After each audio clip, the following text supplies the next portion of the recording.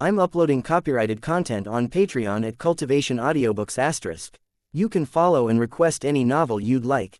Please like, follow, and comment on the videos of this YouTube channel. It's free for you and a great motivation for me. It wasn't easy, suffering that first barrage of lightning. It had damaged the bulwark umbrella, covering it in cracks. The crab, seeing that Han Sen was not dead, swung its pincers to provoke the eel more. The eel became even angrier, and it fired an even greater discharge of lightning towards the crab. Han Sen prepared himself, raising himself up from the crab's back. If he tried to weather the next attack, it wouldn't just be the umbrella that would be burned to cinders, Han Sen would be, too. Han Sen simply took off from the crab's back. The crab whipped around, following Han Sen with its pincers to finish him off. But Han Sen transformed into the alien beast and became a scaleless white snake in the water. He dodged the crab's pincers. The alien beast's body lent itself well to underwater maneuverability. Its speed in the water was far greater than Han Sen's natural body. Unfortunately, it still wasn't as fast as the crab. Han Sen wasn't in a rush to flee just yet, however. He grabbed Bauer and went to the side of the eel. The big crab caught up, really wanting to kill Han Sen. The eel thought the crab was actually coming after it, though. The lightning appeared once more, headed for the crab again.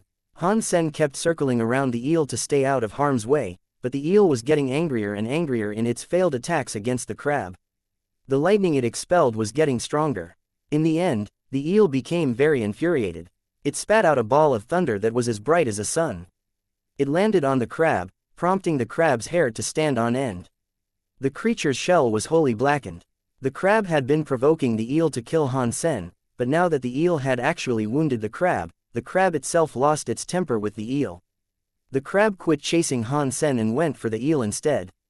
Both of them fought there, beneath the sea. The seawater rolled like mad.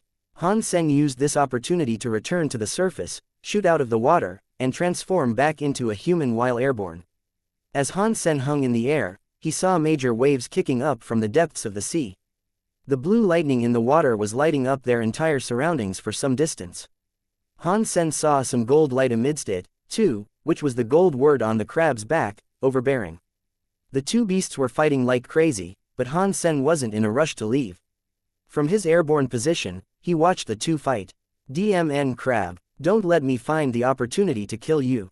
Han Sen watched them in the air, planning how he might execute a sneak attack to kill the crab whenever the time was right. After a while, Han Sen noticed that while the eel was strong, it still couldn't compete with the gold-patterned crab. It was at a disadvantage, and the situation was slowly getting worse for it. It is no wonder he provoked the eel. The creature is weaker than the crab itself. Han Sen was annoyed. He wanted to find the chance for an easy kill, but more than anything, he really just wanted to see the crab dead. Seeing the cruel crab's face, Han Sen realized that even if the eel died, he wouldn't be able to get anything. If Han Sen didn't run, though, the crab would only return its attention to Han Sen once the battle with the eel was over. Han Sen felt as if leaving now would be wasting an opportunity. So, he thought it over in his mind and decided to summon his butterfly Geno core and draw Taya. When he found his chance, he swung his red sword towards the crab. But the red light did nothing to the creature. The water extinguished some of its power, unfortunately, and the attack did not even leave a light scratch on its back. Han Sen didn't give up, though. He used his sword to attack the crab again, whenever he had the chance. He attacked it in a number of different spots, trying to expose a possible weak spot. The results were disappointing, ultimately. No matter which region of its shell Han Sen struck, its edges or even its eyes, nothing seemed to deal damage. No way, there's no weak spot. If there isn't, this thing could very well be invincible. Han Sen frowned and returned to watch it. The crab's pincers left a lot of marks and wounds on the eel, but the eel's body was very tough, almost as if it had been made out of diamond. There was no blood, and it was still able to remain upright in its fight against the crab. The eel was damaged by the crab again. The eel retaliated by suddenly spitting lightning that went through the crab's eye. It pierced directly through its eyeball. Han Sen was shocked. He looked at where the lightning hit and saw a diamond-tipped arrow that had been carried by electricity. It looked rather beautiful. The crab, with its eye gouged by the lightning, let out a fierce squeal. Its pincer grabbed the diamond arrow and pulled it out. The pincer had been able to break a king spirit's super Geno core, but it couldn't cut the arrow. The crab had no choice but to pull it out and just toss it into the sea. The diamond arrow then flew back to the eel's mouth by its own volition. Then eel fired the same arrow out again, aiming for the crab's other eye. The crab was visibly afraid of this diamond arrow. It stared at the arrow intently as the weapon flew towards it, then caught the arrow in mid-flight with its pincer. The crab didn't throw it away this time, though. He went to attack the eel with just one pincer, as his other remained occupied with clutching the arrow. The diamond arrow was unable to get free, putting the eel at a disadvantage once more. The eel hadn't used the diamond arrow earlier because it hadn't thought the arrow would do anything to the crab. It was very difficult finding an opportunity in which it could strike the creature in its eye. But despite that one strike earlier, nothing seemed to change. Han Sen noticed the crab had been blinded in one eye, though. It was bleeding. Strange. The crab should be able to heal rather swiftly. Why has the wound in its eye not healed yet? Is its healing ability simply slow? Or has the arrow stopped that? Han Sen wondered. Whatever the reason, Han Sen was given a dash of hope. Han Sen took a thoughtful breath and dived into the water. He became a white snake before swimming down towards the crab. He watched underwater for a while, then found a chance in which he could land on the crab's back. After landing down on the crab's back, Han Sen returned to his human form. He drew Taya and carefully crawled down beside the crab's eye. The crab was fighting the eel, and it hadn't noticed Han Sen there.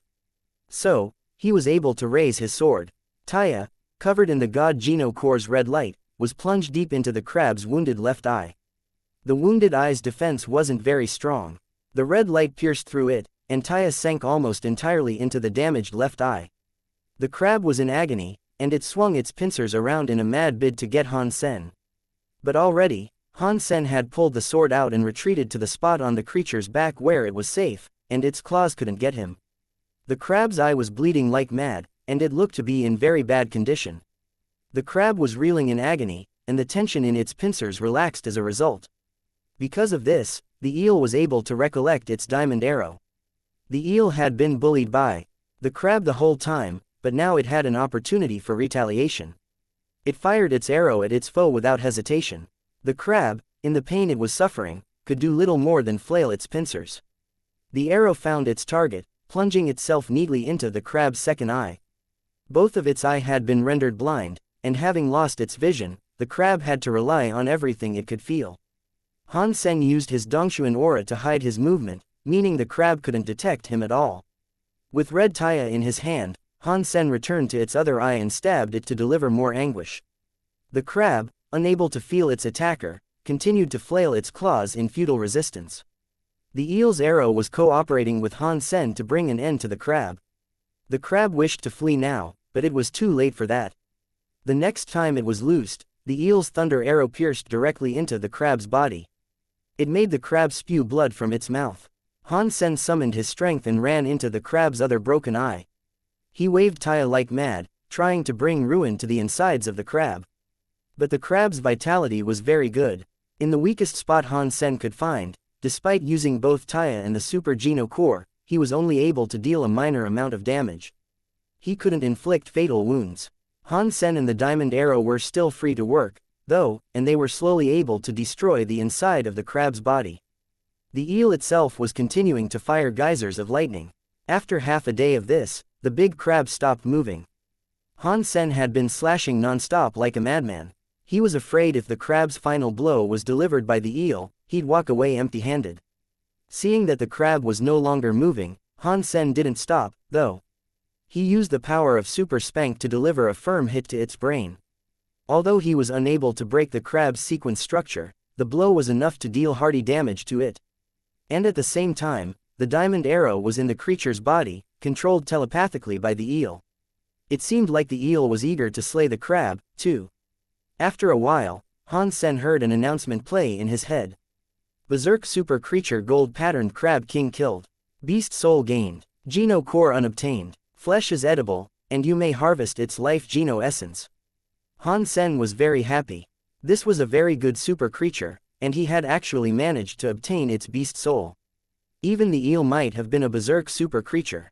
In Han Sen's delight, he suddenly felt lightning course through the crab. Han Sen knew he'd have to get away from its body. The eel looked at Han Sen, then used its entire body to grab hold of the lifeless crab and pull it deep down into the sea. Han Sen felt it was a great shame that the Crab King's body and life geno essence had been claimed by the eel, but he knew he couldn't fight the creature. So, he had no choice but to let it go. Still, he knew he was lucky enough to obtain a berserk super beast soul. Han Sen looked into the Sea of Soul, eager to find out what the Crab King's beast soul was like. It looks like an armor-type beast soul. That'd be great if it was. The defense of a berserk super creature is incredibly strong, and that would mean I wouldn't have to be afraid of super creatures and king spirits anymore, Han Sen thought to himself, as he looked at the gold-patterned Crab King beast soul. Berserk Super Beast Soul Gold-patterned Crab King, Arm Shield, Arm Shield. Han Sen was surprised. A shield beast soul wasn't incredibly rare, but it wasn't common, either. Han Sen used to have a shield super beast soul, but he ended up trading it for weapons. Arm shield type beast souls were rare. This was the first one he had ever received. He had seen other people make use of them, but he always believed ordinary shields to be better. It's a berserk super beast soul, though. It has to be something special, Han Sen thought, then he summoned the King Crab Shield. Han Sen saw a purple crab appear on his arm, one that was around the size of a plate. Han Sen thought it was a mini king crab, but it was the arm shield. It's so small, I can't defend much with this. I wish it was bigger. Han Sen frowned. The defensive properties would be too small. It might be able to block swords, but not AoE type attacks. Han Sen thought of that, and then he suddenly saw the shield expand. It became something like a grinding wheel. Han Sen was so happy. This thing can grow in size. Can it get even bigger? As Han Sen thought of this, the shield grew even bigger. But it also got heavier when this happened, which made it difficult for him to carry. Not long after, the Crab King's shield became as big as a house. It was too heavy for Han Sen to lift, so he set it down on the ground to let it grow. Luckily, the shield's growth limit was not infinite. When it reached the size of the king crab the beast soul belonged to, it stopped growing. With all of Han Sen's power, he was unable to pick it up. Why can't I see the gold word overbearing? Han Sen wondered, seeing the absence of that golden word. Although the shield looked good, without the word overbearing on the back, it wasn't perfect. Han Sen reverted it back to its smallest size, and it looked like an ordinary crab had latched onto his arm. As he examined it, he suddenly saw a swordfish approaching him. The crab had died, and the eel had gone. The creatures that had previously lived here were now on their way back. Thinking Han Sen looked like food, they decided to attack him. The swordfish was coming at Han Sen like an arrow. He didn't dodge, though. He raised his arm shield and turned it into a grinding wheel before deflecting the swordfish. Let's try out the defense of this arm shield, Han Sen was thinking. The swordfish should have been a sacred blood creature. At that high speed, it looked like a javelin coming directly towards the arm shield. Pang! The moment the swordfish hit the arm shield, Han Sen imbued the shield with power and it flashed gold. And at that point, the word overbearing appeared. The swordfish's body blew up, following that hit, dyeing the water around it red.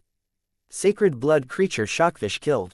No beast soul gained. Geno core shattered. Eat the flesh to gain 0 to 10 Geno points randomly. Han Sen was frozen. He knew that a sacred blood creature wouldn't be able to break the shield, but he hadn't expected the fish to explode after just hitting it. Han Sen conducted a few tests. When the arm shield absorbed an impact, the gold word overbearing would show up and the inflicted force would be repelled by the spellwork of that word. That's scary. The arm shield has a powerful anti-shock conductivity. This is much stronger than any defensive armor. Han Sen was satisfied with the arm shield. Its only con was its weight. If it reached a certain size, Han Sen would not even be able to move it. Han Sen brought Bauer out of the water with him. Then, the two followed the river. They walked all the way to Mask Shelter, and fortunately, they suffered no more trouble in their journey back. Ling Meier seemed to have been fine all along, and she was happy to see Han Sen return. Moment Queen told Han Sen there had been a commotion in the shelter. Someone held a grudge against Ling Meier, but when trouble arose, Moment Queen was able to sort it out and keep things running. For the time being, there was nothing concerning going on. Han Sen hadn't been home in a while, so he went back to the alliance with Bauer. Han Sen couldn't wait to see Little Flower again. Little Flower, did you miss Dad? Han Sen picked up Little Flower and kissed his cheek. He still wasn't able to talk. You haven't been back in a long time. It's been so long, Little Flower will have a hard time recognizing you, Ji Yanran complained. That's because I had some business to take care of. I can stay with you and Little Flower now, at least for a while. Han Sen made plans to stay in the alliance for a time. He'd also be able to examine all the fruits of his labor. Good, I need to select a school for Little Flower to attend. The Tang family built a kindergarten. I've heard good things about it. Many demigods choose to send their kids there, so maybe we should go check it out sometime, Ji Yanran said. How old is Little Flower? You're already shipping him off to school. Han Sen looked at Ji Yanran with mild shock. Education is best started young. We'll only go and take a look at first. If the place checks out, we can send him there in a couple of years, when he's 3 years old. Ji Yanran thought about it some more, and then went on to say, you and Tang Junliu are good friends, aren't you? Maybe you should give him a nudge about this, and the teachers can give a bit more attention and care to Little Flower. Han Sen told her, it's still early. Let's cross this bridge when we come to it. No, we can't get lazy when it comes to Little Flower. And since you'll now be resting at home, let me conclude some business of my own. When I'm done, we'll take Little Flower to the school and see if he likes it there. Ji Yanran was speaking with a tone of seriousness. She was beginning to sound obsessive. But he's still so young. Who knows if he'll like it? Han Sen wasn't really sure how to respond to her. Human instincts are most accurate when we're children. We should go now. Han Sen started to say something, but Ji Yanran gave him a painful stare. Han Sen quickly changed what he was going to say and told her, okay. We'll go later. Little Flower's education is important. But Han Sen, inside, was thinking, does my son really need to go to school to learn stuff? It would be good enough if he just went there to make friends. With his fitness, even if he entered the sanctuaries at this age, he could crawl around and kill super creatures. I wonder if Little Flower can access the sanctuary now, or does the rule of being a normal human, being of the age of 16, still apply? Oh well, maybe it's not necessary just yet. He should enjoy the few short years of his childhood first. He can go there when he's grown up a little. Han Sen didn't plan on making Little Flower a fighter like his father was. It was Little Flower's life, and Han Sen was happy to let him dictate his own course. Han Sen rested at home for about 2 days, and when boredom hit, he decided to return to the sanctuary. He didn't go hunting, though. He went into the Geno Core storage that was in the shelter. Real Blood, Crystal Core, and Bulwark Umbrella were all silver-class Geno Cores. Only Coin had yet to be reinforced 9 times. Han Sen planned on reinforcing it. As he had come to expect, after testing Coin, it leapfrogged to first place in the Bronze Geno Core storage's ranking.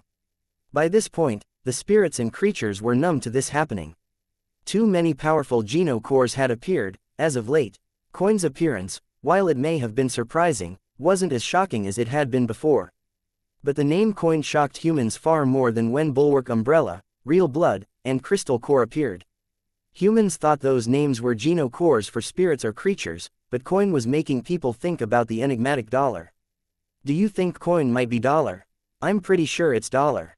You guys are naive to think this, just because his title is dollar and his Geno Core is called Coin. My title is Lady's Friend, but I don't have a Geno Core associated with pretty women. Your name is Lady's Friend. You should probably summon an old woman with your Geno Core. Pa, as if you'd ever summon a young, pretty woman. I'm pretty sure it is Dollar's Geno Core. It's a Geno Core that reached first place in the test, and we know Dollar is simply too strong. There is no way this is Dollar. He's strong, but he can't be that strong. The humans bickered and argued about this. Many claimed it was Dollar, many others claimed it wasn't. It became a hot topic of discussion in the Alliance. But no one knew who Dollar really was, either. And a human in the Bronze Geno Core storage had never made it to the top 10 before. No one could challenge Coin to find out.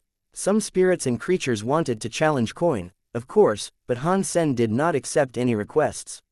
If he couldn't get to silver in a month, only then would he consider a battle. Han Sen exited the Geno Core storage. Then, he used Crystal Core as his key for re-entry. He let Crystal Core conduct a test to confirm its ranking. As expected, Crystal Core once again made it to the first place in the silver test. Crystal Core becoming the number 1 silver Geno Core was not too surprising. Many people expected this would happen. Now they were hoping to see Real Blood, Bulwark Umbrella, and Coin make the leap. They had all jumped to the first rank before. So, People were keen to wonder which one of those would become first and maintain the first rank. Han Sen didn't level up his others yet, though. They could wait, as he didn't want to draw any more unnecessary attention. The Geno Core ranking wasn't everything. The strength of a Geno Core was still dependent on the master that wielded it, as Geno Cores and their abilities were just tools to be used. Han Sen did not put much stock in the simple rankings, though. Without a proper fight, it wasn't convincing enough. A few days later, Ji Yanran concluded her business. She brought Bauer and Little Flower to the kindergarten on planet Gunnet. Once you were 3 years old, you could enter the kindergarten proper. Little Flower had a long time to go before then, so for now, he was just visiting. Old Han, how are you doing lately? At the docking station of planet Gunnet, Tang Junliu welcomed Han Sen and Ji Yanran. Then, he took them to visit the kindergarten. I'm doing fine, what with the steady acceleration of strength, money, and handsomeness. I have a son now, too. Nothing else special, really, Han Sen said. If I wasn't weaker than you, I'd kill you right now. Tang Junliu gave a smile that showed his teeth. How have you been recently? Han Sen asked Tang Junliu. Me and old Lin are still struggling in the third god sanctuary. There's still a while to go before I max out my super Geno points there. At this rate, it might take me another 10 years before I'm able to become a demigod. Tang Junliu sighed. Then, he went on to say, you're the sort that walks too fast, and no one else is able to keep up. Old Lin is working hard, too, you know. To max out one's super Geno points and become a demigod is not something achievable within a mere couple of years. I was just lucky, then. Han Sen opened his hands. Han Sen was being honest, though. It was the succession of fortunate developments that allowed him to become so strong over such a short period of time. Tang Junliu and Lin Feng were talented, they just lacked the luck. It stunted their growth, by comparison. Anyway, you really hurt my feelings. Although this is my place, I'm still going to ask that you buy me dinner. Tang Junliu sounded a little angry. The whole of planet Gunnet is yours. I can't find a place to buy you something here. Han Sen laughed. I don't care, but each expense will be on you, Tang Junliu said, then proceeded to take them to the kindergarten. The entirety of planet Gunnet was focused around kindergarten schools. In different areas of the place, they even had creatures that were copies of those that could be found in the first god's sanctuary. For instance, there were black bugs that looked like those Han Sen fought in the first god's sanctuary. They looked exactly alike. The shape, speed, strength, and attack pattern were the same as the real thing. They were robots with AI tailored to train the babies and provide them knowledge regarding creatures and such before they entered the sanctuaries. Technology is pretty great these days, isn't it? We didn't have things like this before. When I was in school, we only had instructional videos to watch. Now we can have actual fights, I see. Han Sen complimented what he was seeing. Tang Junliu smiled and said, we had that technology before, but you went to a school that was for anyone. You didn't have the specialized treatment we can provide. Here, now, things are more delicate. These creatures are 99% real, and most of the creatures you used to see in the first god's sanctuary can be found here. They are quite expensive to make. But my school was cheaper than your school, Han Sen said. One simple year of education on planet Gunnet cost more than many people would earn throughout their entire lifetime. Haha, how else am I going to make money? But the Tang family school has the best education available, and it employs the greatest technology you can find in the Alliance. Many high-tier Alliance members and demigods send their kids to my school, I'll have you know. Tang Junliu paused and continued to say, and that's another important point to factor in. The people who come here to study are of the absolute finest tier of the Alliance. They are our future. This works as a smaller society that prepares them for a bigger society in the future. Poor kids. Han Sen gave a wry smile. There's nothing we can do about that. There's simply too much competition. The Alliance is developing so fast, there aren't many new solar systems left to be discovered. Now, we're just competing with others for the resources currently available. Tang Junli went on to say, the conflict between the humans and Shura is only getting worse. I am afraid there will be another war soon. If we are unable to establish a decidedly dominant species to rule the universe, these fights and skirmishes will never stop. This is the best era and also the worst. I hope our kids can live a better life, and not have to suffer and slog through the many battles we have had to endure, Ji Yanran said. If you can live in peace and comfort, who would ever want to fight? But as for our role in the universe and the sanctuaries, holding ground in both is difficult.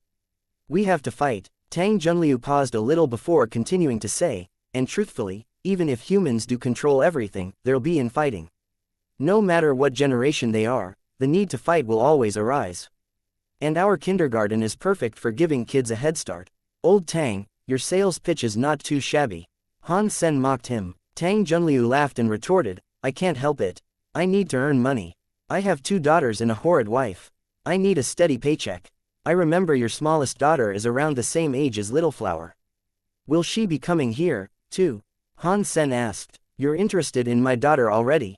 Tang Junliu laughed. We are brothers. Look at my Little Flower, you just know he'll be so handsome in the future. If your daughter doesn't work hard, she'll have no chance with him, Han Sen said. That is nonsense. Your Little Flower is the one that should be working harder. My daughter will be a pretty woman, and guys will be queuing around the block and around the galaxy for a chance of making her theirs. Your Little Flower needs to grab a ticket and get in line. As they spoke, they ended up walking around the entire school. Ji Yanran was satisfied with the equipment on display and the teachers that were employed. As the principal of the kindergarten still Tang En, Ji Yanran asked. Tang Junliu answered, my uncle was called back to command an army. The current principal is my grandma. Her name is Tang Yu. Tang Yu. Han Sen was shocked. In the Geno battleground, Elysian Moon told Han Sen to deliver a message to a person called Tang Yu. Now that Han Sen heard her name again, he remembered the request. But with Elysian Moon's subsequent behavior, Han Sen believed she had just been pretending. The possibility of her just making up a name was not something he'd put past her. It could have just been a coincidence, so he didn't keep it in mind too much. After visiting the kindergarten, Tang Junliu asked them to stay there for 2 days. After that, they returned to planet Roka. They had taken their aircraft to Gun at this time, as it had been a very long time since Ji Yanran went traveling. It was something of a vacation for them. They had been traveling away from Gunat for half a day, with Ji Yanran driving. Suddenly, something huge appeared and immediately jumped out of slipspace. The giant shadow covered their entire airship. A big battleship had leapt out of slipspace, appearing directly above Han Sen's airship. A Shira battleship. Han Sen and Ji Yanran's faces changed when they saw it. The ship looked strange, and it wasn't similar to any human ship they had seen before. It didn't quite look like a Shira ship, either. This area belongs to the Alliance. There is no way a Shira ship would appear here. Ji Yanran was handling the ship, and she moved it away from a possible attack trajectory. This possibly Shira battleship was enormous. Comparing it to Han Sen's ship was like comparing an elephant with an ant. Before Ji Yanran could drive off, the battleship opened up what looked like a tunnel, and then they were pulled inside. After Han Sen's ship was abducted, the battleship went into slipspace once again and disappeared. In Han Sen's ship, on screen, there was a signal telling him that they had been boarded. Then, the image of a royal Shira appeared. Demigod Han Sen, if I were you, I'd bring your family down to talk. The royal Shira was smiling. Do you think your battleship can trap me here? Han Sen said, looking at the royal Shira. Of course not. A star-class battleship cannot trap a demigod. But look outside, there are 5 demigod elites standing right outside the ship, and they can destroy you immediately. Even if you are fearless against such odds, you must consider the well-being of your family. The royal Shira was sounding as if he had everything sorted out, under control. Han Sen looked outside the ship and he saw 5 humans there, alongside a few royal Shiras. They did indeed look powerful, just like demigods. What shocked Han Sen and Ji Yanran the most was that the humans and Shira were standing there together. Even stranger, there was no sign that this was a proper Shira army. This didn't look like a formally sanctioned team. Han Sen's power was enough to break a star-class battleship, but with so many demigods there, he wouldn't be able to save his own airship. Han Sen could survive in space for a time, but Ji Yanran and Little Flower could not. Who are you people? Han Sen asked with a frown. The Shira smiled before answering. Han Sen, do not worry, we are not working for the Shira. We are not working for anyone, as a matter of fact. We are an organization that trumpets liberty, and we have requested your presence here to strike a deal. What deal? Han Sen was not nervous in any way. As a matter of fact, he was quite interested. Even if their ship was destroyed, Han Sen still had his Black Beetle to use. He wasn't in that much danger. Why don't we sit down and talk? so I can explain things to you. The royal Shira smiled once more. Han Sen and Ji Yanran looked at each other and then nodded. Han Sen responded with an, okay. Han Sen opened the ship. He and Ji Yanran, holding Little Flower and Bower, stepped out. The 5 demigod humans and Shiras approached. I've come to know a lot about you. My name is Naga, and I am the vice leader of the new community. The 4 by my side are also important members. It was the royal Shira on screen earlier that was now before him. He smiled when he spoke to Han Sen. Han Sen and Ji Yanran frowned. They had never heard of the new community before, but apparently, it already had 5 demigods as members. It also seemed to include a mix of humans and Shiras. They should have heard of a powerful organization such as this before. For what reason did you kidnap me and my family? Han Sen asked, straightly.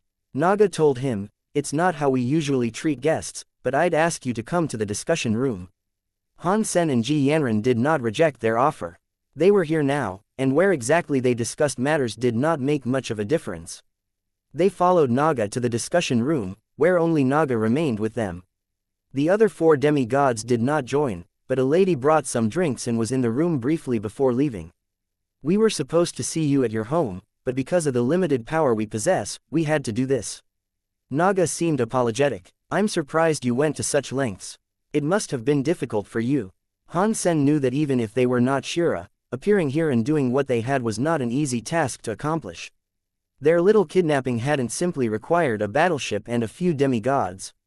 They must have had influence in the alliance to be allowed to slip space into where they had appeared. The effort was worth it, since we've been able to meet you. Naga spoke with sincerity. Then what do you want me here for? Han Sen asked. Naga looked at him seriously. I want to invite you to the new community, and have you become one of us. I don't know anything about this new community, why would I join? Han Sen said. Naga expected him to say this. The new community is an organization in which race does not matter. All the members are composed of different races. There are humans, Shira, and others, too. Our purpose is to keep the universe safe and make sure that every race is treated fairly. Han Sen felt as if the new community was more of a religion or a business organization. They had many demigods in different races, though, so it wasn't a normal religion if it was one. Han Sen, don't you want to see peace flourish between races? Naga looked at Han Sen. Han Sen coldly responded, I want peace in the universe, but I'm just an average guy. I don't have such far-reaching dreams. Keeping the world safe sounds like it should be your job. Han Sen, you only need to support the ideology. How much extra you do for it does not matter. Even if you only do a small bit, it's fine. We are an organization that believes in freedom. If you can help us in small matters when we need it, that would be tremendous, Naga said. What small help? Han Sen asked. It is hard for us to say, but every action performed will be for the betterment of others. You will know this. Han Sen frowned. It seemed as if Naga wasn't keen on going into detail, and any information Han Sen wished to extract was proving too difficult to retrieve. Sorry, I am not that thoughtful of others, you've got the wrong man. You can go to the association that protects different races. The members there will probably share the same values as you do, Han Sen said. Naga stopped smiling, and with a serious look, he said, Han Sen, I hope you can reconsider your stance. Your power is capable of threatening most creatures that exist in the universe. If I can't ensure that your work will be for the betterment of others, I will have to employ force to ensure you do not bring harm, instead.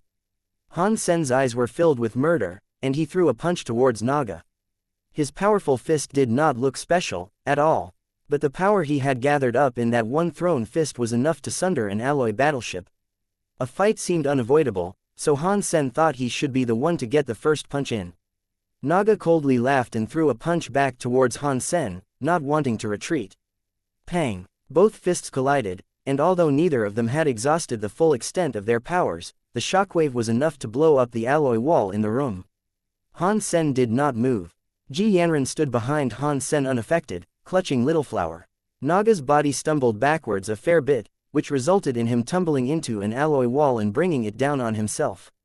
Han Sen's demigod name is real.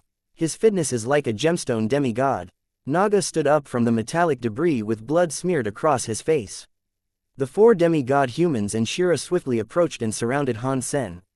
Naga wiped his lips and said, because you are too strong, if you lose control, it will bring nothing but harm to the universe. It is our responsibility to avoid this by erasing you. Han Sen looked at him and laughed coldly.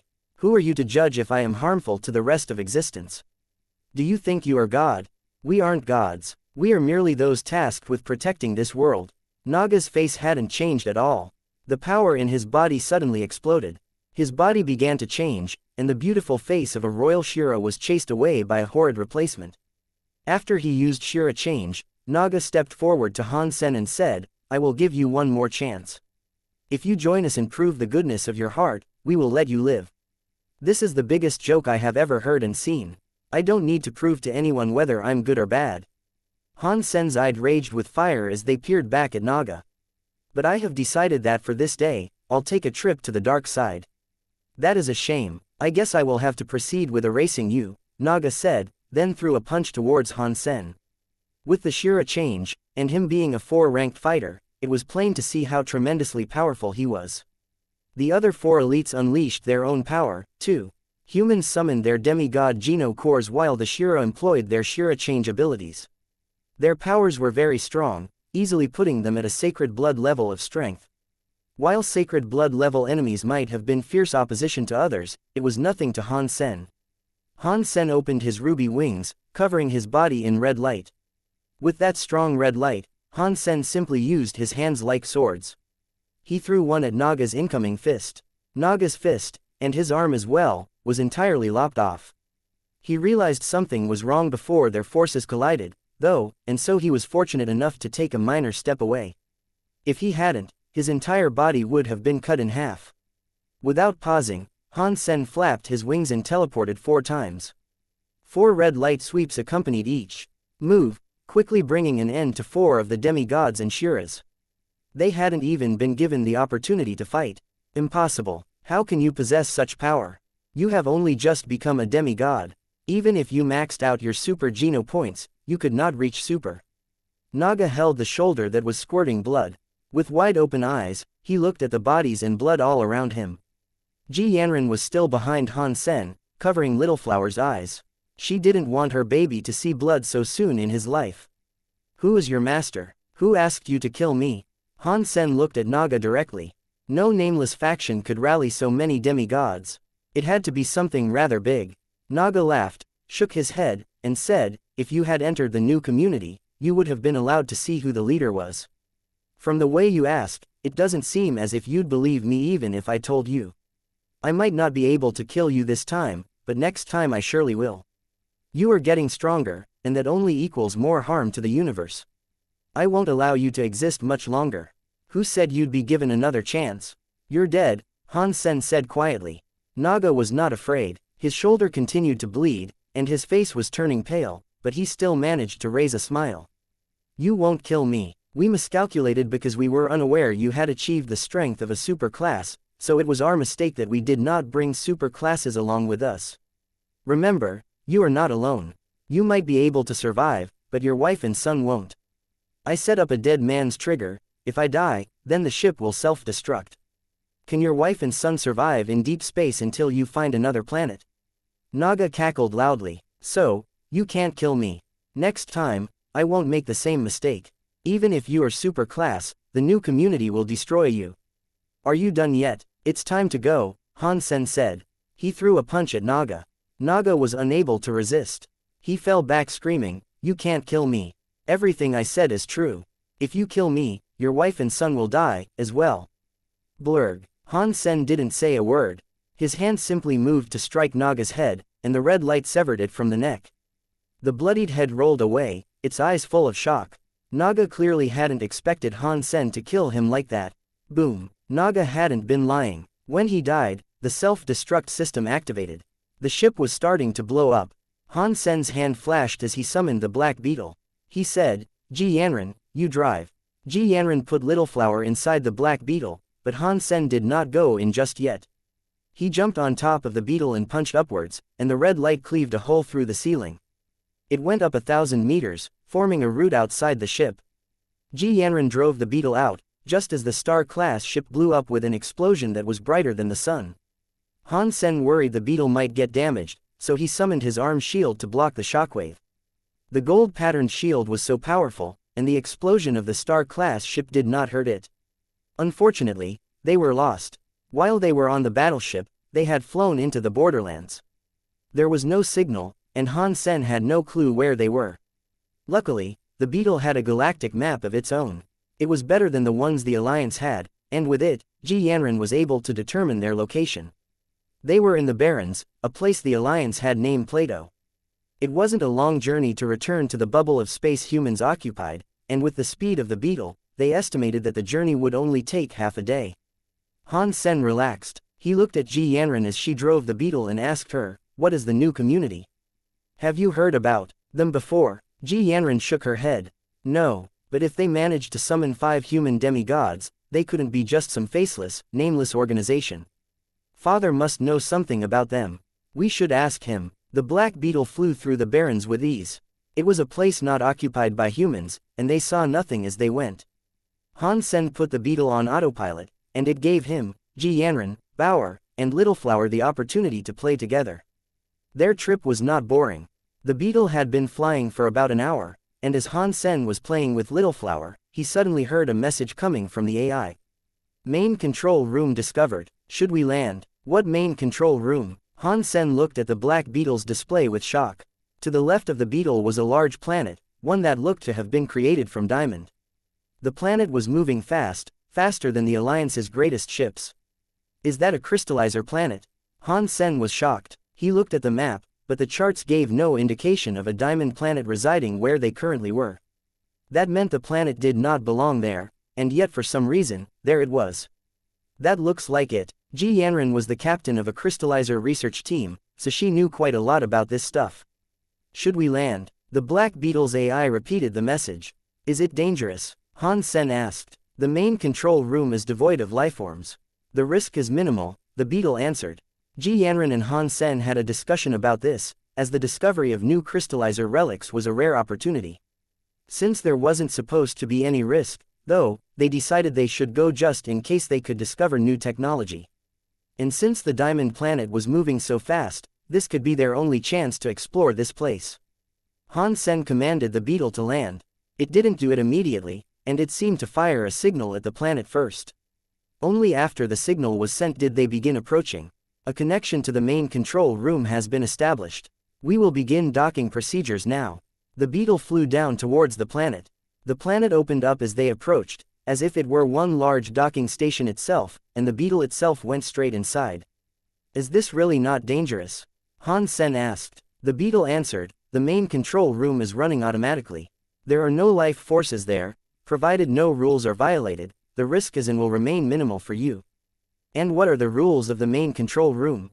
Han Sen asked. The beetle's monitors displayed a variety of information that had been translated into the language of the Alliance. Han Sen was able to see it all.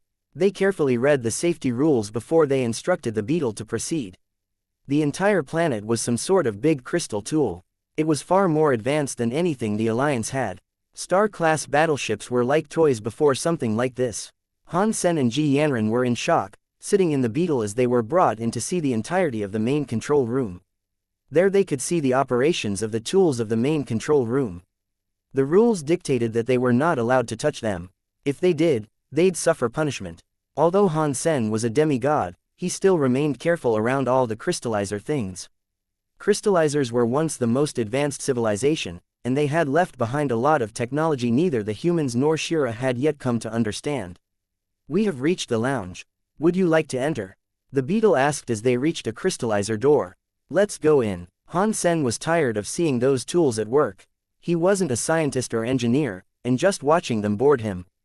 Han Sen was very curious to check out a crystallizer lounge, as this was where they'd come to rest and relax. He was keen to find out how they entertained themselves. The beetle opened the door and landed on the ground. Han Sen discovered himself in a plaza with a large number of statues, fountains, and benches. These, however, seemed to have been made of crystal.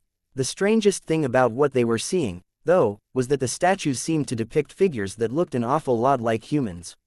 Weird. When the crystallizers existed, there weren't any humans around, were there? So why are there statues of humans? Ji Yanran stood before the statue, with a look of grand curiosity. Maybe it's because there were creatures that looked like humans in the past, like the Shira, Han Sen suggested. They jumped out of the beetle, and Bauer leapt directly onto a bench. The bench that seemed to have been made of crystal was actually plush, and Bauer jumped up and down on it like a trampoline. Because it was a lounge, there were no rules for them to follow there.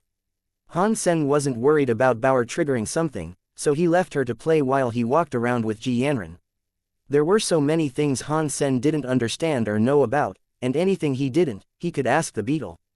The beetle would scan the item in response to his query and give him the answers he sought. Han Sen found it more and more strange. The furniture and decorations looked very human-like. He wondered why the lounge looked the way it did. Maybe the crystallizers looked like humans. Han Sen guessed. With this layout, you could be right. If this is true, it would be a most shocking revelation. The Alliance has researched the crystallizers for the longest time, but we have yet to learn what they might have looked like. It is a common belief that the crystallizers had bodies made from crystal. If they actually looked just like humans, that would be amazing. Ji Yanran was beginning to sound very excited. The two of them continued looking around as they spoke, but all of a sudden, something snagged Han Sen's attention. On a chair, there was a book that seemed to have been composed of paper. And surprisingly, Han Sen was able to read the text on it. It was in a written language of ancient humans. Crystallizers wrote in a human language.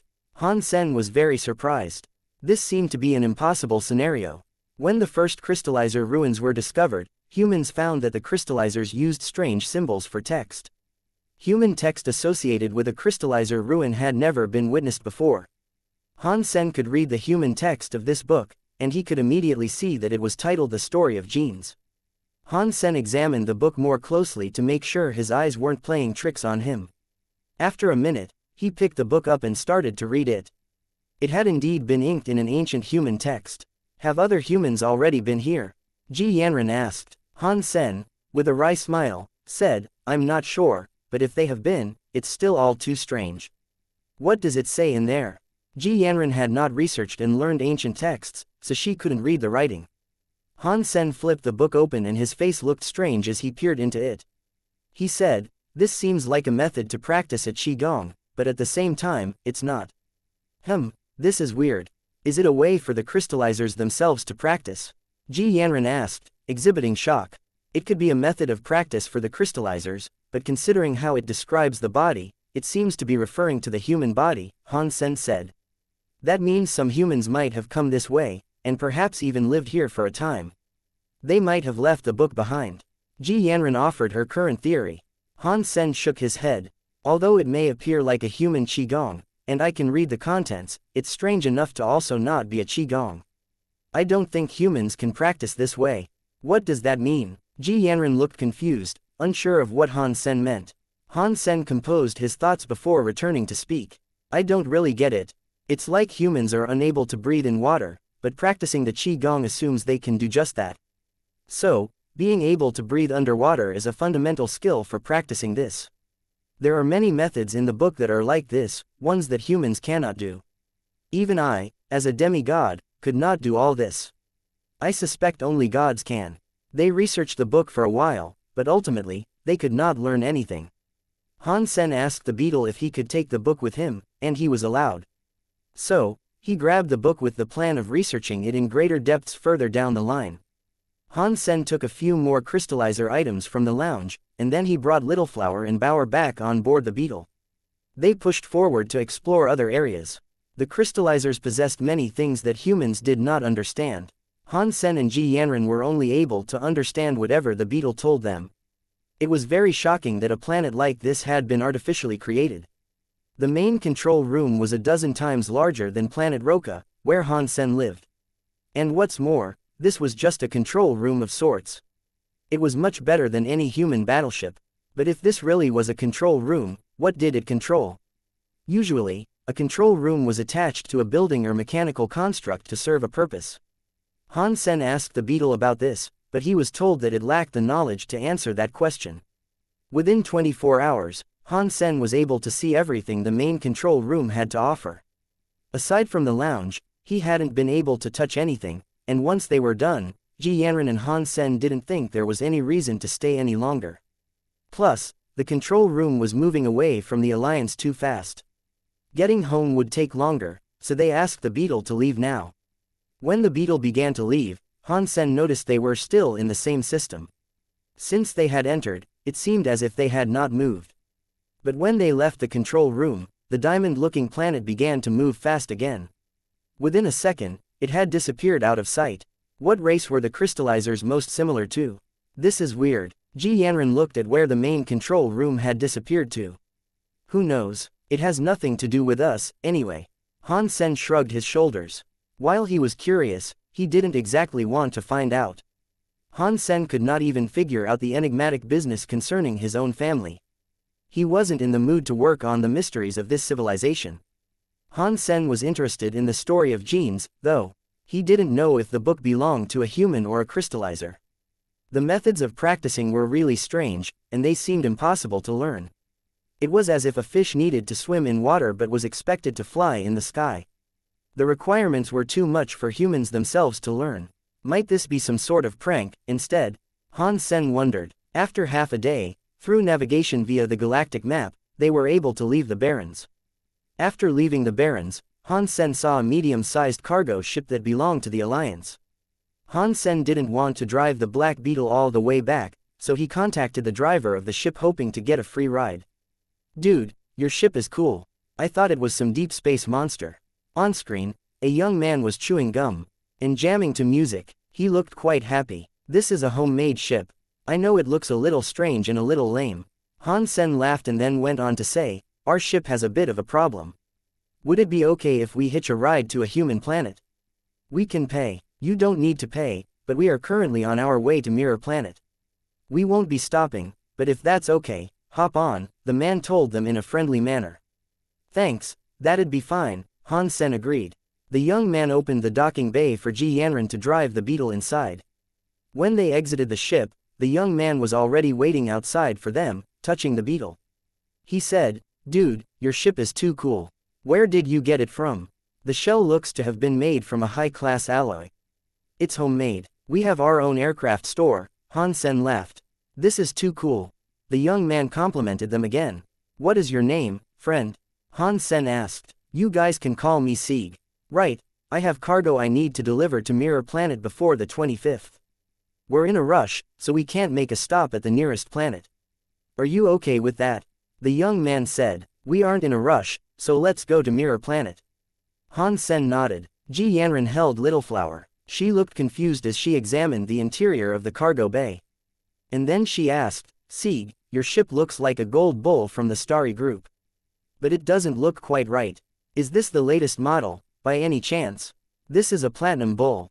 It was a product that they released 6 years ago. The gold bull is no longer being manufactured." Sieg looked at Ji Yanran with some confusion. Ji Yanran was frozen. She sold ships, and she knew gold bull was the latest model. It seemed impossible for them to have stopped being manufactured already. After Han Sen's discussion with Sieg, he noticed something was wrong when he next tried to use his communicator to connect to Skynet. It came as an extreme shock. While they only a single day had passed inside the main control room, outside in the Alliance, 10 years had gone by. "It's no wonder Sieg doesn't recognize us." Han Sen thought this fact was unbelievable. The crystallizer technology was also able to distort time. It was quite a frightening realization. Han Sen took a look at the story of genes. He had initially found it difficult to believe it was a proper book you could learn to practice with. Now that he understood that the crystallizers were capable of playing with time, the possibilities the book suggested seemed a lot more convincing. Han Sen planned to go home and practice with the techniques, and although his abilities were low for the book's requirements, it wouldn't do any harm to at least try out its teachings. Han Sen rode Sieg's ship to Mirror Planet. Han Sen was able to catch up on the news via Skynet, and learn what he had missed over the past 10 years. Many things had occurred. The angel gene fluid had come a long way, as had many other types of medicines and formulas. Many humans had become demigods over those 10 years, as well. But in the fourth god's sanctuary, humans were still very weak overall. Compared to spirits and creatures, humans were still nothing. And the most important thing was that the Shira had invented a geno-fluid of sorts. With it, they could enter the sanctuary and not suffer damage for a period of time. They could move there freely. They weren't yet able to absorb Geno points yet, though. And neither could they use beast souls or Geno cores. Not every Shira would enter via the first god's sanctuary, either. According to the Shira fighters' rankings, first-rank fighters would end up entering the first god's sanctuary. Their ranking number correlated with the sanctuary they would enter, one by one. Still, with all that being said, the Shira weren't gaining many advantages or boons from entering the sanctuaries just yet. It was a development that affected humans, nonetheless, and fights had broken out between the Shira and humans inside the sanctuaries. When Sieg went away, Han Sen and Ji Yanran called their respective parents. When Luolin and Ji Ruijun saw Han Sen and Ji Yanran, they started to cry. Even Ji Ruijun's eyes turned red, despite the fact that he rarely displayed emotion. He was exuberant to see that they had come back. Ji Ruijun was no longer the president. A few years prior, Angel Jin and Starry Group supported Wang Zixuan to become president. Han Sen knew who Wang Zixuan was. He was Wang Mengmeng's father and Wang Yuhang's big brother. Ji Ruijun told Han Sen not to contact anyone else just yet or let the world know they weren't dead. They should wait until they had returned home first. Ji Ruijun allowed them to stay with Sieg until they reached Mirror Planet. When they reached there, he would arrange passage for them to come home. Thanks, Sieg. You have our phone number now, and if there's anything you need, feel free to give us a call. When they reached Mirror Planet, they said their goodbyes and parted ways. They wished to pay Sieg a sum, but he kindly declined. They saw an airship already waiting for them on the surface of Mirror Planet. It took Han Sen and his family all the way back to Planet Roka. Ji Ruijun and Luolin were already there, waiting for them at home. When Han Sen and Ji Yanran saw their parents, they didn't feel anything. After all, for them, they had only been gone a few days. But Ji Ruijun, his wife, and Luolin felt a lot different. They came forward to greet them with much excitement. Han Sen and Ji Yanran were still affected by their emotions, though, and they opened their arms for hugs. My baby, you are back. Grandma missed you. Why have you not yet grown? Little flower, why have you refused to grow? Will you start growing sometime in the future? Han Sen and Ji Yanran felt awkward, as most of their affection seemed directed towards Little Flower. They didn't care much for Han Sen and Ji Yanran, and they ended up standing where they were with their arms frozen in midair, having expected hugs of their own. Once they were home, Han Sen and Ji Yanran explained everything to Ji Ruijun. When their story was complete, the man frowned. Dad, do you know about the new community? Han Sen asked Ji Ruijun. Ji Ruijun nodded and then shook his head. Yes, I have heard about the new community. They have only been active in the past few years. When incidents transpire, particularly those that involve humans and Shira together, you can catch a glimpse of them. No one in the Ji family has yet been able to discover who the leader of the new community is, though. We can't even determine whether or not the leader is a Shira or a human. With the power they possess, they cannot lack strong backing, Han Sen said. Ordinarily, organizations such as this cannot be so secretive, but the new community is strange. Their ranks are composed of humans and Shira. What's more, some big families work for them. But not even they, through doing that, are able to uncover who the leader of the new community is. Ji Ruijun paused briefly, before going on to say, you guys should lay low and let me investigate matters first. After talking business, Han Sen asked Luolin, Mom, where is little Yan? Luolin smiled. Don't worry, she has become a demigod and established a way to return to the Alliance. She is currently practicing back in the sanctuary, as we speak. We can't contact her right now, but when she gets back, we'll let her know. She'll be delighted to see you've returned. That day had passed far too quickly, and he had learned even little Yan had become a demigod. Ultimately, Han Sen let out a sigh. For the next 2 days, he rested at home. When boredom finally hit, he decided to return to the sanctuary. Luckily, Mask Shelter and Ling Mayer were still doing fine. Moment Queen had helped bring Ling Mayer's Geno core up to Gemstone class in the time he had been gone. She was now allowed to visit Dark Spirit Shelter, and she had been there on a number of occasions. Moment Queen had also obtained a Gemstone Geno core. But, she had very bad news to relay to Han Sen. A woman approached Shadow Shelter many years ago, saying she was looking for him. But due to his absence, she claimed the shelter for herself. Now, the shelter belonged to that woman and still, to that day, she was waiting for Han Sen. Did she give you a name?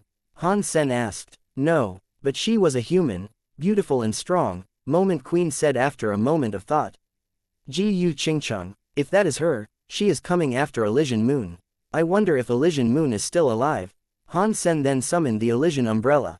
It was still under the control of real blood, and as a result, it was still colored red. The image of the green-clothed woman was atop it. She had yet to be refined. Han Sen planned to go to Shadow Shelter. After all, the Silver Fox and the others were still there. If he didn't go, there was the possibility they'd be held hostage. When he went back to Shadow Shelter, it didn't seem as if much at all had changed. Before he entered, he came across Cheap Sheep and Green Cow. They were waiting at the gate, one at either side. What are you two doing here? Han Sen stood where he was, looking at the pair as if they were made of stone. Boss, you are back. If you hadn't come back, we'd have assuredly died out here. When Cheap Sheep and Green Cow saw Han Sen, they almost cried. After Cheap Sheep and Green Cow finished crying, Han Sen learned Ji Yu Qingcheng had told the two to stand guard where they were. It wasn't in defense against any potential enemies, but they were to stand there and wait for the day Han Sen returned. She told them to inform her as soon as they saw him. They had been standing there for 10 years, and in all that time, they hadn't moved an inch. How are Little Silver and Red Pony? Han Sen looked grave. If she was willing to do this to Cheap Sheep and Green Cow, it was no doubt she'd treat Little Silver and Red Pony even worse. Cheap Sheep looked bitter, and he answered, "They are fine." The woman didn't trouble them. They are still in the gardens, scoffing down food every day. We are considered followers of yours, same as them, so why must the two of us suffer like this? After that, Cheap Sheep began to cry out loud. He was unable to stop. Hearing Little Silver was okay, Han Sen felt his mind and heart put at ease. He comforted Cheap Sheep and Green Cow, then asked for them to take him to see the woman. The woman was in the spirit hall. At the time, Han Sen, after being led there, saw that the woman was indeed Ji Yu Qingcheng. You are back. I knew you wouldn't die so easily. Ji Yu Qingcheng looked rather happy when she saw Han Sen.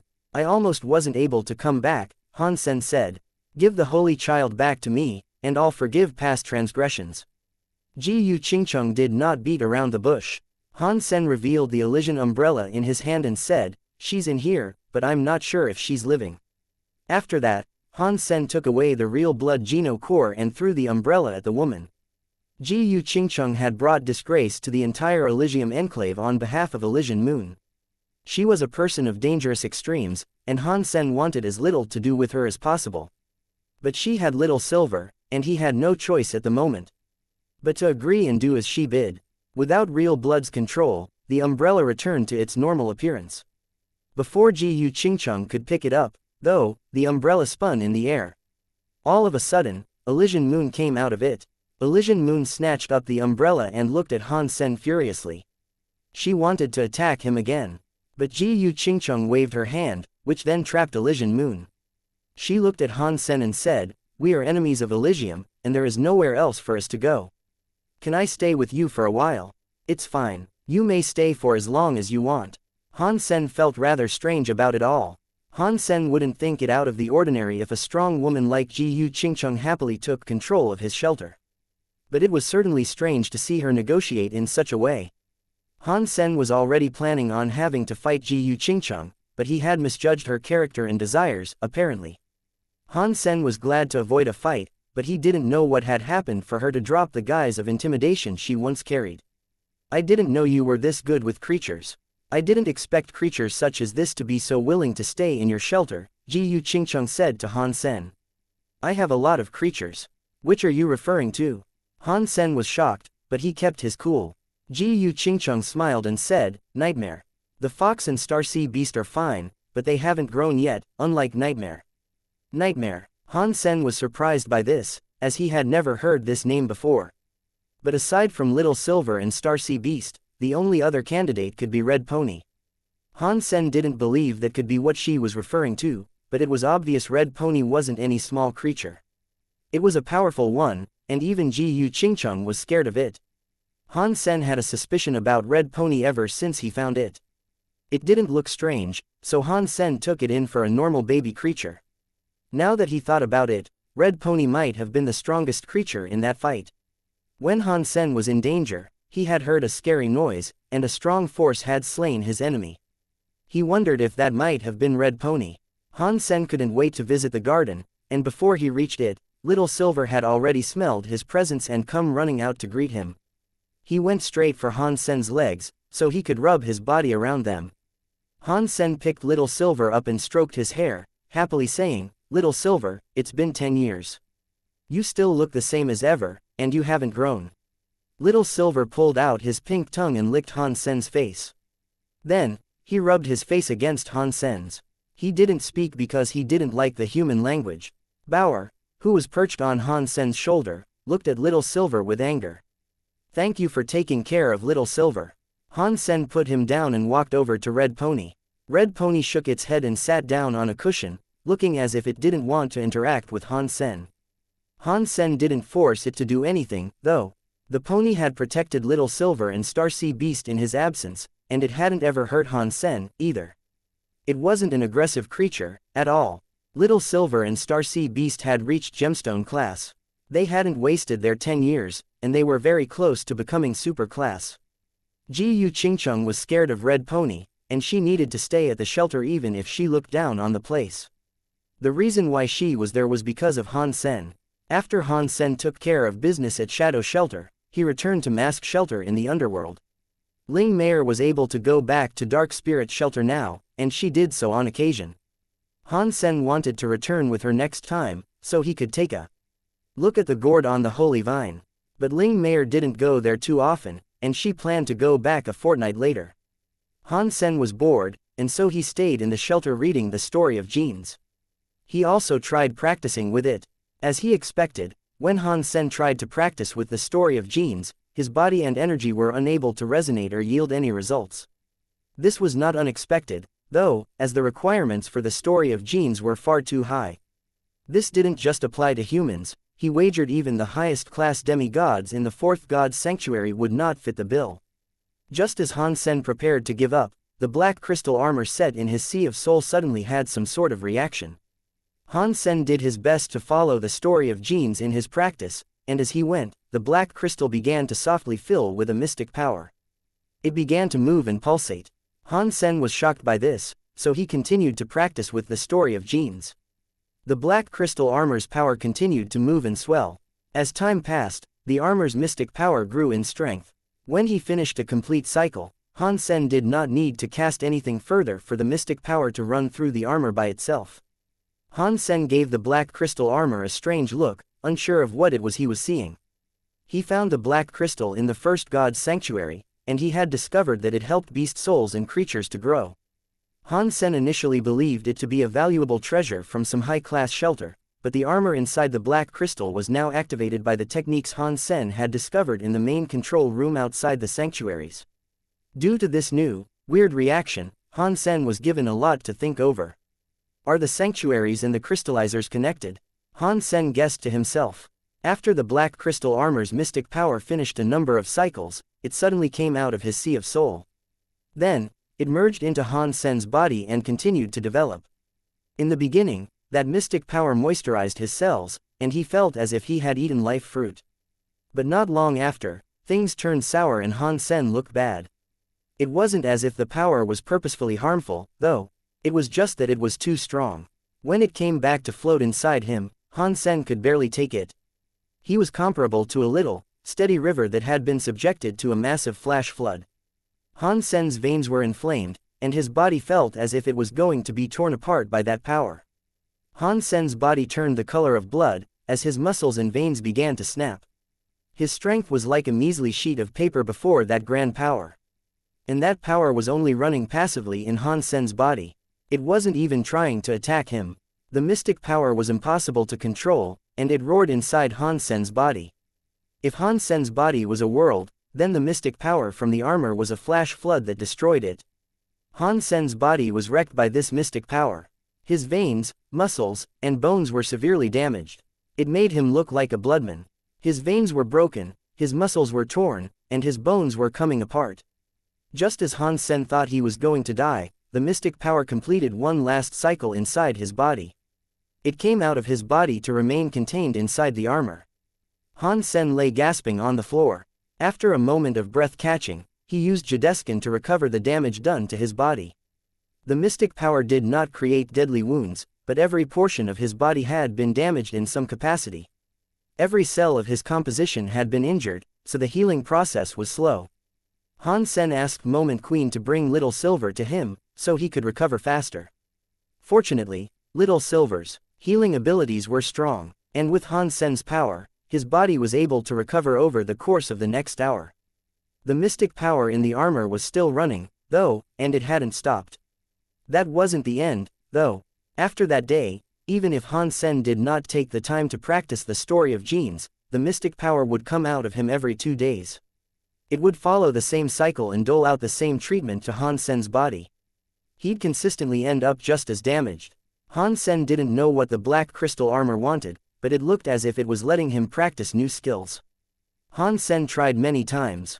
But after the black crystal armor was done floating inside him, he still wasn't making any progress with the story of genes. Han Sen felt his body develop strange, minute changes of some sort, but he couldn't quite tell what they were. After being damaged by the mystic power a multitude of times, Han Sen eventually got used to it. Although he could not practice with the story of genes, power did a little less damage every time it flushed through his body. Half a month later, when the mystic power was again inside him, it tried to deal Han Sen pain, but it was no longer able to. Ling Meier was going to Dark Spirit Shelter. Han Sen took Bauer with him, keeping his identity as a human that followed her lead. Ling Meier had gotten used to Han Sen being his true self now. She had become the only other person to know Han Sen possessed the Super King Spirit mode. Fortunately, she was naive and didn't ever dare take a step into the outside world. She had come to trust Han Sen very much, and Han Sen returned that trust, believing she would not spill the beans on his secret. Ling Meier rode the black and white Snake King, while Han Sen followed from behind. He did so in awe of the structures ahead of him. The cave it resided in was so large, you could not even see the ceiling. There were cloud-like puffs of vapor decorating the air above, and Han Sen could see bits of the holy vine poking their heads through them. In the center of the city, a pillar-like vine reached all the way up to the subterranean sky. It looked as if it really was supporting the world. Many creatures and spirits walked around freely in that shelter. The spirits there were mostly of the Dark Spirit tribe. Many creatures and dark spirits bowed before Ling Meier and the snake as she went. They all feared Snake King, and they were all jealous of Ling Meier. Han Sen. As Han Sen followed Ling Meier through the shelter, he heard a surprising voice. Han Sen thought the voice sounded familiar, and when he turned around, he wasn't sure if he should be happy or worried. "Little uncle, why are you here?" Han Sen asked the man who was only a minor distance away. It was the unluckiest man he had ever met, Wang Yuhang. Meeting a friend in the sanctuary ought to have been a happy thing, but seeing Wang Yuhang only made Han Sen feel fear. Creatures and spirits were all around them, and if Wang Yuhang was still as unlucky as he used to be, Han Sen had no clue what might befall him. Getting chased by every single occupant of Dark Spirit Shelter would be a terrible thing, but it was a probable scenario. "I was called here by a spirit known as Spirit 13. Why are you here?" Wang Yuhang said. "Spirit 13 brought you here." Han Sen's heart jumped. He quickly pulled Wang Yuhang to the side into someplace that was out of the way and asked him for more details. Wang Yuhang's luck was as bad as ever. When he became a demigod, he spawned in the underworld. Immediately, he was beset and pursued by creatures. It was through this that he encountered Spirit 13. Just as Wang Yuhang thought he was a dead man, Spirit 13 didn't kill him. Instead, he just brought him to Dark Spirit Shelter. Spirit 13 can't have done that out of niceness. There must be a conspiracy afoot. Did he know you were extremely unlucky and that you have a knack for making creatures despise you? Han Sen asked Wang Yuhang. I suppose that is what he saw in me. But he hasn't yet made me do anything, so I don't know what he wants. Wang Yuhang shrugged his shoulders, as he was used to such treatment. Han Sen went silent and said, "We can't leave Dark Spirit Shelter. You must stay with Spirit 13, okay? I will think of a way to bring you with me, in time." "Are you bound to him through a contract?" "No, I'm not sure why he didn't make me sign a contract," Wang Yuhang said. "Good, now tell me, where do you live? I can find a way to contact you sometime later. Just make sure you don't let Spirit 13 find out that you know me." Han Sen thought Spirit 13 had saved Wang Yuhang to use as a doom machine on Ling Meier. Fortunately, Spirit 13 did not know Han Sen was Dollar. Seeing him should not have raised suspicions. After telling Wang Yuhang where they should meet again, Han Sen ran to catch up with Ling Meier. Everyone was watching Snake King and Ling Meier at the time, with no one paying any attention to Han Sen. Bauer looked at the holy vine as they neared, and eventually tried jumping towards it. But Han Sen was able to grab her in time and stroke her head. In a hushed voice, he said, "There are too many elites right now. Don't worry, I'll find a way for us to see the gourd. Don't rush this." Bauer nodded. She stared at the holy vine, not even willing to blink. Ling Meier had a house in Dark Spirit Shelter. She brought Han Sen to see her parents. Ling Meier's parents did not have pure blood, and they only possessed gemstone geno cores, but because of Ling Meier, they had a castle and a garden in Dark Spirit Shelter. "Why did you pick a human? Humans are the worst. They are weak and lack loyalty." Ling Meier's father looked down on Han Sen with a frown. "Han Sen is nice. He is strong and loyal." Ling Meier immediately defended Han Sen. "Let's not talk about this for now. Let Meier go see the elder. The old man is probably just dying to see you," Ling Meier's mother said. "Yeah, Meier, go and see the elder," Ling Meier's father said. "Okay, then I'll just go talk to him first." Ling Meier was used to this. Every time she returned, the first thing her parents did was inform her to go and see the elder. "Meier, can I come with you to see the elder?" Han Sen asked Ling Meier. "The elder won't let any others enter the garden, only the outskirts. You can wait for me there." Ling Meier was apologetic. "That's okay, we'll wait outside." Han Sen didn't expect to see the gourd on the holy vine, anyway. If they were near enough, perhaps Bauer would be able to feel it. Under Snake King's guidance, Ling Meier brought Han Sen to the center of the shelter. In the center of the shelter, there was a big garden that was surrounded by vines. They were all wreathed and tangled, forming a 50-meter tall wall that shielded the interior from outside eyes. At the entrance of the garden, there was a turtle lying down. It looked to be asleep. When Snake King and Ling Meier approached, the old turtle looked at them. Then, it closed its eyes again, as if it didn't care that they were coming. "Wait for me here," she told Han Sen, looking at the turtle. Han Sen knew the turtle was the guardian creature of the garden, and he could detect a presence coming from it that was actually somewhat frightening. It was a super creature. Just as Han Sen started to agree, he heard an old voice come from the garden. "Allow your human friend to enter." Han Sen was shocked. Ling Meier said not even. Core members of the Dark Spirit tribe were allowed access to the garden, and the person who had just invited him in had to be the elder. Now that he had been invited in, though, Han Sen wasn't sure what that meant. But there was no rejecting this offer and escaping. He mustered his courage and marched in alongside Ling Meier. Snake King also followed them in. The garden looked rather empty inside. Aside from the vine that had formed the wall, there was nothing else. In the middle, you could see the giant, primary vine rising from the ground like a grand pillar. Beneath that vine sat a handsome spirit. Han Sen thought the elder was going to be some sort of stereotypical, old character. After all, no matter how long a spirit had lived for, their appearance should have exuded age to some degree. But after seeing him, Han Sen knew he was too small-minded. He was seeing spirits as humans. The elder was not old. In fact, he was quite handsome. If he hadn't seen him there in the garden, Han Sen would have believed him to be Ling Meier's big brother or some such.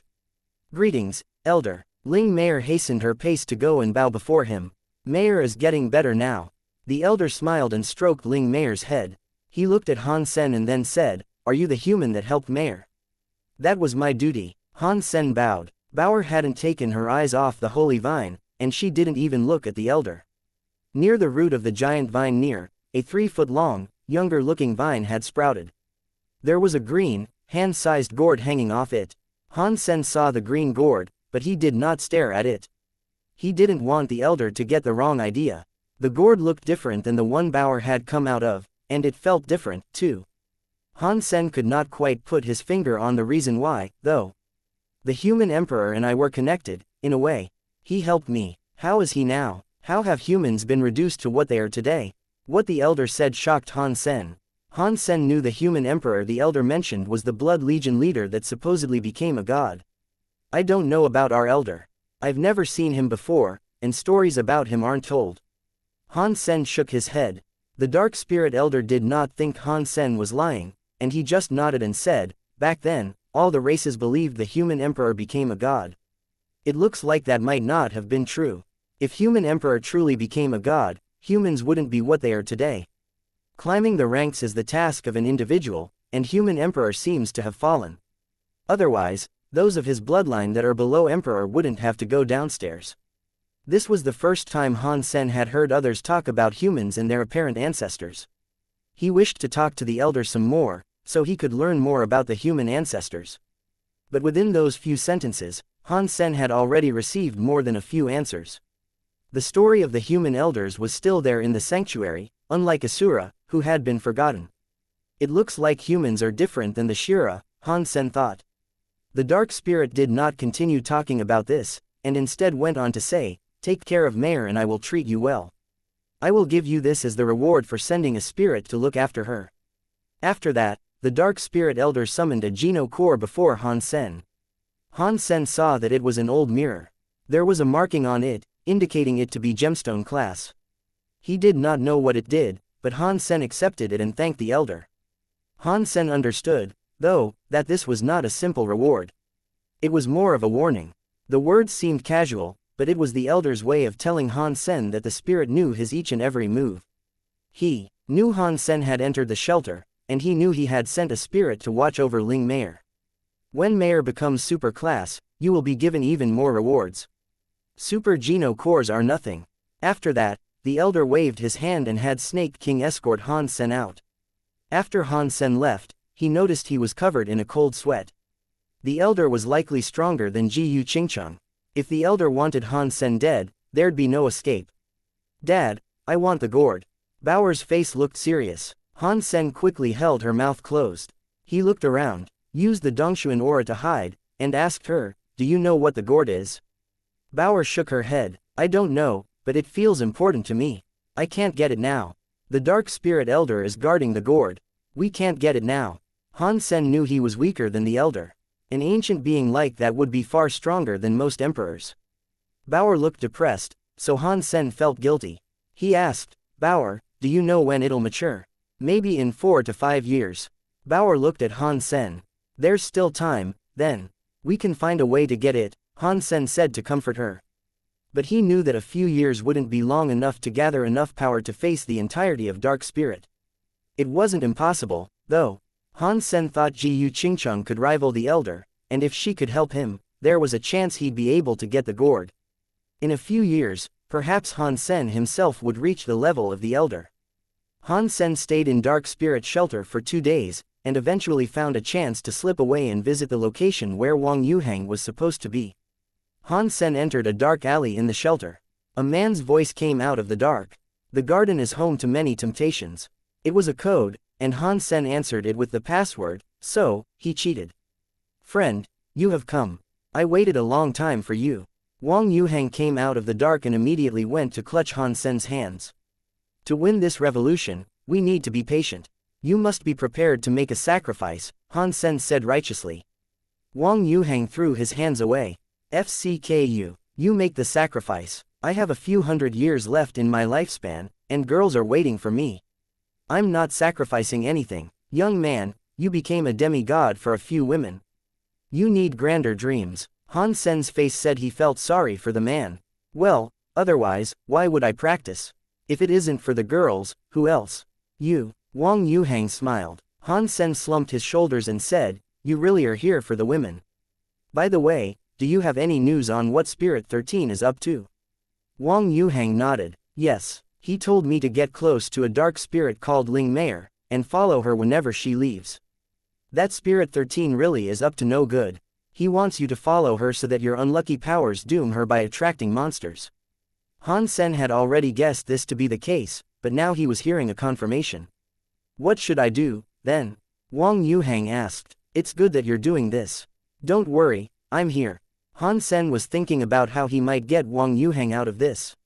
Now that Spirit 13 had sent Wang Yuhang here, it made things easier. Wang Yuhang was so happy. He was worried he'd need to keep staying with Spirit 13. Spirit 13 is too naive. He has no idea how powerful Uncle really is. He really thinks Uncle is just unlucky, and that's it.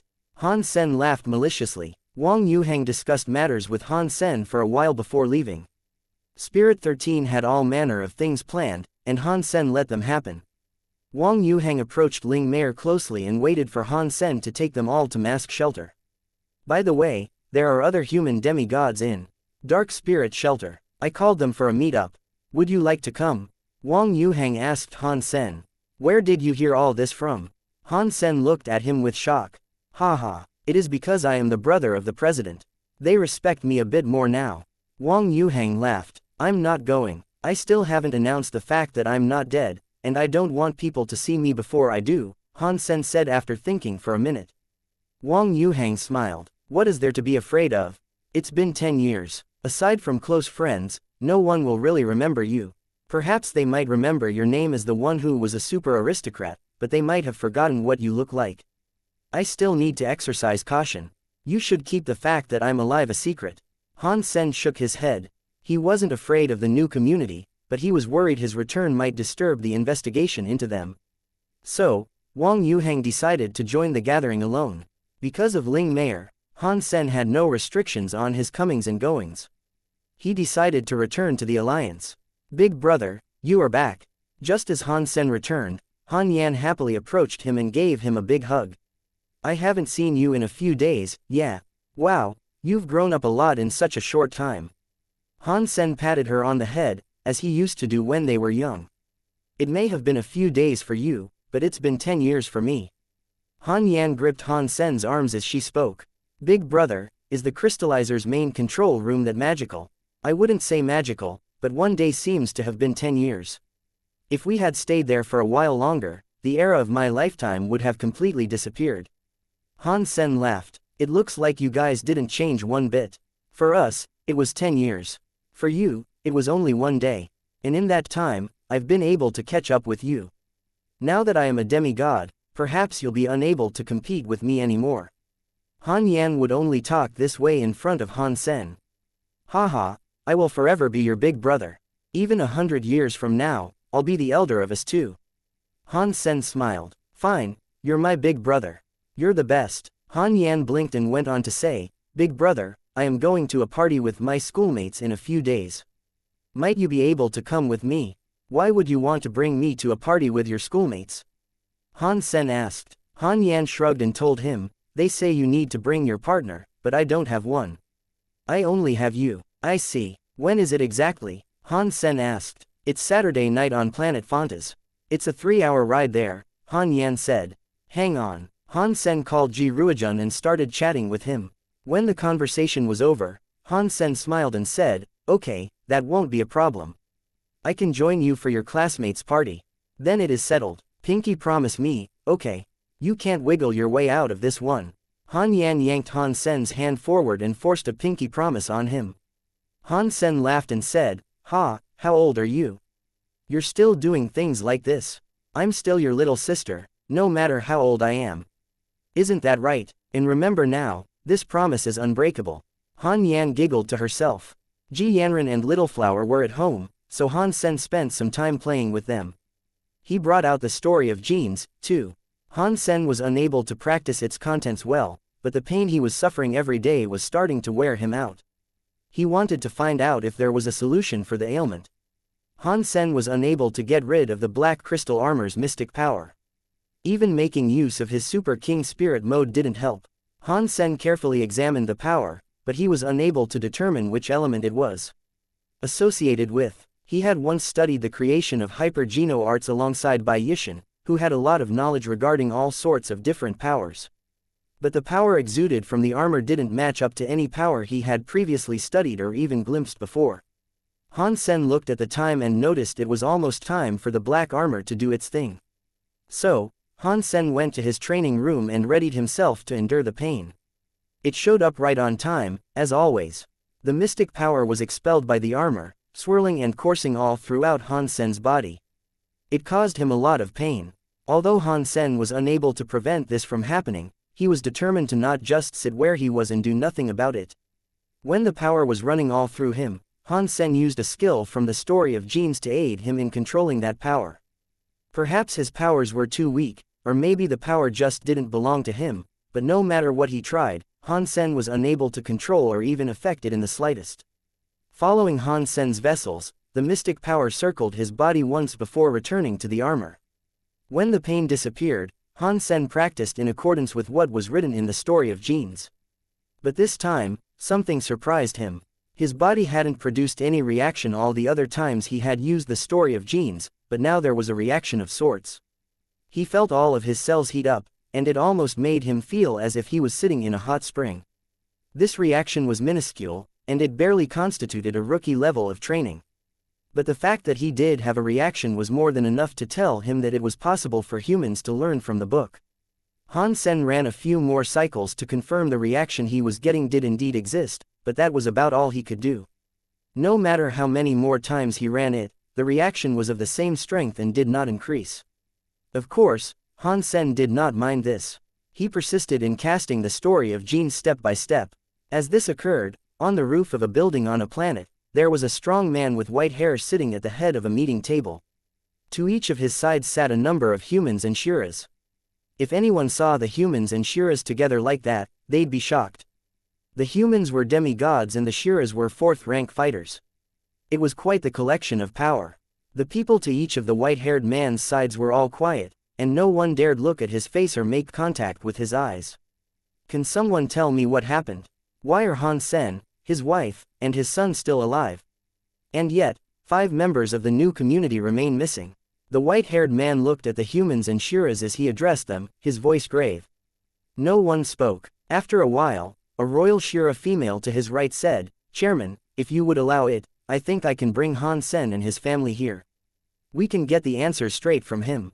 "That's not very nice. We can't even confirm if he's Han Jinji's heir or not. If he's not, then that will have us offending the Ji family and Luo Haitang," said a human male on the left side. "Does it matter whether he is or isn't? The chairman has already woken up. Should he care about the Ji family or Luo Haitang?" The xianxia woman spoke with disdain. "Shafei, I will leave this to you. I want answers, so you better not disappoint me," the white-haired man said. "Yes, chairman, I won't disappoint you." The xianxia woman then stood up and bowed. Ji Yanran took Little Flower over to see the Ji family for a while.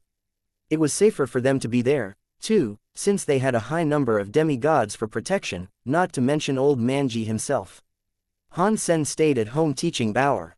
She was quite smart, but she never grew. A child such as her was unable to go to kindergarten or learn anything at school, either. Suddenly, the doorbell rang. Han Sen checked who it was through the security camera, and he saw that it was Blind Man. Han Sen was surprised, as Blind Man was always a mystic sort. For him to now come seeking Han Sen was strange. Han Sen opened the door. Forsaking general niceties, Blind Man said nothing and walked inside. "Can you talk?" Blind Man kept on walking, looking all around him. "Yes, we can talk here in the house." Han Sen was very calm. He wasn't in a rush, and he knew he was close to the truth. When they reached the living room, Han Sen asked him, "Do you want a drink?" "I'm okay. I don't have much time. I'll just tell you and go." Blind Man looked directly at Han Sen and then said, "You are in danger. Someone wants to kill you. Many people want to see me dead. I've gotten used to it." Han Sen shrugged. "It's different this time. The people who want to kill you this time can actually succeed. Not even Luo Haitang can stop them," Blind Man said. "Who wants to kill me?" Han Sen asked casually, not really expecting Blind Man to give him a proper answer. Blind Man quickly replied, "The new community." "You have a connection to the new community?" Han Sen asked, his heart jumping. Blind Man nodded. "It's complicated. I can't explain much about it right now. Your father told me to tell you to take your family to either the Ji family or Luo family, where they'll be safe. If you are one day captured by the new community, it does not matter who asks you, you only need to know that your great-grandfather Han Jinji was just an officer. He had nothing to do with the Han Jinji of the Blue Blood Special Forces." "I want to know everything," Han Sen said coldly. "Everything you want to know is in here. Open it in a secure location and then destroy it. Don't let anyone else see it, otherwise, your father will be in danger." Blind Man pressed a card into Han Sen's hand and then promptly left. Blind Man was incredibly quick to make his departure. Before Han Sen could even respond, he was gone. Han Sen closed the door behind him and retired to his room, so he could read the contents of the card. In the holographic images, Han Sen saw a familiar and strange shadow. It looked like his father, from what little he could remember. Little Sen, remember what I have to tell you. You are a grown man now, and I believe you will make the right decision. The man in the video paused, and then said, this is a long story, so I will explain it to you as concisely as I am able to. If we both survive, and we are able to meet, then I will tell you everything. My grandfather is your great-grandfather Han Jinji. He was known as the last Qigong master of the Alliance. Han Sen was stunned. He was used to the elders being all mystic, but now, he was being told hard facts. That almost made it more difficult to accept. The man went on to say, he is not the Qigong master from the legends, though. He does not possess special blood. He was born to an old faction that was not a Qigong faction. He was in a faction that was comprised of professional liars that pretended to be physiognomists. Han Sen was frozen hearing this. He thought the real Han Jinji was smart, otherwise, how had he been able to cause so much disruption and chaos? Instead, he was just a liar. He was a professional one. Also, he is not your real great-grandfather. Your second uncle and auntie are not related to you by blood.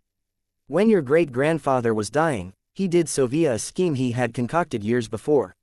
He used the identity of an officer also named Han Jinji. Your great-grandfather used his identity and I used the identity of your grandfather's first child. The Han family sacrificed 2 lives for us. We owe them too much, so no matter what they do not hold them accountable. Aside from Han Jinji and your granddad, they don't know anything. We owe them 2 lives.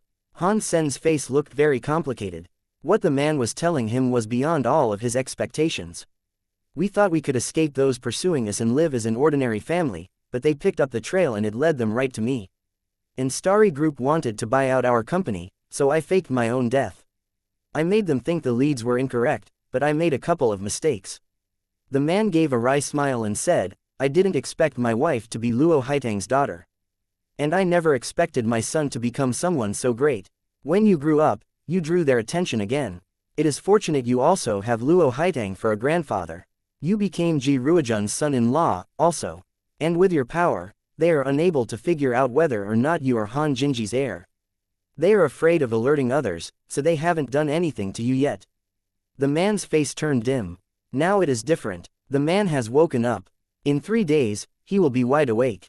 They are fearless, and in 3 years, they may find themselves able to bring changes to everything in the universe. You need to cherish and make the most of the next 3 years, preferably by taking refuge in the Ji or Luo families. But when the man has fully recovered, and he wants to kill you, no family will be able to protect you. Han Sen opened his mouth, wanting to ask who this man was. He wanted to know whether he was the chairman of the new community or a member of Blood Legion.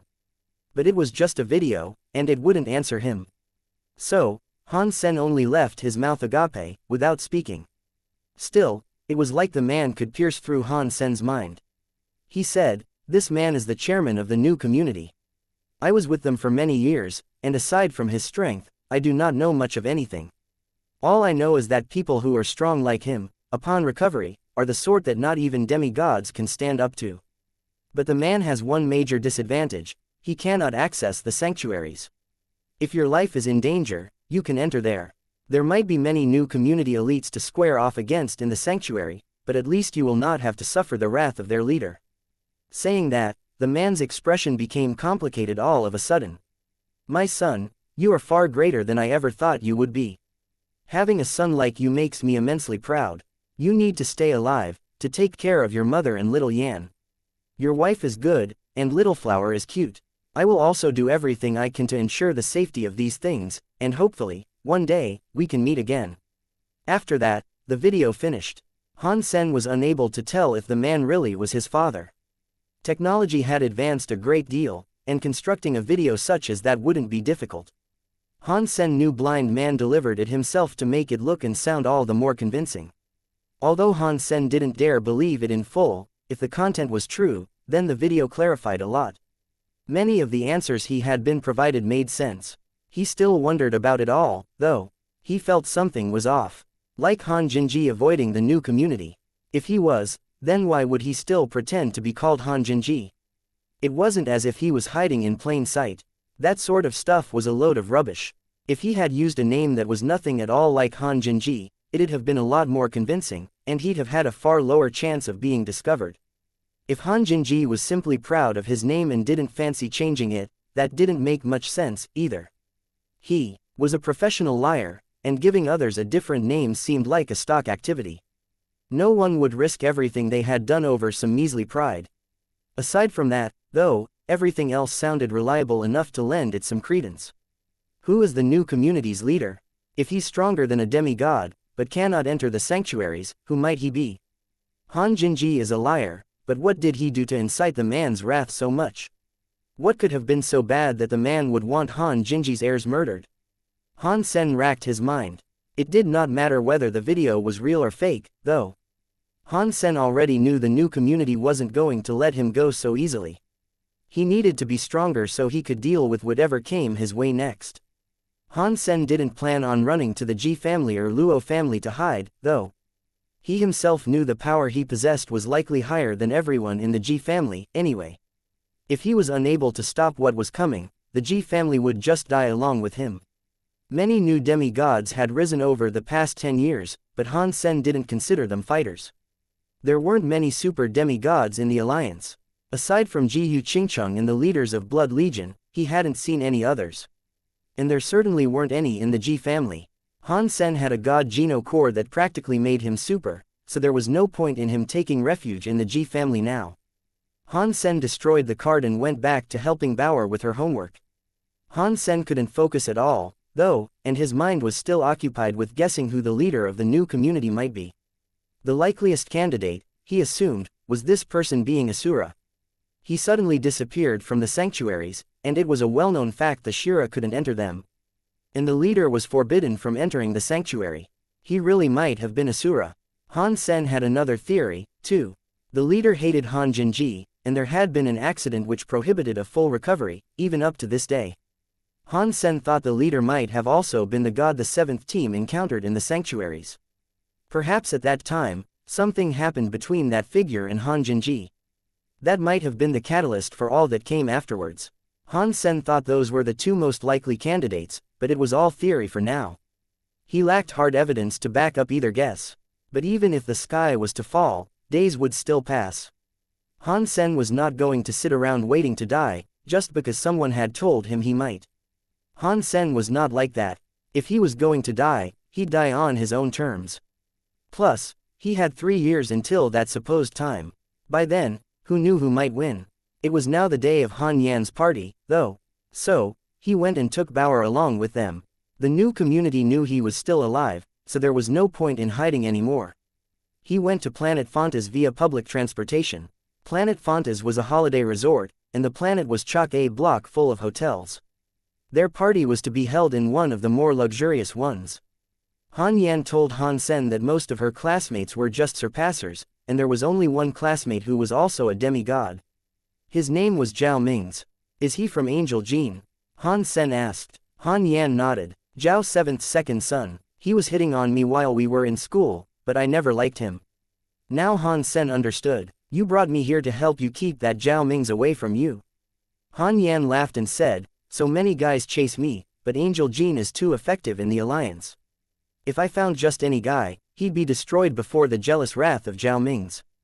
Don't you hate the Zhao family, anyway? You aren't afraid, are you? Han Sen pretended to be mad and said, I'm not afraid of the Zhao family. And if he really is stupid enough to try something, I'll matchmake his *SS with my foot. Even if Zhao 7th himself was here. You don't need to worry about anything, and just pick who you like.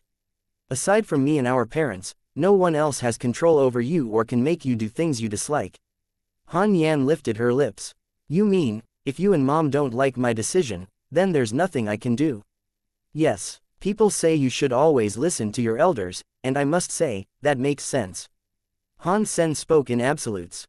That's such a double standard. You never listen to what Mom tells you. Han Yan looked at him with disdain. Inside an ordinary aircraft in the Alliance, Shafei watched the video. This guy is ignorant. He's still in the mood to go and join his sister's party. Fine, I will just get rid of him there. Let's head for Planet Fontas, Shafei commanded. Han Sen and Han Yan went to a hotel, and a young man welcomed them saying, Little Yan, you are finally here. Yuan and Lian Shun are here already, they're waiting for you. He saw Han Sen holding Bauer and froze. With a forced smile, he asked, is this gentleman your partner? This is my big brother, Han Yan said with a smile. Your brother? I thought he was. The young man was shocked. My big brother wouldn't die so easily. Han Yan then introduced the young man to Han Sen. This is my schoolmate Zhao Ming's from the Blackheart Military Academy. He is the second son of Angel Jean. Greetings. Han Sen reached his hand out. Zhao Ming's also reached his hand out, but he looked confused. Finding this difficult to believe, he asked, are you really Han Sen? Yes, I am. Han Sen smiled. We shouldn't stand here any longer. Yuan has been waiting for a while, Han Yan said. They are in the lobby. Come, I will take you to them. Zhao Ming's led the way, staring at Han Sen all the while. Learning that Han Sen had not died was quite a shocking piece of news. Little Yan, what happened to you? Whoa, did you have a baby? Is that your husband? When they reached the lobby, the group approached her immediately. When they saw Han Sen carrying Bauer, they couldn't help but squeal. No, that's my big brother. I don't have a partner, so I asked him to come, Han Yan said. Your big brother, wasn't he the first super aristocrat? I thought there was an accident 10 years ago.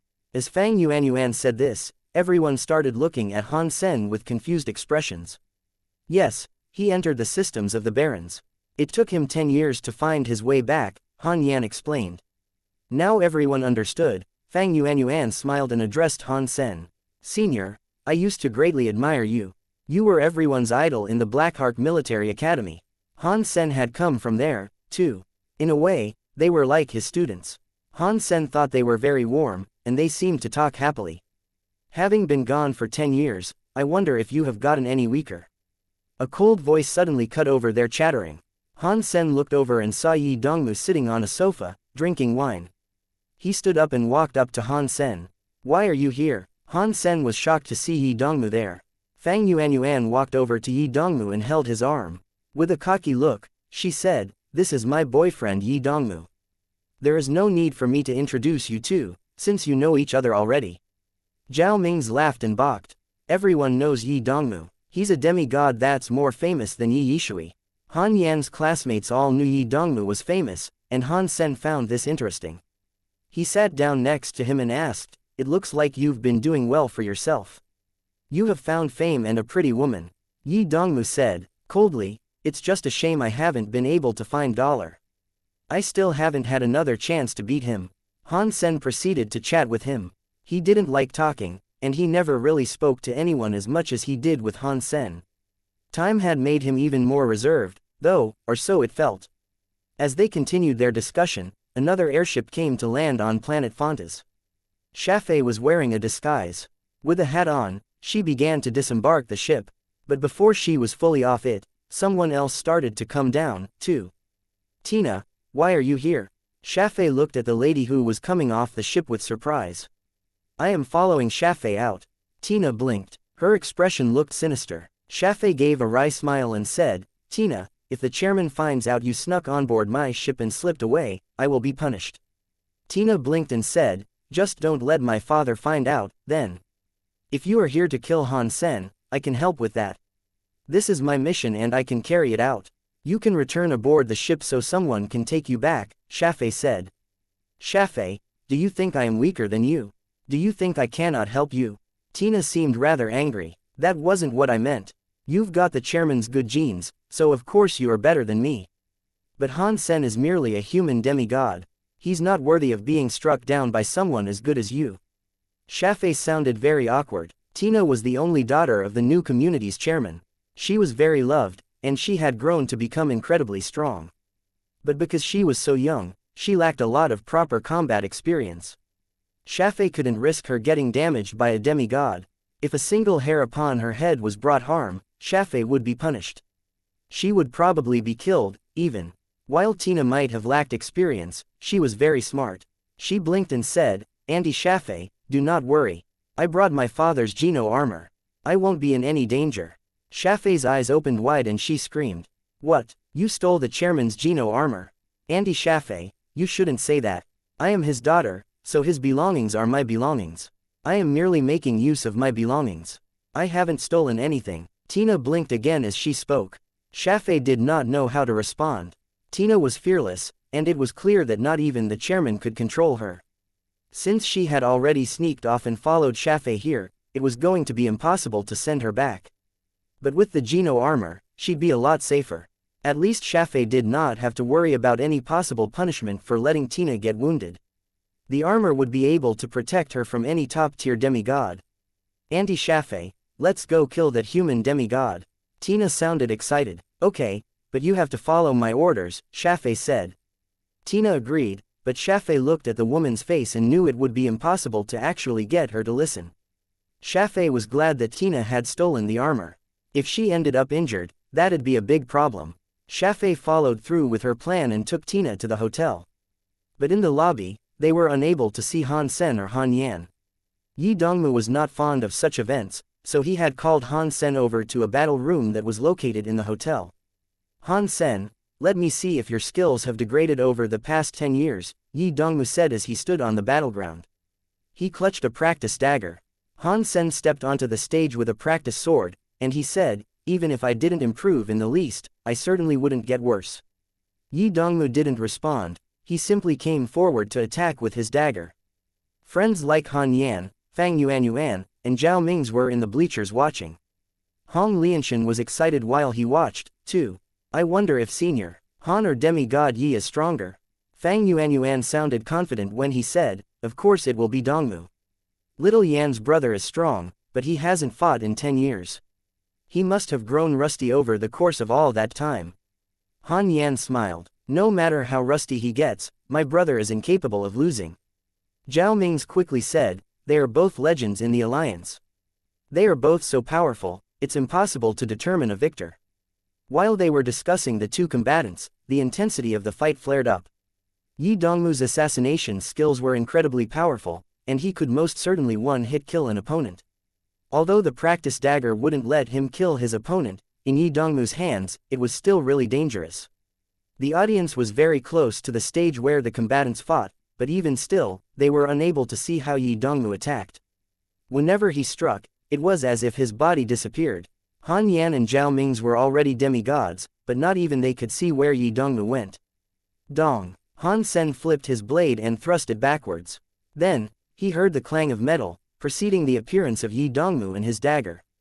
A second later, Yi Dongmu disappeared again, up until Han Sen made another move. The strike bellowed another clang, and Yi Dongmu's presence was revealed once more. Yi Dongmu was practically invisible, like a ghost that was circling Han Sen.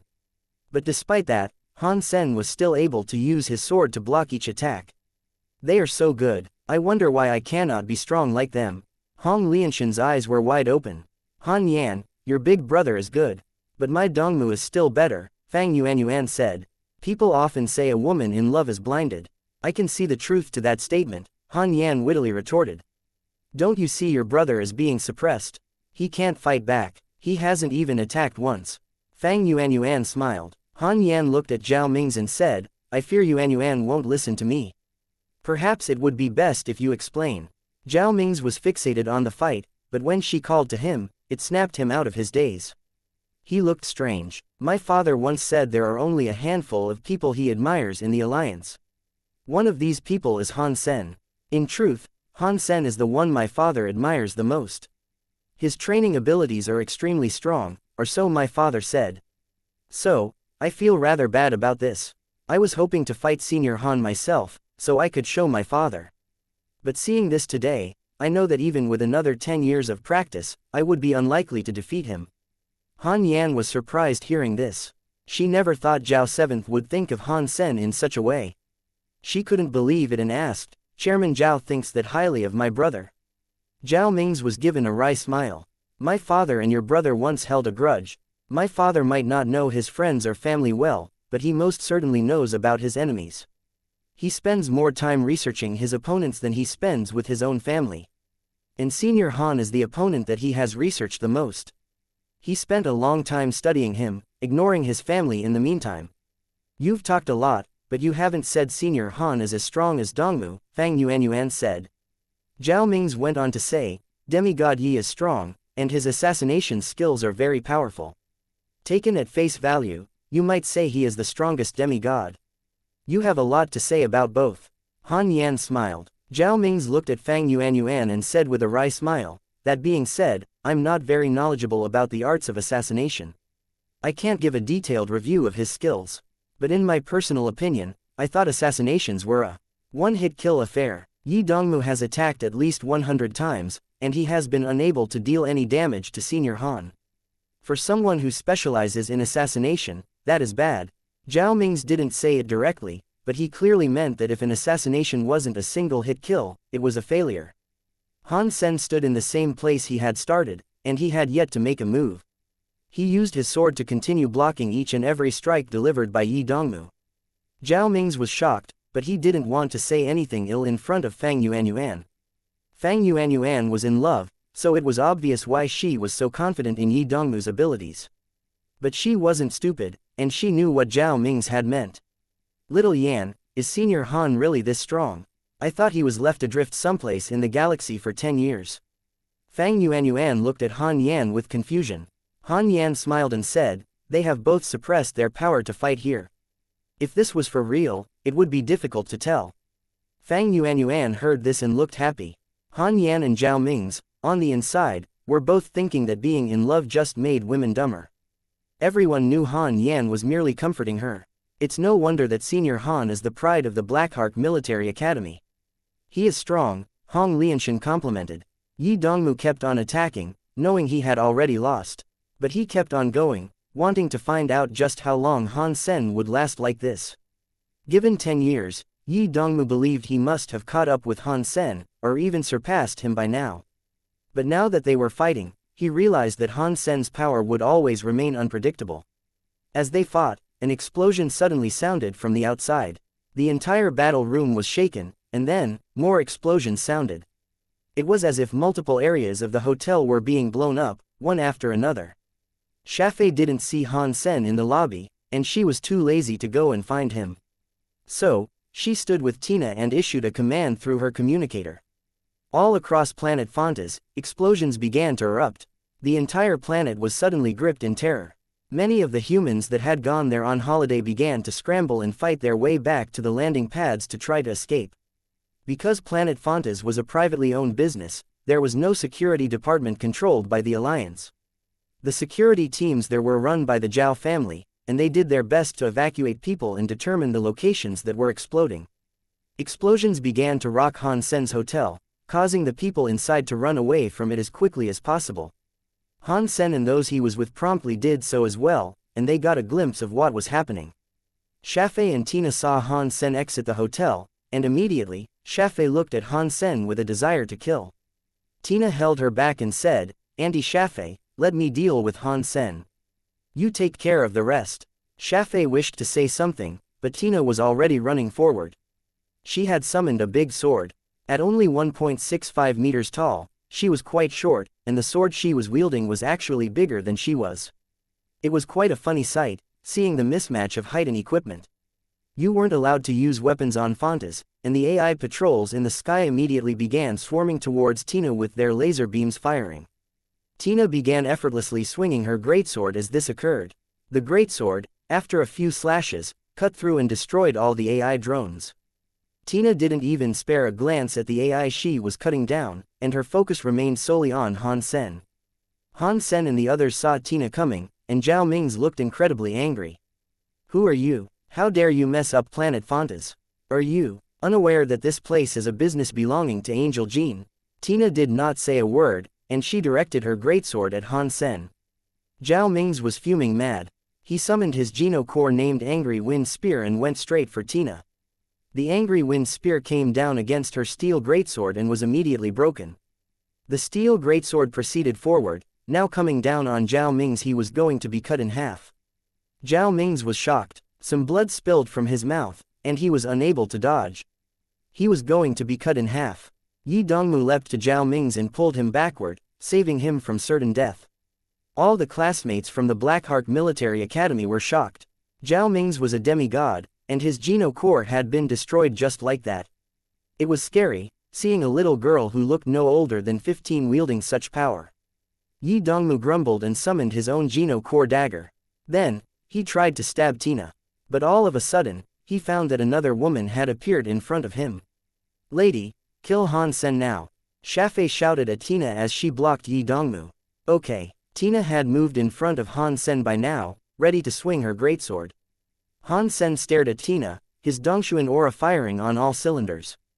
But strangely, he could not feel Tina's life force. He couldn't help but frown.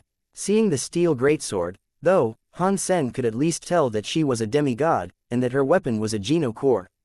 "Brother, let me do this," Han Yan said as she summoned a strange-looking knife. It was bigger than a dagger, but the sword was extremely thin and semi-transparent. Han Sen knew this was Han Yan's Geno core. She created it with the falsified Sky Sutra. It was called Shi King Blade, and it had strong causality powers. Shi King Blade was on the bronze and silver Geno leaderboard, and after her tests, it had actually managed to reach the top 5. It was not much worse than Six Paths Sword. It might not have been number 1, but it was scarily powerful, all the same. Han Yan's falsified Sky Sutra and Shi King Blade were capable of killing creatures in the Fourth God's Sanctuary. Her critical hits were something no creature could block. Dong! The steel greatsword came against the Shi King Blade, and Han Yan and her weapon were sent flying. Han Yan was in shock. Han Yan had aimed at Tina's body, and even with the girl's greatsword in front of her, the falsified sky powers should still have hit her. The fact that it had actually been deflected by the greatsword was quite unbelievable. The scarier thing was that such strength was being displayed by a little girl. Han Yan was sent flying, and her silver Geno core was webbed with cracks. Han Sen caught Han Yan, using yin-yang blast to absorb the force that had attacked her so she wouldn't be hurt. Then, he put her back down. "Who are you? Why do you want to kill me?" Han Sen asked Tina. Han Sen helped Han Yan remove the damaging force, for he knew that the lady foe was at least super in class. It was unbelievable. Only Luo Haitang, Ji Yu Qingcheng, and various members of Blood Legion had achieved super class. It was difficult to believe that a little girl such as that was showcasing such power. "Because you have to die," Tina spoke, then immediately swung her greatsword. Han Sen's back shone with the color red. Jewel-like butterfly wings washed him with a ruby color. Han Sen drew Taya and brought it against the greatsword. When the two came into contact, the shockwave unleashed was enough to level the buildings all around. The aircraft that were parked nearby were all blown up. "Senior Han is cool. That's such a powerful woman, and yet she is unable to do anything," Hong Lianshan said. "It's too dangerous to remain here. We should get back to the hotel. There's a defensive program there that can defend against the attacks of a demigod," Zhao Ming said. "What about Yi Dongmu?" Fang Yuanyuan asked, seeing that Yi Dongmu was locked in combat with Shafei. Yi Dongmu had a gemstone Geno core, but he was being suppressed by Shafei. His assassination skills were incapable of killing her. "Yi Dongmu, they are coming for me.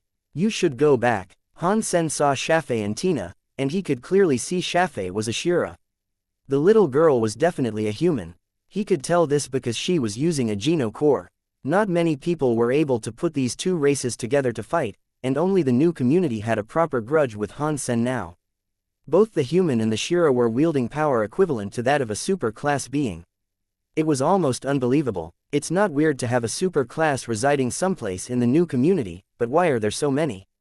The way Shira's practice makes it difficult for them to become a 4th-ranked fighter.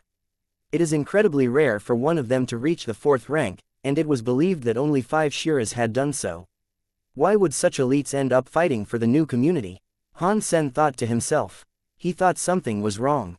"Yuan, follow after them," Yi Dongmu said coldly, as he leapt around in battle. But Fang Yuan watched as Yi Dongmu continued moving around, not doing direct battle with Shafei. If he hadn't had spatial powers, he would have been heavily damaged by now. Fang Yuan had confidence in Yi Dongmu, but she knew the circumstances were still dire. "Go," Yi Dongmu said. His voice was stern. "Yuan, let's go. With my brother here, they'll both be fine," Han Yan comforted her. "There are cameras. We can watch what is occurring from there." Zhao Ming's and the others all tried to convince Fang Yuan to go inside. When she did, and they reached the bottom floor of the safe zone, Zhao Ming's booted up a machine. A direct video feed appeared. The hotel grounds were soaked in the constant flashing of swords. The hardy ground below was ruined with deep clefts, and the buildings surrounding the fight were being torn apart. Buildings that were a dozen floors high were being locked in two, causing the earth to quake. A demigod's power is too scary. Is she a demigod, too? Hong Lianshan asked. Everyone felt calmer now. The scary lady, though she looked very strong, was being suppressed by Han Sen. It's no wonder he's called Senior Han. He drifted in the barrens for 10 years, and despite that, he came back just as strong. The others all complimented him. Zhao Ming's watched the video feeds, but he looked strange. He was a demigod, so he could see and notice some things that the others couldn't. Han Sen's powers were not just scary. Zhao Ming's had seen many gemstone creatures in the fourth god's sanctuary, but compared to Han Sen, they all now seemed weak. Had he already managed to reach super status 10 years ago? Dad was right, this man can practice like crazy. Zhao Ming's thought to himself, as he stared at Han Sen battling. Yi Dongmu was not doing as well, by comparison. His body repeatedly flashed, as he put his space power and Geno core on full throttle. Even so, he was unable to damage Shafei. He had found himself injured, and it made Fang Yuanyuan worry a great deal. But still, Yi Dongmu did not think of retreating. His eyes gleamed with fire, and he managed to go even faster. Annoying fly. Shafei looked at him with disdain as she swung her sword. The Shira practiced raw physical strength, and Yi Dongmu had the ability to teleport. There was no effective way for her to end her opponent quickly. But she did know that it cost a lot of energy for him to teleport around the way he was. Yi Dongmu had not reached super class yet, and he wouldn't last much longer, the way he was going. You'll be dead the moment you tire. Shafei then looked over to Tina and Han Sen. She was shocked by what she saw. How? Is Tina really being suppressed by Han Sen? Did he reach super class? Shafei knew full well how powerful Tina was. Although Tina didn't have much experience, she had the scariest father in the galaxy. The chairman had helped Shafei become a 4th-ranked Shira, so it was difficult to imagine how powerful Tina really was, given the fact she was the chairman's daughter. Even Shafei didn't dare say she could beat Tina in battle, but there she was, getting suppressed. Powerful sword skills. It is no wonder why Naga failed. They cannot fight a human like that. This is scary. Shafei was happy she had brought Tina along now. Shafei had believed she'd be able to take on Han Sen alone because she did not expect him to have reached super class. According to the plans she had made, she had already failed the mission, though. No matter the result, punishment would await. But with Tina there, things had a chance of turning out differently. Her powers weren't stronger than Han Sen's, but she carried an item that bestowed her the powers of a god. Although she was too weak to use it as efficiently as was possible, she knew it might be enough to at least kill Han Sen. Miss, it is almost time. We have to kill him now, Shafei shouted at Tina. Tina was annoyed, and she was confident in her own powers. Aside from her father, nothing and nobody else ought to have compared to her. She didn't expect herself to get suppressed by Han Sen, despite giving it her all. Tina really was getting annoyed. It did not matter what skill she tried to use, her casting would always be interrupted. She had to cancel and move or otherwise risk a blow. That feeling of not being able to finish casting her skills really annoyed her. Stupid human, you will pay for your rudeness. Tina suddenly retreated, as her forehead shone and unleashed a bright white light. Suddenly, a white crystal armor began to envelop her entire body. The crystal armor made her look holy, but when Han Sen felt the energy coming from it, it was shockingly strong. Han Sen's pupils grew smaller the moment his eyes saw the armor. It was familiar to him. The armor reminded Han Sen of the black crystal armor he possessed in his Sea of Soul. They were visually distinct, but the power inside Tina's armor was unmistakably similar to the armor set Han Sen had. Ignorant human, prepare to be judged by God. Tina screamed to Han Sen as a scary power exploded. She disappeared and reappeared again, directly before Han Sen. Her greatsword was ready to come down on him.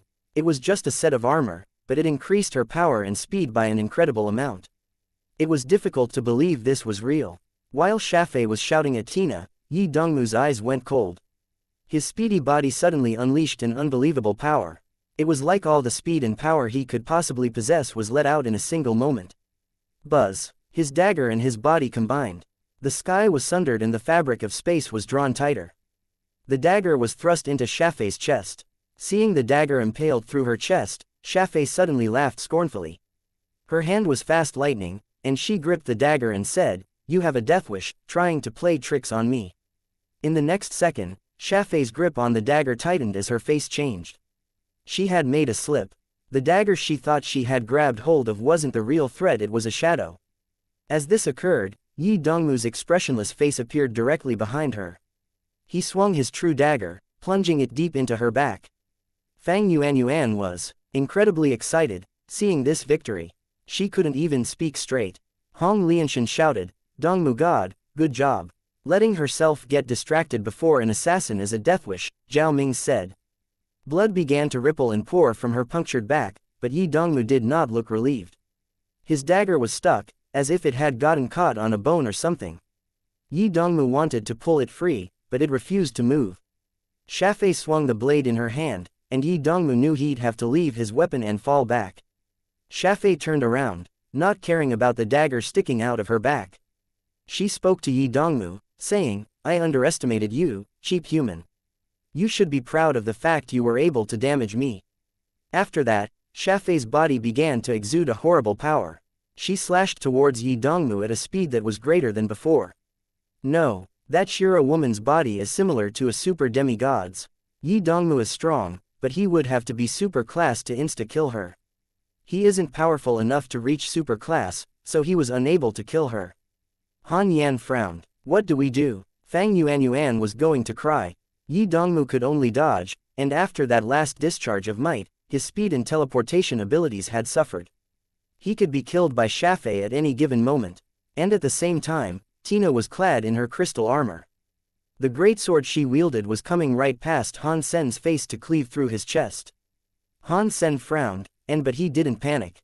When he spun, it looked like he had dodged that close call by magic. Boom! The steel greatsword came crashing through the air, bringing devastation to the ground he'd been standing on. The crater that formed was 1,000 miles deep, and it was as if she had cracked the entire planet. That strike caused the entire planet to vibrate. Mountains shook in their place, and the seas went wild and tumultuous. Countless more buildings were brought down to their knees, all across Fantas. Everyone was shocked, unable to believe their eyes. She was far stronger than the demigod that was said to have blown up a star-class battleship with her own bare hands. That woman, is she human? Hong Lianshan could barely speak. Everyone, Han Yan and Zhao Ming's included, looked pale. They could not say a single word. That was a strength far beyond the capabilities of any known human, and no one could believe this really was the result of a human's strength. Han Sen didn't look good. The power Tina used was more than he could fathom. She was stronger than Ji Yu Qingcheng. The crystal armor. That power belongs to the armor. That isn't her strength. Han Sen stared at Tina's armor. The armor bestowed an unlimited power upon Tina. It was like the judgment of God, just as she had said, and it shouldn't have been allowed to exist in that world. Han Sen could sense that Tina was struggling to use the armor efficiently, though. The true power of the armor was stronger than the strike she had tried to deliver. Han Sen had a similar crystal armor, but he didn't know how to use it in the way Tina was using hers. Of course, Han Sen didn't know if the crystal armor in his Sea of Soul was the same type as Tina's. It was similar, but there were some noticeable differences. As Han Sen pondered this, the second strike was already on its way. The power and speed that carried it were immense. It far exceeded Ji Yu Qingcheng's power. Han Sen could not use his own pure strength to deal with her, so he used the Dongshuan Sutra and went through the motions of his Phoenix techniques. He was gunning at max capacity.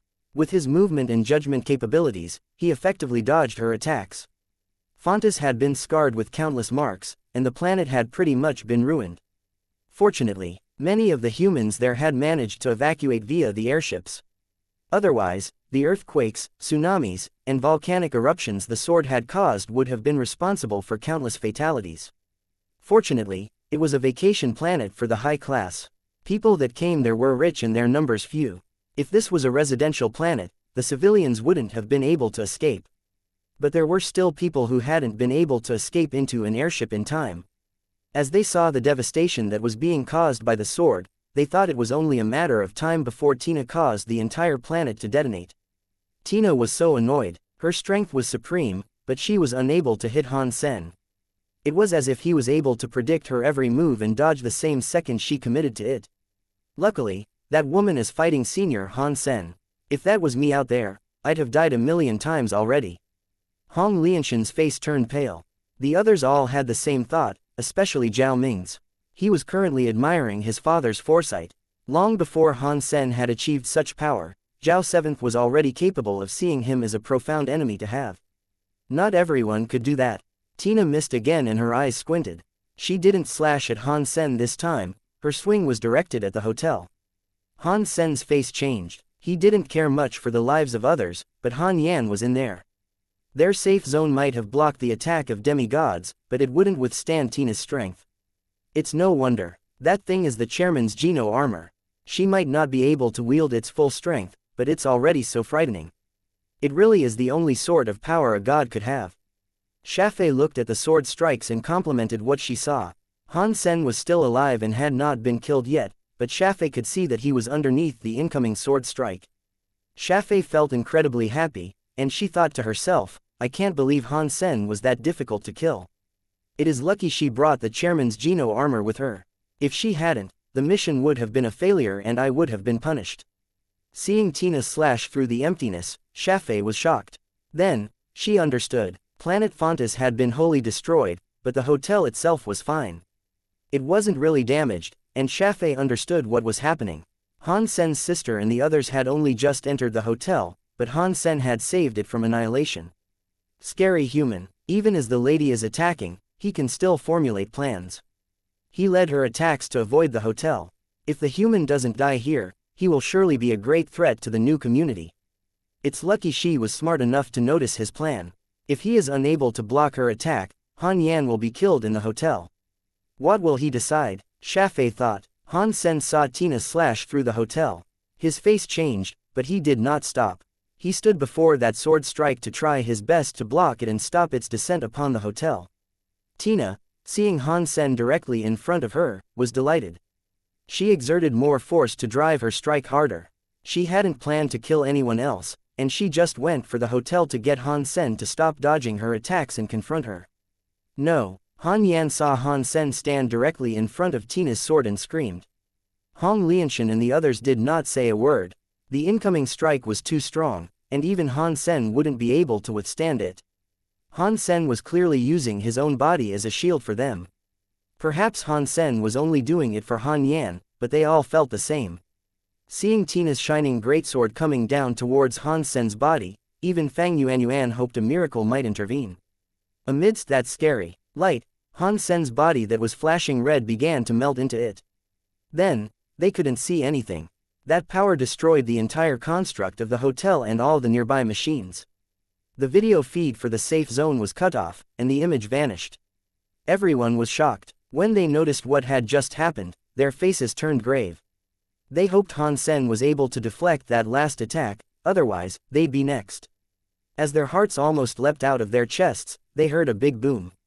After it, the entire safe zone began to shake. Boom. Outside the hotel, before Tina's strike impacted Han Sen, a dark purple arm shield appeared upon his arm. The shield swiftly became 3 meters tall, sheltering Han Sen. Tina's attack came down against it. When the hit landed, the word overbearing appeared upon the shield. Han Sen was sent flying backwards into the hotel, breaking down a number of walls as he went. When he landed, he skidded across the ground for a few hundred meters. But Han Sen was still on his feet. His mouth was bleeding, but he still held the shield. The arm shield had a number of cracks across it, but the word overbearing was now shining like a sun. At the same time, Tina screamed.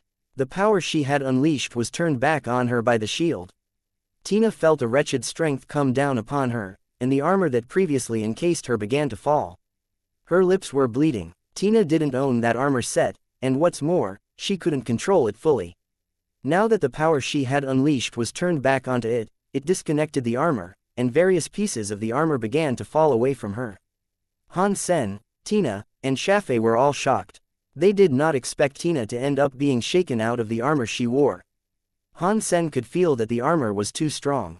The power he had ricocheted back was awful, but it wasn't enough to actually destroy the armor itself. Now Tina had been bounced out of the armor, it was quite surprising. Is Tina the same as me? Can she not control the armor properly, either? So, when the power bounced back on the armor, she was disconnected from it. Han Sen was thinking, heading over towards the crystal armor. If Tina was unable to control the armor, Han Sen only needed to go and steal it. Even if he was unable to use it, asset denial was always a good idea. If she didn't have the armor, Han Sen would surely be able to beat her. Tina's face changed. Then, she headed directly for the crystal armor at the same time. Just as Han Sen thought, Tina was unable to properly control the armor. The Geno armor belonged to the chairman. He had taught Tina a method in which she could make use of the armor's power, a method that only worked for her. It didn't have any negative side effects, either. But that was because Tina had the chairman's genes, which allowed her to temporarily use the power of the armor. Only Tina could do this, and not even Shafei could prompt a reaction from the armor if she tried to use it. The chairman taught this method to Tina in front of everyone. But despite everyone hearing what she was taught, only Tina was able to make use of the Geno armor.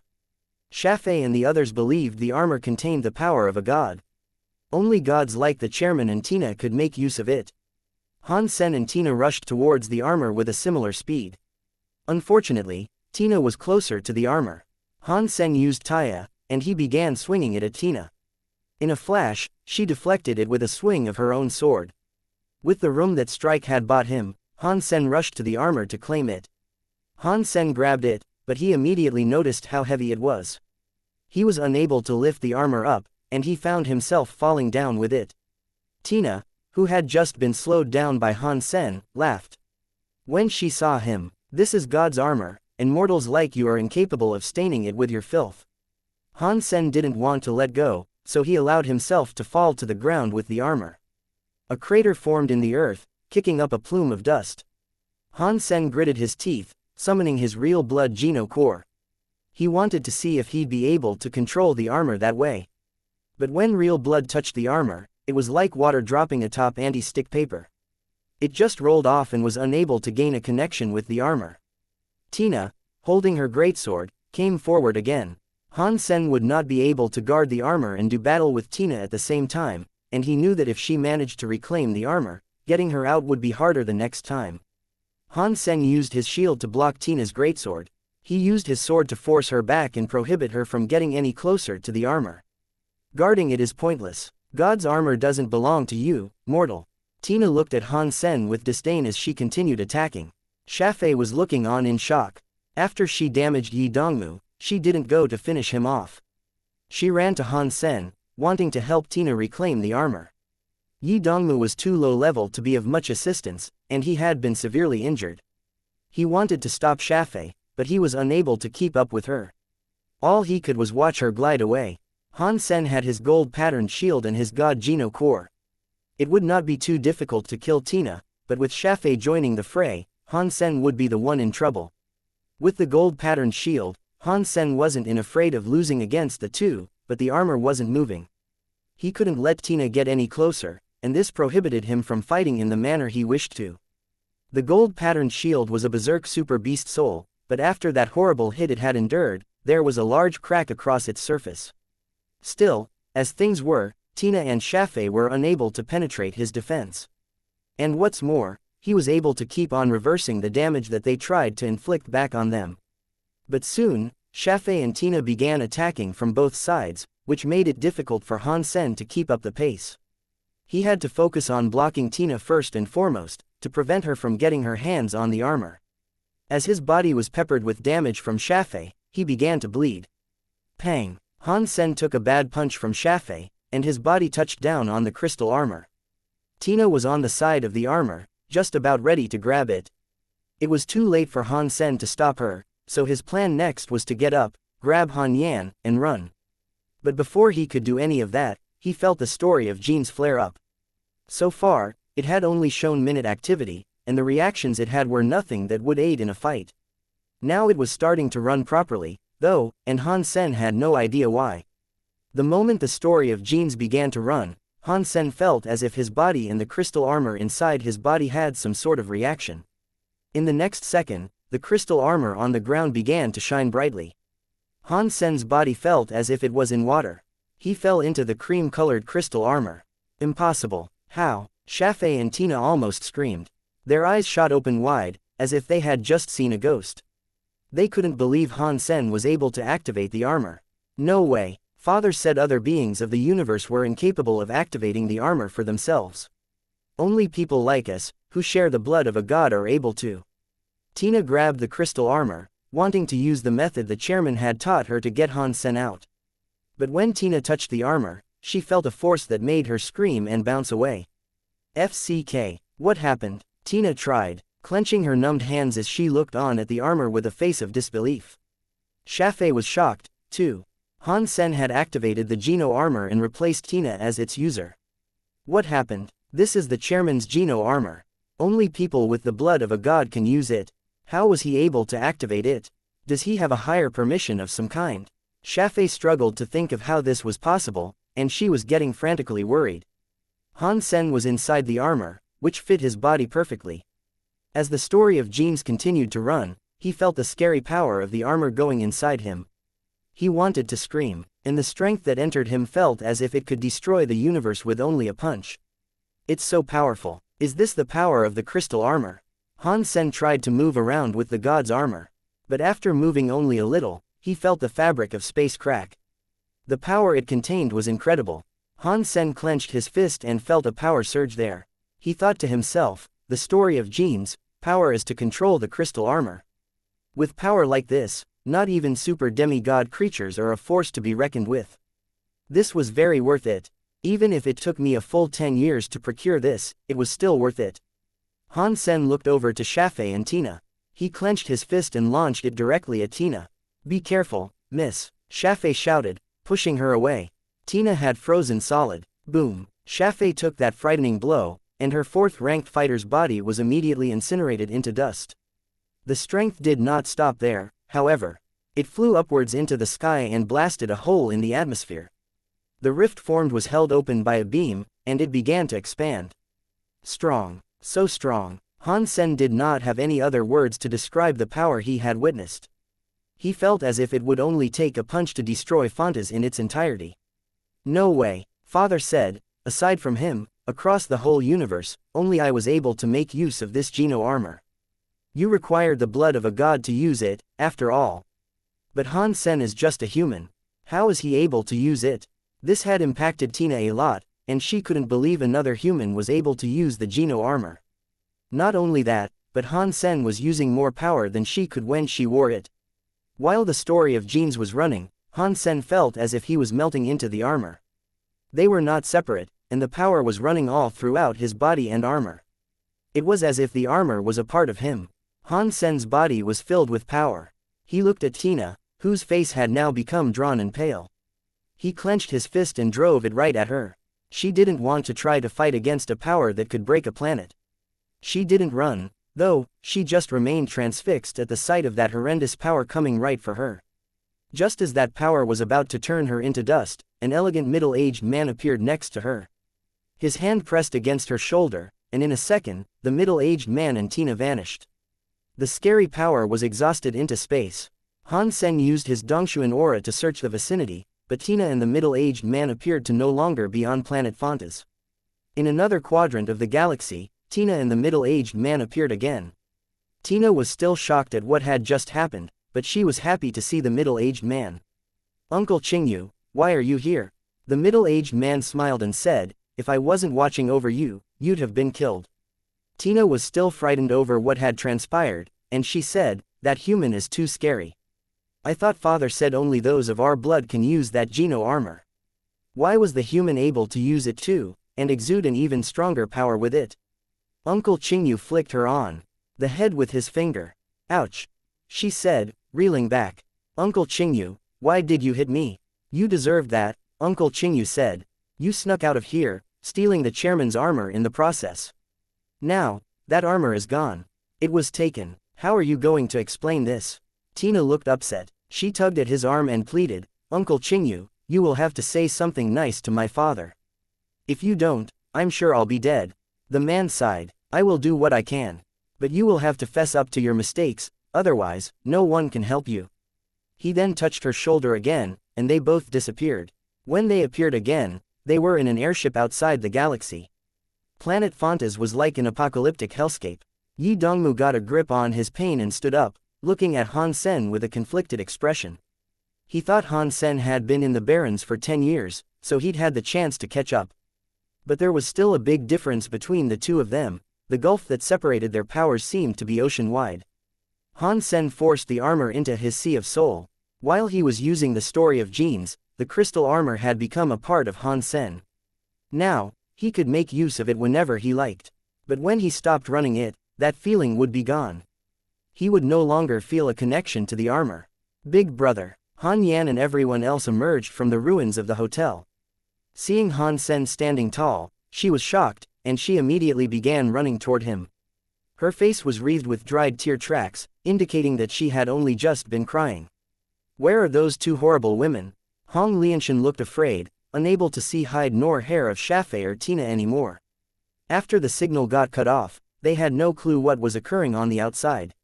When they exited the safe zone, all they knew was that Shafei and Tina were gone. The Shira woman is dead, but the other one ran off. It is safe now, Han Sen smiled. Zhao Ming's and the others were shocked to hear this. It made sense that Shafei had been killed, but before the signal got cut off, they saw Tina's power. It wasn't something a human could defend against. They couldn't imagine how strong Han Sen must have been to be able to block the woman's attack and make her run off. The mere fact that they had survived was cause enough for merriment. They didn't have the mental energy to think about an alternate ending, right then. They waited there for over an hour, and after that, the ships of the Alliance and the Zhao family began arriving at Planet Fontas. They explained what had occurred. Han Sen asked Yi Dongmu to cover for him about what had actually happened, but even so, the soldiers of the Alliance were in absolute shock. Seeing all the sword marks that had swept across Planet Fontas, they knew how terrifying the battle must have been. Han Sen and Yi Dongmu had managed to beat back the enemy. When the day was done, the soldiers were looking at them both in profound admiration. Zhao Ming's quietly retrieved the video in the safe zone, though. He kept it private, and he sent it to Zhao 7th when he was able to. Zhao 7th watched the tape and replayed it a few more times before speaking. He said, "Find out who that woman is and find out what her armor is, as well." "Father, do we still need to investigate Han Sen?" Zhao Ming's couldn't help but ask. Zhao 7th said coldly, "No. If he can beat a woman like this, it's proof enough that he is abnormal. This exceeds all our expectations. He is stronger than us. It is pointless for us to continue investigating him. You make sure to look into the woman in the meantime. Find out who she is, but don't draw attention or invoke the ire of any potential new enemies." "Yes, I will get right on it." Zhao Ming's was a demigod, and Zhao 7th was still only a surpasser. But even so, before Zhao 7th, Zhao Ming's felt like a child who did not know too much. After Zhao Ming's left, Zhao 7th began speaking to himself. "It looks like our research has developed too slowly. To think that such strength exists in our world. It far exceeds the capabilities of the average demigod. We have to quickly produce a greater angel gene fluid." Because of what had happened on Planet Fontas, Han Sen returned to the Alliance's spotlight for the first time in 10 years. Everyone was talking about how powerful he had become, but no one was really able to guess correctly. Based on the state of the planet and the things people said, it was determined that Han Sen had reached super class. But he hadn't entered the sanctuary for 10 years, and he hadn't been there for very long before his disappearance. The fact that he had been able to reach a super demigod status in such a short amount of time was incredibly difficult to believe. Han Sen didn't care about what others thought of him, though. To keep the new community from trying something again, he asked his family to avoid going out or to stay inside the sanctuaries. Ji Yanran and Little Flower were safe in the Ji house. The Ji family's planet had countless airships and defensive systems. It was not like Planet Fontas. But Han Sen was still worried about Ji Yanran and Little Flower. They could be targets, and there were too many elites in the new community. It would be difficult to defend against such numbers. And the man who took Tina could obviously teleport freely through space. He had to be someone of some renown. It couldn't have been some random nobody. Somehow, Han Sen thought the man looked familiar. Despite that, he was certain he hadn't seen the man before.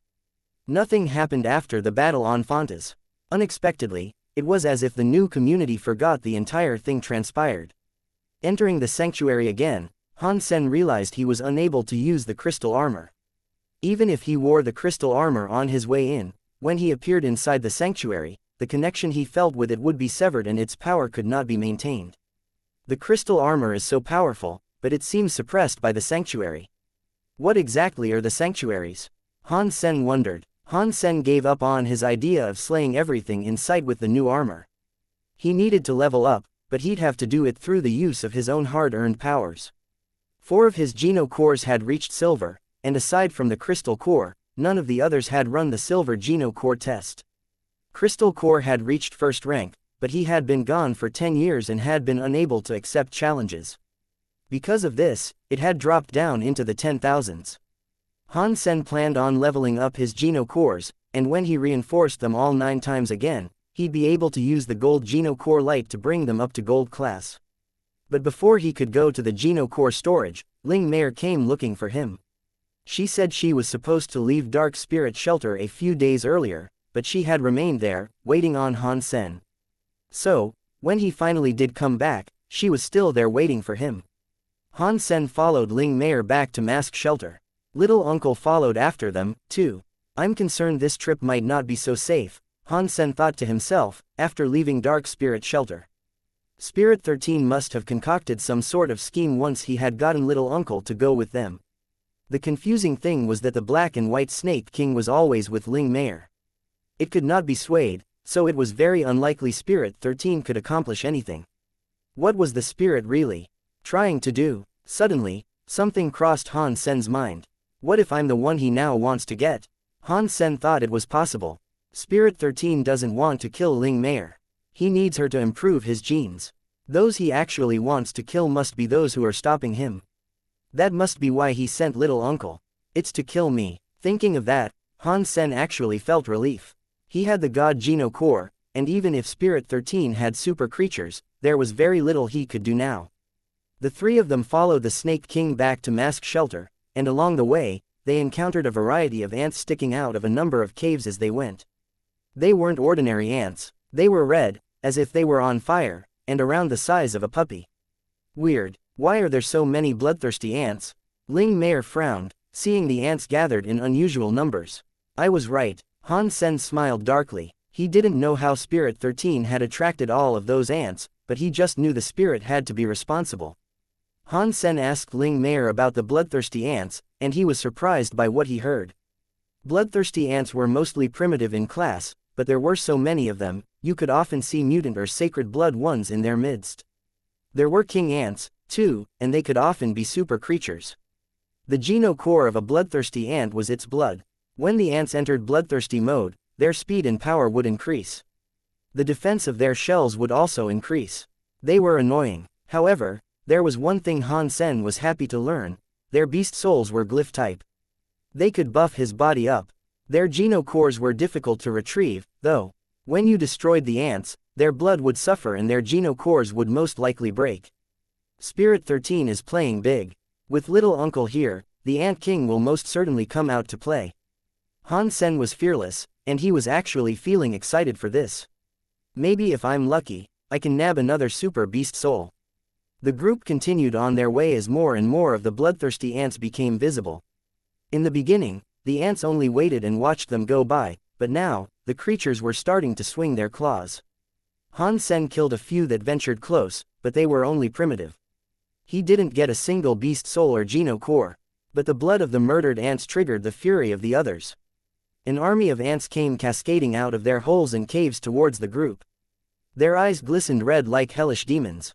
In no time at all, the 3 of them found themselves surrounded by the ants. Aside from Little Uncle, who was a little weaker than them, Han Sen and Ling Mei were gemstone class. And while the ants were powerful, they didn't pose much of a threat. The more ants they killed, the more arrived to take their places. Their swarming numbers seemed endless. In the beginning, they only encountered ants that were primitive class. As time went by, more and more mutants and sacred bloods began to join the fray. Let's run. There are too many of them, and we won't be able to kill them all. I'll run out of juice really quickly. Ling Mei continued to kill the ants as she spoke. It's okay. Carry on fighting. Han Sen wasn't planning on leaving just yet. Han Sen knew there'd be no point in moving on. With Little Uncle accompanying them, the ants were sure to follow. As they spoke, a red ant that was the size of a bull emerged from a nearby tunnel. Oh, no, it's a bloodthirsty ant king. Ling Mei saw the giant ant, and when she did, her face changed. The Snake King had been moving ahead of them, and when it saw the giant ant, it turned around, picked up Ling Meier, and went speeding off to mask. Shelter. It didn't care about Han Sen or Wang Yuheng at all. **T. What's up with that snake? Why'd it run off and abandon us like that? Wang Yuheng shouted. In a cave far away, Spirit 13 and Spirit 12 watched as Han Sen and Wang Yuheng became besieged by the tide of ants. Spirit 13 said, "It is a shame Dollar is not here, otherwise, we could kill him, too. Don't worry, there are so many around her we need to kill, and we will. There is that female spirit, as well," Spirit 12 said coldly. Han Sen, seeing the Ant King, became incredibly happy. He picked up Wang Yuheng and tucked him beneath his armpit. Then, he hopscotched across the backs of the ants to reach a certain cave. "Little uncle, say something to attract them," Han Sen said to Wang Yuheng as he ran. Wang Yuheng didn't know what Han Sen wanted, but he still listened to him. He shouted at the ants, drawing them forward.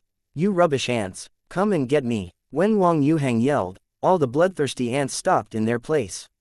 They looked over to Wang Yuheng with their red eyes. In the next second, the raging ants king included went on a rampage in Wang Yuheng's direction.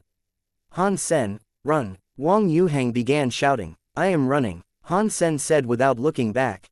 Spirit 13 and Spirit 12, seeing the stampeding ants, suddenly found themselves frightened. Little Uncle's powers were more effective than they had expected. "He has a death wish," Spirit 13 said. He didn't think Han Sen and Wang Yuheng could handle the rampaging ants. But quickly, their faces changed. Han Sen had grabbed Wang Yuheng and run. The crowds of ants, like a dirty tide, could not catch up to them. Spirit 13 and Spirit 12 shifted forward so they could see, but then noticed something was wrong. Spirit 12 reacted first, and he said, "No. They are heading for our shelter. They won't be able to reach it, will they?" Spirit 13 looked nervous. "There's something wrong with this human. The Ant King is unable to catch up with him. Let us return to the shelter. We can't let them in." Spirit 12 looked ill. He wanted to stop what he had put into motion, but he couldn't keep up with Han Sen. They realized it was too late. They were too slow, and they were already some distance away from Han Sen. It would be impossible for them to reach their destination before the human. They must be randomly running in a direction, yes. They cannot be deliberately heading for our shelter, surely. Spirit 13 tried to comfort himself. DMN. This human had it all planned. Spirit 12 was not as naive as Spirit 13 was. His face looked terrible, and he continued the pursuit. Han Sen, still holding onto Wang Yuheng, kept running.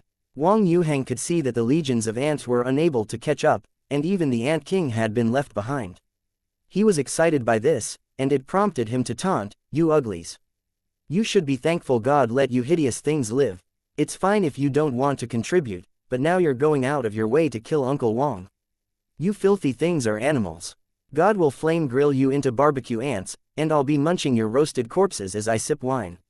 If nasty looks could kill, the fierce eyes of the ants would have murdered Wang Yuheng many times over by now. Those eyes were bright like lanterns, flashing red as the ants skittered along with incredible speed.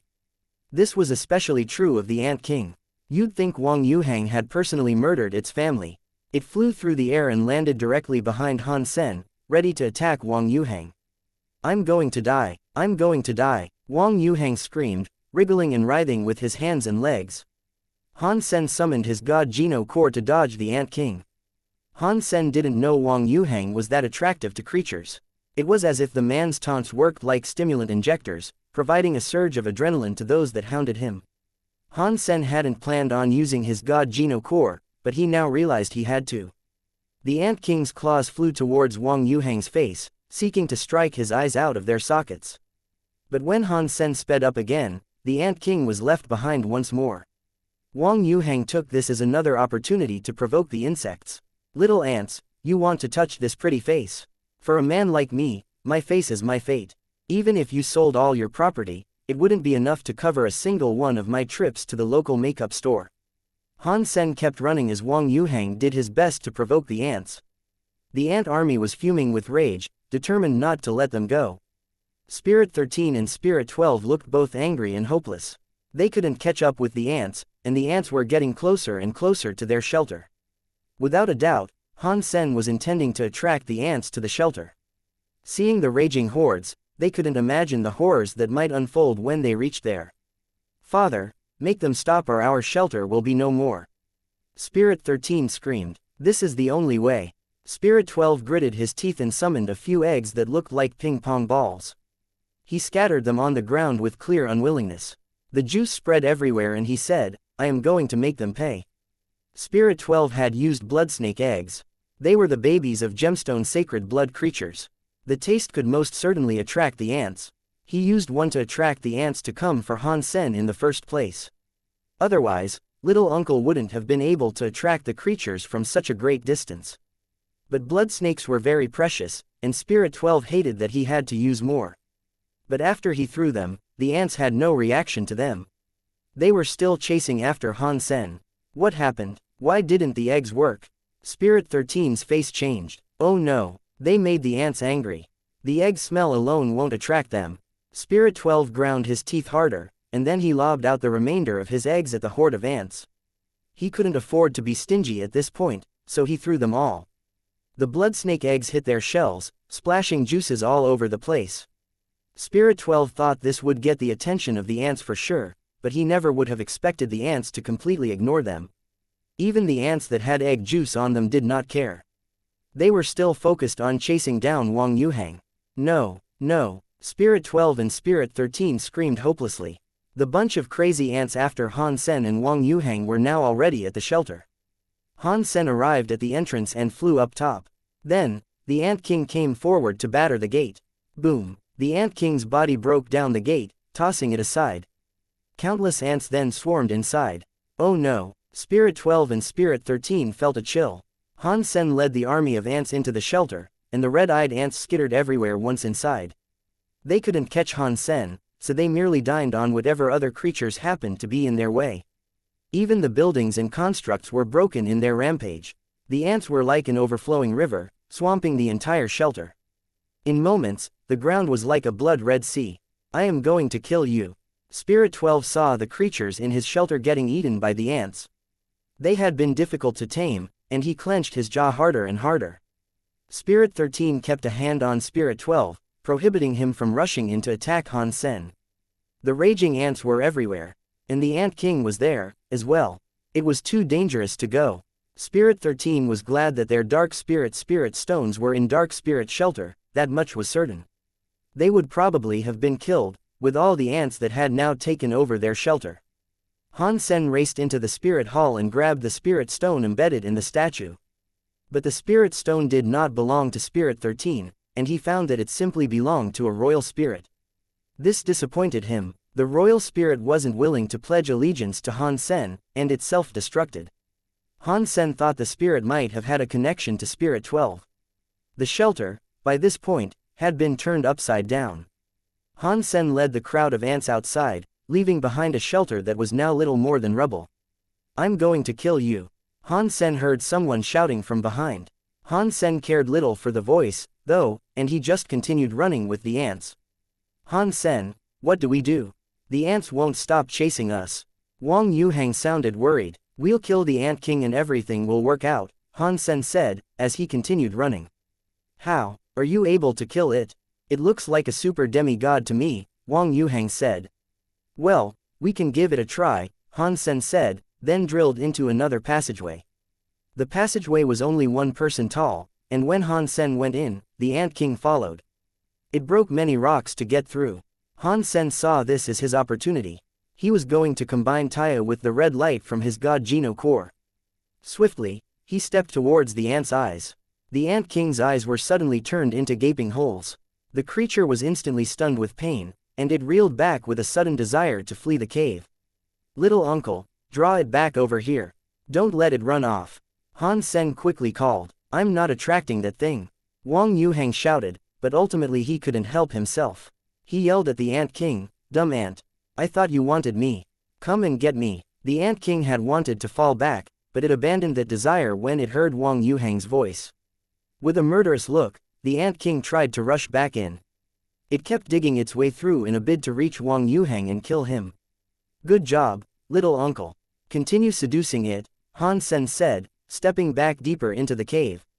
Could you use a different FC King word? Wang Yuhang shouted, as he continued attracting the Ant King. Han Sen kept running, too, but said, you prefer luring. But that's not quite right. You really are more like a pimp. **T. You are not educated. This is called sacrifice, Wang Yuhang said, biting his lips. Yeah, sure, sacrifice. Han Sen just nodded. Wang Yuhang sounded mad, and he retorted, just stop talking crap you idiot. Han Sen stopped talking and spent more effort on running. Han Sen kept thrusting Taya into the Ant King that was nipping at his heels. The Ant King's fitness wasn't bad, and while Han Sen could damage the fiend, he found himself unable to kill it. Every time the Ant King was injured, it wanted to catch them even more. Wang Yuhang's presence maintained its aggro. Its steel-like body pursued them, and Han Sen stabbed it in the head many times.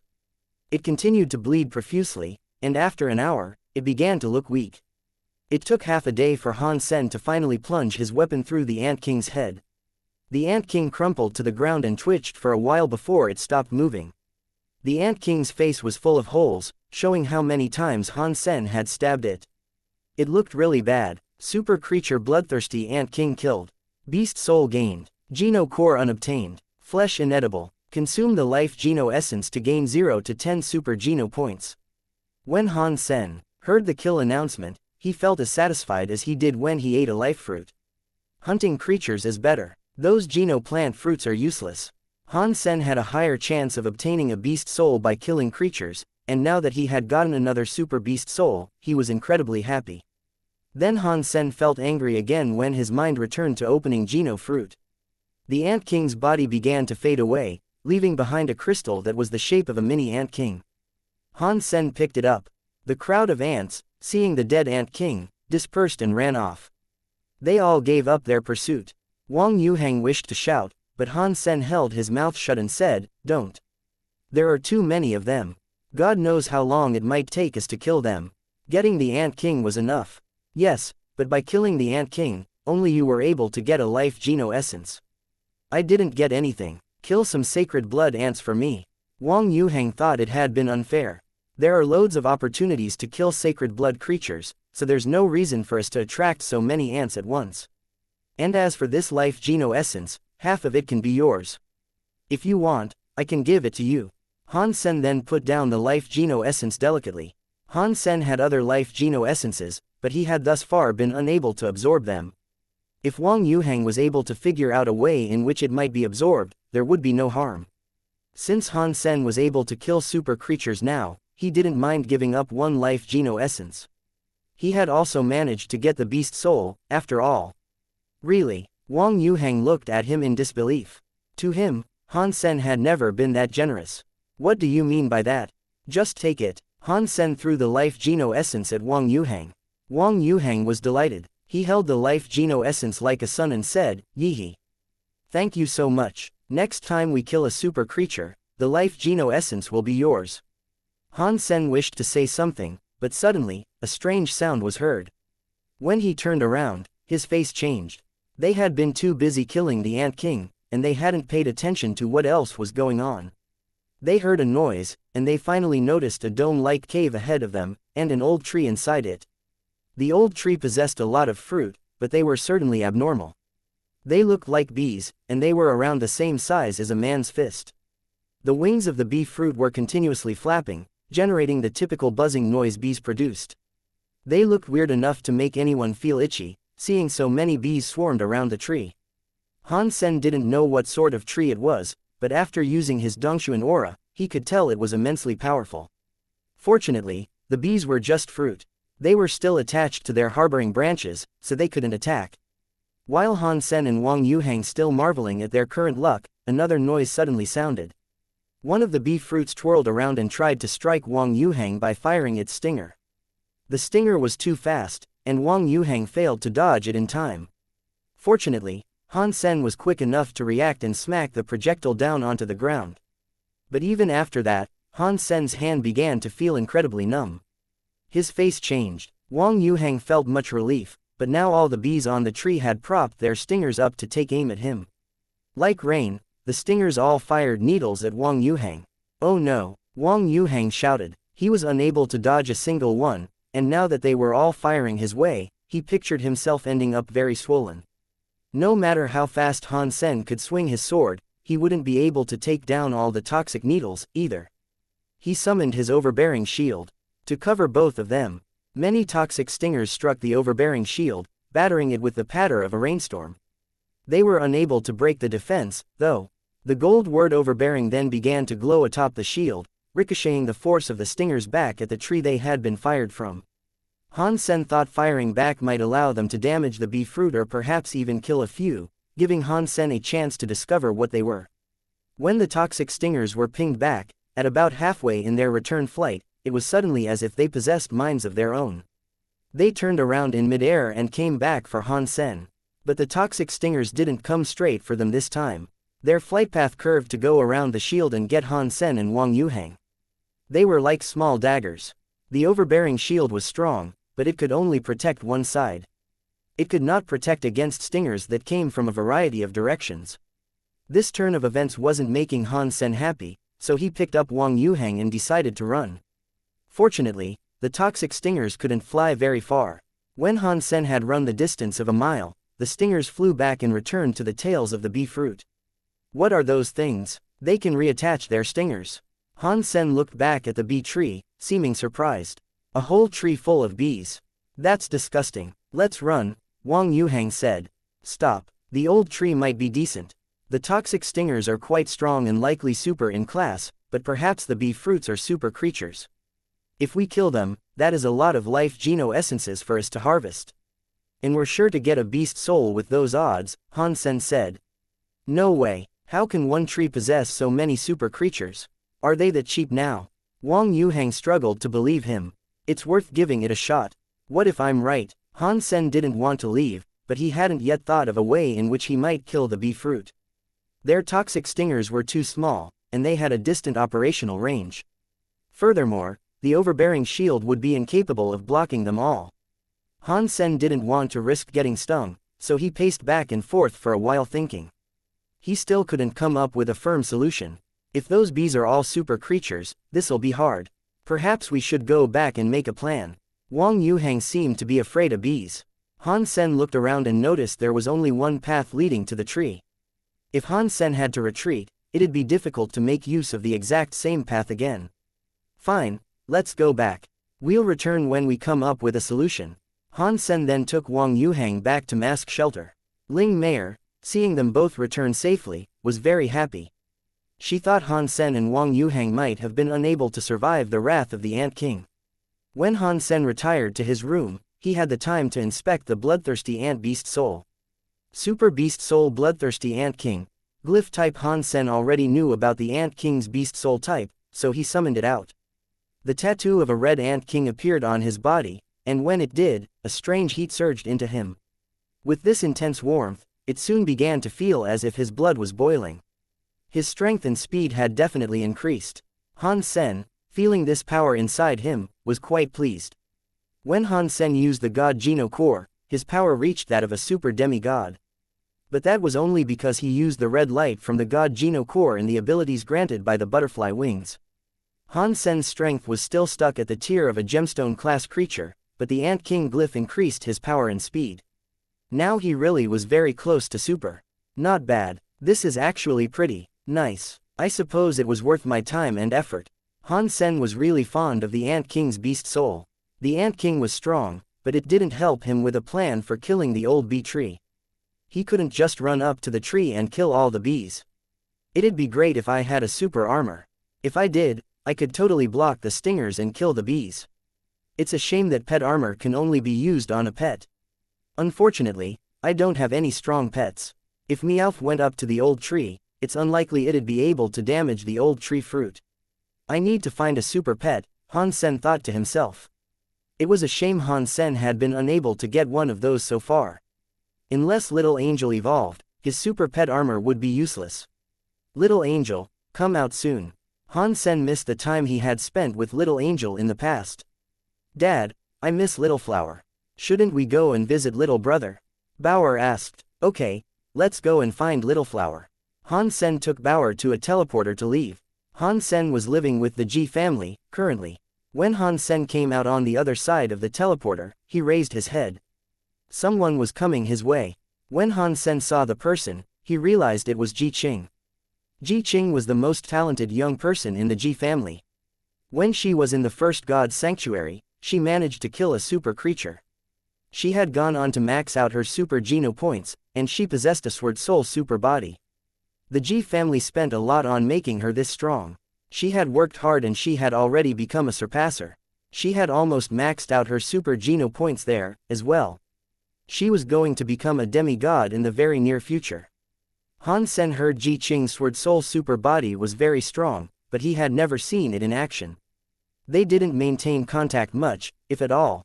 In fact, they'd only encountered each other at a few important events, and even then, their exchanges had been brief.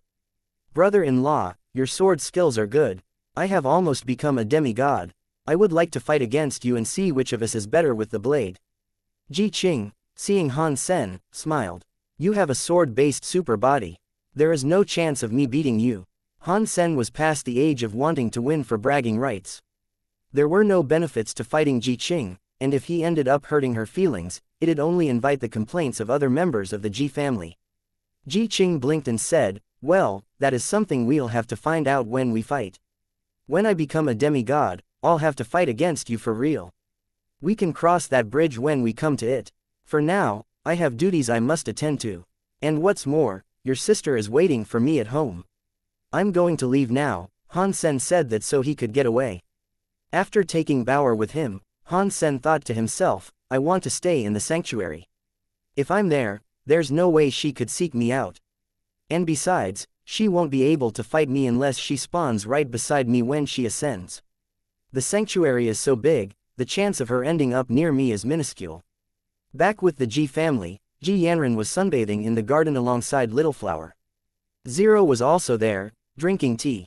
Bauer jumped down near Little Flower, stroked his face, and said, "Did you miss your big sister?" "Big sis," was what Little Flower could manage to speak. That being said, he was only comfortable saying mom, dad, sister, granddad, and grandma. Still, that was very good. "Anything new happen recently?" Han Sen asked as he sat down.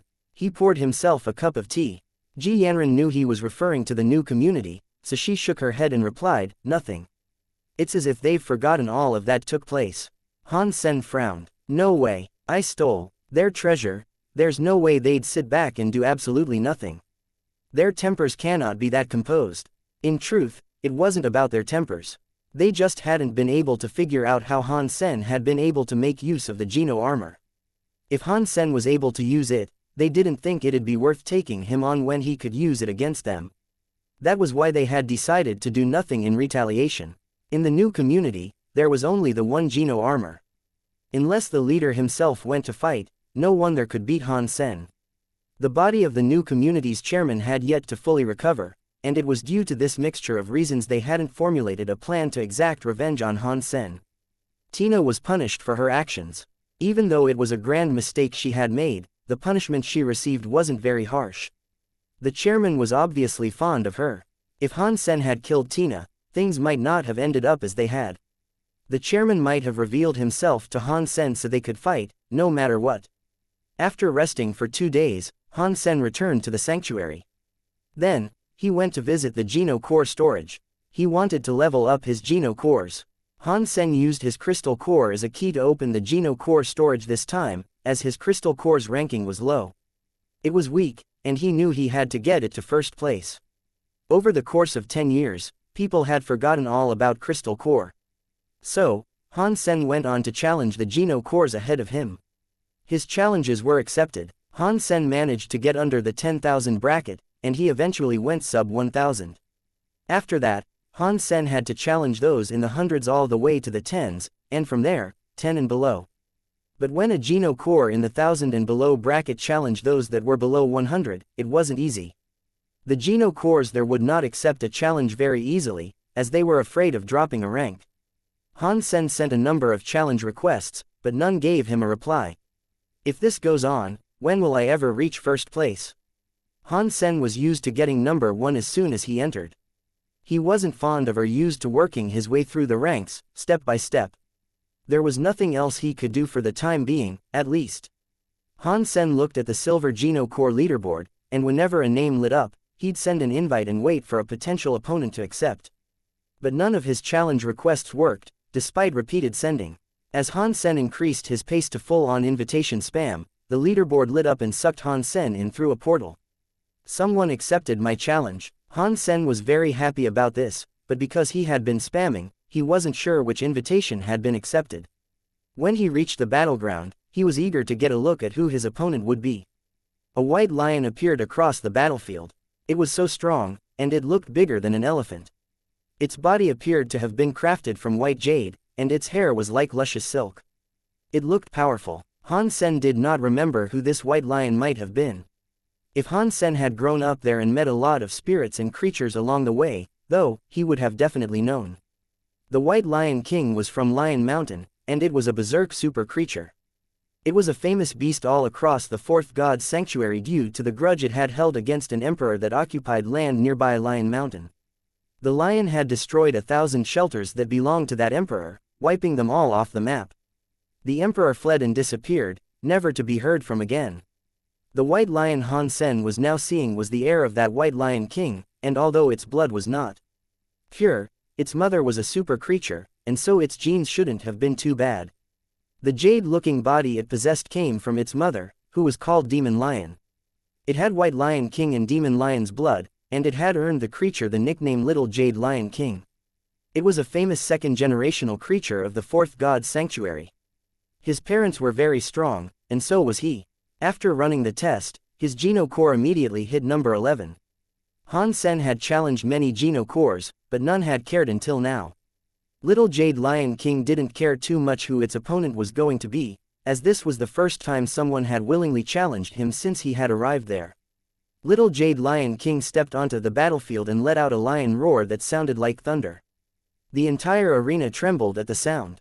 Han Sen was not scared, he was actually happy. He could immediately tell it was the heir of a super creature. Killing spirits on a Geno battleground was useless, but killing super creatures was useful. You could get their beast souls, their life Geno essences, and in some instances, their flesh. When the lion saw Han Sen, it looked murderous. It opened its maw and cast out a laser beam towards Han Sen. It was so fast, it came right at him. Not wanting to scare the lion off, Han Sen wasn't going to stand and block the roarborn blast. Instead, he just moved like a bird to dodge the attack. Seeing its attack had failed, the Lion King looked incredibly angry. It opened its lion mouth and continuously shot out a flurry of beams. It really wanted to kill Han Sen with its roar blasts. Han Sen continued to dodge, ever so slowly inching his way closer to the lion. He wanted to one-hit kill the fiend and keep it from running off. Real super creatures couldn't fight Han Sen, and at the end of the day, his opponent had a silver Geno Core. His super spank should have been able to kill the lion in a single strike. Little Jade Lion King wasn't aware of Han Sen's purpose, and it had grown used to being the champion of its battles. No opponents of the same level had proven they had the strength to beat it. And now, because it had missed every shot at Han Sen, it decided to leap right at him. Good timing. Han Sen was so happy. He was wondering how he might get close enough to the Little Jade Lion King, and he had never expected the creature to be so eager to deliver itself right to him. Han Sen's body gathered power in his right hand, imbuing it with primal magic. It was as if it could transcend the veils between space and reality. Pang! His right hand did tear through space, and it struck against the Little Jade Lion King's claws. His fist went right inside, and it felt as if he had broken one of the little lion's strings. He tugged it, and then, the Little Jade Lion King's body turned into dust that scattered everywhere. But Han Sen thought what had occurred was strange. He hadn't heard the usual killing announcement. The fight was over, and Han Sen's crystal core leapt to number 11. It replaced Jade Lion, which had now been bumped down to 12. In the Geno Core storage, a white lion's mouth was dripping with blood. It angrily said, "That B*****. How dare he destroy my Geno Core Jade Lion? I'm going to kill him."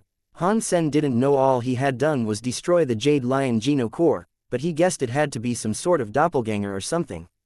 It was a shame he hadn't been able to kill the super creature, but at least he had managed to bump himself up to the 11th rank. He had finished his current task, and he would only need to reach the top 10 next. Han Sen kept on spamming invites, but no one gave him a response. He didn't dwell on it though, as he knew there was nothing he could do about it. Han Sen came back to send challenges each and every day, and aside from the person in first place, every participant had to challenge someone at least once a month. It was only a matter of time before Han Sen got his guaranteed turn. But strangely, he had tried challenging others for many days and none were willing to take him up on the fight.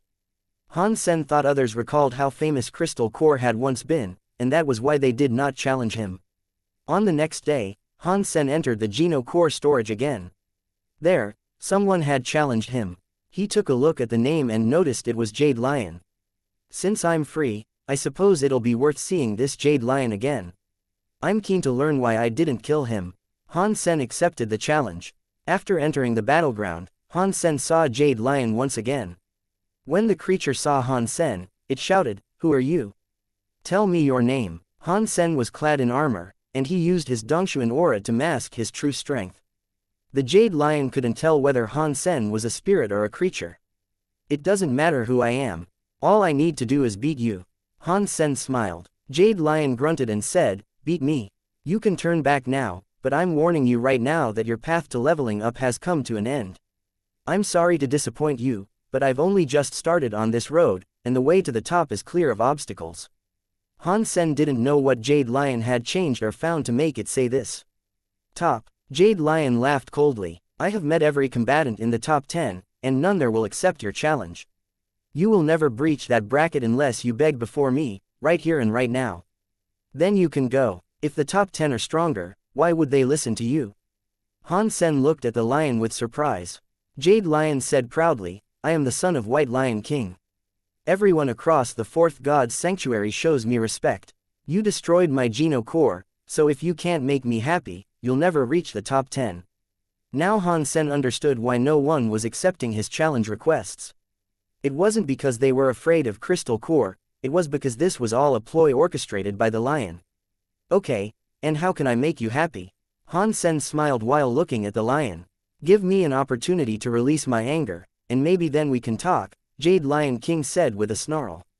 "Okay." Han Sen walked towards it, but before the lion could attack, Han Sen moved. This time, Han Sen didn't use Super Spank. He used his full strength to strike the lion's chin. It sent the beast flying. Han Sen's legs were like blades, swinging through the air after that. He kept kicking the lion over and over, keeping it airborne before blowing it up in the air entirely. Blurg. In the Geno Core storage, the little Jade Lion King spilled even more blood. It had spent a lot of treasure to recover its Geno Core in such a short space of time.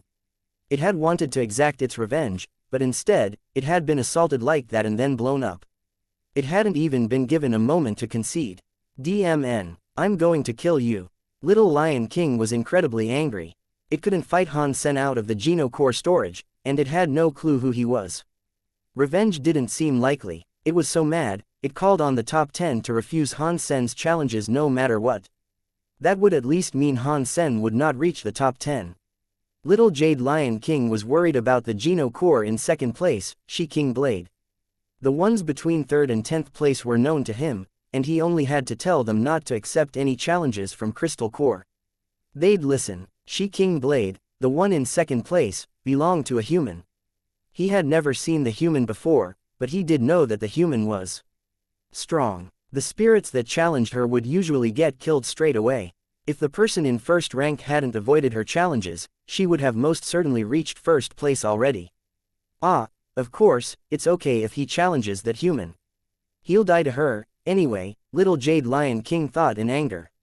He had no idea Han Sen was a human, though, and Han Sen himself knew that Shi King Blade was his little sister. Han Sen observed the top 10. He was unable to challenge first place, and neither could he challenge the person in second place, which was his sister. It looks like that lion knows how to bluff, saying I'll never be in the top 10. I don't know the others, but I do know little Yan. I think I'll have to ask for her help, Han Sen said to himself. Han Sen left the Geno Core storage and returned home. Little Yan was still in the sanctuary, so he left her a message and went back to the sanctuary himself. Han Sen was holding a life Geno essence at the time, wondering how he might absorb it. Han Sen had been researching the life Geno essences of Shell King and the Ruby Cricket, but he had yet to come up with a solution that would allow for their absorption. Han Sen tried to communicate with them, as that was what Six Paths had once said. Unfortunately, he did not know how to obtain their approval. When he was thinking about little Yan that day, he thought of something else. Real blood Geno Core was the power of blood, and it could control Geno Cores. Perhaps it could also control life Geno essences. If real blood was able to control life Geno essences, then absorbing them should be fairly easy. Han Sen decided to give it a try. He brought out Shell King's life Geno essence and dropped real blood on it. Han Sen was nervous. Real blood didn't seem to slide away, and it remained fixed atop the life Geno essence. It was slowly being absorbed by the item, and after an hour, only a tiny amount had managed to go inside. It seemed as if it would take at least 10 days for full control to be obtained. It looks like real blood Geno Core is at too low of a level. That must be why it's so slow. Still, if this can lead to the absorption of the life Geno essences, it'll be great nonetheless. Han Sen was getting very excited. Han Sen hoped real blood would be able to control life Geno essences, so he could see if they could be absorbed. Han Sen wanted to level up his real blood Geno Core. If he could get it up to gold class, then the process would surely be faster. After waiting 2 days, Han Yan returned from the sanctuary. When Han Yan saw the message, she had waited to see Han Sen. "Big brother, why did you want me to wait for you?" Han Yan asked Han Sen. "I saw your Shi King blade on the silver Geno Core leaderboard. Why are you number 2? Han Sen asked. Han Yan heard Han Sen and then looked angry. She said, "That guy is AB** starred. He won't accept my challenge, so I can't level up. The first one was Dragon Eye, and I thought when he leveled up to gold, I could be first. But before he went, he deliberately lost to the person in 3rd place, Blood Wave. I'm only in 2nd place because he refuses to accept my challenge." Han Yan was complaining, saying if she was in 1st place, she'd have been gold class already. "Ah, so you want 1st place?" Han Sen squinted his eyes and looked at Han Yan.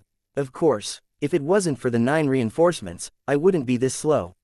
You gave me so many resources to speed me up in reaching demigod, but ever since, I've been so slow." "I'm so sorry," Han Yan said. Han Sen smiled. "This has nothing to do with your power. It's not difficult to reach the 1st rank with me, though. But you're going to have to lose once." "Lose once?" Han Yan looked at Han Sen with confusion, not sure what he meant. Han Sen explained, "I just got to the 11th rank in silver class. But unfortunately, I offended a 2nd-generation super creature. In spite, the guy made those ahead of me refuse to accept my challenge requests. When I reach the top 10, I'll find a way to make us both number 1. Han Yan was shocked. "Big brother, you only have a silver Geno Core." Han Sen had shown off a crazy amount of power on planet Fontas, and she earnestly believed he had reached super class. "I have more than 1 self Geno Core," Han Sen said. 2 self Geno Cores? That's very rare. Amidst human demigods, only 2 are known to have 2 self Geno Cores. "I didn't know you had 2, as well. I am going to the sanctuary now, then. I will help you get into the top 10. Han Yan then asked, "By the way, what is your Geno Core's name?" "Crystal Core," Han Sen answered.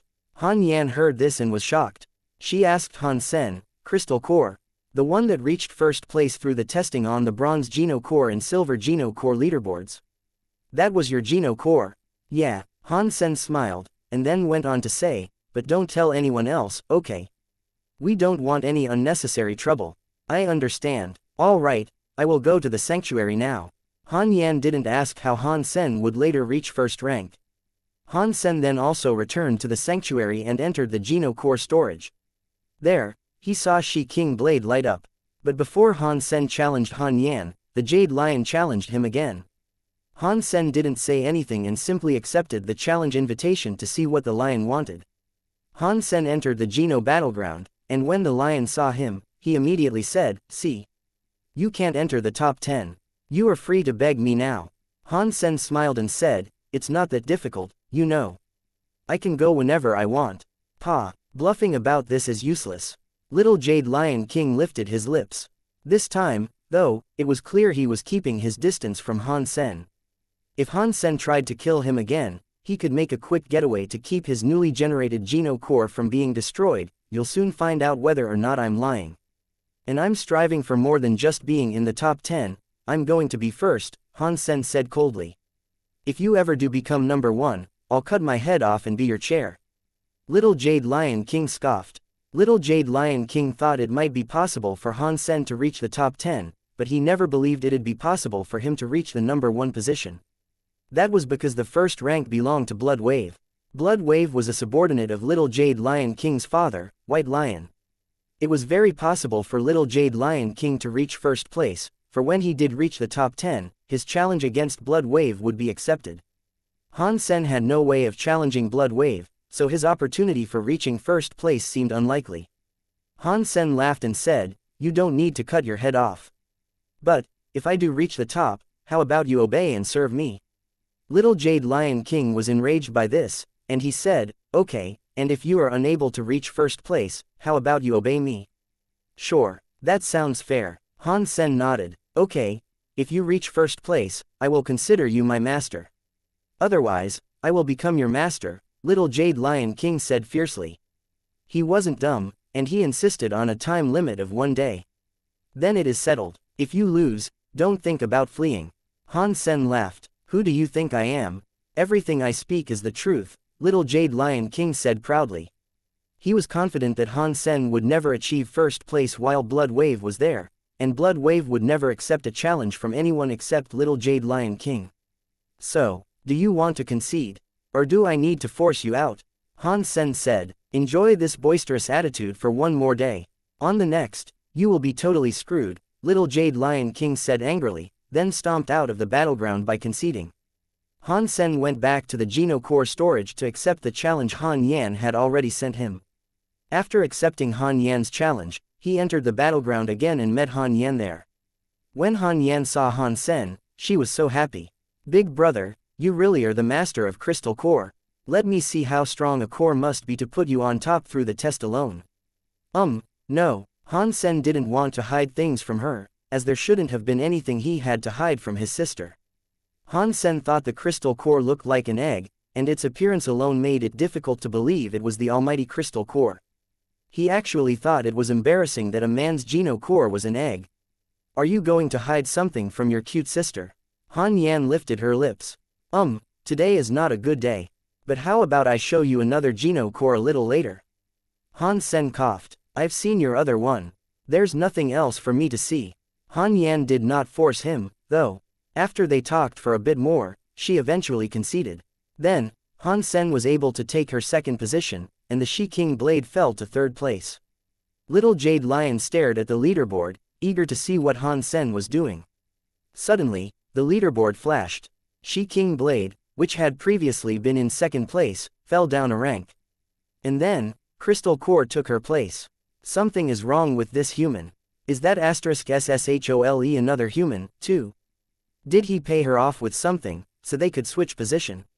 Little Jade Lion King's face looked grim. The biggest risk he had taken in his wager with Han Sen was the other human on the leaderboard, and now she had proven that she really was a liability.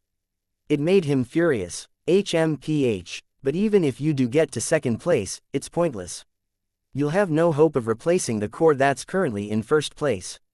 Little Jade Lion King, thinking about this, suddenly felt much better. Just in case, though, Jade Little Lion King decided to exit the Geno Core storage. He went looking for Blood Wave so he could stay next to him, in the event something tricky happened. "I'm not letting Blood Wave out of my sight. After today, I'm going to kick that guy's *SS. Little Jade Lion King was getting himself worked up as he thought about Han Sen again. Han Sen took the 2nd position. He didn't say goodbye to Han Yan, and he simply left the Geno Core storage. Then, he used Real Blood as a key for re-entry. Han Sen planned to use Real Blood to leapfrog to 1st place. Then, with Real Blood, he would lose to Han Yan. Then, Han Yan could lose to the Crystal Core, and all the Geno Cores could have their 9 reinforcements. Han Sen had a few other Geno Cores, but he could only use 1 Geno Core at a time and he could not challenge himself. Since he had Han Yan there to back him up, though, it was no longer an issue. Starting test. Han Sen didn't speak to the Rockman. He simply allowed it to go ahead and calculate the starting rank. Rockman's third eye fired a light at the Real Blood Geno Core as numbers scrolled quickly. Little Jade Lion King was talking with Blood Wave in Lionheart Shelter at the time, and all of a sudden, Blood Wave blurted out, "Oh no." "What happened?" Little Jade Lion asked him, frowning. I lost my first position in the Geno core storage. Blood Wave looked ill. How? You're kidding, right? You are here. How could you lose your place? Little Jade Lion's heart jolted. I don't know, Little King. Let's enter and find out, Blood Wave said. Little Jade Lion and Blood Wave quickly scrambled into the Geno core storage. They looked at who was in first place, and they were frozen. The first position of the Silver Geno core leaderboard was no longer occupied by Blood Wave. It now read, Real Blood. No way, how is that possible? Little Jade Lion was frozen. Han Sen's Real Blood Geno core reached first place through the placement test. Without hesitating, after reaching that first place, Han Sen sent a challenge request to Han Yan.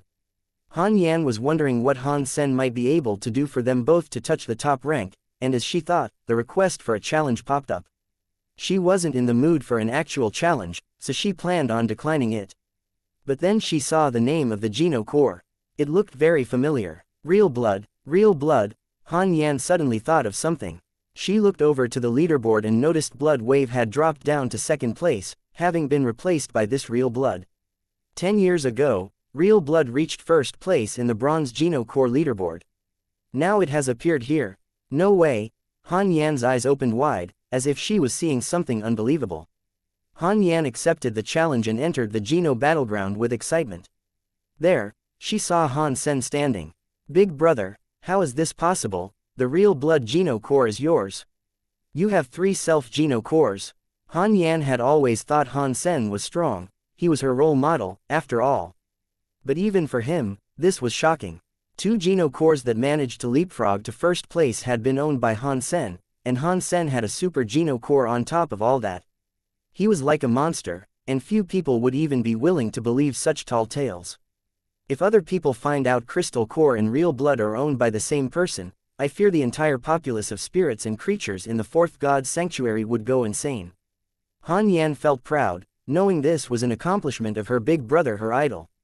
I'll give you first place. Then, I'll challenge you again with Crystal Core, Han Sen said and then conceded, leaving the Geno core storage shortly after. Han Sen couldn't explain everything in a couple of short sentences, so he couldn't be bothered to say anything else. Han Sen re-entered the Geno core storage and challenged Han Yan's Shi King blade. Crystal Core was back on top, and it received its 9th reinforcement. Now the Silver Geno core leaderboard displayed Crystal Core at the top, then Shi King blade, Real Blood, and Blood Wave. Blood Wave was out of the top 3 now. When Little Jade Lion King and Blood Wave entered the Geno core storage, they saw the rankings and were stunned. They could not believe what their eyes were telling them, and they were wholly frozen in place. How is that possible? No way. Little Jade Lion could not think straight. He did not know how Han Sen had actually reached first place while Blood Wave wasn't even in the Geno core storage. The others in the Geno core storage saw Real Blood suddenly jump up into the number 1 slot, and they all knew what had happened. The top rankings now kicked off a big fuss. Everyone wondered who the masters of Real Blood, Shi King Blade, and Crystal Core were, and if they were in any way related. There were many wild conjectures, but the thought that Crystal Core and Real Blood actually had the same master did not even cross their minds. Normal people didn't think it was Han Sen because he had already shown off his Butterfly Geno core in the Alliance. Many people had a video of the battle. Because everyone thought Han Sen had a Super Geno core, no one would link him to 2 minor by comparison Silver Geno cores. If Han Sen didn't say anything, no one would know he had 4 self-Geno cores. After leaving the Geno core storage, he started to use his Gold Core lights to level up Real Blood Geno core to Gold class. The Gold class Real Blood Geno core did not look very different. It still looked like a simple drop of blood, but the interior of the core began to look a little strange. There was a flicker of gold within it, like the sunset. In Han Sen's body, his blood pulse sutra leveled up with his Real Blood Geno core. His body was improving as well. The Real Blood Geno core, which had just appeared on the Silver Geno core leaderboard, now disappeared. It had only been there for an hour. Han Sen tried using his Real Blood Geno core to absorb life Geno essences again. Now that it was Gold class, it spread across the items incredibly quickly. Within 2 days, the life Geno essences would be wholly soaked by Real Blood. I hope I will be able to absorb it when it is soaked.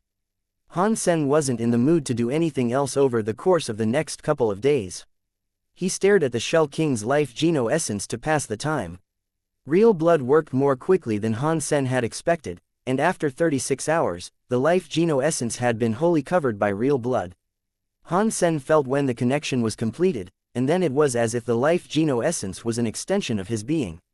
Han Sen tried to run his Dongshuan Sutra to absorb the life geno essence next. He didn't even need to simulate the Shell King's life force. Life geno essence absorbed, super geno points +1. Hearing this voice, Han Sen became incredibly excited. He could finally start collecting super geno points once again. Haha, I'm going to max out my super geno points again. Han Sen looked to the sky as he laughed. He was supremely happy. External power could be handy, but it was the power that resided inside your body that was the most reliable. Han Sen was extremely excited about leveling his genes up further. The energy inside the life geno essence entered Han Sen's body. The cells that had stopped evolving began to improve, and his genes were getting better already.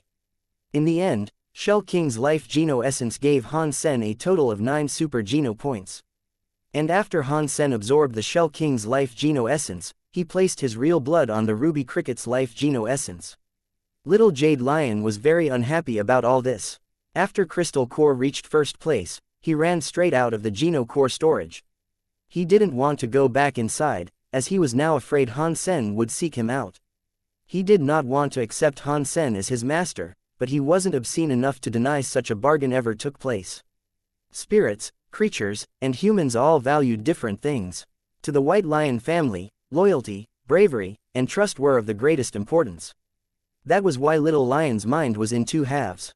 Little King, the time to go to the ice ruins has practically come. Have you sufficiently prepared? Blood Wave came to ask Little Lion. The ice ruins are opening. Little Jade Lion was shocked. Yes, Lion Boss asked you to get going to the ice ruins tomorrow, Blood Wave said. Little Lion nodded and said, okay. At least very little will trouble me. Will you come? Blood Wave nodded and said, I can come with you. Tooth Beast, as well. He will be in charge of keeping you safe, but that will only apply outside the ruins. Once we're in, grabbing the treasure is down to you and me. Of course, who else, of this same level, could possibly be stronger than us? Little Jade Lion spoke proudly, but his mind did drift to Han Sen. As this was happening, Han Sen was simply waiting for the Ruby Cricket's life geno essence to get completely soaked. But before it was absorbed, Shadow Shelter's Cheap Sheep delivered a report. A creature had paid them a visit, asking to see Han Sen. They were told he was a good friend of Han Sen's. No way. After Han Sen heard Cheap Sheep describe the creature, his mouth opened wide. Han Sen quickly walked to the shelter's hall. There, he saw a creature floating inside. Little fairy, you're a demigod now. Han Sen looked at the small, fairy-like lady with surprise. What, only you are allowed to be a demigod, and I'm not? Little fairy lifted her lips. It seemed as if she didn't like what he had just said. No, I just didn't expect you to ascend so quickly. Han Sen smiled. Han Sen had first encountered Little Fairy in the second God's Sanctuary, not the third God's Sanctuary. For a creature, leveling up was a much more arduous process than it was for a human. Han Sen was genuinely surprised she had become a demigod already. PFF'd. I became a demigod before you did. Little Fairy looked at him with disdain. Han Sen then realized why he hadn't seen Little Fairy in the third God's Sanctuary. It was because she had already become a demigod. How did you find out where I've been staying? Han Sen asked Little Fairy. The fourth God's Sanctuary was massive, after all. That does not matter, but I found you because I know something that will interest you. Little Fairy smiled. What good deeds can you do for me? Forgive my dubiousness, Han Sen said. Little Fairy was a heartless little creature, and she never even looked back when she ascended to the third God's Sanctuary. She just followed the other person through. Han Sen didn't trust her, and he couldn't imagine her going out of her way to do something nice for him. Little Fairy looked visibly annoyed, and she said, you are a really unappreciative person. I came all this way to take you to God's ruin. I thought you'd benefit from the venture, but never mind then. I'm going now. Little Fairy said she was going, but her wings flapped at a snail's pace. She wasn't leaving anywhere. Drop the act and just tell me what this is all about, Han Sen said. Little Fairy hadn't changed a bit, and her personality was the same as always. The only difference was that she was now smarter and stronger. Little Fairy didn't feel awkward, and she explained why she was there. She had been living well for herself. When she ascended to the third god's sanctuary, a powerful spirit had taken her. After a few years, it had helped her open 10 gene locks, and when the spirit ascended to the fourth god's sanctuary, it brought her along. Little Fairy was living a nice life. She wasn't doing as well as she had in the third god's sanctuary, but she had managed to reach gemstone class. She was very talented and powerful, and the spirit continued to help her. It was a good thing that Little Fairy had come looking for Han Sen. She wanted Han Sen to go to God's Ruin with her. God's Ruin was a sacred place in the fourth god's sanctuary. The item that was said to lie inside possessed a power that distorted dimensions. This was what made it special. The item had other powers as well, and it appeared in a number of different locations. Little Fairy was journeying to a ruin that was covered in ice. The place's power was based on ice, just like Little Fairy herself. So, Little Fairy fancied testing her luck to see if she could get the item. If she didn't get it, there was still plenty of stuff for them to get there. She wasn't lying to Han Sen. Many would enjoy visiting such a place. Won't it be suicide for us to go with the power we have? Han Sen asked quietly. Little Fairy smiled and said, if super-class elites were allowed, I wouldn't have come looking for you. It only lets gemstones and those below inside. Well, in that case, I guess there's no harm in trying, Han Sen said. Don't hesitate, let's go. The heirs of many elites will be headed there, those from a variety of super shelters, Little Fairy said. Han Sen wanted to go, but he didn't know if he could still enter the ruin if he had a God Geno Core. A God Geno Core was a super Geno Core. If entry was restricted to gemstone Geno Cores only, he might not be allowed inside. Han Sen, after thinking things over, decided to give it a shot, regardless. A God Geno Core was different from a self Geno Core, so maybe there was a chance he'd be allowed inside. Even if he couldn't, he might learn something by going along with the venture for the time being. Are there any people from Outer Sky or Sacred going? Han Sen asked. Yeah, Yu Miao from Outer Sky is going, and so is Goddess from Sacred, Little Fairy said, after thinking. Okay, I'll follow you. When Han Sen heard those two were going, he definitely wanted in. Han Sen wasn't on pleasant terms with either of those women, but it would be ridiculous for Han Sen to go to their respective shelters to try to kill them. Even if Han Sen didn't earn any relics or items, killing them would make this trip worth it. That was especially true for Goddess and her cheap dog. He wanted nothing more than to slice them both up. But Han Sen still worried about whether or not he'd be able to go in. If he couldn't, there was nothing he could do. Han Sen wasn't afraid of the potential fallout from killing them both, though. Shadow Shelter now had Ji Yu Qingcheng and Red Pony for backup. They were powerful. Ji Yu Qingcheng was a powerful person from Elysium Shelter, and since she feared Red Pony, it couldn't possibly be any weaker. Even if Outer Sky and Sacred came after Shadow Shelter, it was difficult to tell which of the two would win. And Outer Sky knew Ji Yu Qingcheng had taken over Shadow Shelter, too. They hadn't dared to send anyone there, and they didn't know Han Sen had returned to control it now. Han Sen packed a few things. He wasn't going to bring anyone, but Bauer, Little Silver, and Starsea Beast caught wind of his venture and wanted to come along. When Little Fairy saw Little Silver and Starsea Beast, her eyes beamed brightly. She convinced Han Sen to bring them along for additional firepower. Cheap Sheep and Green Cow were loyal, and they wanted to go, too. But Little Fairy turned them down in case they died. Little Silver and Starsea Beast have gemstone Geno Cores, so we can bring them. They aren't weaker than any super creature's heir. If I can go, they shouldn't have to worry about anything. Han Sen thought about it and decided to let them come. But Han Sen thought that if he was unable to go inside, he wouldn't risk them going inside alone. It'd be too dangerous. Plus, Han Sen was still worried about Little Fairy. There was always the possibility that she was trying to trick them. Han Sen packed some things and followed Little Fairy to God's Ruin. Bauer, Little Silver, and Starsea Beast were coming along with them, as well. Starsea Beast had grown much bigger by now. Its body was big like that of a dinosaur's. But even so, its eyes remained as innocent-looking as ever. Every time Han Sen saw them, it made him feel as if he was meeting the eyes of a child. Bauer had been staying in Han Sen's arms for the trip, not wanting Little Silver to come any closer. But Little Silver just jumped onto Han Sen's head instead, looking like a fur cap. It sat there, waving its fluffy tail merrily. That really aggravated Bauer. In the time that Han Sen had been in the fourth god's sanctuary, he hadn't traveled or explored very far. As a result, Little Fairy had to lead the entire way. Little Fairy knew the way, though, and there were no dangers along their path. It made for a pleasant and relaxing journey. After walking for half a month, the terrain around them became decked in snow. To the north of where they stood, enormous glaciers reached up into the sky like crystal swords. Little Fairy lowered her voice at that point, and she told Han Sen, "There is a scary creature guarding the entrance of the god's ruin. We will need its permission if we are to enter. We are weak, and because we don't know its full strength, we won't be able to go through him if he refuses to let us pass."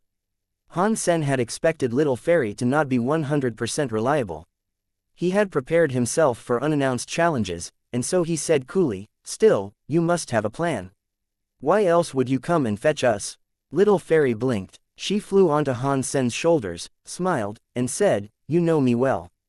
If we go straight ahead, we won't be able to make it in. What we can do is sneak inside." "And how do we sneak inside?"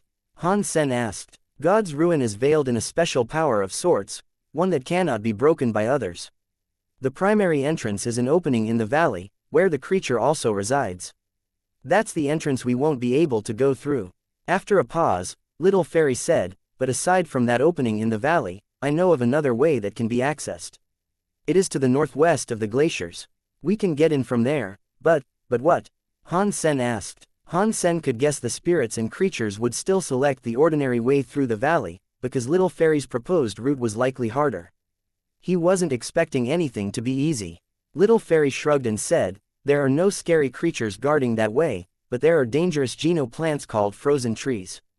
We must go through the frozen forest that is 800 miles long. Only then can we get in." "Tell me more about the geno plants," Han Sen said. "They are super plants attuned to the ice element, and their attunement with ice is very strong. Normal gemstone creatures that step into the forest are instantly frozen, and even super creatures and the heirs of emperors are unable to stay inside for very long. If you are frozen, you cannot even commit suicide. The scariest thing is that this area is also a part of the ruins. And the super class beings aren't able to get in, either." After that, Little Fairy smiled. "Don't worry, though, I'm good with ice. With me here, I can assure you safe passage through the forest. If I wasn't sure of this, I wouldn't have asked you to come here. Okay, let's take the path through the frozen forest." Han Sen didn't say anything more and just nodded. Little Fairy was surprised that Han Sen was so quick to agree. She was touched by this, and she said, "If you guys are so willing to trust me, I'll bring you safer than ever." Han Sen smiled. He didn't trust Little Fairy, and his faith still solely resided in himself. Even without Little Fairy, Han Sen knew he could keep himself and the others protected. The only thing he was still concerned with was whether he could enter at all. If he wasn't allowed to go in, everything would have been for nothing. Little Fairy didn't say anything more, and she just brought Han Sen over to the Glacier Mountains and then went northwest. Han Sen watched the Glacier Mountains for a while, and he could see the jutting of numerous peaks.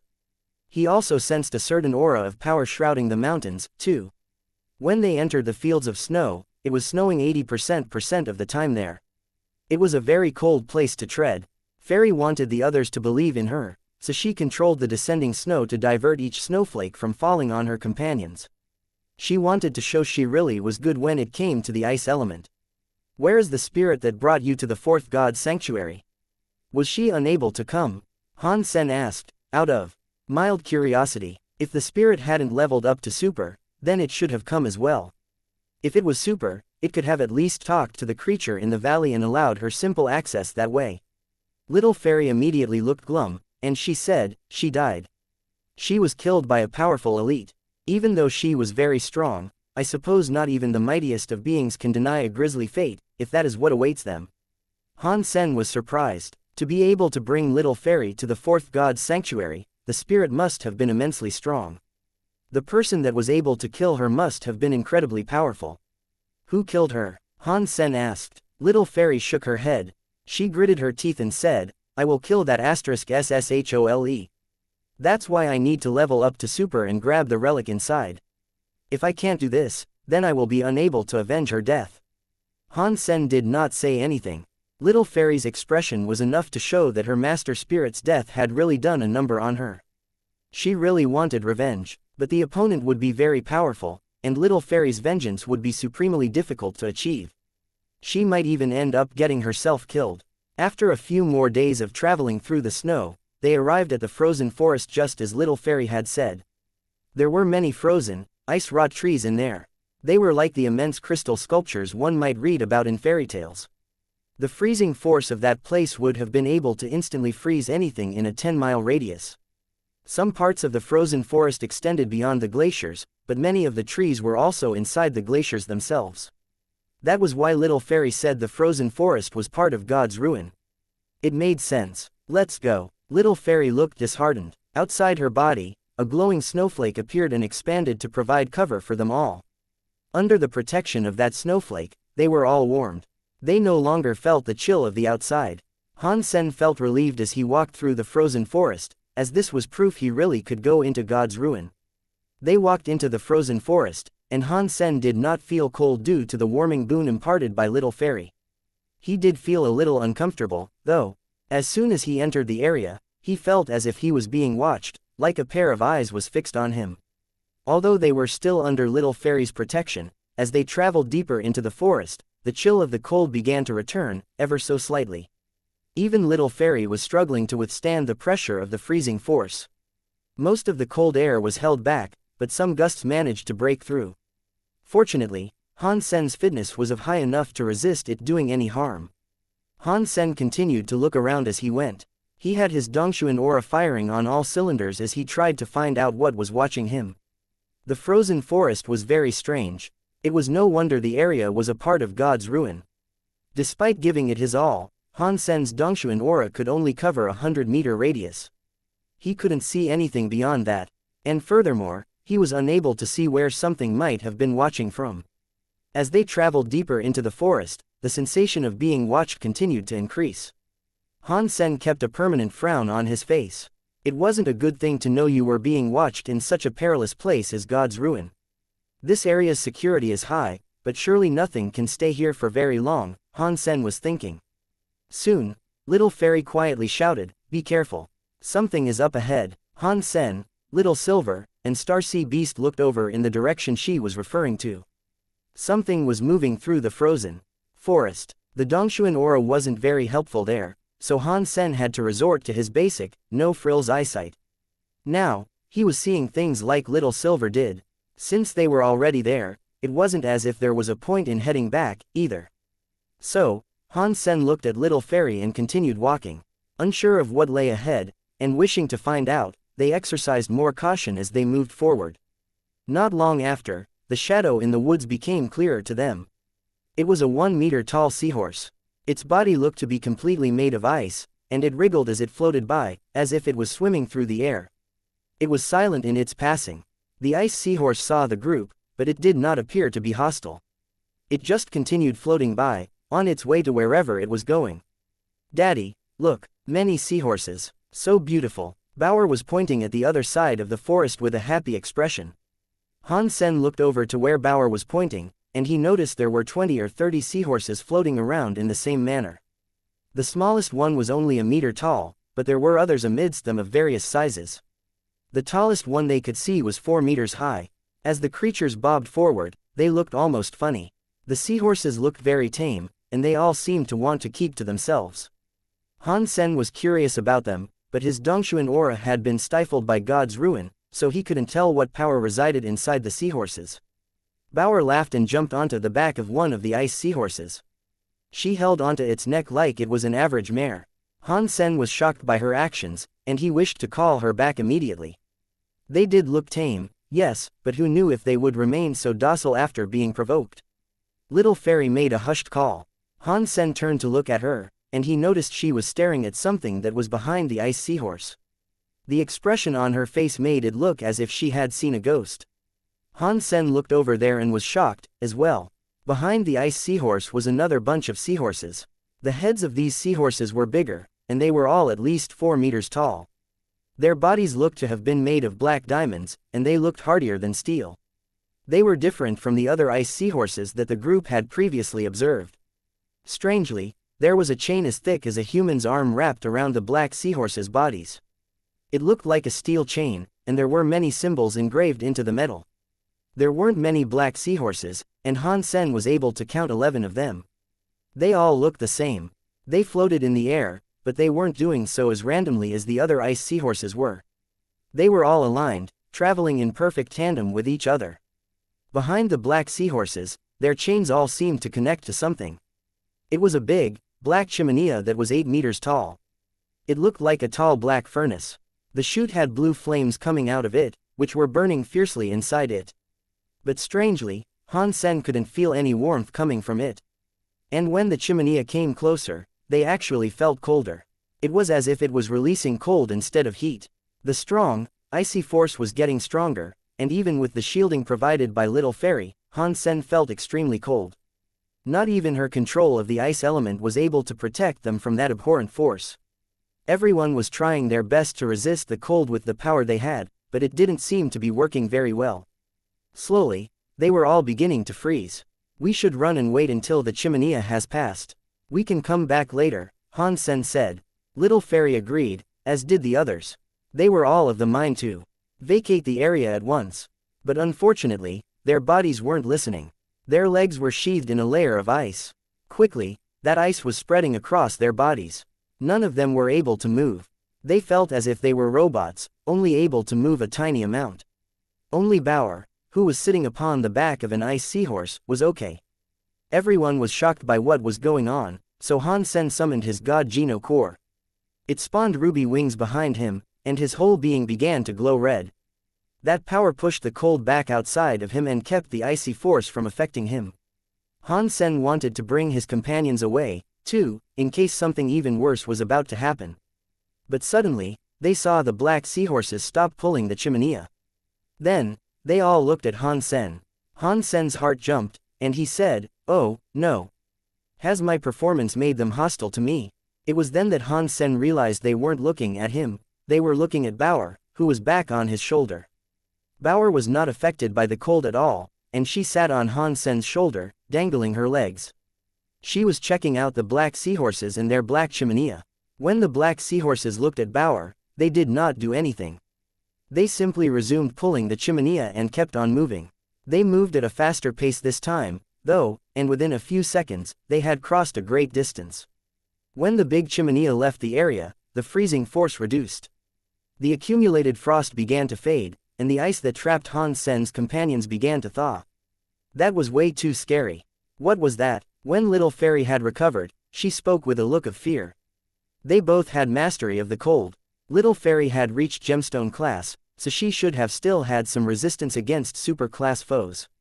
But even with her strength, her body was frozen stiff by that chilling instrument. It's none of our business. Come on, let's keep going. Han Sen put away his god Geno Core and headed deeper into the frozen forest. Little Fairy looked at Han Sen strangely. She had ice powers, yet she could not resist the frosty air. The fact that Han Sen could move amidst it without restraint surprised her a lot. Han Sen, as they went, still felt as if something or someone was watching him. But when they exited the frozen forest, no trouble occurred. They were able to safely enter God's ruin proper. The ruins were chock full of glaciers. It was as if they had entered an ice world. The surroundings were so clean and so virgin, it almost made them feel uncomfortable. The reflective surface of the snow was so intense that it made the group dizzy, and their eyes struggled to cope with the glare. Although Han Sen and the others had a strong fitness and wouldn't be permanently affected by this, he still pulled out 3 pairs of sunglasses. One for him, one for Bauer, and one for Little Silver. Starsea Beast's eyes were too big, and try as he might, he hadn't been able to find a pair suitable for that companion. "Didn't you say there is a tunnel inside the ruin? Where is it?" Han Sen asked Little Fairy. The godlike tunnel was formed by the relic they sought, and they would only truly notice the relic's special power once they entered the godlike tunnel. And when their bodies went against that power, their bodies would become stronger. The reinforcement would not appear in your data, but it would help your body, nonetheless. Han Sen thought Yu Miao and Goddess would make for the godlike tunnel. So, that was his next targeted destination. Even if he was unable to find the pair, Han Sen could at least make use of the tunnel for practice. "I think it's on the left. Perhaps we'll reach the godlike tunnel in 1,000 miles that way," Little Fairy said, while looking around. "What do you mean by perhaps?" Han Sen frowned. Little Fairy opened her arms and said, "I've never been here. I've only heard of this place, and if the intel I obtained was correct, it's 1,000 miles to the left. Han Sen just nodded and did not say anything. Starsea Beast lowered his body and let Han Sen, Little Silver, and Bauer mount his back. Then he took them in the direction Little Fairy had told them to go. While Starsea Beast ran, stars appeared all around them like a shining sea. He was very fast, and while Starsea Beast was huge, he wasn't clumsy. He gave the illusion that he was dumb, but his agility was high. Slow down. This is God's ruin, and there are sure to be many dangers lurking here. Little Fairy flew up beside Han Sen and warned Starsea Beast. Han Sen didn't let Starsea Beast adhere to the warning, though, and it trotted on at the same speedy pace. He was no longer afraid of the potential dangers of the ruin. More than anything, Han Sen wanted to see if traveling quickly would make the feeling of being watched go away. But it turned out not to help. Despite Starsea Beast's incredible quickness, that constant feeling of being watched remained. Han Sen had thought that they might leave the Watcher behind in the frozen forest, but that didn't seem to have happened. He was being watched with every step he made inside God's ruin, as well. Does this mean the relic itself has a mind of its own, and it can keep tabs on all occupants of the ruin? Han Sen thought this might have been the only possibility. Han Sen didn't think the super elites in the fourth God Sanctuary could possess the power the relic seemed to have, should his theory prove true. Han Sen's God Geno Core put him in super class, but this did not change things for him in the ruin, at all. If the relic is watching us, then there is no need to worry. Many creatures have been to this place before. Sure, a bunch of them may have gotten unlucky, but most were able to make it back out. I don't think the relic's intent is to kill people. Han Sen was deep in thought. But still, why is it watching us? Is it simply curious, or is it looking for a particular type of person? If it wants to find someone in particular, shouldn't it search for a super elite? But if that were so, why doesn't it allow supers to enter God's ruin? Han Sen did not understand, so he stopped thinking. He let Starsea Beast slow down a bit, and the creature continued on its way towards the godlight tunnel. Not long after, they heard the sounds of a battle. It sounded fairly vicious. When Han Sen heard it, his face changed and he said, "Six Paths is here. Who is he up against that's making him fight like that?" Han Sen was familiar with Six Paths, sword skills, and just from hearing the sound of the clanging, he knew who it was. Strangely, Six Paths was exhausting all the energy he had for this fight. Six Paths, Geno Core hadn't yet gotten back to super class, but his body was up there. To be able to fight Six Paths with such vigor, his opponent must have had a super body. I thought those above gemstone level can't get in. Why is there such a strong elite in God's ruin? Is it another elite that destroyed himself to start all over again? Han Sen hesitated a little, but he still allowed Starsea Beast to proceed. He wanted to see who Six Paths was fighting. The fighting was fierce, and the glaciers began to break.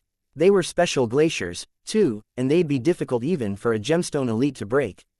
Through this metric, you could tell how powerful the fighters must have been. When Han Sen neared the site of the battle, he saw two beings engaged in combat.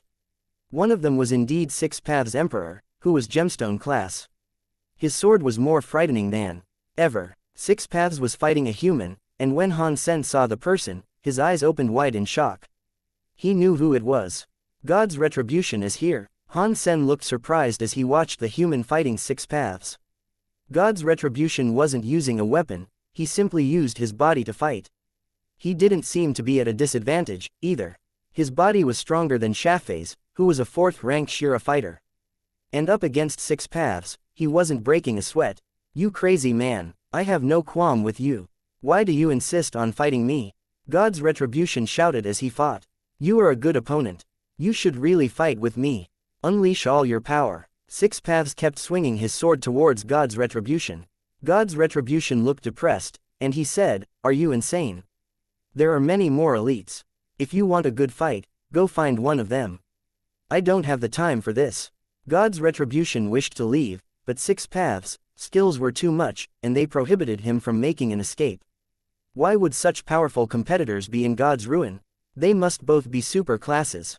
But if so, how were they able to enter? Little Fairy was shocked at the display of what she saw. She thought there'd only be gemstone class or second-generation creatures that could compete with her. And after she found Han Sen, she thought for sure the relic would end up being hers. She didn't expect to find two super elites such as that after entering the ruins. Han Sen, on the other hand, was at ease. He knew Six Paths wouldn't bother him. God's Retribution didn't have much of a grudge with him, either. While those two super elites might have been there was no great conflict to put them at odds. And he didn't think they had any connection with Outer Sky or Sacred. Their presence wouldn't affect Han Sen's personal mission. Han Sen made Starsea Beast Park someplace near, so Han Sen could dismount, get comfy, and watch for a while. Han Sen had learned a few of Six Paths' tricks, but aside from Heart Sword, he hadn't really spent time practicing anything else. Han Sen had never seen Six Paths fight with all his strength before, but now that he saw it, he was able to learn a lot. Han Sen was surprised by the method of fighting that God's Retribution used. Han Sen knew he was a current member of Blood Legion, and due to his blood, he was unable to take advantage of the elemental powers of the sanctuary. He had to use raw, physical damage whenever he fought. But God's Retribution's combat power surprised Han Sen. He was almost as good as a super demigod, and his body and combat skills were strange. His fists looked simple, and it seemed as if Han Sen was watching something incredibly basic. In fact, most of the skills were something you'd easily find in school. But it was frightening to watch such normal punching skills deflect Six Paths' sword skills. It would shock any spectator. After Han Sen watched them for a while, his surprise deepened. He noticed that the simple-looking punches were actually very complicated. While they looked simple, the timing and application of the skills were deeper than it first appeared. After watching God's Retribution fight for a while, Han Sen was able to comprehend what he was doing. That's a strong fist skill. And God's Retribution is strong, indeed.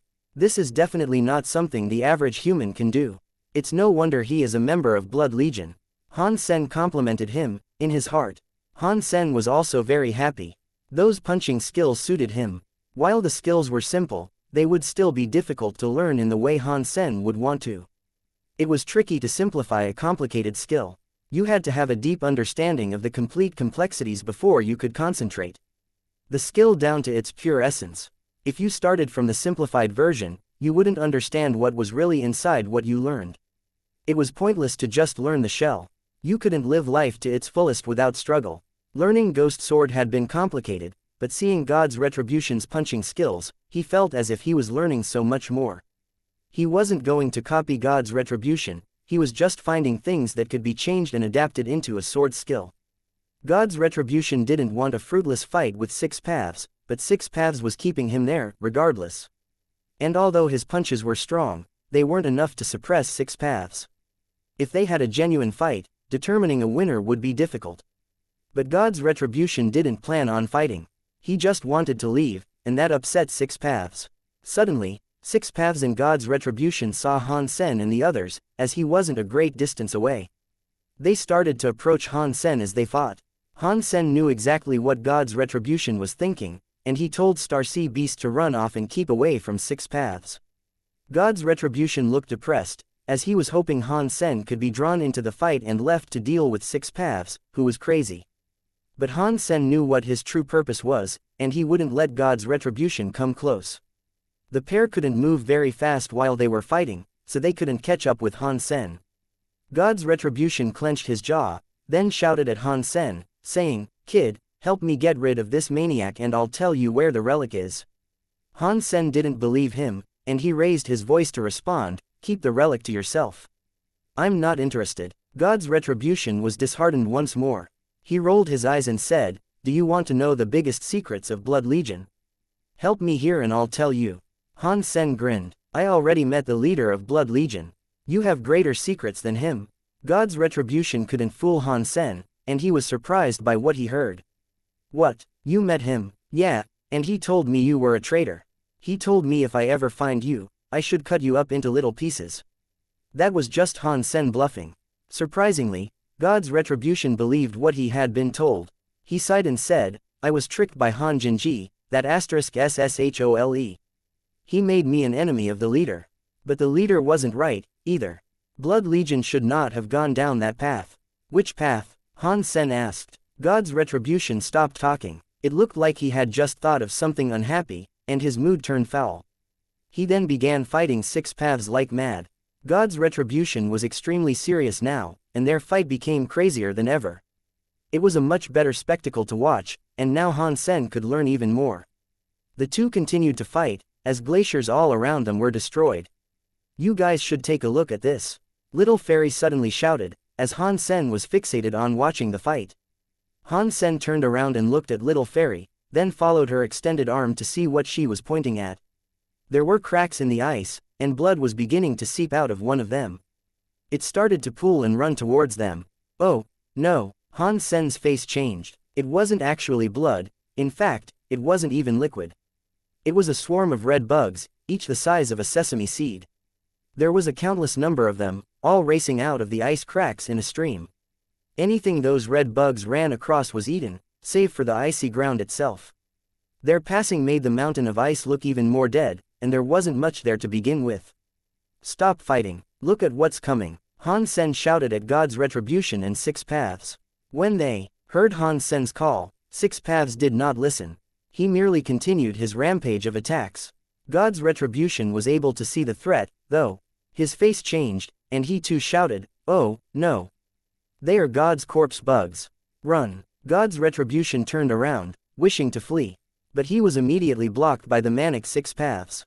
"Are you crazy? If we don't run now, and the bugs reach us, we will all die." God's Retribution shouted his case at Six Paths. "You and I have to settle this fight. Not even God himself can stop us from finishing this," Six Paths said coldly, as his sword continued to swing wildly. **T. Meeting this nutcase was so unlucky. God's Retribution shouted out loud. Then he turned to shout at Han Sen. "Find a way to get rid of this madman. If you don't, we won't be able to run away. These bugs claim they ate God's dead body. I can't confirm the validity of the tale, but whatever the case may be, they can assuredly eat us. How can I stop him?" Han Sen turned around, ready to run. If God's corpse bugs claimed they ate the remains of God, they must have been powerful to some degree. Han Sen didn't want to risk finding out whether or not they could eat him. "That's why I asked you to think of a way. I want to live, I don't want to die here, alongside this madman." God's Retribution shouted. Han Sen noticed that the bugs weren't traveling at a very alarming pace. They weren't a direct threat, not yet. God's Retribution and Six Paths were ahead, though. If the bugs attacked, they would go after those two first. "Six Paths, if you want to fight him, at least make it so that he wants to fight with you. Right now, he obviously doesn't. So, for the time being, perhaps you should let him go," Han Sen said, hoping it would help the situation. Then, he hopped onto Starsea Beast to make his escape.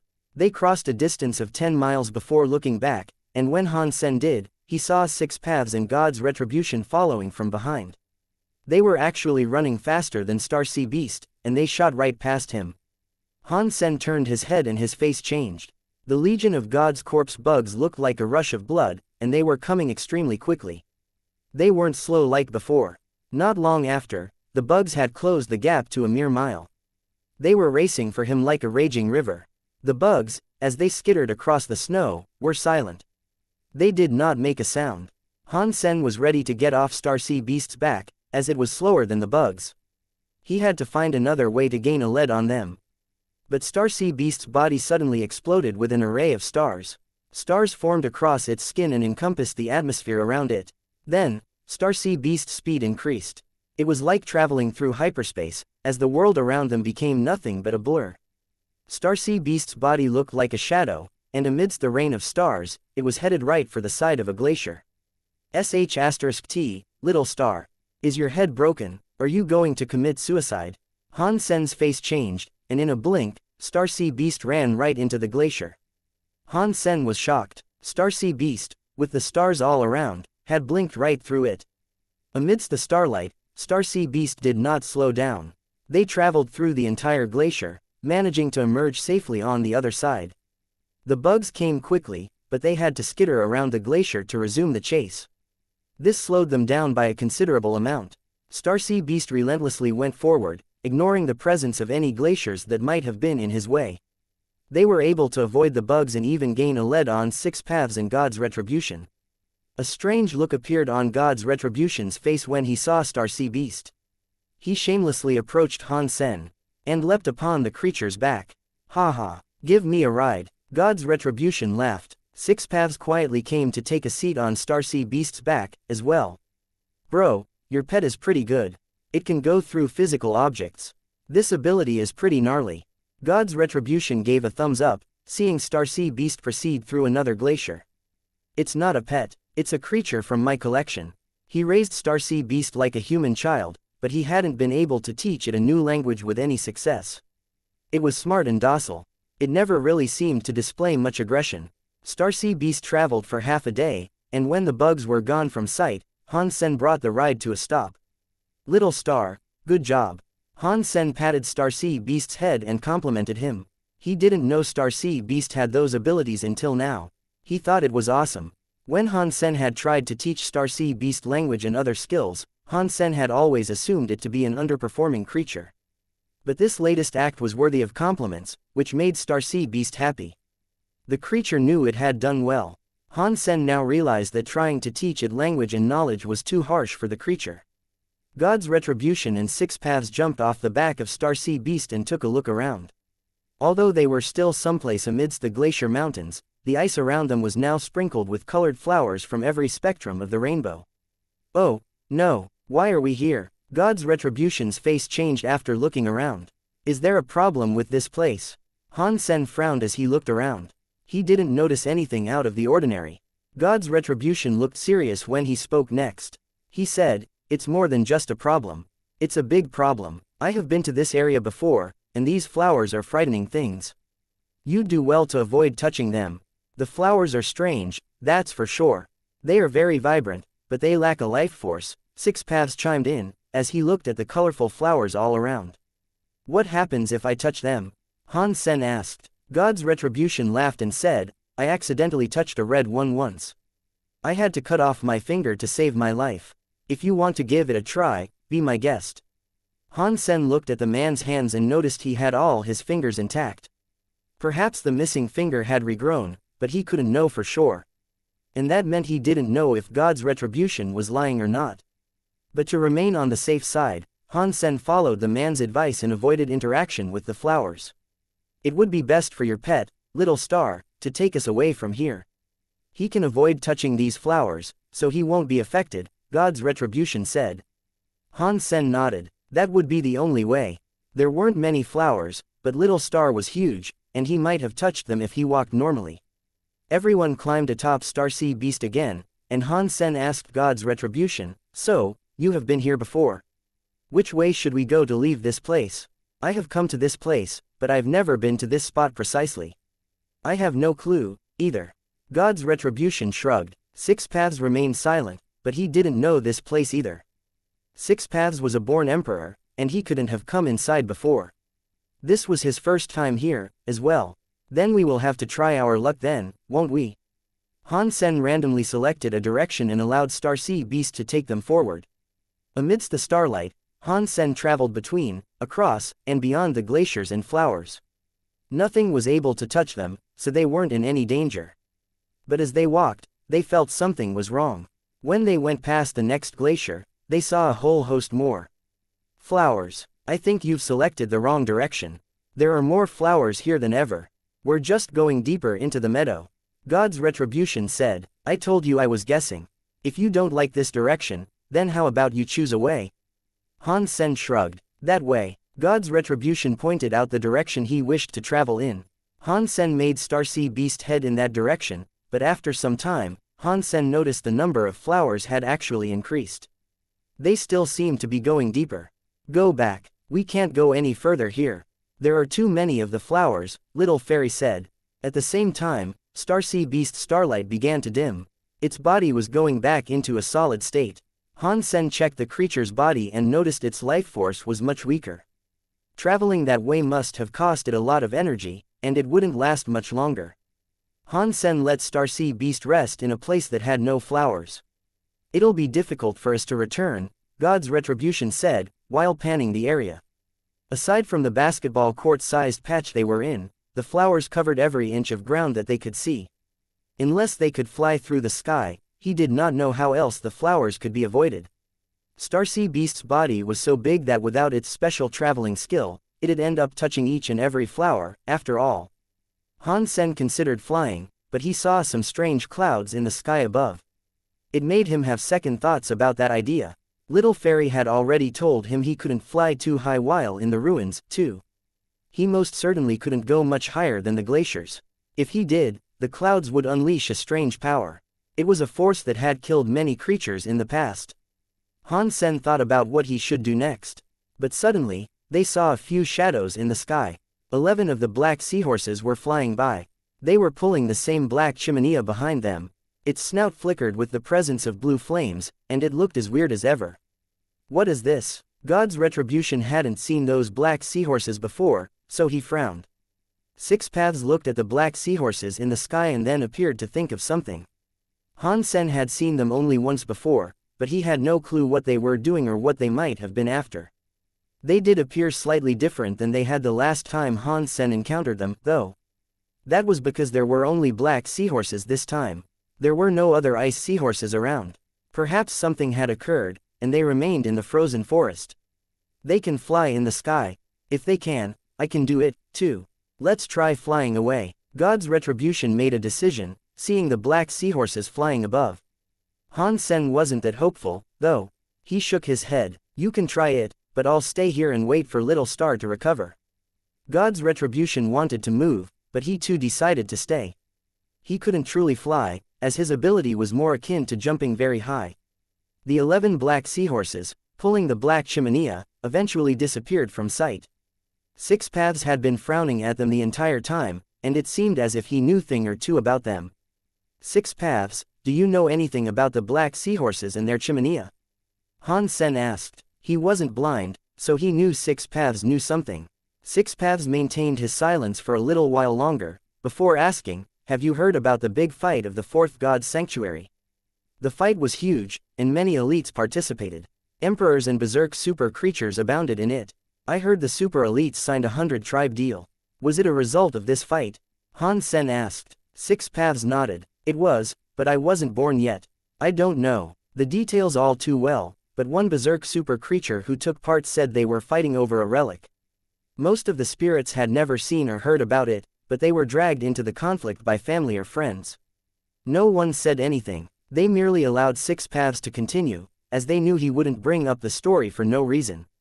After a brief pause, Six Paths said, I knew that berserk super creature. He was one of the creatures that managed to steal the relic itself. It was said to be that black chimenea. Everyone was shocked, and they all exclaimed, surely it cannot be the one we just saw. Is that the big chimenea? Little Fairy looked in the direction that the chimenea had flown. Six Paths thought for a moment. I'm not sure. What it looked like was never described, but I'm sure there was never a mention of blue flames or a number of black seahorses dragging it around. So, was it that relic or not? Little Fairy frowned. No matter what it is, it has little to do with us. So many elites have come here to retrieve it, but none ever do. It'll be just as impossible for us to get it, God's Retribution said. I suppose, but we should still figure out how to get out of here. Han Sen was not very interested in the chimenea. They hadn't gotten remotely close to the object in the frozen forest, but the frosty air in its proximity had still almost killed them. Han Sen thought the black seahorses were scary, and he agreed with what God's Retribution had said.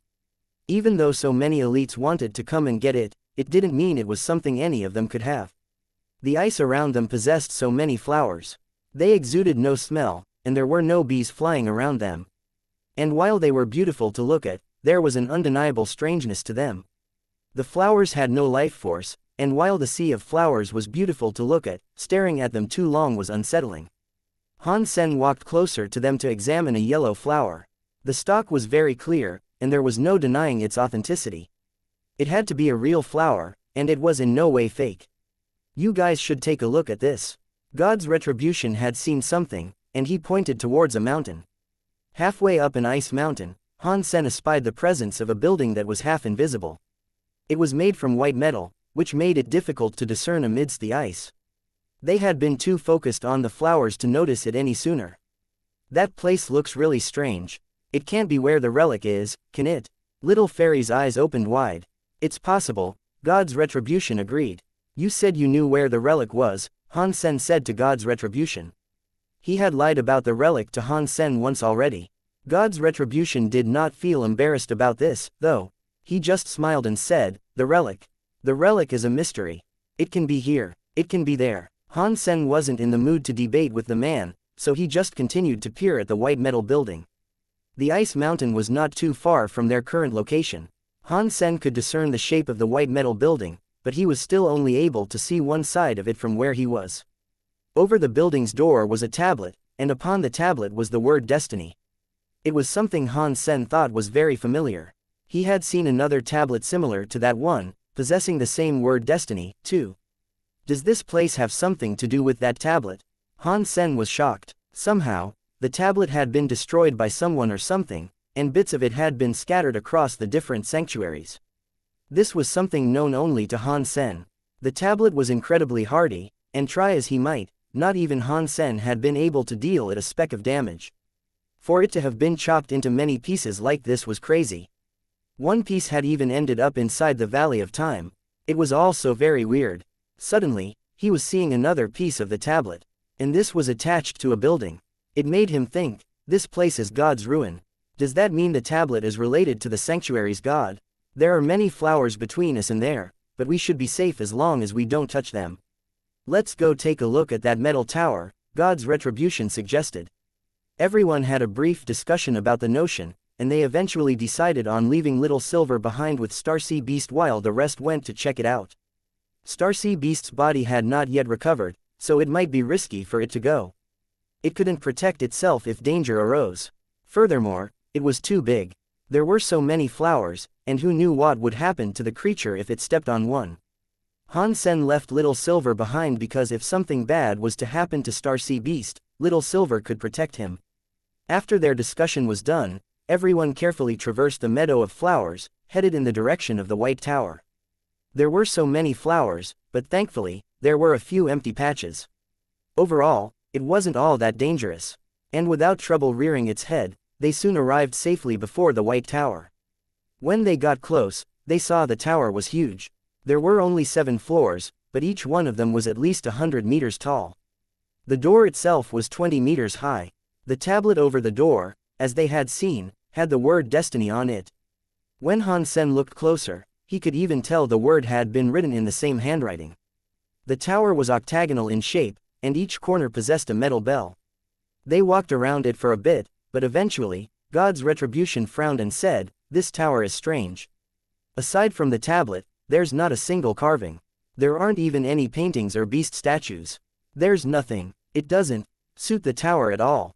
It's almost as if this construct was built elsewhere, and simply moved all the way out here." Six Paths nodded and said, "Yes. This tower wasn't built here. Will the relic be found someplace inside the tower?" Little Fairy asked. No one answered her because no one knew anything about the tower. They surely wouldn't know what it contained. "Do you want to take a look?" God's retribution pushed the door open as he spoke. He was just trying, and he didn't expect the 20-meter-tall door to actually open with such ease. God's retribution was frozen. In disbelief, he muttered, "It really opened." Everyone looked through the doorframe and noticed that the room inside was empty. Aside from a single statue, there was nothing else there. The statue was weird. It wasn't of a Buddha, fairy, god, or anything. Not even Jesus. The statue had a body, but it was missing a head. It was like a headless corpse, just sitting there. Who destroyed it? They did not know. Six Paths and God's retribution noticed the absence of danger, and so they decided to walk in.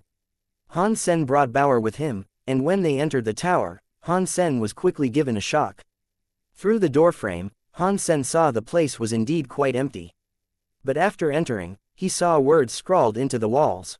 The content of the writing made Han Sen surprised. The text Han Sen saw across the tower was in a human language, but he was too lazy to think about that. The content spoke about the Blood Pulse Sutra. This surprised him, though.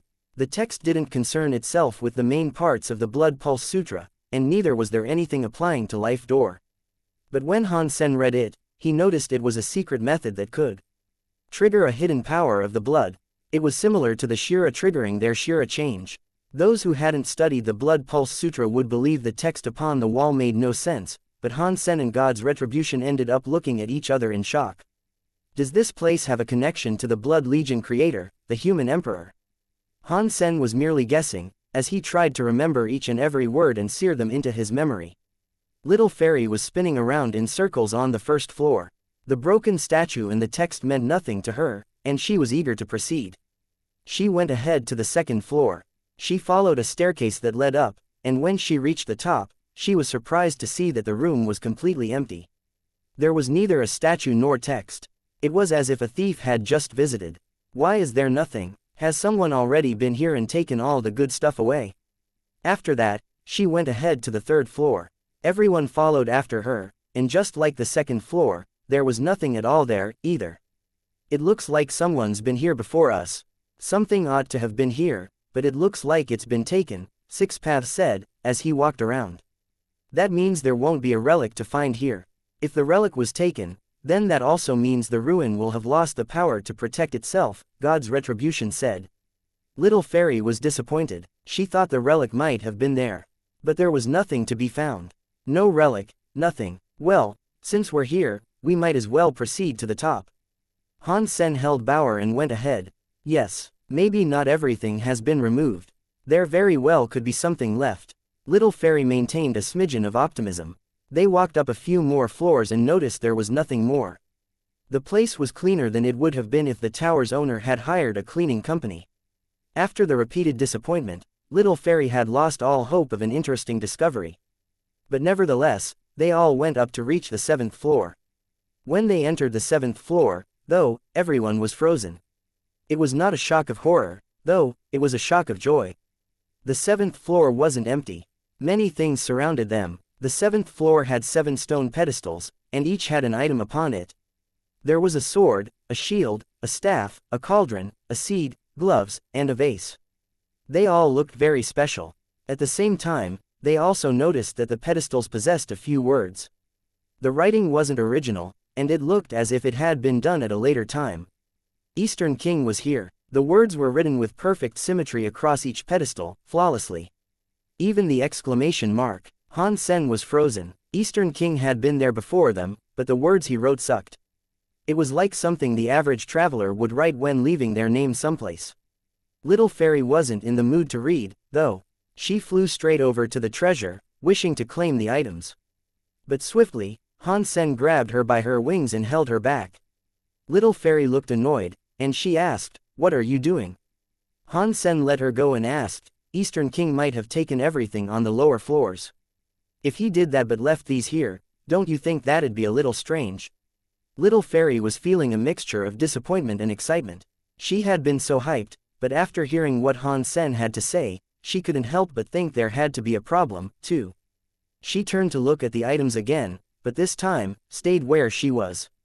The way I see it, there are 2 possibilities. Firstly, Eastern King might have simply been nice. He took what he wanted but left the rest for others to claim. The chances of that happening are slim, though. The second possibility might be that he couldn't carry anything more with him, God's retribution said. Six Paths looked at one of the stone pedestals and said, "There is something wrong with the pedestals. There is something moving upon them. It is weak, but I am sure of it." God's retribution took out a stone from his pocket.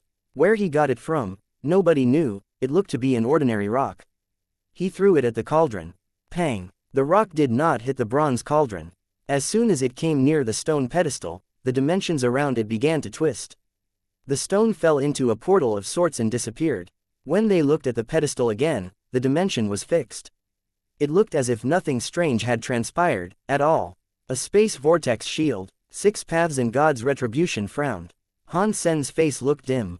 If the master of the tower had used that power on a stone pedestal, he must have been very powerful. The tower's master hadn't just cast a dimension twist, either. He had created a vortex that lasted forever. It was something that far exceeded Han Sen's capabilities with Ghost Slash. Someone that strong exists. I wonder who he is. Might he be a god in the 5th sanctuary? Six Paths looked at the pedestals and spoke to himself. Even Six Paths' emperor believed the master of that place did not belong in the 4th god's sanctuary. For him to think that, it was easy to imagine how powerful that entity must have been. If such a strong power protects them, maybe they are the relics we seek. There are 7 of them, too. So, there's at least one for each of us. Little Fairy spoke with a renewed joy. Everyone contemplated her words, wanting one of the items. But they simply didn't know how they might pass the space vortex to grab the gear. Everyone was quiet as they thought. even Six Paths and God's Retribution were silent. They were looking at the items, thinking about how they might break the barrier. Little Fairy was flying around as this occurred, not daring to get close. She was the weakest of the bunch, so if Six Paths or God's Retribution weren't willing to make a move just yet, she sure wasn't going to. I have a way we can try. After a time of silence elapsed, Six Paths spoke. And what method would that be? Everyone turned to look at Six Paths. Little Fairy was the one who asked, desperate for a solution. Six Paths said quietly, the space vortex shield means there is a dimension beyond it. No matter how strong we are, we will be sucked inside. That is, unless we have the necessary power to break through space. If we don't have that power, we can't break through the barrier. After pausing, Six Paths pointed at one of the pedestals and said, these are different. If that king was able to leave text on them, that means they are not protected by the space vortex shield. If we get rid of them, perhaps it will be possible for us to deduce the blind spot of the shielding. Although there may not even be a blind spot, it is still worth a try. This is the only opportunity we might get, God's Retribution added. Then what are we waiting for? Let's break those pedestals. Little Fairy had calmed down. She spoke quickly, but she wasn't actually in a great rush, and she didn't move. Six Paths summoned his Six Paths sword and pointed it towards the pedestal which carried the sword. Then he said, if this works, I want this sword. Six Paths then struck the pedestal. A metallic clang rang out. All his strike did was leave a white mark. Six Paths looked stunned, and the others all looked on in surprise. They all knew how strong Six Paths was, and if his damage output could only render a white mark across the surface of the pedestal, it meant they had drastically underestimated the strength of the stone. Six Paths stared down at the pedestal. The power across his body began to surge into a single spot, the tip of his sword. When he had gathered it all, he unleashed another swing. This worked far better. He inflicted a half-decent mark across the pedestal. It was still rather shallow, though, and shallower than the inscriptions left by Eastern King. The rock is hard, God's Retribution couldn't help but say. This top surface of the pedestal is 1 meter in length. If we can't do any better than this, trying something else like drilling might work, but it would take us a long time. Six Paths frowned. Then how about we all take shifts, chipping away at one? Han Sen said, if we can end up getting the items inside, then it will be worth the time spent trying to extract them. Everyone started to discuss the suggestion. In the end, they settled on working in shifts to drill a hole into the pedestal from below. They really wanted to see if they could grab the items that were upon them. The pedestals were hardy, but definitely diggable. They dug into them nice and slow, and after a few days, they managed to dig a hole far enough to allow them to reach the treasure. But, to their mild disappointment, the relics were still on the surface. The shielding vortex was wide, and it still prohibited them from reaching in and grabbing what they had worked for. It is no wonder Eastern King didn't bother taking these items. Unless he was able to break through space, he wouldn't have been able to grab them. God's Retribution sounded extremely disappointed. Han Sen knew it would be difficult to break space. He'd only be able to do it if he was like Dongxuan Zi, who really could break through space and punch a hole into an entirely different world. If they could do that, they could grab the items. The treasure was in front of them, teasingly. And yet, none of them had the required strength to nab it. The treasure might not have been obtainable, but at least Han Sen had earned something out of the affair. He recalled the Blood Pulse Sutra's secret technique, and after giving it a go, he realized he could practice with it. Han Sen returned to Starsea Beast and Little Silver each and every day to check on the pair and see if they were fine. God's Retribution took the opportunity to leave the White Tower with him, as well. Bro, did you practice the secret scrawled upon the wall? God's Retribution asked Han Sen in a hushed voice when nobody was around. Not yet. Why, what's wrong? Han Sen knew the man wouldn't randomly ask him about this. Something had to be up. God's Retribution went on to say, you can tell that the secret skill written on the wall is related to our Blood Pulse Sutra. I think this White Tower is connected to Blood Legion. This skill might be the key to grabbing the loot. But when I practice it, I have no synergy or reaction with it. Maybe I'm doing it incorrectly, I don't know. But I just figured I should ask you. When Han Sen heard what he said, he thought to himself, how is this happening? Can God's Retribution really not practice this? This is a skill that is connected to the Blood Pulse Sutra. Blood Legion members must be able to learn it. And if he really can't, then how am I able to? The only possibility that I can think of is that maybe God's retribution did not practice life door. He didn't activate the breakthrough and learn it in its complete form. That option seemed to make the most sense. You are a member of Blood Legion, so if you can't learn it, I definitely cannot. Han Sen shook his head. God's retribution thought that was likely, too, but he still said, you should still try practicing it, anyway. Perhaps there's something wrong with me or something. Han Sen pretended to agree, and, in 2 days, he was going to tell God's retribution that he had achieved no reaction with what was written on the walls.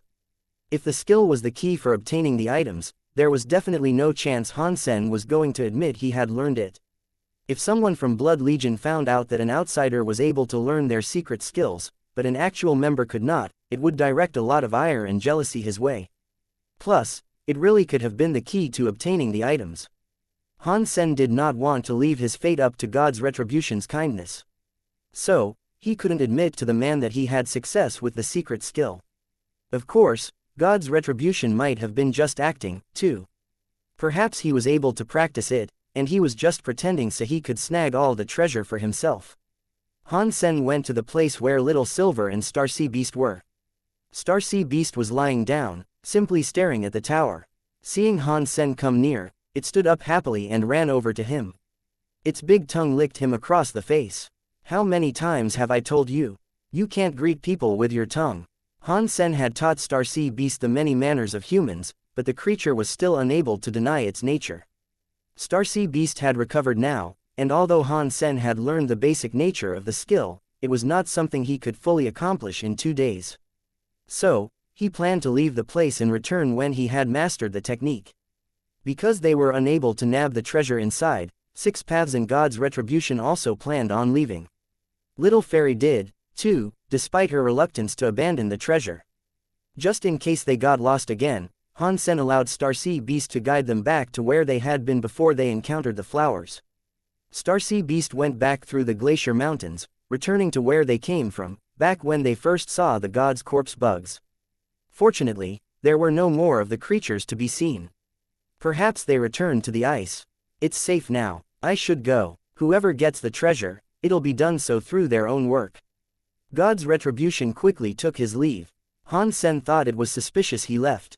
It made him wonder whether or not the man could practice the secret skill. But that had to be impossible. Even if he was able to practice it, without Starsea Beast's powers, it would be very difficult to return to the tower. After all, Starsea Beast went there in a straight line. God's Retribution would have to traverse many mountains if he did not have a creature like that. Walking back to the tower would take a very long time, provided he could even relocate it once again. Six Paths also bid his departure. They usually preferred working alone, and they were never very fond of sharing treasure with others. Han Sen decided to let Starsea Beast rest for a while so it could recover its energy. Then, they resumed their journey to the Godlight Tunnel. There were many strange places in God's Ruin, but very few creatures. Aside from the god's corpse bugs and the ice seahorses, they hadn't seen anything else. There's a rocky mountain up ahead. This has to be right. This is where the tunnel is. Little Fairy, who was up front, began to shout excitedly. Han Sen was sitting on Little Star's back. He looked forward and saw a few gray mountains resting between 2 glaciers. It looked to be where the tunnel was said to reside. Starsea Beast moved his legs quickly in a frantic rush to get there.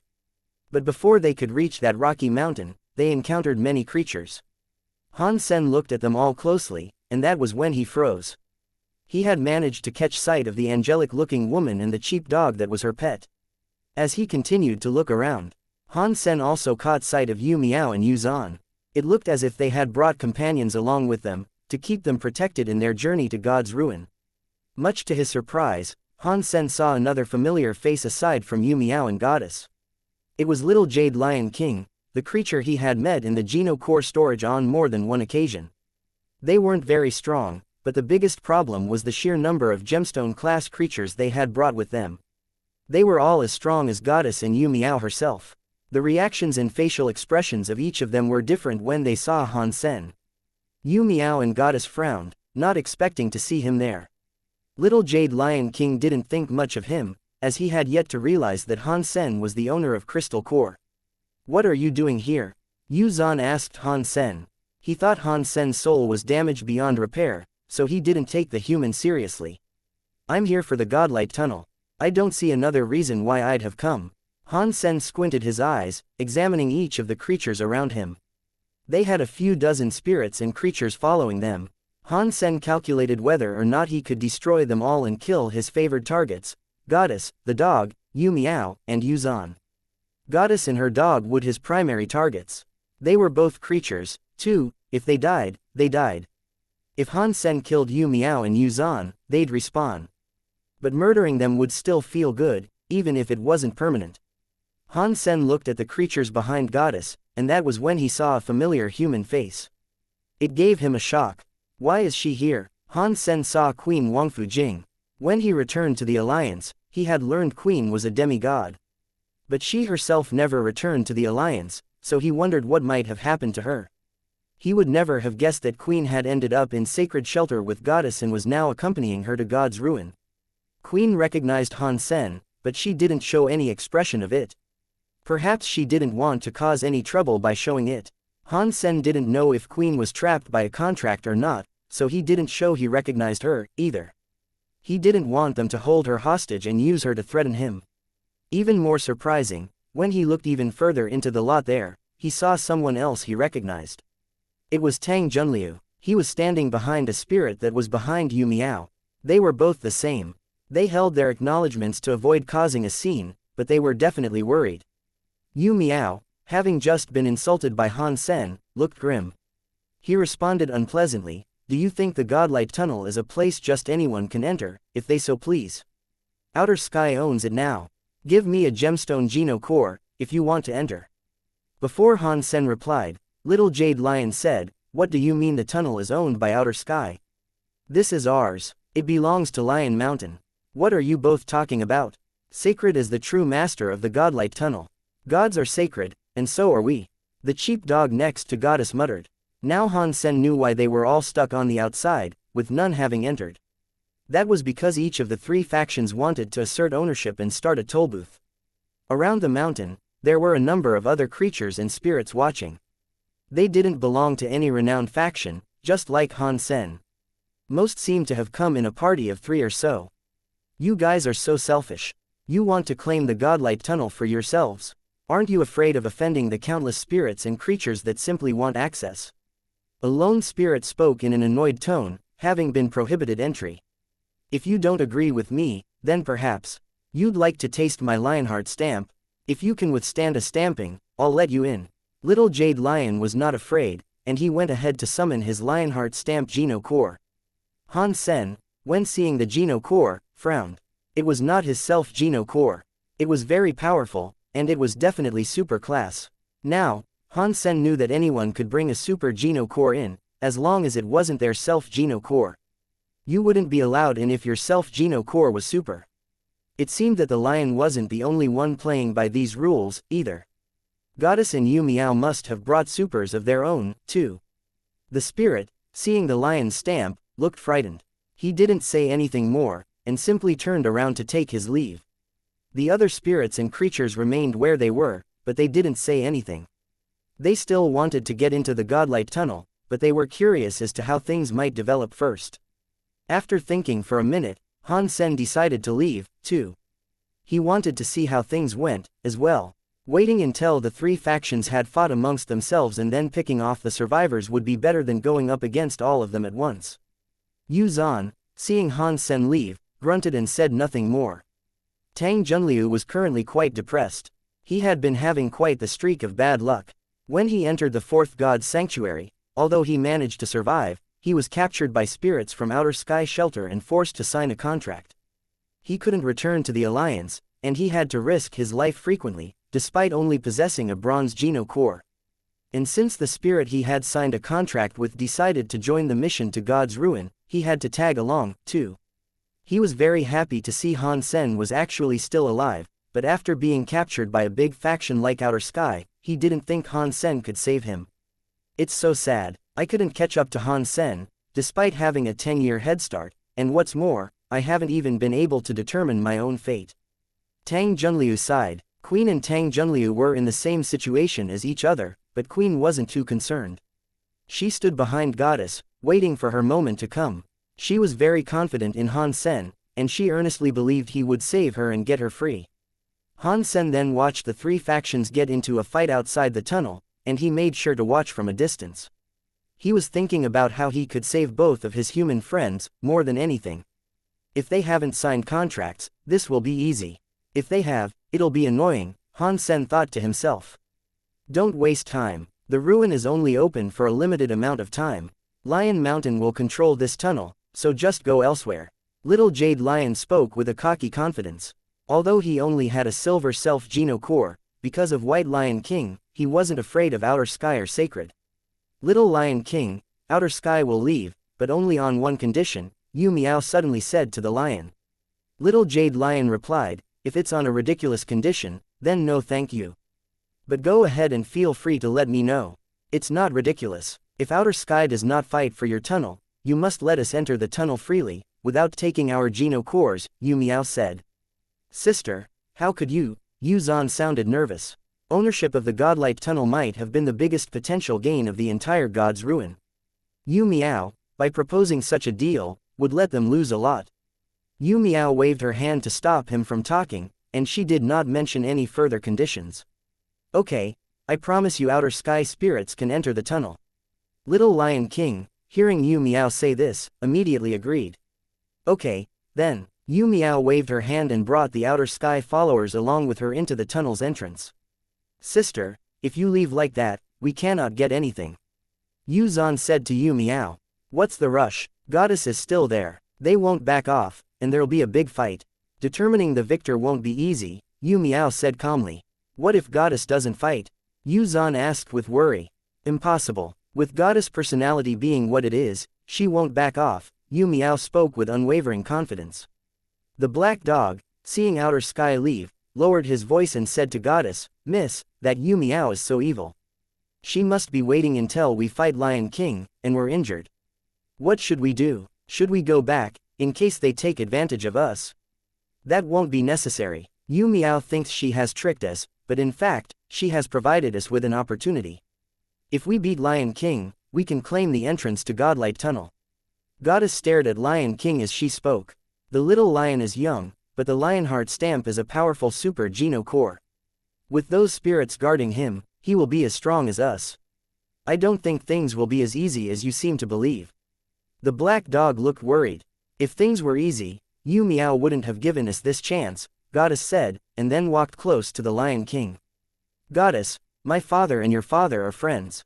You can leave now, and if you do, I won't fight you. Little Lion King continued to speak with pride. Goddess smiled. Sacred's relationship with Lion Mountain has been good, but you are too naive if you think we are actually going to give up. Lion Mountain has its own strength. Its relationships aren't necessary. Are you saying you'll fight me for the Godlight Tunnel? Little Jade Lion seemed upset. We have to fight, but there's no need to harm our relationship and allow others to gain an advantage, Goddess said while looking at Yu Miao, who was in the midst of leaving. Little Jade Lion was boisterous, but he wasn't stupid. He knew Yu Miao was simply hoping to take advantage. Then what do you suggest? Little Jade Lion asked Goddess. How about we fight? If you lose, you leave. We can avoid loss, and we can avoid being taken advantage of, Goddess said. Do you think I'm stupid? You are gemstone and I am only silver. Why would I even think about fighting you? Little Lion King smirked. He was not interested in her proposed deal. Goddess then said, we only battle with non-self Geno cores. We won't be relegated to fighting with our actual power. You did bring Lionheart stamp with you, yes. We have the God ring. Do you think Lionheart stamp can resist the God ring? Really, only fighting with Geno cores?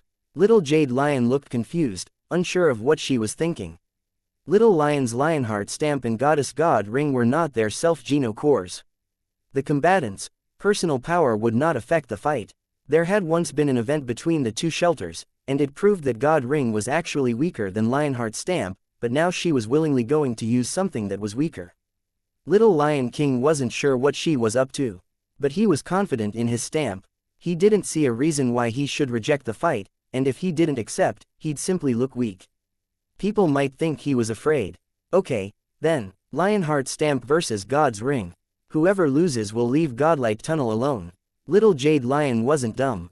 He said this out loud, so all could hear which Geno cores were to be used. He didn't want her summoning another. Goddess smiled and summoned God Ring. It seemed as if she wasn't playing around.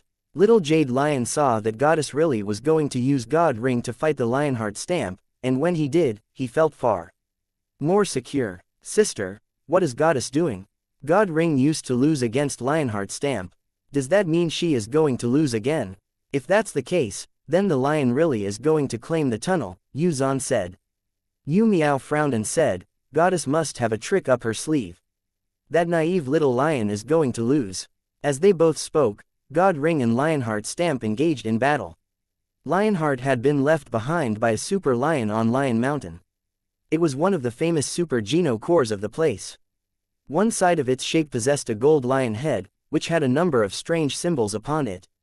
In the language of lions, they merged together to form the word heart. Lionheart stamp was incredibly powerful, and its stamping ability was capable of suppressing everything. A weak super creature would easily find itself crushed beneath the weight of Lionheart's demigod body. It was quite a frightening item. God Ring had been left behind by one of Goddess Elders. It was shaped like a halo, and it even possessed a holy-like light.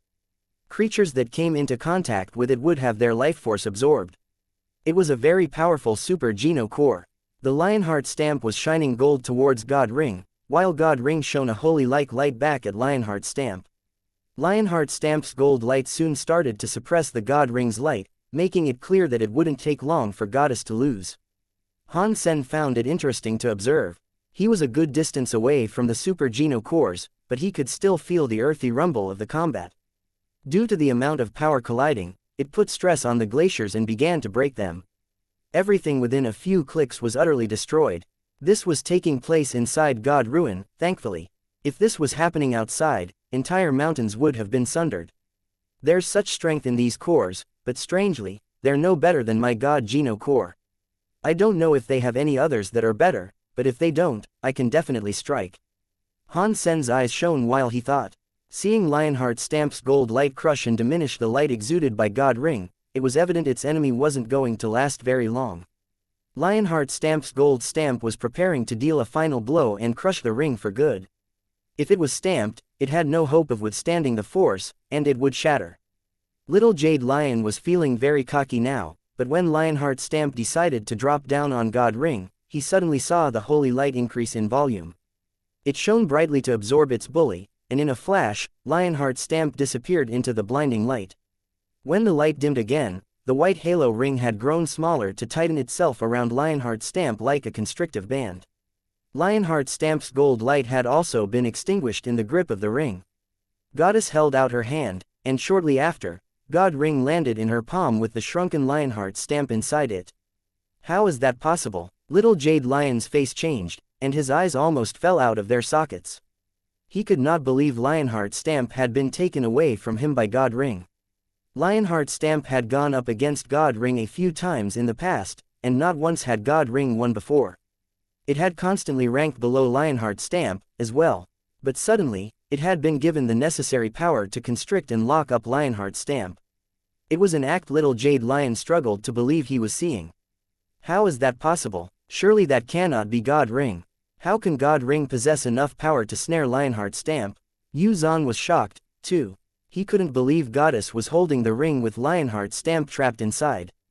That is God Ring, yes, but it is the complete version. Yu Miao spoke with a serious tone. A complete version? Did it used to be damaged? Yu Zhan looked at Yu Miao. He knew about God Ring, but he had never heard that it was damaged. But Yu Miao shook her head and said, it wasn't damaged, but the ring has a very special history. Yu Miao paused for a minute, and then spoke again. Goddess and her people are creatures, but they claim to be the heirs of a god. Whether that is true, I do not know, but their race does have many berserk super creatures. The most famous was undoubtedly God Lord of Sacred. Around the same time God Lord was among us, there was another powerful being in existence. It was a berserk super creature, and it was almost as famous as God Lord. Unfortunately, it lost in a pivotal battle and failed to become Sacred's leader. Was he the one that had God Ring?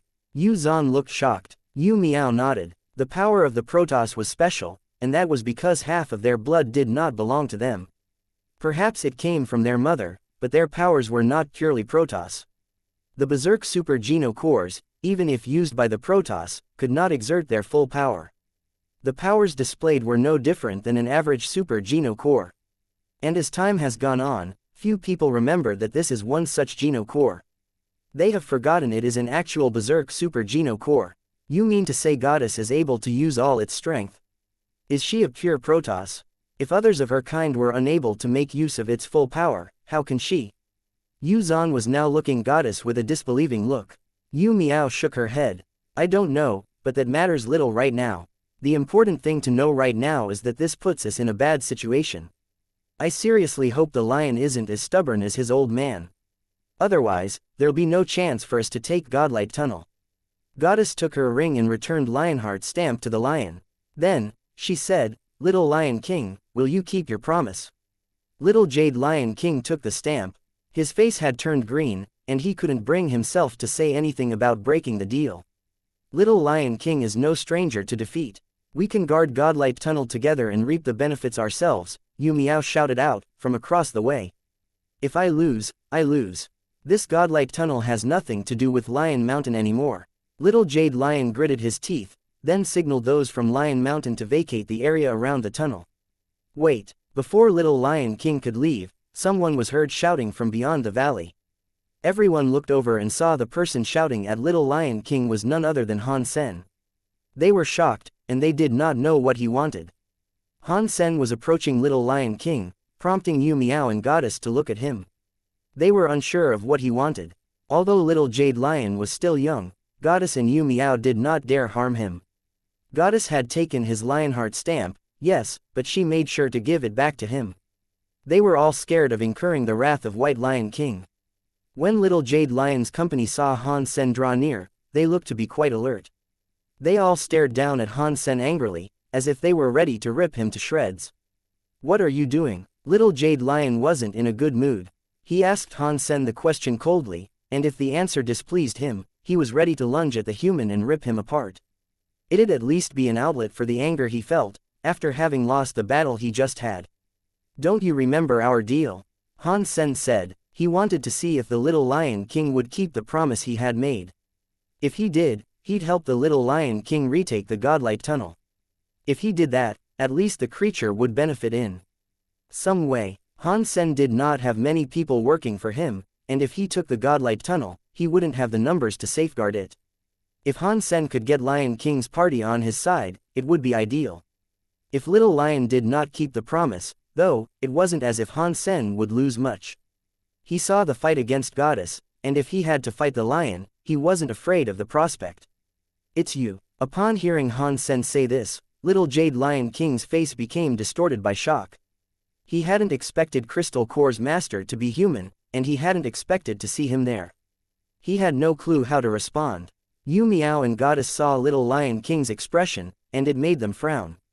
They didn't know anything about the deal between Han Sen and the Little Lion, or why it was important enough to make him react the way he was. Han Sen stepped closer to Little Lion King, and the creatures behind began roaring at him. They were ready to rip him limb from limb. Stop. Little Jade Lion King's face looked weird, but he still brought his creatures to heel. Han Sen walked in front of Little Jade Lion King and leaned near his ear to whisper, "You helped me out in God's ruin, and after that, you're off the hook. I won't own you." Little Jade Lion King's mood was renewed with happiness. Just moments before, his heart had been knotted with contradictions. He didn't want to betray his dignity and obey a human as his master, but a deal was a deal. It wasn't as if he could have said no. Now Han Sen had just told him he'd only want help in God's ruin. Little Jade Lion was beaming with happiness. He said out loud, "No problem. If there's anything you need, just tell me. With me here, I'll give you my aid for everything." Yu Miao and Goddess frowned, not having the faintest idea what Han Sen had said to the lion to make him behave in such a way. Han Sen smiled. "I won't need much, but I will be taking Godlight Tunnel. And when it's taken, you and your people can protect it. From there, any findings we make can be shared half and half, as well." Okay, Little Lion King agreed. Although he felt that he wouldn't be of much help in claiming the tunnel, he'd still prefer this to being enslaved. So, he wasn't going to hesitate in his contribution. "Little Lion King, are you going to go back on your word and disobey a promise?" Black-backed dog addressed Little Lion King with fury. Little Lion King looked shocked, and he said, I didn't break a promise. It won't be me fighting you. It's this guy that'll be doing that. It's his idea, and there's nothing I can do about that. Yu Miao and Goddess heard what Little Lion King had to say, and they immediately looked confused. He used to do things as he pleased, but now Little Lion King seemed afraid of a human. They weren't quite sure what was happening. Han Sen ignored the others and walked towards the entrance. Without delay, he was going to take the entry point of Godlight Tunnel. This movement shocked even Little Lion King. Although he was cocky, he wouldn't ignore Goddess, surely. Clenching his jaw, he brought his troops forward to follow Han Sen. Little Lion King hadn't expected Han Sen to want to start a fight, but Han Sen really wanted to kill Goddess and her dog. This would be the perfect opportunity for that. When they stole the Starseed Orb, Han Sen was in his Super King Spirit mode. They didn't know it was Han Sen they had almost killed, but Han Sen remembered their cruelty without forgetting a single detail. FCK, you're just a human, and yet you're being so arrogant. Do you really want to die? Black-backed dog shouted angrily.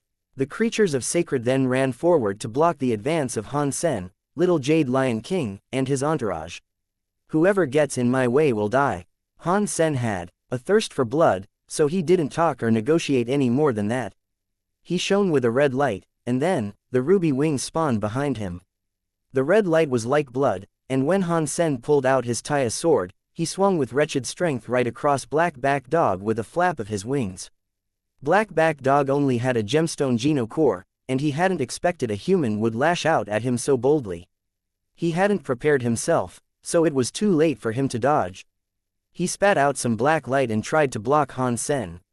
But the red light cut through the black light in his mouth, and the moment Han Sen flashed past the black-backed dog, he whispered into his ears, remember the Starseed Orb.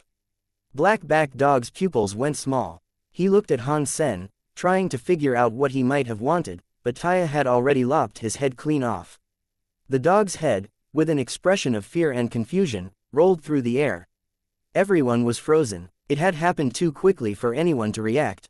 No one had expected a human to kill a creature from Sacred like that. Goddess' eyes opened wide, and she too was frozen still. She couldn't believe Han Sen had killed her dear black-backed dog. Little Jade Lion King was frozen, too. He had not expected Han Sen to immediately start killing, and start with black-backed dog, no less. Black-backed dog's history was something special. It was a super creature's heir that had grown up by Goddess' side. It was a famous and renowned character of Sacred Shelter. The scary thing was, it had been one-hit killed in a grisly fashion. It hadn't even been given the opportunity to fight back. The dog might have been reckless, but the human that killed him obviously had to be someone special, too. Han Sen was in the air, still glowing red with his wings flapping. Everyone looked at him with complicated expressions. You are dead. Goddess' eyes were filled with a murderous rage. Black-backed dog might have been a subordinate of hers, but he had become more than that over the years. They had grown up together. Black-backed dog getting killed made her very angry. She couldn't hide the fact that she wanted to kill Han Sen now. Goddess' mind was still clear, despite her anger. She could feel that Han Sen's butterfly wings were emitting a horrible aura. It wasn't anything normal, and she could already guess it was most likely a Super Geno core he was using. Goddess did not know where Han Sen's Super Geno core had come from, but she wasn't going to be careless. She pulled out her god ring again and tried to capture Han Sen and bind him. Young super creature black-backed dog killed. No beast soul gained. Geno core unobtained. The flesh is edible. Collect the life Geno essence to gain 0 to 10 super Geno points. The announcement played in Han Sen's head, but he did not have the time to listen. The god ring was coming for him. Little Jade Lion King's mood was a little conflicted, at the moment. Although Lion Mountain was strong, Sacred wasn't weak. He didn't really want to fight Goddess. After all, it was why he had chosen to stall her earlier. Now Goddess was mad, and many creatures lunged forward to engage with Han Sen at once. Little Jade Lion was of a split mind in what to do. Ultimately, Little Jade Lion gritted his teeth and yelled to Goddess, "Goddess, stop this. Otherwise, I'll have to be cruel." Goddess harshly responded, "This human is dead. It's none of your business, but if you choose to help him, I won't be letting you go again." Little Jade Lion King saw that she was fully committed to murdering Han Sen, so he commanded his subordinates to move forward and do battle with the rest of Sacred's troops. He didn't fight, but he didn't stop Goddess directly, either. Little Jade Lion didn't want this to go any bigger than it already had, so he thought he had discovered a way in which he could quell the madness. Han Sen did not care much for anything else. He flapped his wings and evaded the incoming God Ring. He was flying directly towards Goddess. Is that guy really Han Sen? Why does he have a super Geno core? Yu Zhan couldn't believe that was Han Sen, and he thought the human looked like a god as he attacked. Yu Miao looked at the battle with excitement. It doesn't matter how or why he has a super Geno core. Our chance to proceed has come. When Lion Mountain and Sacred are both injured, we can strike and claim the Godlight Tunnel for ourselves. *T. Han Sen is really that strong. He killed a high-level creature of Sacred just like that. This is crazy. Tang Junliu was in shock at the spectacle. Queen had been forced to fight Lion Mountain's creatures alongside her companions.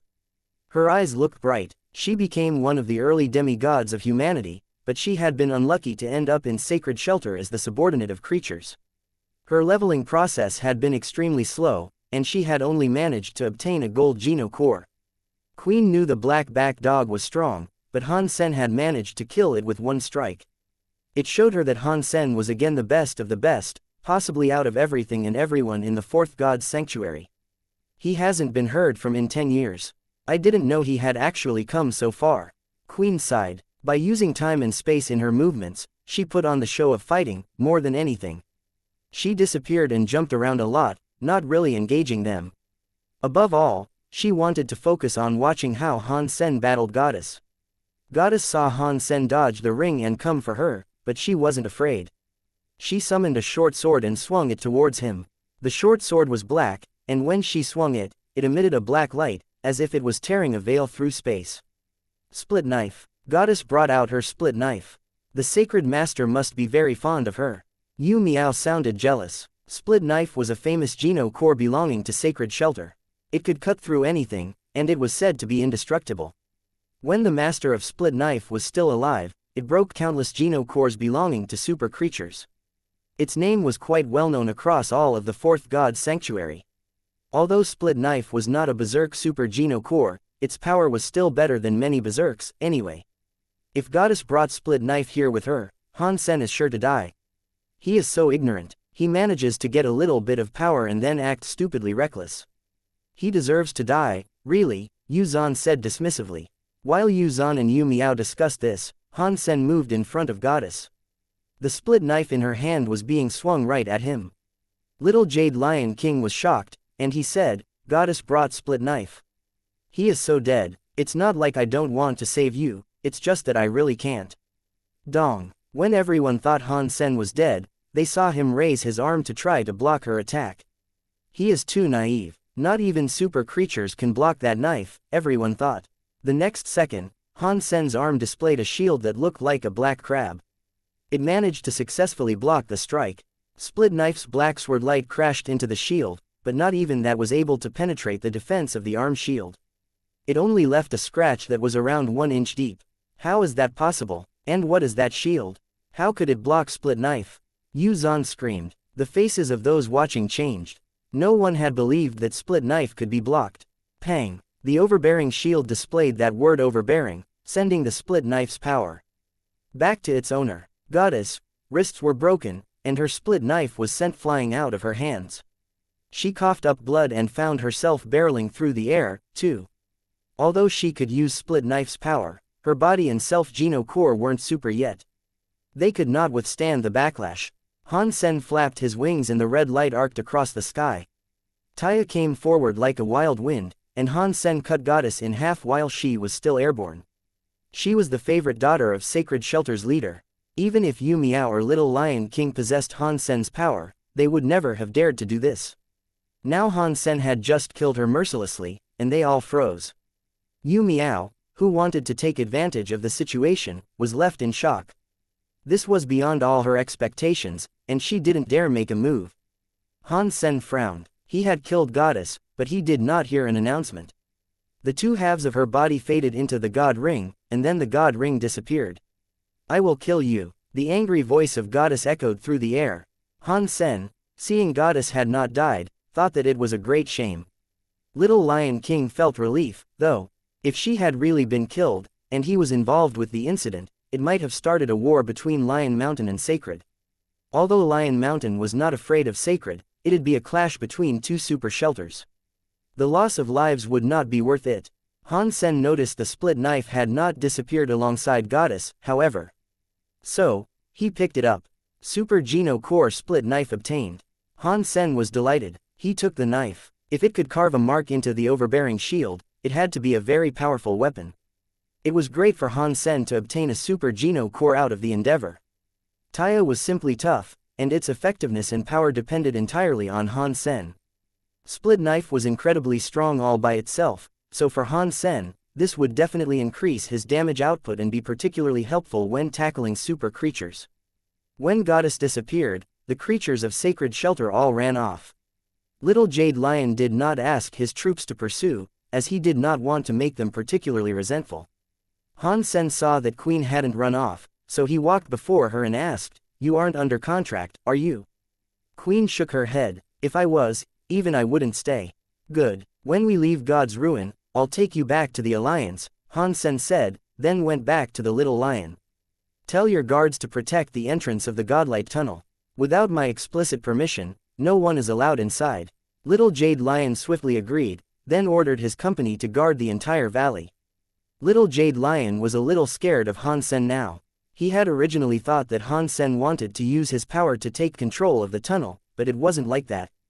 Han Sen had killed Goddess with a single hit, and Little Lion King was worried about upsetting him. He thought if Han Sen was displeased, Little Lion King might get cut in half too. Even with a Super Geno Core like Lionheart stamp, he wouldn't feel safe.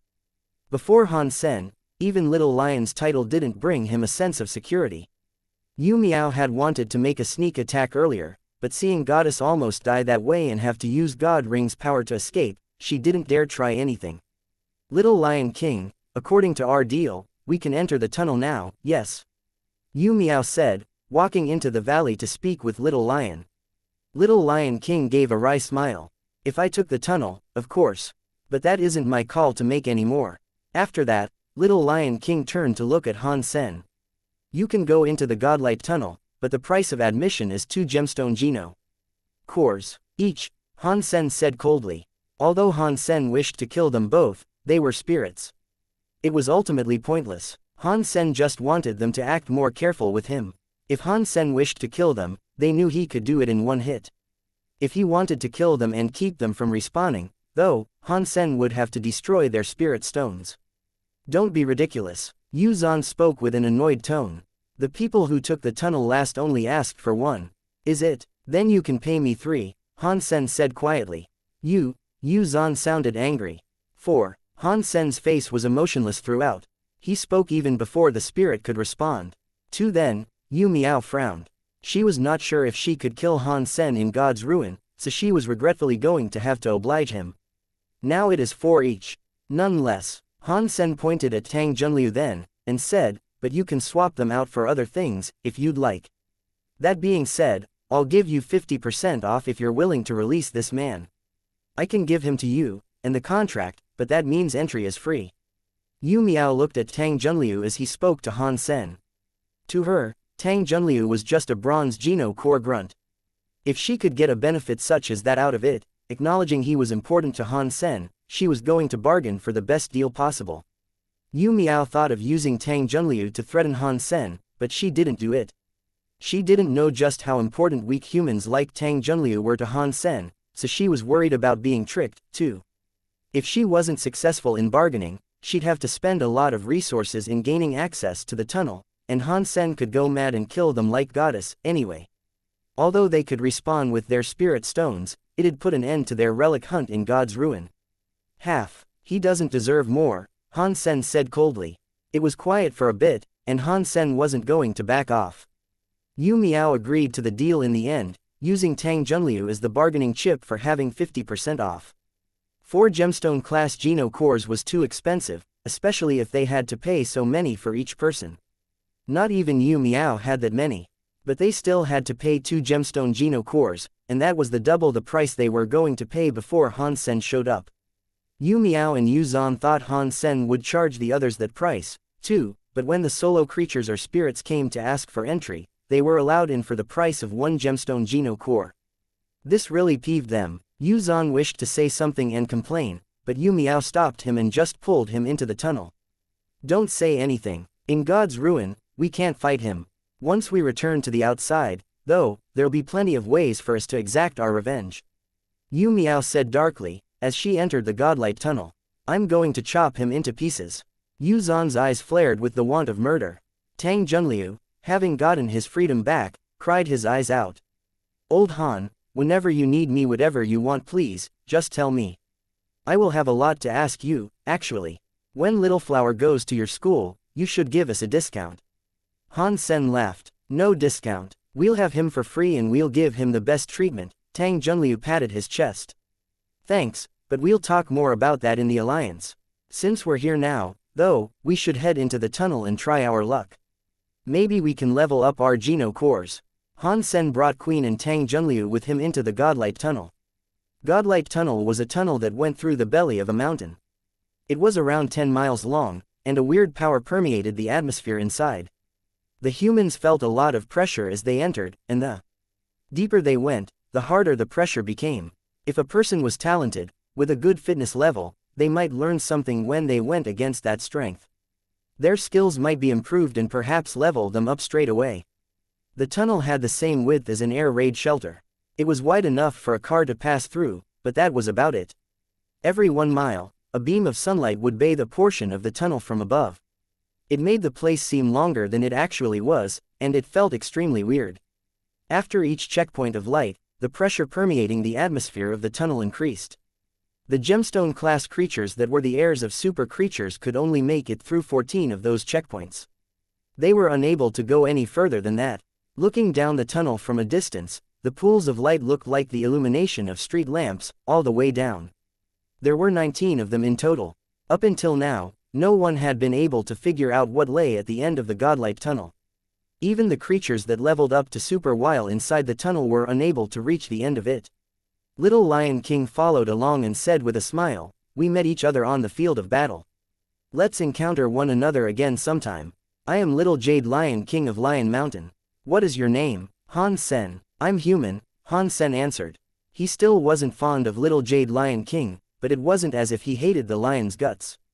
He wasn't entirely against having a conversation with him.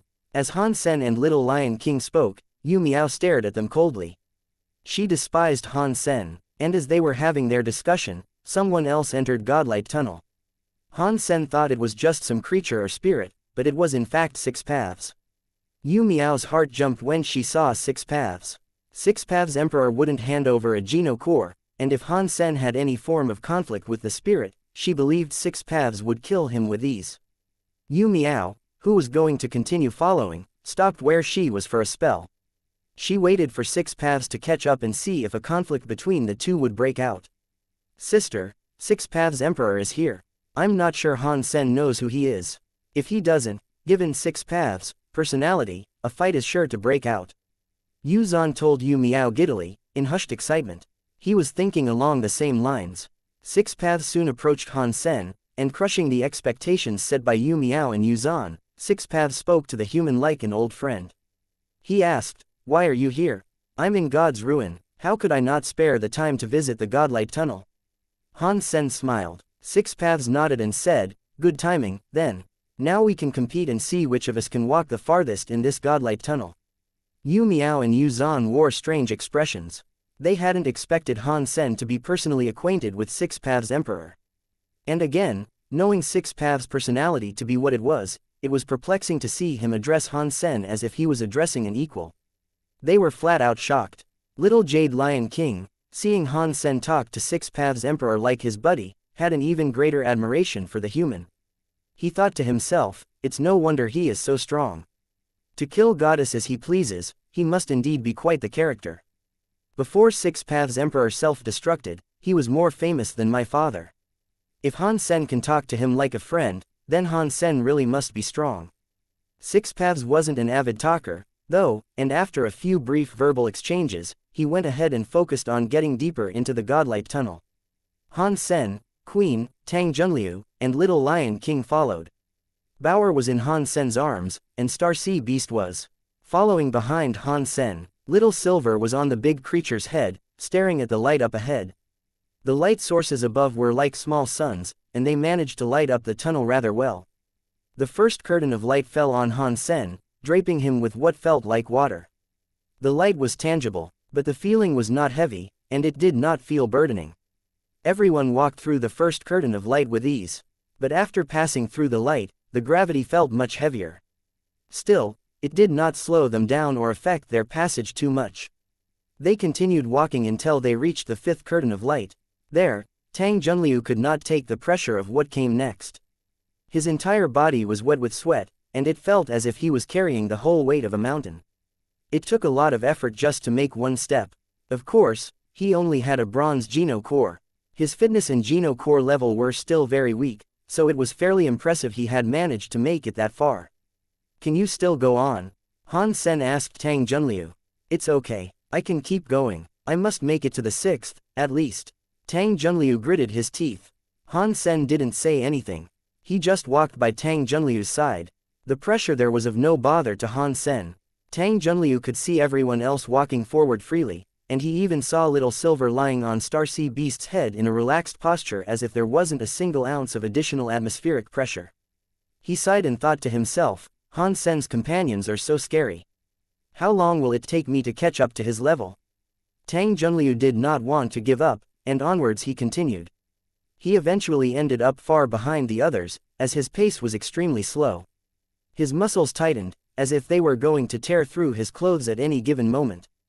Han Sen didn't make it obvious that he was deliberately watching the man struggle as he was, but he did keep an eye on how he was doing. If it was becoming too much, and Tang Junliu could no longer stay upright against the gravity, Han Sen would take him out of the tunnel before he collapsed and died there. Surprisingly, as hard it was for him, he managed to hold on strong. And when he almost reached the sixth light, his very bones began to creak. His entire skeleton sounded as if it was going to break. Boom! When Tang Junliu stepped into the wash of the sixth light, his entire body glowed with the color silver. It looked as if his Geno core had managed to reach silver class. Yu Miao and Little Lion King looked at him. Although it was not a rare thing to level up in the Godlight Tunnel, simply being able to meant he was talented. Tang Junliu was tired, so he sat down and stopped moving forward. His Geno core leveled up, but his body didn't. His body could not take any more pressure, either. He couldn't walk an inch further. I can't walk. You guys go ahead and I'll wait here. Tang Junliu spoke in between deep gasps. Han Sen nodded as he went on alongside Queen. When they reached the ninth curtain of light, it was Queen's turn to have difficulty. And when she reached the 10th curtain of light, Queen's body began to slow and her Geno core leveled up. Godlight Tunnel gives the opportunity to level up a Geno core, but the other creatures and spirits don't show any changes. Tang Junliu and Queen both leveled up. Is this just coincidental, or is there a reason for this? Han Sen wondered. After leveling up, Queen didn't walk any further. She said, my fitness isn't good enough to proceed. I won't bother trying to go any further, and I'll simply wait for you guys here. Han Sen could see she was actually able to go forward a little bit more, but chose not to. Han Sen really admired her character, and he imagined, Queen's heavenly go must have been fiercer than ever by now. After the 10th curtain of light, some creatures showed signs of leveling up. But it seemed the chances of them leveling up were low. The ratio was around 1 in 20. The others, even if they reached a point where they could no longer go on, were unable to level up. In order to level up at those stages, you had to be below gemstone class. Those possessing gemstone self-Geno cores could not have their Geno cores ascend to super class. After the 12th curtain of light, most of the creatures and spirits stopped. And when they reached the 13th, even Yu Zhan had to stop. There was only Yu Miao from Outer Sky Shelter who could keep going. Yu Miao looked at Han Sen and was shocked. She wasn't surprised Han Sen could keep going, but the two creatures and the baby in his arms were also able to keep going. That was what surprised her the most. The creatures that were able to go past the 13th curtain of light were those that were the best of the gemstone tier. The fact that Han Sen's creatures could keep going was rather shocking to Yu Miao. Little Lion King was showing even more shock than her. He was able to reach this point because the way creatures leveled up was different than how humans did so. When the genocores of humans leveled up, it was dependent on their skills. But that ascension did not greatly affect their bodies. If humans wished to level up their bodies, they had to absorb the genes of creatures. The way creatures leveled up was different from this, as their genocore and physical strength were both tied to the same scale. When their genocore leveled up, their fitness would go along with it. So, when creatures leveled up to a gemstone class fitness, that was that. There was no need for them to focus on ways that might increase their body specifically. Little Lion King's genes were strong, and his genocore kept rising. He had come from silver to gemstone class, and through this, his body had developed as well. This was different than Queen and Tang Junliu. When their genocores leveled up, their fitness didn't go with it. This meant they couldn't go any further. Little Lion King was satisfied with his current performance, but seeing Little Silver and Starsea Beast travel all that way without breaking a sweat, he thought to himself, Han Sen is scary. Even his creatures are this good. I don't know if they can reach the 14th, but if they can, they are undoubtedly the greatest heirs of super creatures. Han Sen didn't know this was what Yu Miao and Little Lion King were thinking about. Thus far, he just thought it was strange that Tang Junliu and Queen had both leveled up, and he hadn't yet. Han Sen had 4 self-geno cores. 3 of them were silver, and 1 of them was gold. Leveling them up should have been easy, but he had reached this point and hadn't heard a peep out of any of them. Now, there was only Yu Miao, Little Lion King, 6 Paths, and Han Sen left. They were all deep in their own thoughts, with not a single one of them saying a word. After the 14th curtain of light, everyone's speed slowed down drastically. The elites there were gemstone class. Through the 14th light and onwards, gemstone genocores could become super. Yu Miao's purpose for being here started now, but when she looked at the creatures around Han Sen, she saw they were all able to be there just fine. She was given another shock. Are the creatures all around him heirs of super creatures? How can they reach this point with such ease? Little Lion King confirmed Han Sen was powerful through this, too. If he wasn't, there was no way he could possess so many scary pet creatures. Han Sen was not surprised, though. Little Silver had eaten a lot of life drops and his potential was high. He wouldn't be any weaker than a super creature. Han Sen was surprised Starsea Beast was able to come all this way, though. When Han Sen saw Starsea Beast's body, though, his genocore was only gemstone class. Han Sen thought it was just a sacred blood creature, but it didn't seem that way anymore. The way Starsea Beast could travel through objects was unique, and it was definitely something ordinary scared blood creatures couldn't do. Now that he had walked up to this point with ease, it meant he was extremely talented. Leveling up had to be within the beast's reach. Weird. Why was the parent of Starsea Beast only a gemstone class? Was it not little Starsea Beast's actual parent? Han Sen guessed. Starsea Beast wasn't exerting much strength, but he was still able to keep going. Han Sen was impressed. Little Silver was sitting upon its head. He hadn't walked a single step, but the pressure permeated every corner of the tunnel, so it would have still affected Little Silver. But he appeared unmoved and unchallenged. He wasn't tired at all, and it made the fox look even more powerful. Yu Miao wished to fight Han Sen, but the further she went, the harder it would be. She felt as if she wasn't half as good as Han Sen's creatures. When they approached the 15th curtain of light, Yu Miao was having difficulty taking every next step. She ground her teeth and kept going, though. When Yu Miao hit the last bath of light, her body glowed white. Her genocore had managed to level up. Yu Miao was exuberantly happy now, and she thought to herself, I should thank Han Sen for giving me the correct motivation. If I was alone, I don't think I would have reached this far and managed to level up. Han Sen looked at Yu Miao. He knew she had now reached super because she was gemstone previously. Little Lion King felt depressed. After leveling up twice, his body was not showing further changes. He hit the 15th light but failed to level up again, and now it felt as if he couldn't take one more step. Now I'm super class, so my power will be the top. I think I'm going to win. Except maybe for 6 paths, I will definitely be walking the furthest, Yu Miao thought to herself. Little Silver and Little Star managed to go through the 15th light, but they didn't level up either. Little Lion King wanted to throw in the towel, but seeing Little Silver and Starsea Beast carry on, he was reluctant to. He strove to follow. I don't believe his creatures are actually better than me. Jade Little Lion King made up his mind he was going to march forward even further. When he was halfway to the next curtain of light, Little Lion King's body suddenly glowed. His Geno Core leveled up again, giving him a Super Geno Core. Roar! I am the strongest! Jade Little Lion excitedly shouted. This guy's pretty talented. He has managed to level up 3 times, so it is no wonder that he's the heir of a strong creature.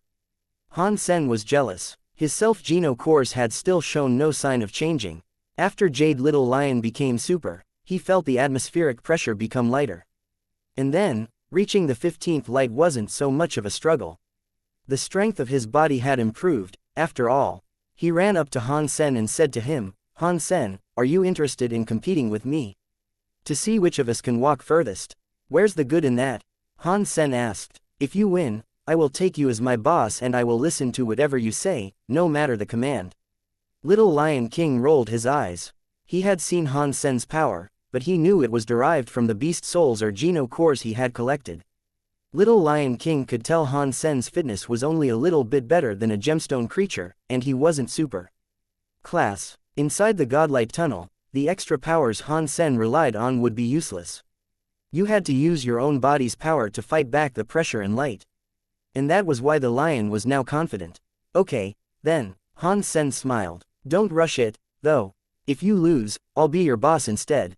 I'll make you do everything for me, Little Lion King said quickly. Okay, Han Sen nodded. Yu Miao hadn't spoken a word thus far. Little Lion King had become super, and she felt uncertain and restless. She believed Little Lion King might have actually been stronger than her now. Humans were different from creatures and spirits.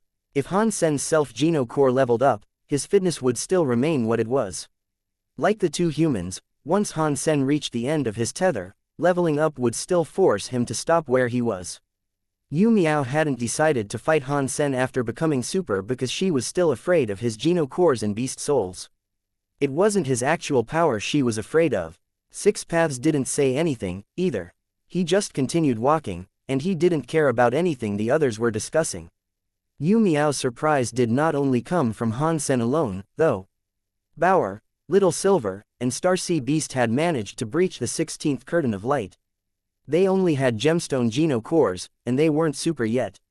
It was extremely shocking because she had never heard of a gemstone creature making it this far before. What's that creature? And what was its parent, to give it such horrible strength? Are they super creatures? But then again, if they were, they wouldn't have been allowed to enter God's ruin. Yu Miao was in shock.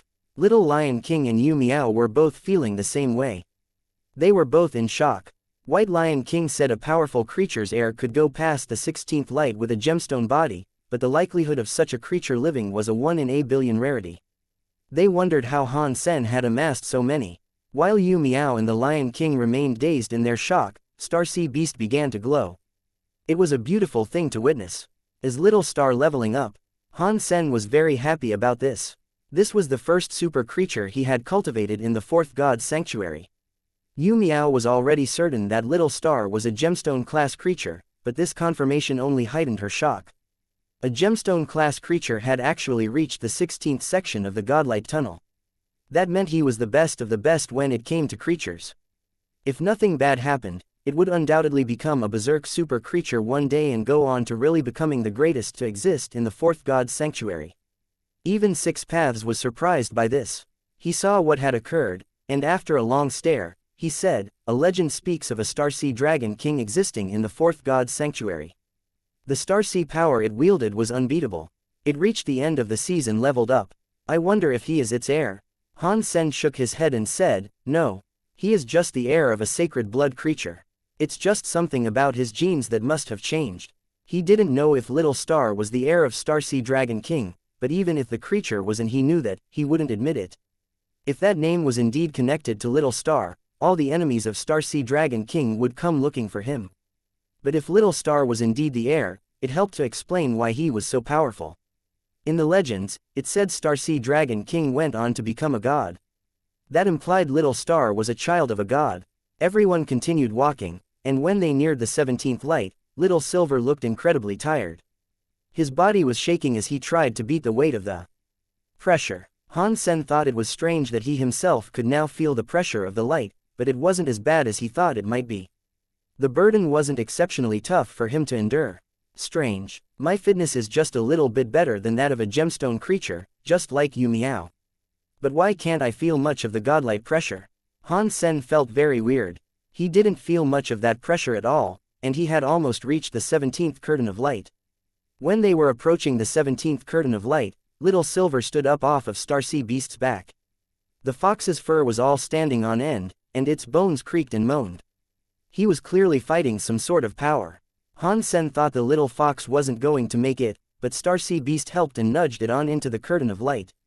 Little Silver was barely hanging on by a thread, and unfortunately, its Geno core did not evolve. Halfway through the 17th section, Little Silver could endure it no more. He had to jump off Starsea Beast's back and stop where he was. It looked as if he had gone as far as he could. Little Silver shouldn't be any weaker than Starsea Beast. Why did his Geno core not level up? Han Sen wondered. In the Godlight Tunnel, there was only the super-class Yu Miao, Little Lion King, Starsea Beast, Han Sen, and 6 paths remaining. Bauer was in Han Sen's arms. When Han Sen introduced her to others, he would always say she was a pet beast soul. Pet beast souls did not possess Geno cores, so they wouldn't feel the pressure experienced in the tunnel. To others, Bauer could follow Han Sen freely, and if Han Sen could keep going, she too would go through all the way. Of course, Han Sen knew Bauer wasn't actually a beast soul. After crossing the 17th godlight, even Yu Miao and Little Lion King, both of whom were super, were under extreme pressure. Yu Miao and Little Lion King looked at Han Sen, and they were surprised to see him looking rather relaxed. They were shocked, and they wondered if Han Sen's fitness had actually reached the level of a super demigod. If he hadn't, they couldn't think of another reason that would explain how he had managed to come so far. It was hard to imagine a body that was not super could make it all the way here. 6 paths. Face looked a little grim, too. He was feeling the weight of the pressure. Han Sen's face was still relaxed, though. The effect on him was rather minuscule. They were 100 meters away from the 18th godlight. Yu Miao and Little Lion King's bodies began to tremble, and every step took them a lot of effort. The two of them saw Han Sen not looking likely to quit anytime soon, so they clenched their teeth and pushed on. They were so slow, though. It was as if they were dragging a mountain behind them. Their bones began to creak eventually.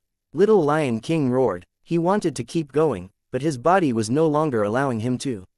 Yu Miao was in the same situation. Seeing 6 paths and Han Sen reach the 18th godlight, her feet finally felt as if they had been pinned to the ground. She could no longer move. I am already super class. Why is there such a big difference? Yu Miao felt terrible. She tried her hardest, wanting to walk on as Han Sen and 6 paths were doing. She managed to move one leg a little further, but its landing was met with the sound of a gotcha. The other leg had been unable to support the weight, and it ended up snapping. Pang! Yu Miao fell to the ground and looked up at Han Sen and 6 paths, who were managing to proceed even further. She couldn't get up and chase after them as she wished to. Little Lion King roared. He was able to inch his way forward a little bit more. He was shaking, and when he was only 4 meters away from the 18th marker, the trembling became too violent. He could no longer step forward, either. When Han Sen and 6 paths passed through the 18th godlight, the 6 paths sword began to shine like a flower. His Geno core had become super now. But 6 paths, Geno core becoming super didn't mean too much, as it had no effect on his fitness. FCK. I lost. That guy is too strong. How is he doing that? Little Lion King dropped to the floor as he watched Han Sen and 6 paths go through the 18th godlight. He gave up trying to support himself further, and he simply lay on the floor to see which of the 2 final contestants would win. The others did not know what Little Lion King knew, though. Han Sen's self-Geno core was the same level as his own when he started, and he had already leveled up 3 times, whereas Han Sen hadn't. If he only had a silver Geno core and his fitness was not super, it was scary to fathom how he had managed to come so far. No matter how special the human's body is, it cannot compete with 6 paths Emperor. Yu Miao remained where she was, watching the 2 advance. She did not want Han Sen to go much further, but she didn't mind 6 paths doing much better than her. Han Sen was just a human, after all, and she didn't think much of them. The mere fact he had managed to go further than she had was an excruciating fact she had trouble accepting. Maybe he cannot, but 6 paths looks fairly strained and Han Sen is looking the same as ever. I think he'll end up walking further than 6 paths, Little Lion King said. He hoped Han Sen could walk further. He had lost to Han Sen, and he'd feel a bit better about himself if he knew Han Sen was also the sort to beat someone like Six Paths. If Six Paths' Emperor lost, the Lion King losing to Han Sen would not be so embarrassing. Since he had lost the bet, it was established that he would become Han Sen's subordinate. At the very least, he'd be the subordinate of a supreme elite. It was far better than ending up as the subordinate of a random nobody. Creatures always obeyed the stronger, and the same applied to Jade Little Lion King. Six Paths felt the pressure from the godlight, and he could feel the muscles of his emperor body tighten. He was starting to sweat profusely, too. He looked over to Han Sen and what he saw shocked him. Han Sen looked as relaxed as the moment he first entered the tunnel. There was not a drop of sweat on him. How could this happen? His fitness isn't super yet, so how can he walk through this so easily? Six Paths' Emperor frowned, unable to formulate an answer. There were so many elites in the godlight tunnel, all possessing different elements. They had all become super class while in there, and yet, regardless of the power they possessed, it wasn't enough to withstand the pressure of the tunnel. Not even Six Paths believed Han Sen's power was enough to suppress the might of the godlight. But even so, he couldn't come up with a reason to explain how Han Sen was walking so freely before him. I am right, he is indeed a special opponent. I'm still looking forward to that fight. Once he levels up to super, I will test how strong he really is. Six Paths' Emperor's eyes possessed a fire. Han Sen did not look back at Six Paths. The pressure of the tunnel was something he could ignore, but as he slowly reached the end, he felt as if something was there up ahead. He could sense something moving, beckoning him closer. Is there a special reason why I'm not susceptible to the pressure of the godlight? What is at the end of the tunnel? And why me? Han Sen felt very confused over these events, but his curiosity had been piqued too. He really wanted to see what lay in wait at the end. Han Sen quickened his pace, eager to find out what was at the end of the tunnel. Han Sen increased his pace, leaving Six Paths behind. Six Paths was getting far too tired, and he slowed down. With him slowing down and Han Sen speeding up, the distance between the two greatly increased. Six Paths frowned. He didn't let Han Sen's progress affect him, though, and he continued at the pace he himself was most comfortable with. But when Yu Miao and Little Lion King saw the two, they were shocked. They found it all hard to believe. They were shocked that Han Sen could not only keep up with Six Paths, he could go further and faster. And Han Sen's pace was actually accelerating, not slowing down. They had never seen anything like this before. Witnessing someone simply reaching the 18th godlight was a supremely rare occurrence. It shocked them a lot to see Han Sen actually managing to speed up after going through it. They could not believe their eyes, and they thought it was a dream of some kind. They rubbed their eyes to double-check, and they realized they weren't wrong. Han Sen was speeding up. He had been walking, but now he was going at a steady jog. He was nearing the 19th godlight. Yu Miao and Little Lion King were too shocked to speak. Never in their wildest dreams could they picture someone jogging through the 18th portion. It's no wonder he beat me. He really is special. Little Lion King wasn't upset he had lost the bet. He felt as if it was within expectations that he had lost to Han Sen. Truth be told, he was actually a little glad. Yu Miao did not say anything. Her lips only trembled as she stared at Han Sen in the distance, who was still jogging. How is this possible? He is just a human. Just a human. Yu Miao's mood was a complicated one. And not long after, Han Sen breached the 19th curtain of light. His speed did not slow down. He was getting quicker, going at the pace of a kid that was racing home after school. Six Paths was still walking forward slowly, and he struggled with each step he took. Still, despite the struggle, he too managed to reach the 19th godlight. He had simply gone slower than Han Sen. Six Paths looked determined. He continued at his own speed, and although his clothes were soaked with sweat, they weren't stopping him. Now Six Paths was like a sword, a fearless sword. It did not matter what trouble or hardship lay ahead, nothing would make him quit his arduous struggle to proceed. But when Six Paths passed through the 19th godlight, Han Sen's body suddenly disappeared at the end of the tunnel. The godlight tunnel had 19 god lights that illuminated the entirety of the tunnel. Strangely, though, the far end was dark. No one knew what lay behind that curtain of black because no one had entered before. Now that Han Sen had gone inside with ease, it made Six Paths' eyes shine with zeal. Han Sen being there made him want to go and reach the end with a greater vigor. He reached the end of the tunnel. They expected this would happen, but Yu Miao was still extremely shocked to see Han Sen reach the end and disappear into the darkness there. She did not know how many years God's ruin had existed and how many creatures had become super there. Many super creatures and spirits that emerged from that place went on to become leaders elsewhere in the sanctuary. Some of them went on to be emperors or even berserk super creatures. Even so, none of those had ever reached the end of the tunnel before. The 18th godlight was the farthest a demigod had ever reached. Not many people could approach the 19th godlight. Those that could were similar to Six Paths. But no matter how good they were or how talented they were, none could reach the end. Han Sen was just a human, and he had almost reached the end. And what's more, he hadn't struggled. He had freely run there. Yu Miao would claim such a story to be preposterous, had she not seen it with her own two eyes. She knew if she told the story to other spirits, they would not believe her. What kind of person is he? Can humans truly accomplish such a feat? Yu Miao's head was totally messed up. It's no wonder he became my boss. He is strong. He is too strong. This has never happened before. Little Lion King's eyes were opened wide. He did not think it was a shame to make Han Sen his boss.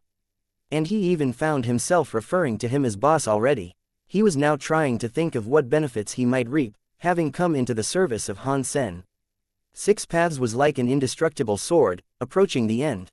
Each step was solid, as if nothing in the universe could halt his advance. 1 step, 2 steps, 3 steps, Six Paths was getting close to the finish line.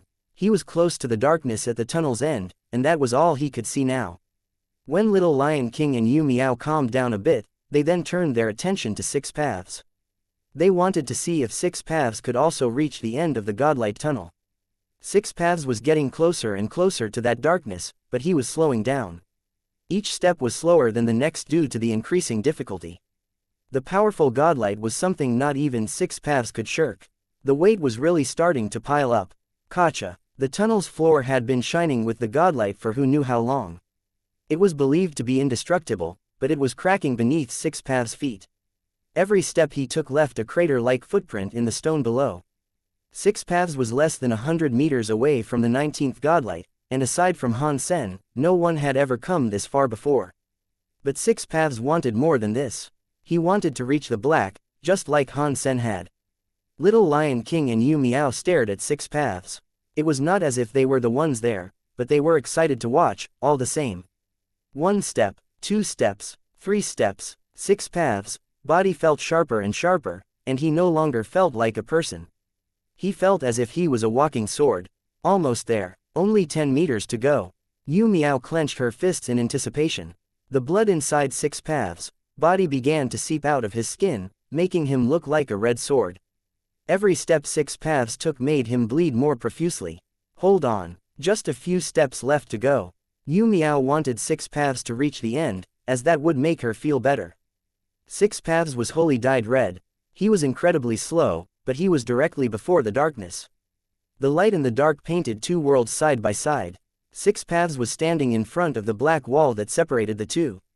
He couldn't see anything yet, but he still had to take one last step before entering. But Six Paths just stood where he was, unable to make the last step. Get in, Yu Miao shouted out in her heart. Six Paths' heart was screaming, too. The scary sword light was encompassing his entire body, but if he took one more step into the darkness, he was afraid he would shatter. The horrible godlight suppressed his entire body, and no matter how much more power he wished to unleash, his legs remained pinned on the ground. He couldn't walk anymore. Six Paths wished to know what lay beyond the darkness, but he was unable to move his body. He could no longer even wriggle his fingers. He was only one step away, but the darkness seemed so far away. Han Sen was standing in a room. He looked at it in strange awe, with his mouth hanging wide open. The area looked like it would very dark as he came into it from the godlight tunnel, but when he breached the black veil, it really was like nothing more than a thin curtain. Obscuring the view, through the darkness, there was a room that looked like a lounge of sorts. Han Sen wouldn't have been surprised if he encountered a monster in that room. Han Sen was prepared to fight when he entered, but he found himself shocked and speechless instead. There was a table, chairs, cups, and benches. They were composed of a crystal-like material Han Sen was familiar with. They looked like what Han Sen had seen inside the main control room. The chairs and table were of a similar design, too. Han Sen confirmed the room had been built from crystal, and it was therefore likely it had been built by the crystallizers. Why is there a crystallizer room beyond the godlight tunnel? Han Sen's brain was full of question marks. According to crystallizer technology, it should have been impossible for such stuff to exist in the sanctuaries. After all, Han Sen couldn't even use his beetle in the sanctuary. But there was an entire crystallizer room here in front of him, nonetheless. It's just a room. Maybe someone moved it here. But this is the end of the godlight tunnel, and who could possibly possess the ability to move an entire crystallizer room here? Han Sen looked around, hoping he'd find a solution. He was also looking out for that which was the crux of his worry. He looked around the room a few times, but he couldn't find anything. The things around him were just ordinary objects. Han Sen tried the chair out, and he was able to confirm it was the same sort he found in the main control room. Even though it looked crystal and hard, it was soft and plush. He now thought it was a great shame he couldn't use the beetle in the sanctuary. If he had been able to, he'd have liked to ask it for information concerning this place. Han Sen's vision then became fixed on something on the left side of the room. There was a black crystal drawer standing against a wall. Han Sen walked up to it and pulled the drawer open, hoping to find some information. But he was unable to pull it out. He tried it twice and found that there was no leeway. It had to have been locked. Han Sen decided to draw Taya and beat the drawer instead. There were some sparks, but the attack didn't leave a mark on the surface. Han Sen's face changed. He used all the power he could muster, and yet, it hadn't left a single mark. The crystal was unfathomably strong. When Han Sen frowned, thinking about how he might open it, the beetle in his hand now began to shine. Han Sen had been unable to use it in the sanctuary before, but now it had come to life. Control room discovered. Would you like to connect? The beetle's AI voice rang from Han Sen's hand. Connect, Han Sen said, with surprise. This really was a form of main control room, where crystallizer technology such as the beetle could be used. It certainly exceeded Han Sen's expectations. Through his entire life, he had been told he could not make use of proper technology when he was in the sanctuary. Many people had even tested this theory in the sanctuary, too. The results were all the same. From lighters to advanced cannonballs and super war frames, nothing could be activated inside the sanctuary. They might as well have been hunks of steel. And crystallizer technology such as the beetle couldn't be used, either. Han Sen wasn't sure why that had now changed all of a sudden. Establishing connection to control room. The symbols on the beetle shone, and it moved to land on the black crystal drawer. Then, Han Sen heard a kacha. The door that was shut opened up. Connection successful. The beetle's light dimmed after the drawer opened. Han Sen looked over the drawer, and inside, he saw a glowing crystal-like machine. It was like some sort of control platform, and the lights looked like streaming data. Han Sen wasn't too sure what he was looking at. What is this? Han Sen asked the beetle. The beetle responded with its mechanical voice, and it answered, it's a computer. What is it for? Han Sen asked. I don't have enough data to formulate a certifiably correct response. Therefore, I cannot answer you. The beetle was shining as it delivered its dialogue. Han Sen frowned. He didn't understand much about crystallizer technology, and he was unable to operate it since he didn't know what it was supposed to do. As Han Sen mulled what he should do, a door opened on the other side of the room. Han Sen went over to take a look with much curiosity. It looked as if the next room was a bedroom. There was a comfy-looking crystal bed at its center. The bed still had sheets on it, and the corner looked as if it had been tossed aside. It looked rather messy, as if the owner of the bed had once left in a rush without time to tidy. Han Sen went over to observe the blanket, but he saw nothing under it. He then looked at the nightstand. There was a crystal bottle there, containing a red liquid. It was a touch lighter than red wine, appearing pinkish, more than anything. The bottle had a lid on it. Han Sen pulled it off, and his nose was greeted with the pleasing sensation of an alcoholic beverage. Is this the alcohol crystallizers drank? Han Sen found that rather amazing. Han Sen put the lid back on and decided to keep the bottle. He opened the drawers of the nightstand next, to see if he could find something more useful. When Han Sen opened the drawer, he grinned. There were many items inside. It looked as if there were hair clippers and various decorative oddities. There was a bottle, too, which might have contained a woman's makeup product. Amidst all those items, Han Sen also caught a glimpse of a diary. He took it out of the drawer and opened it. There were many words inside, and the text looked to be composed by the gorgeous handwriting of a woman. What excited Han Sen the most was the fact it was a language of ancient humanity. It was something he could read. Han Sen was glad he had learned so many ancient languages now. If he hadn't, he wouldn't have been able to read a single word the diary contained. Han Sen was very eager to read the contents of the diary. Although it was a diary, the entries weren't dated. And furthermore, each page only contained a sentence or two. The entries were not a continuous thing, either. It was a casual, random recording of stuff. 3480, why is he so dumb? I can't believe he got killed by a jade bone beast.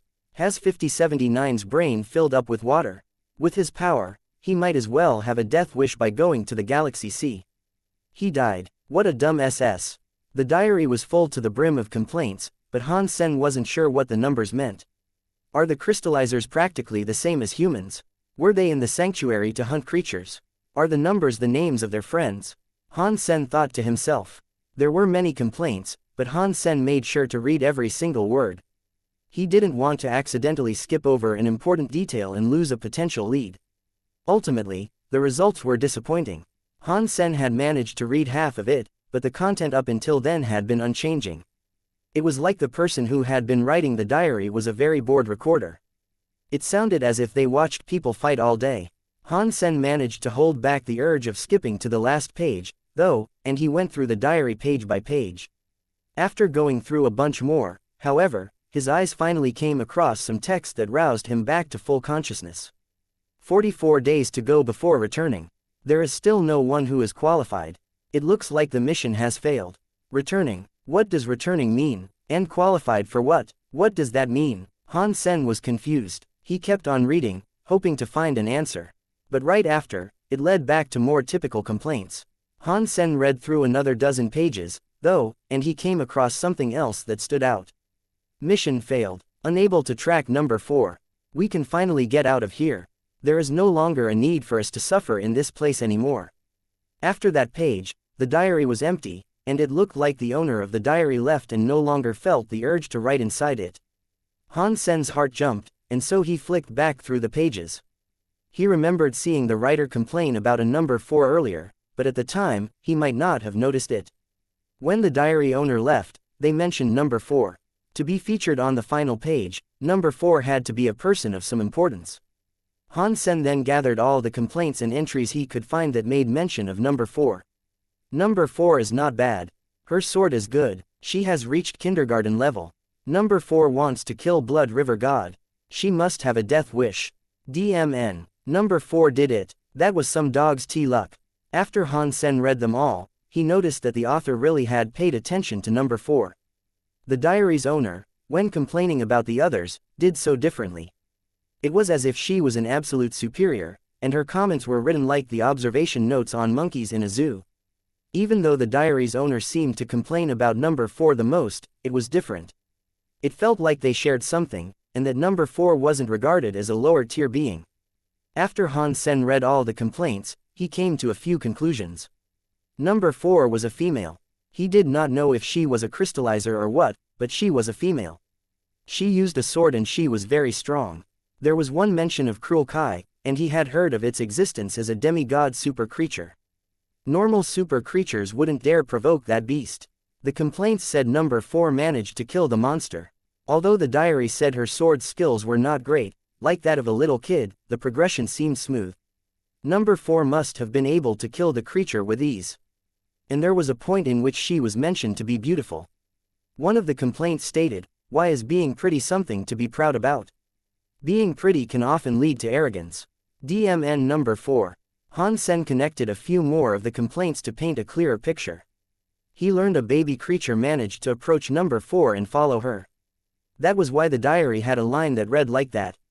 Han Sen's ultimate conclusion was that number 4 was pretty. She had great sword skills and could slay super creatures. Han Sen combined all those clues and threads, and eventually, he had a clear idea of who she was in his mind. Ji Yu Qingcheng. Could that really be her? That seemed a little impossible, as Han Sen figured that he could probably make a rough guess about the book's age. And it was a crystallizer thing, written by and about those of their own kind. And it wasn't as if Ji Yu Qingcheng was the only woman who was pretty and wielded a sword. There were many spirits and humanoid creatures like that, too. Han Sen read a bit more of the included content, and aside from number 4, there were no other special things. The other numbers did not seem to be half as important. They were usually single mentions, and after a complaint, they were never mentioned again. I need to ask Ji Yu Qingcheng if she was the one who killed Cruel Kai. Depending on her answer, I'll be able to find out if this was really her. Han Sen thought the possibility of this was low, but he still wanted to go back and ask. Han Sen poked around the bedroom some more, and aside from a few various oddities and bottles, there was nothing else to investigate. The beetle was silent the whole time, too. Aside from those 2 rooms, there was no other way out, either. There was nothing worth taking, so he exited by the way in which he entered. The items, bottles, and the diary were all placed inside the cruel bottle by Han Sen. When Han Sen exited the room, however, he was given a shock. Six Paths was standing right outside like a blood man. Han Sen almost didn't recognize him. Crash. When Six Paths saw Han Sen, his body collapsed. He spilled blood as he tumbled backwards. Han Sen immediately went to pick him up. He placed him on his back and thought to himself, "Why were you so stubborn? This was just a path. It does not determine your future." Han Sen forgot about the fact he was the only one who had walked to the end. The answers for what he was looking for would not affect him, but he'd continue looking. Little Lion King and Yu Miao saw Han Sen carrying the unconscious Six Paths, and their faces looked strange. "Boss, you are so strong. Even Six Paths could not reach the end, but you did," Jade Little Lion said. Han Sen brought Six Paths out of the godlight tunnel. He examined his wounds and noticed he had been injured badly. Fortunately, the body of an emperor was strong and his life was not in any danger. Yu Miao took Yu Zhan with her and left. She stared at Han Sen the whole time, and her look could be best described as complicated. Right now, however, Han Sen did not have the time to kill them. And even if he did, he realized it would be pointless. If he ever hoped to kill them, he'd have to do it so they'd never come back, in a one-and-done fashion. Jade Little Lion was already showing extreme loyalty to Han Sen. He kept on calling him boss, casually, as if he had been born to serve him. Ever since he met Cheap Sheep, he didn't like being called a boss, so he wanted his subordinates to refer to him as chairman, as others often did. "Han Sen, should we leave now?" Little Fairy was in a rush to ask Han Sen. Little Fairy did not enter the godlight tunnel because, according to her, she wanted to level up to super entirely by herself. And she hadn't come to God's ruin for the tunnel, either. It was all about the relic. Leveling up through the tunnel offered different benefits. It was difficult to determine which was better, and people were always of a different mind in choosing which was the best. Han Sen brought Bauer and the others with him. Jade Little Lion wished to follow, and so Han Sen did not decline. Having a super creature like that by his side could also prove beneficial. Jade Little Lion told the other creatures to remain by the tunnel and protect the place. Then, he followed after Han Sen to visit another place in God's ruin. Han Sen rode atop Star Sea Beast's back and sometimes brought out an item or two to play with. They were the things he brought with him from the crystallizer bedroom. Before he entered the godlight tunnel earlier, he felt as if something was beckoning him. He lost that sensation when he entered the tunnel, and he no longer felt it after coming back out, so Han Sen thought the item that had pulled his attention had to be one of the items he had brought with him. But when Han Sen looked at the items, they all looked like women's things. There was nothing particularly special about them. "It's those black seahorses again," Little Fairy shouted, from her position up front. Han Sen looked to the sky. The seahorses were pulling a big chimenea, as they always did. But this time, Han Sen was surprised. The flames of the object were extinguished. "Those black seahorses keep pulling that black chimenea around the ruin constantly. I wonder what they want." Han Sen was just talking to himself. Jade Little Lion quickly said, "My father came to this ruin himself when he was a cub. And he saw the black seahorses with a chimenea back then, too. He told me not to get too close to them because each one is as strong as a super demigod creature. Of course we know they are strong." Little Fairy lifted her lips. Han Sen looked at Jade Little Lion with surprise and said, "Wasn't White Lion King a born berserk super creature?" Many people believe he was, but that's not actually true. He leveled up to achieve the strength he possesses. While speaking about White Lion King, Jade Little Lion looked proud. Han Sen nodded and did not say anything. He looked at the black seahorses pulling the big chimenea. The black seahorses eventually slid down the side of a mountain and disappeared from sight. A period of time passed and they had yet to re-emerge. Let's go see what they are doing. Han Sen was quite interested in the chimenea. The big chimenea was too cold to approach normally, but its blue fire had now subsided. If he managed to get close enough, he might be able to catch a glimpse of what was inside. Little Fairy thought the chimenea was the relic, so she agreed they should go and take a look. Jade Little Lion looked hesitant, but if Han Sen was going, he knew he'd have to go with him. The party then went towards where the chimenea had set down. The mountain wasn't the biggest in the ruin, but it was still around 10,000 meters high. Fortunately, there were none of those strange flowers to be wary about. They all climbed to the peak with ease, free of any danger. When they reached the peak, they noticed that behind the mountain was another mountain and peak to climb. This mountain went up into the clouds. They could actually see the black seahorses pulling the chimenea up the slopes. Han Sen and Little Fairy looked at each other, and then they followed after them. The peak was just like a normal glacier poking its head above the clouds. They couldn't see the black seahorses once they got there, though. They spent half the day climbing into the clouds, and what they saw was quite surprising once they got through. It was a sea of clouds. There were so many clouds all about, it was like an idyllic view of heaven. Another peak poked its head from out of that cloudy ocean, too. And then, there was a giant icy ship floating in the air. The black seahorses pulled the chimenea up to the highest peak, then stopped. It was like they were waiting for something. Kacha, kacha. Not long after, the chains of the seahorses were opened. The 11 of them shouted happily, bobbed quickly down the hill, and then leapt down into the clouds. They were like fish having just escaped a net. They swam very happily in the sea of clouds. Not long after, a group of ice seahorses approached. They were the first type of seahorses that Han Sen's group had caught a glimpse of back in the frozen forest. The 11 of black seahorses bobbed over to them, obviously keen to meet with the ice seahorses. The bigger seahorses crossed their necks with the necks of the other seahorses, like old couples. The smaller ice seahorses were around them, all swimming happily. They were like one big, happy family. When Han Sen saw them meet that way, Bauer looked over at the chimenea with curiosity.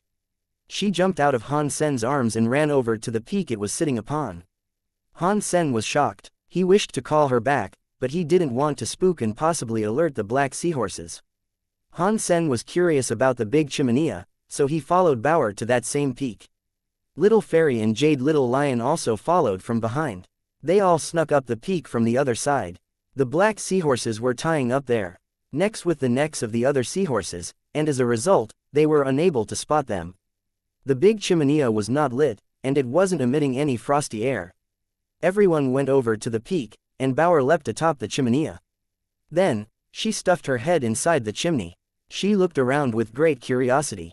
Han Sen was now right behind her, so he picked Bauer up. He pulled her off the chimenea and then put his own head near the exhaust. He wanted to get a look inside the chimenea, too. When Han Sen took a look inside, he was shocked. Inside the chimenea, a pair of eyes were looking up at him. Fortunately, Han Sen had been through a lot, so he maintained his cool and did not look away.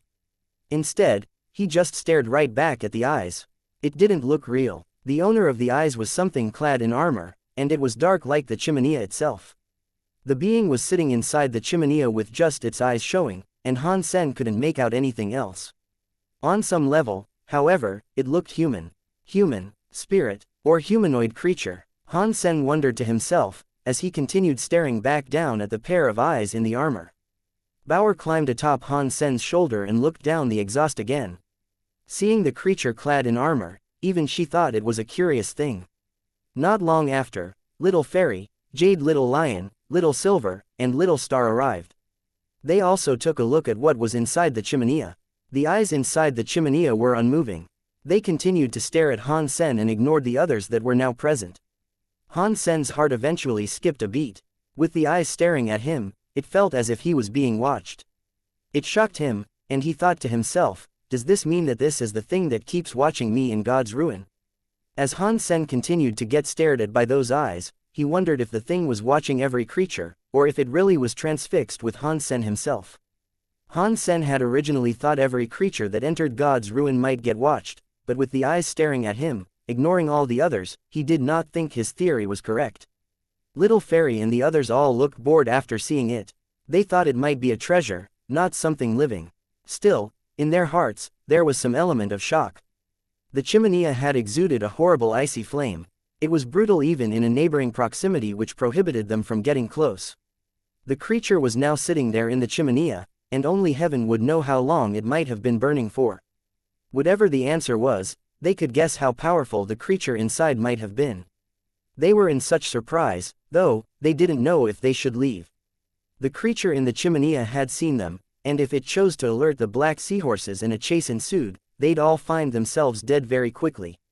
Jade Little Lion and Little Star had become super class, but not even they would help triumph against 11 black seahorses. Before they could run off, though, they heard a not too distant sound of crying. It shocked them. They looked around for the source and saw a 1-meter-tall ice seahorse. Somehow, it was inside the sea of clouds. With its megaphone-looking mouth, it was making those sounds at them. It did not seem hostile, and it just looked at them with curiosity. But after the noise subsided, the bigger ice seahorses and black seahorses quit their get-together. Then, a few dozen eyes turned to stare at Han Sen and his group. "Run," Han Sen said and immediately took off running. Han Sen's power was very strong, but he had only reached super. Every black seahorse was super class, but there was also the ice seahorses backing them up and the enigmatic creature inside the chimenea. If they stayed behind for a fight, it was likely they would end up in bad shape. They kept running downhill as the little seahorse followed. The 11 black seahorses that had seen them looked incredibly angry, and they gave an earnest chase. They were much faster than Jade Little Lion, too, who was now super. "Oh no, these black seahorses are too scary. We'll be dead if they catch us." Jade Little Lion looked back and was shocked by what he saw. A black seahorse was directly behind him. Han Sen chomped his teeth, then grabbed Bauer and Little Silver and brought them onto Little Star's back. Then he shouted, "Come up here. Run, Little Star." Little Fairy leapt up and so did the little seahorse. It looked like it was actually having fun. Starsea Beast used its Starsea power, and then, its body shone with countless stars like a galaxy. Its speed was supremely fast now, as well. "Wait for me." Jade Little Lion caught up, but he was too big. All he could do was cling to Starsea Beast's tail. With the stars all around, Starsea Beast's body enabled it to traverse through glaciers. The black seahorses were unable to catch anything, and all they did was crash into the glaciers, shattering them. Still, the black seahorses were determined and not yet willing to abandon the chase. Starsea Beast continued to travel through the glaciers like this, as the black seahorses hounded them from behind. Aside from the black seahorses, the ice seahorses had started to chase them, too. They made a shrill moaning sound. Dong! All of a sudden, the black seahorses then turned and entered the clouds. The chains from the chimenea manifested and attached to the black seahorses. The chains bound the necks of the black seahorses and prohibited them from traveling any further. The chains pulled them back all the way to the chimenea. They grumbled and grunted with anger, unable to escape the binding. The ice seahorses were still able to maintain their pursuit of Starsea Beast, but when it traveled through a few additional glaciers, the seahorses lost track of Starsea Beast. They were able to hear the cries of the seahorses when the pursuit was on, but they couldn't any longer. Starsea Beast is great for escaping. Han Sen felt rather happy on the inside. The speed and power of Starsea Beast, now that it was super, had increased by a lot. Starsea Beast eventually came to a stop on an icy field. Everyone dismounted it at that point. Jade Little Lion made sure to examine Starsea Beast and profusely compliment the creature. "This brother can travel through objects. Wow, this is far too strong." The little ice seahorse that had followed them now looked frightened. It spun around in circles, as if it could no longer find its mother. It kept crying as if it missed its parents. They were now very far away from the seahorses, and no matter how hard it whined, its parents wouldn't hear it. Bauer jumped onto the back of the little ice seahorse, and with her fat hands, she stroked its head.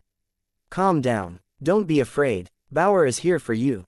The little ice seahorse rubbed its head into Bauer as it cried. It looked as if it had found protection now, and it didn't look as helpless as it just had.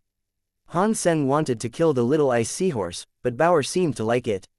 This prompted him to drop the idea. "I never thought the chimenea would bear a creature like that. I wonder what it is," Jade Little Lion said. "It's alive, so it cannot be the relic."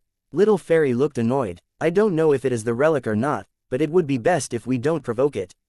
The black seahorses are super creatures, but it can snare them with those chains with ease. They were completely unable to resist. The creature in the chimenea must be strong. I don't think we can fight it, Han Sen said, and then walked forward. Everyone was of the same mind. Giving up on the chimenea, they then opted to try somewhere else. The little ice seahorse followed after Bauer.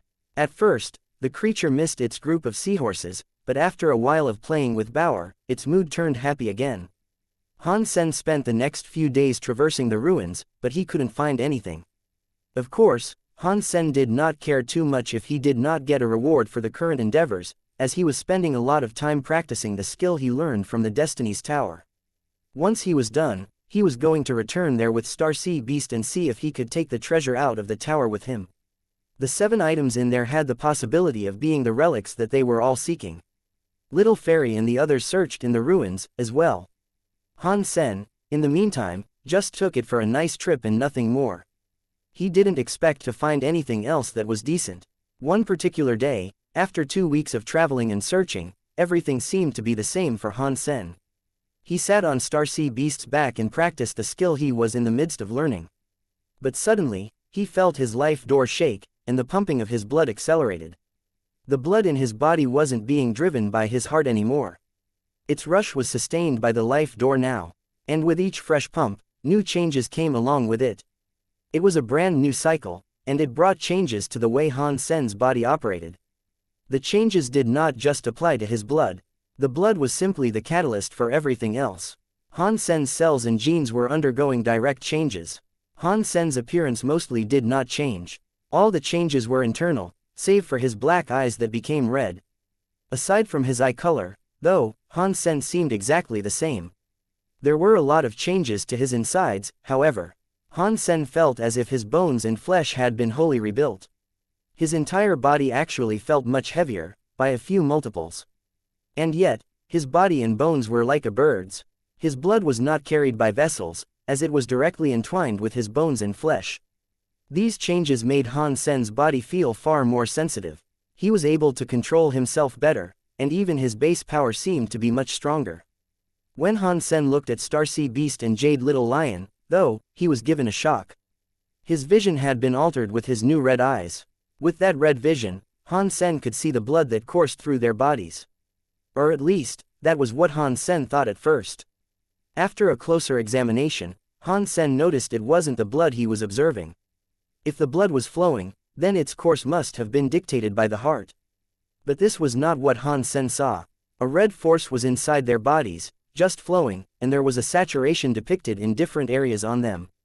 There was no set route to the flow he was seeing. Is that their life force? Han Sen guessed, although he was not sure. Han Sen wanted to get a closer look, but he felt a pain in his head and his body started to twitch. It was like he was getting stabbed by a number of needles. Han Sen stopped the skill immediately, and when he did that, the pain and needle-like sensation went away immediately. The changes in his body reverted back to how they were before he practiced the skill, and the blood began pumping from his heart, just like it used to. Han Sen could feel his body was now rather weak, and he thought to himself, this skill costs a lot of energy. I only had it activated for a few minutes, and already my body felt as if it was on the verge of collapsing. I wonder what my strength is like when I use this transformative skill. And was the red flow I saw their life force? Han Sen rested for the next half day. His body soon returned to normal, and there were no lasting effects or issues. It's time to go back to the white metal tower to collect the treasure there. Han Sen had also thought of a way in which he might get Little Fairy and Jade Little Lion out of his hair for a time. He told them it would be best to split up and search separately. So, Han Sen ended up just bringing Bauer, Little Silver, and Little Star with him to the White Tower. The little ice seahorse followed Bauer, determined not to leave. As a result, Han Sen had no choice but to allow him to come. Jade Little Lion was still, by all accounts, an outsider. And Little Fairy could be a touch suspicious. As a result, he didn't want them to come with him. Starcy Beast brought Han Sen to a glacier mountain, the one that was populated by deadly flowers. Starcy Beast was super class, and casting its traveling skill no longer cost it as much energy. It brought Han Sen right to the doorstep of the White Tower. Han Sen was excited, and he hastily threw the door open. He scrambled up to the top floor and saw the 7 pedestals of treasure were still intact and untouched. He breathed a sigh of relief. It looks like God's retribution really couldn't learn the skill. If he could, he would have come back here before me. Either that, or he can learn it and just hasn't finished yet, Han Sen thought. Seeing the 7 treasures sitting neatly on the stone pedestals, Han Sen cast the skill. His body engaged with all those weird changes again, and then he reached his hand out to see if he could go past the space vortex shield and grab the treasure. Han Sen did this very carefully. His hand approached the prizes slowly. But when his nails brushed the end of the platform, the tips of his fingernails disappeared. Han Sen's face changed. He pulled his hand back and said, "This skill doesn't even let me go past the space vortex shield." Han Sen had spent a lot of effort in coming here, and after all that, this was the result. It was dismal, and it sent a chill running through his heart. As this happened, though, Han Sen heard a loud sound come from outside. It rocked the construct itself. Then, he heard the crying noises that were all too familiar to him. Han Sen's face changed. He went up to the window and pushed it open. Han Sen looked down from there, and it was just as he thought. 11 black seahorses were situated right outside Destiny's tower. They were blocking the entrance, too. The 11 black seahorses repeatedly cried at the tower, making extremely loud screaming noises. **T. Those black seahorses are really PSSED, and they even brought the chimenea with them. If I knew they'd come after me, I wouldn't have brought the little ice seahorse." Han Sen thought the black seahorses had come there to rescue the small creature. The notion made him feel depressed.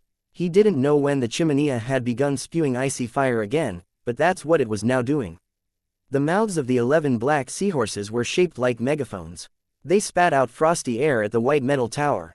**T. Are those black seahorses that cruel? Even if I did steal your little ice seahorse, there's no need to freeze him and me together. You guys are crueler than tigers." Han Sen felt depressed, and he tried to think of a way he might escape this predicament. The frosty air cropped across Destiny's tower, webbing the entirety of its metal structure. Even if Little Star used its Starsea powers to escape, Han Sen thought they'd be frozen, anyway. Boom! The glaciers all around were broken by that frosty air. The peaks collapsed, and soon after, the cap of the white metal tower came crumbling down with them. The deadly flowers had become nothing but icicles under the force of that frosty air. The cold ruined and destroyed any powers they possessed. And soon after, the very ground began to tear and come asunder. It was like the world was ending. The 11 black seahorses and their power were too much. The wrath they unleashed could have definitely put them in the category of being berserk super creatures. FCK, they're trying to kill me. Wait a minute, if they're using such powerful frosty air, then why don't I feel cold? Han Sen was shocked when he realized he didn't feel cold, at all. The frosty air froze the glaciers stiff until they broke, but Han Sen was not feeling a thing. The frosty air might as well have not even existed. Is it so cold that my brain froze, and now I cannot feel the cold anymore? Han Sen pinched himself, but he did feel pain. His skin was still silky smooth, as well. He definitely wasn't frozen. What's going on? Has the white metal tower shielded us from the black seahorses? Ice spit. Amidst Han Sen's shock, he asked himself this question. The white metal tower was atop an ice mountain. The 11 black seahorses had broken the mountain with their frosty air. The white tower had been falling, but now, they were no longer feeling any such movement. Han Sen quickly returned to the window, and what he saw surprised him. The white metal tower hadn't fallen with the mountain. It was actually hanging in midair. A hand was there, holding it aloft in the sky. It was a giant, rock-like hand. And the huge white tower was being casually held up by this hand. It wasn't taking up the entire hand, either. The tower looked like a toy that just happened to rest in its palm. Han Sen followed the hand back to the arm that supported it. The hand was actually connected to a man made of rock. A giant rock man. It also just happened to be headless. The rock man was sitting between the glaciers with its hand holding the white metal tower aloft. This was the headless rockman Han Sen had seen on the first floor of the white tower. Now that rockman was shining, and the light it gave off was so bright, it obscured sight of the mountain itself. It was a god-like sort of magic. Destiny. Destiny. A really sad voice came from the rockman. It was like he was saying you could not control destiny. Destiny was full of unfairness, and it was governed by cruelty. Rockman had no head, though, so Han Sen wasn't sure where the voice was actually coming from. Regardless, it boomed like thunder. It made the blood inside his body vibrate so wildly, it felt like it was trying to break out. When Han Sen looked at the 11 black seahorses and the chimenea next, his face changed. The black seahorses and the chimenea had somehow become gigantic. They were almost as big as the Rockman. All the black seahorses looked like Sun-class battleships, and the chimenea looked like an entire planet. Destiny, destiny, my life is my life. My life is my life. It does not belong to the sky. Rockman's voice sounded even crazier than it had before. It was spoken with a force that should have been enough to sunder the earth. It was like an undying warrior, filled with a zeal for murder. After all these years, do you still not understand? The chimenea now spoke, and it was a cold voice that came from it. It was not loud, but its volume was still greater than the Rockman's. It came into Han Sen's ear without losing a single word. That voice was unisex, too. Han Sen couldn't determine whether or not it was the voice of a woman or a man. But what Han Sen could tell was that it was the creature with the armor that was speaking. I won't understand, even in death. The Rockman had a very loud and angry voice. Its other hand, which was like a mountain, came towards the 11 black seahorses. In the chimenea, it felt as if the ground was breaking when that big hand moved. Wherever the big hand went, the entire dimension was cracked. It felt like the whole world could be crushed below its might, whenever it struck. The 11 black seahorses were screaming at it angrily. The megaphone lips that were like the gun emplacements on a Sun-class battleship spat out frosty air. Their force was enough to impede and stop the movement of the stone hand. That scary, frosty air made its hand freeze in place. The creatures then generated more ice, to encase it inside. You are dead, you should understand that. The chimenea spoke again with an even colder voice. I won't, even if I die. The Rockman sounded very sad, and he continued pushing down. The ice that encased his hand was broken and cast away, and the hand resumed its advance. It was going to break the heads of the 11 black seahorses. Pop! The 11 black seahorses spilled blood and fell back. Even they could not withstand the Rockman's power. Let it burn to dust. With that cold voice, the chimenea's grate was opened. The ice fire came out, and it began to rapidly approach the body of the Rockman. Han Sen now knew that neither the Rockman nor the black seahorses were coming after him. Still, witnessing such wrathful power was very frightening. Han Sen had simply come there for treasure. He didn't expect to encounter such bad luck and stumble into the crossfire of two bosses fighting. Compared to the chimenea and Rockman, Han Sen's power was like a small river running into the sea. He was not very effective by comparison. Seeing the ice flames come like a river, Han Sen was worried that the tower would be completely destroyed. The Rockman's hand that held the tower moved, and the tower flew through the air. It was going towards the airborne fire. And then, Han Sen saw the frost get absorbed and nullified by the body of the white metal tower. It sucked it up clean. Han Sen's face looked ill. There was a lot of icy fire getting absorbed by the tower, and if the interior filled up, the people inside would not fare well. But Han Sen's fear of this did not materialize. The icy flames that were absorbed by the tower did not actually manifest on the interior. No fire appeared on the inside, threatening him. But on the top floor of the tower, another pedestal appeared. There was an ice flame on it, like a frosty flower rolling around. Now Han Sen understood where the other 7 items had come from. They were not placed there as treasure by those who constructed the tower. They were actually items that had been absorbed and claimed by the tower from others. These guys are too scary. I need to find a way to escape from here. Han Sen looked outside the tower and tried to think of a way in which he might make it away. The ice flame hadn't hurt them this time, but who knew what might happen as the fight dragged on. It would be best if they left as soon as they were able to. The situation outside made Han Sen want to avoid unnecessary risks, however. When the ice flames were absorbed by the tower was headed directly for the chimenea. It looked as if it was going to crush it. The ice flames inside the chimenea had dispersed, but Han Sen wasn't sure if the fires were put out by the chimenea's own volition or if they had just been stolen. A creature with black armor then emerged from the chimenea. It grabbed the metal tower headed for it and lifted it up. The tower was shining amidst that deflective power, and the creature was unable to crush the little thing. The headless Rockman was pressing down on the top of the tower, and his scary might was forcing it down. As he did this, the black armored creature pushed up from below. Those two frightening forces were pushing and pulling with unimaginable force. The shockwaves generated came from the center of the tower, and the glaciers near them all broke. Chunks of ice were sent flying everywhere, and it created a terrifying scene. Han Sen and Bauer were not having a good time. The tower had absorbed a lot of power, but it was unable to block it all. The Rockman's power and the black armored foe's power were seeping into the interior of the tower. The Rockman's power was like blood, though, and Han Sen thought it seemed rather familiar. He eventually realized it was the skill he had learned from inside this same tower. Does this headless Rockman have a relationship to Human Emperor? Or is he himself Human Emperor? Han Sen had a lot to think about. The black armor foe's power was very weird. It was a power that included both ice and fire, and combined them. Han Sen could not tell where the power came from, but it was extremely strong. When those powers entered the tower, no damage was dealt to the interior. The powers did, however, cause a lot of trouble for Han Sen. Inside the tower, it was suddenly cold and hot at the same time. And the blood power from the Rockman made their blood flow inversely. It felt as if the blood was going to gush out from their bodies. Little Silver and Starsea Beast did their best to resist both of those powers, but it wasn't going well. Their life forces were messed up, and there was a chance it could trigger a self-wrought combustion. Han Sen summoned his god Geno Core and his bloodlust Ant King to fight back that wretched combination of power.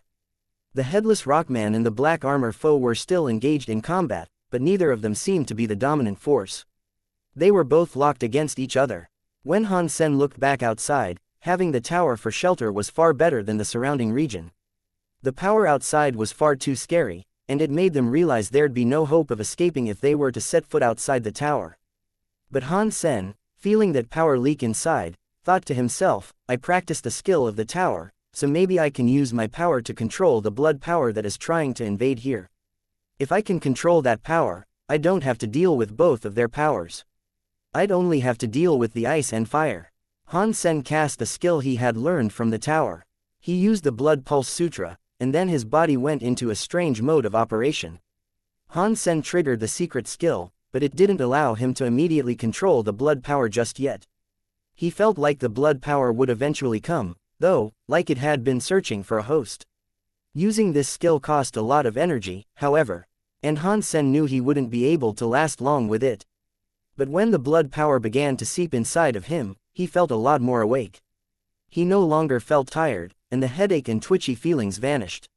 When the blood power was inside him, it was refined by the skill he was casting. It moisturized his transformed body, and the flesh and bones changed even more.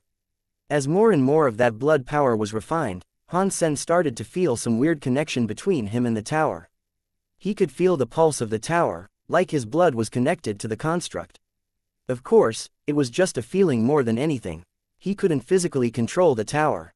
As the fight went on, Han Sen felt the treasures on the pedestal start to get corroded by the weird power. They all started to fade, even that ice flame. The treasures on the rocks were melting, and a godlight from the pedestals began to shine and illuminate the tower. The light melted into the construct itself. It made the tower shine brighter, and the strength it possessed increased. Are you really this stubborn in your refusal to understand? The black armor foe said. The headless man of stone looked sad. If understanding is my destiny, then I will forever forsake the need to understand. Then you will disappear. After that cold voice spoke again, the black armor foe threw a punch towards the bottom of the tower. And then, the entire tower went flying through the air. The Rockman's hand that was holding the tower had been cleaved through, and his entire body went stumbling back. The black armor foe created another flame, and he used it to forge an icefire sword. With it, he slashed towards the Rockman. The sword flame was terrifying to witness, and the tower was now like the ceiling of the sky. Han Sen saw the explosions erupting outside, and it genuinely felt like the earth was collapsing. He almost couldn't see what was going on. The treasures on the pedestals had all melted into the tower at this point, and you could hear the weaponry hit the construct. Every impact made the tower's power even more messed up. The tower shook violently, like a magnitude 10 earthquake. Even Han Sen could not control his body. Silver Fox, Little Star, and Little Ice Seahorse were rolling around the interior non-stop. Han Sen held Bauer tight to his chest, not wanting her to suffer a hit. He cast the secret skill to absorb more of the tower's blood power so his companions did not have to endure it. Then, they would only have to deal with the ice and fire. Fortunately, the metal tower was firmly built. Even after all those horrible impacts, it was solid and had not been broken. Only a small amount of that power was able to seep through, and it was enough for them all to withstand. After what felt like a century to Han Sen, he heard a giant rumbling noise. Han Sen's entire body bounced up, hitting the top of the tower, and then fell back to the floor. After that, things went back to normal. The metal tower stopped shaking, the energy suffusing the tower vanished, and everything was quiet. Is it finished? Who won? Han Sen climbed up from the floor, shook his head, and looked around. Little Silver, Little Star, are you both okay? Little Silver, Little Star, and that little ice seahorse all climbed up from the ground, shaking their heads and bodies, looking dizzy. Fortunately, none of them were injured. Though their forces were a bit weaker, nothing appeared to be seriously wrong with them. Han Sen was relieved seeing them all okay. He then ran to the tower window and looked outside, and he was shocked by what he saw. The tower was now submerged in water, as if it were in an aquarium. Many sea creatures were visible through the window, swimming around them. Han Sen reached out his hands, and what he touched was indeed water. He looked up, and there was something that looked like blurry clouds above them. There were many strange cracks in the surface of the blurry clouds. Han Sen took a serious look, and then he realized what had happened. The metal tower had cracked the ice and sunk into the ocean, and now they were at the bottom of the sea. Quite a few marine creatures were visible, but he couldn't see the Rockman or the black armor foe anywhere he looked. The marine creatures only had mutant life forces at best, so they were not a threat to Han Sen. Han Sen decided to venture out of the tower. Han Sen swam toward the cracks in the ice, and after he reached the surface, he found himself surrounded by icebergs and unable to see the mountains anymore. Are we not in God's ruin anymore? Han Sen looked around, but he couldn't feel that strange power around him anymore, which meant he was no longer in God's ruin. The headless Rockman and the black armor foe had been fighting for such a long time that their access to God's ruin had closed.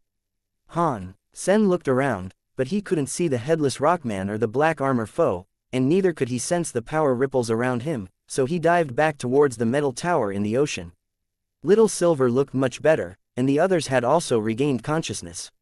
Little Silver was healing the little ice seahorse's injuries using his lightning. As for Little Star, it had already reached super level, so it had a much stronger body and wasn't injured very badly. Han Sen ran down to the first floor, but he couldn't find that headless stone figure. As for the metal tower, its first floor was completely empty. Aside from the technique inscribed on the walls, nothing was left. Just as I expected, the headless Rockman was the headless stone figure in the tower, Han Sen thought. Where did he go, I wonder? Can I control the metal now? Despite having been used to fight that horrifying black armor foe for so long, the metal tower was so sturdy that it wasn't damaged. It was definitely a top-tier item. During the fight, Han Sen had sensed that he was somehow connected to the metal tower, so he wondered if it would be possible for him to claim the metal tower for his own. However, he couldn't sense the connection between him and the metal tower anymore. Han Sen hesitated, and then he used his techniques again, letting his body enter that strange state.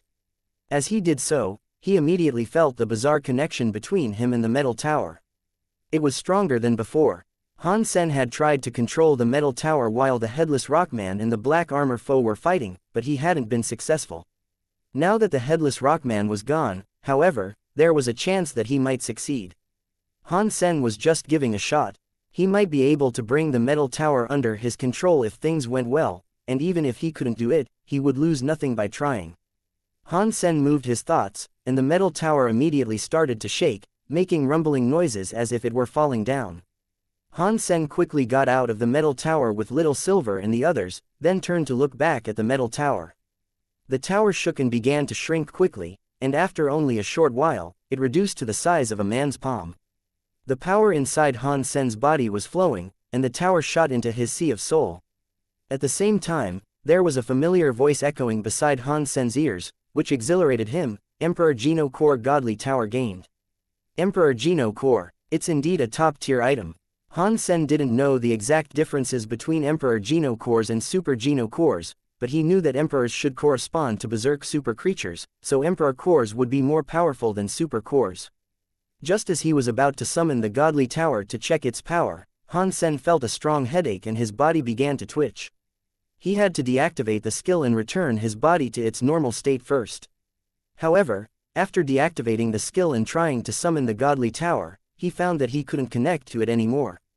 The tower was slumbering in his sea of soul like a dead object. Can I only utilize the godly tower while I'm transformed? Han Sen was a little bummed. If he could only summon the godly tower while he had that weird skill running, then he would only be able to use it for a short period of time. Han Sen took Bauer and the others to swim out of the ocean and return to the icebergs. He wanted to figure out where they were, but they were surrounded by icebergs and ocean, and he couldn't see a single ice mountain. Apparently, they were already far from God's ruin. Since Han Sen had no idea where they were, he needed to pick a direction to travel. He picked south. Little Star was carrying all of them, which allowed them to move quickly and with little effort, and with little silver present, most creatures wouldn't dare to get close to them. After only a few days, they had stepped out of the ice zone. Everything around them looked strange, and Han Sen had no idea where they were. Han Sen had to ask Little Star to keep heading south, and after only 10 miles, he heard people fighting somewhere in front of them. Humans. Han Sen smiled as he listened to the noises. That yelling could only come from humans. Han Sen took Little Silver and walked forward. If they were really humans, he could at least ask them where he was.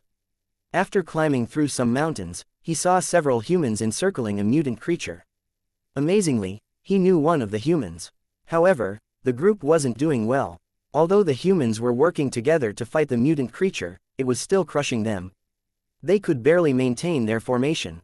The leader of those humans seemed to be Iron Fist Jia Shidao. When Han Sen joined the Demigod Association, he had come into conflict with Jia Shidao, and it ended pretty badly. I can't believe I'm so unlucky. I've finally run into some humans, yet I'm at odds with one of them. Why do I keep running into people I don't want to see? Han Sen thought. Jia Shidao was powerful. He had an iron fist glove on his right hand, which seemed to be his Geno core. Each strike from that fist left a scar across the scales of that mutant creature. As for his companions, they were relatively weak. They weren't strong enough to break the creature's scales.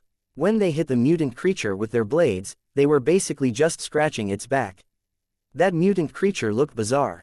Its body looked like a turtle's, but it didn't have a shell. Instead, it was covered by thick scales. Jia Shidao seemed to have a gemstone Geno core, and when his glove hit the creature, it slashed the scales half a foot deep. Each impact left behind visible flesh and seeping blood. That mutant creature was attacking the humans savagely, damaging the formation that Jia Shidao and the others were trying to maintain. The creature was relatively slow, so it wasn't a deadly threat, but it looked ferocious. Hi all, need some help. Han Sen moved closer to them, bringing Little Silver and the others with him, but he didn't help them immediately. The fight was still ongoing. He didn't get along with Jia Shidao well, so if he made a move, they might think that he was trying to steal their kill. Please do, my friend. Jia Shidao and the others were overjoyed. They were having a hard time fighting the mutant creature as they couldn't injure it severely, and they were quickly becoming exhausted. They might not even survive the battle. It would be great if someone could help them now. Yet Jia Shidao was dazed when he turned his head and saw Han Sen. After getting a confirmation, Han Sen didn't hesitate. He immediately summoned his split-blade Geno core. He moved his body and instantly arrived beside the mutant creature, cutting through it. The mutant creature and its thick scales were sliced in half like a piece of tofu. Jia Shidao and the others were shocked. They stared at the dead mutant creature. That mutant creature was called Cho Shell Beast, and it had powerful defenses, even among the sacred blood creatures. Yet Han Sen had cut the creature in half with a single strike. Even Jia Shidao was stunned by that. Sacred blood creature Cho Shell Beast killed. Beast soul gained. Geno core unobtained. Eat the flesh to gain 0 to 10 sacred Geno points randomly. Han Sen hadn't expected to get the beast soul, which thrilled him. Slashing blade was a super Geno core, and it was one of the most destructive super Geno cores. It could kill a sacred blood creature easily, and it was a happy surprise for him to get a sacred blood beast soul as well. It's been a long time, Mr. Jia, said Han Sen, looking at Jia Shidao. Jia Shidao forced a smile and said, it has indeed been a long time, Brother Han. Your power has improved so much. It was so easy for you to kill a Cho shell beast. You must be at the super level already. It's not that easy to get super genes. My sacred geno points are just maxed already, and I was lucky enough to get a highly destructive geno core, said Han Sen, smiling. Others also went up to Han Sen and talked to him. They were all experienced demigods, and Han Sen had heard of them all. However, other than Jia Shidao, Han Sen hadn't met any of them. They were more joyful after realizing that Han Sen didn't want the flesh and blood of the Cho shell beast. They relaxed, and they answered all the questions Han Sen had in detail. Han Sen wasn't amused to find out where he was now. There was a human shelter nearby, which was where Jia Shidao and the others all lived. It was one of the few top-tier shelters owned by humans. However, Han Sen didn't want to see the owner of that shelter. Though many more humans had become demigods over the last decade, Luo Haitang still stood far above the rest. The shelter Jia Shidao and his friends were staying at was known as Godslayer Shelter, and it was ruled by Luo Haitang. Han Sen was a little hesitant about the idea of entering Godslayer Shelter. It wasn't entirely Luo Haitang's fault that Han Sen's mom left the Luo family, so Han Sen didn't have any specific animosity toward Luo Haitang for that. However, Luo Haitang had tricked Han Yan into practicing the falsified Sky Sutra, which deeply upset Han Sen, so he had a very bad impression of Luo Haitang and his family. If Luo Haitang ran into trouble, the Luo family would ask Han Yan, who was just a girl, to fulfill their family oath. That oath was a promise passed from generation to generation, and it required one of their family members to fight Ashira every 10 years. It was a family curse, which was forced upon Han Yan by Luo Haitang, which was the main reason why Han Sen had a grudge against Luo Haitang and his family. Han Sen, your great-grandfather Mr. Luo is in the shelter now. Do you want us to take you to see him? Asked Lu Che, one of the demigods. Han Sen hesitated, but he shook his head and said, no need. I still have something else to do. Finishing that, Han Sen planned to leave. He now had some idea of where he was, so it would be easy for him to get back to God's ruin. The ferry was still in God's ruin, and Han Sen needed to go back and take his share of the profits from the Godlight Tunnel. He planned to get back to God's ruin and check if Jade, the little Lion King, and the fairy were still there. Jia Shidao hesitated, then called to Han Sen, Brother Han, please hold on for a minute. What else do you want? Han Sen asked, stopping and looking at Jia Shidao. Jia Shidao clenched his teeth, forced another smile, and said, Brother Han, I have some business to discuss with you. Are you interested? What business? Han Sen looked at Jia Shidao, confused. It's about killing a super creature. I've found some opportunities that we can kill super creatures, but I'm not strong enough to break their bodies. However, with the power of your Geno core, you might have a chance, said Jia Shidao. What's a super sacred creature? Han Sen was interested. He was definitely interested in killing some super creatures to get their life Geno essences. Han Sen had only gained control of one life Geno essence, which belonged to that dog. As for the others, he hadn't had time to absorb them. It's kind of complicated. Let's go back to the shelter where we can talk. I can guarantee that you'll be interested in it, said Jia Shidao. Han Sen hesitated, but he still followed Jia Shidao back to Godslayer Shelter. According to Jia Shidao, there wasn't only one super creature, instead, there was a group of them. Also, if someone had enough power to break the skin and flesh of those super creatures, it would be easy to kill them all. Even Han Sen was interested in that, so he wanted to learn more. Though there were some conflicts between him and Jia Shidao, they were small issues that could be set aside when both of them had proper motivation. Though Han Sen didn't particularly want to see members of the Luo family, he wasn't scared of meeting them. Godslayer Shelter was enormous, and chances were good that it was a super shelter. However, only a small number of the members were humans, while the vast majority of them were creatures and spirits. That was normal. After all, there was only a small number of humans in the fourth God's sanctuary, so even in shelters belonging to humans, humans were a minority. Just as Han Sen and Jia Shidao entered the shelter and began walking towards Jia Shidao's house, Han Sen saw a couple of humans walking towards him. One of them was Luo Li. Luo Li wasn't really Luolin's sister, but Han Sen still needed to call her aunt. A long time ago, Luo Li went to Han Sen and asked him to practice the falsified Sky Sutra, but Han Sen didn't know that the woman was his aunt until his mother told him. Luo Li was talking to two men as she walked out of the shelter. Two men followed Luo Li's gaze and saw Han Sen. They didn't seem to recognize Han Sen. "Who is this, Jia Shidao? Is he a new demigod?" said one of the men. Despite the fact that he was speaking to an experienced demigod like Jia Shidao, the man was aloof and casual. Jia Shidao smiled and said, "This is actually a relative of yours." "Don't you know him?" "Relative? The Luo family doesn't have any relatives," Luo Yu said, curling his lips in as if disgusted with what Jia Shidao had just said. Because of the power of Godslayer Luo, the Luo family had never actually cared about the ordinary people of the Alliance. They didn't even respect other demigods.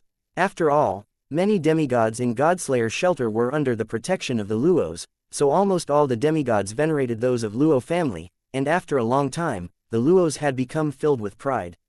That pride had been injured twice before. One time was when Luo Haitang chose Han Sen as his heir, and the other was when he chose Han Yan as his heir. They were crushed by that. Though the Luo family wasn't large, there were plenty of members in the sanctuaries. The fact that Luo Haitang had chosen someone outside the family instead of them deeply frustrated them, and they felt wronged by the Han family. However, because of their pride, they deliberately showed disdain to the Hans, and they didn't even seem to care about Han Sen and Han Yan. They even tried to avoid hearing news of them, just like someone would switch channels if they saw someone they hated on TV. In truth, there were only a few families in the Alliance that the Luos actually paid attention to. "That's right, Han Sen's mother is Luo Lan. You guys are uncles of Han Sen," said Jia Shidao. Both Luo Yu and Luo Wei were dismayed hearing the names, Han Sen, and Luo Lan. In the Luo family, these two names were taboos. "You're Han Sen. It's impressive that you became a demigod by yourself at such a young age, but you didn't follow the correct path, so you'll never make it to the top," said Luo Yu coldly. "Is this guy mental?" Han Sen frowned. He'd never met Luo Yu before, but the man was being incredibly impolite for no reason. Little did Han Sen know, many people in the Luo family had wanted to succeed Luo Haitang, yet Luo Haitang had picked Han Sen instead. What's worse, Han Sen hadn't given AD*MN about the falsified Sky Sutra, which upset the Luos. From the perspective of the Luos, they were the most powerful family in the Alliance, so the falsified Sky Sutra had to be the strongest technique. How Han Sen behaved was both ignorant and laughable.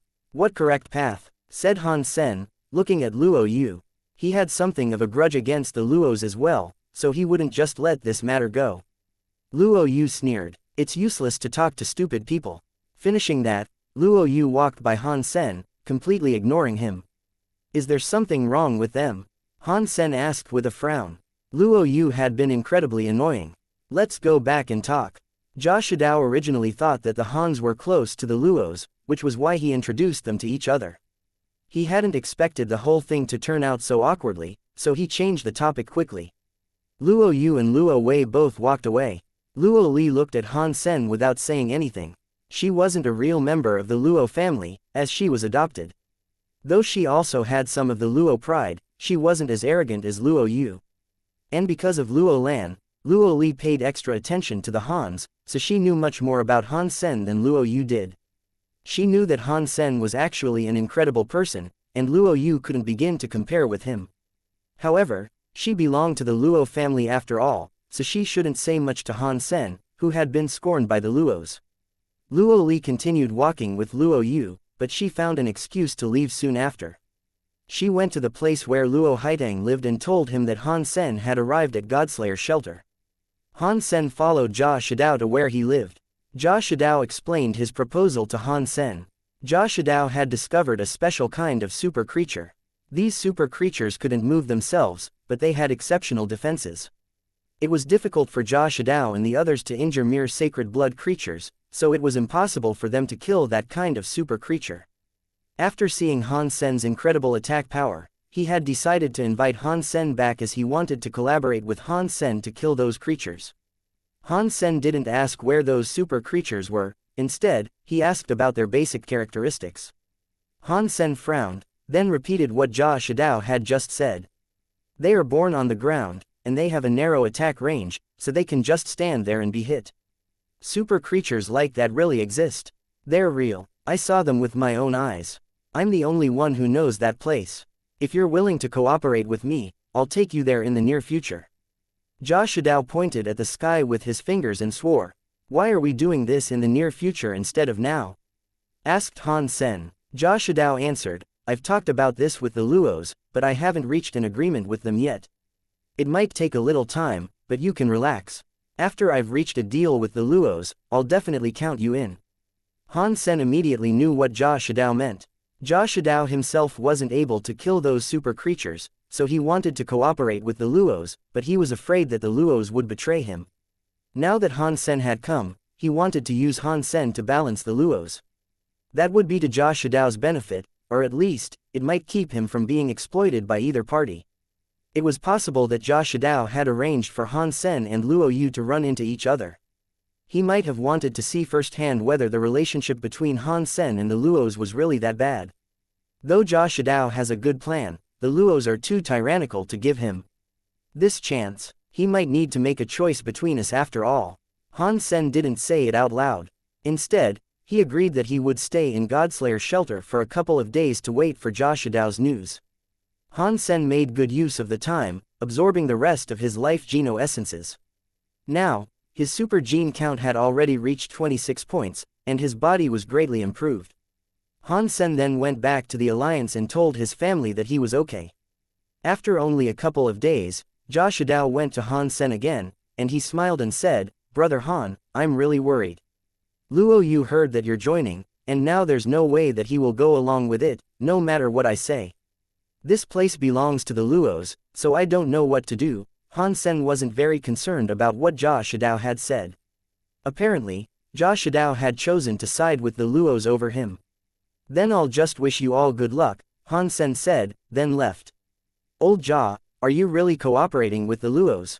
A demigod following Jia Shidao asked him after Han Sen left. I just didn't expect the relationship between the Luos and Han Sen to be this bad. If Han Sen joins, Luo Yu and the others will quit completely. If I have to choose between them, I think the Luos are more reliable, so that's the only decision I can make, said Jia Shidao. Why didn't you choose Han Sen? He is incredibly powerful, and he's only one person, so we wouldn't have to share as much of the profits, said the demigod, confused. Jia Shidao shook his head and said, we know that Han Sen is powerful, but we don't know exactly how powerful. We all know the strength of the Luos, though. Besides, Han Sen hasn't practiced the falsified Sky Sutra. We're already depending on the Luos for our survival, so it's better if we side with them. After Han Sen left Jia Shidao's house, he intended to leave Godslayer's shelter. He had just been trying his luck. Now that the deal had fallen through, he found no reason to stay here any longer. However, before Han Sen could reach the gate of the shelter, he saw Luo Li standing near him. The Godslayer wants to see you, said Luo Li, directly. I don't want to see him. Han Sen wasn't very fond of Luo Haitang, so he rejected Luo Li directly. He walked around her, leaving Godslayer's shelter. He wants to talk about Han Yan. What Luo Li said stopped Han Sen. There's nothing to talk about.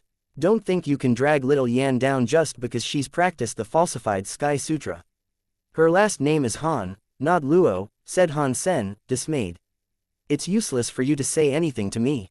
You can just talk about it to the Godslayer, or are you scared? Said Luo Li. Okay, I'll go to him and talk. Han Sen knew that Luo Li was provoking him, but what she said did make sense. Also, he was powerful enough to talk with Luo Haitang. Han Sen wouldn't involve Han Yan in that endless vicious cycle, no matter what. That was an abyss, and if she was trapped in it, she'd never get out. Han Sen would rather die than let something like that happen to his sister. Please. Luo Li made a gesture and started to lead the way. Han Sen followed Luo Li all the way to a room in the shelter. Han Sen thought that the place where Luo Haitang lived would be exquisite, if not luxurious, yet he was shocked when he saw the residence. Luo Haitang's home was very frugal. It was so simple that it only had a bed, a desk, and a chair. Other than that, the entire room was bare. Luo Haitang had come to see Han Sen once, when an accident in the sanctuary had left Han Sen gravely injured. Now, Luo Haitang looked exactly the same as he had then. Luo Haitang was sitting behind the desk, looking at Han Sen. The legendary Godslayer Luo, who had roamed the sanctuaries as he pleased, looked like an ordinary middle-aged man. He wasn't aggressive at all. He looked at Han Sen peacefully. Don't even think about exploiting little Yan. She's a Han, not a Luo. You have no right to make her fight for your family, Han Sen said straightforwardly. Luo Haitang wasn't upset. He waved his hand, then Luo Li left the room, closing the door behind her. Han Sen opened his mouth to say something, but Luo Haitang spoke first. I'm dying. Han Sen was shocked for a moment. He looked carefully at Luo Haitang, but he found that Luo Haitang was still quite lively, and there was no sign of him withering away. The power inside him was still terrific. He didn't look like someone who was going to die at all. Do you really think you can trick little Yan into fighting for you? Your life is the business of your family, and it has nothing to do with mine, Han Sen said apathetically. Luo Haitang sighed. If there was actually someone useful in my family, I wouldn't have gone to you too, and I wouldn't have used the methods that I did. Luo Haitang paused for a short while and went on to say, as long as I'm alive, I won't let you juniors carry such a fate. But I am truly dying, and I only have 5 years left to live. The next battle against the Jade Shura will happen in 6 years, but I won't make it that long. I can only ask Han Yan to take over the fight, that's the only chance we have of surviving. Again, that's your concern, which has nothing to do with us. Let me repeat myself. There's no way that little Yan will help you Luo's fight, said Han Sen, coldly. Luo Haitang shook his head. She's practiced the real falsified Sky Sutra. Even if she's not going, the Jade Shura will look for her. Han Sen thought, then you're just playing us. You're the renowned Godslayer Luo, and you're my great-grandfather. Han Sen didn't say that out loud. After all, the old man was one of Han Sen's seniors. Before Han Sen said anything, Luo Haitang continued, though I don't want to admit it, the truth is that the Jade Shura, who have much more Shura blood, are much better at practicing the falsified Sky Sutra. In order to win against the Jade Shura, I have to resort to some special methods, which quickly burns away my life. No matter how hard I try, I won't last another 5 years. I don't have a choice, so I have to find someone to take over my position. After pausing for a short while, Luo Haitang said, I'm not saying this to make you empathize with me. I'm just telling you exactly what's happening, and I want you to know that it's true for Han Yan too. If you really care about her, you should help her win the battle she's going to engage in 6 years from now. I've told you that I won't let Han Yan fight for your family. That's not her destiny. Though Han Sen was surprised that Luo Haitang might actually die in the near future, he wasn't willing to compromise on the issue of Han Yan. Luo Haitang looked at Han Sen as if he were looking at a spoiled brat.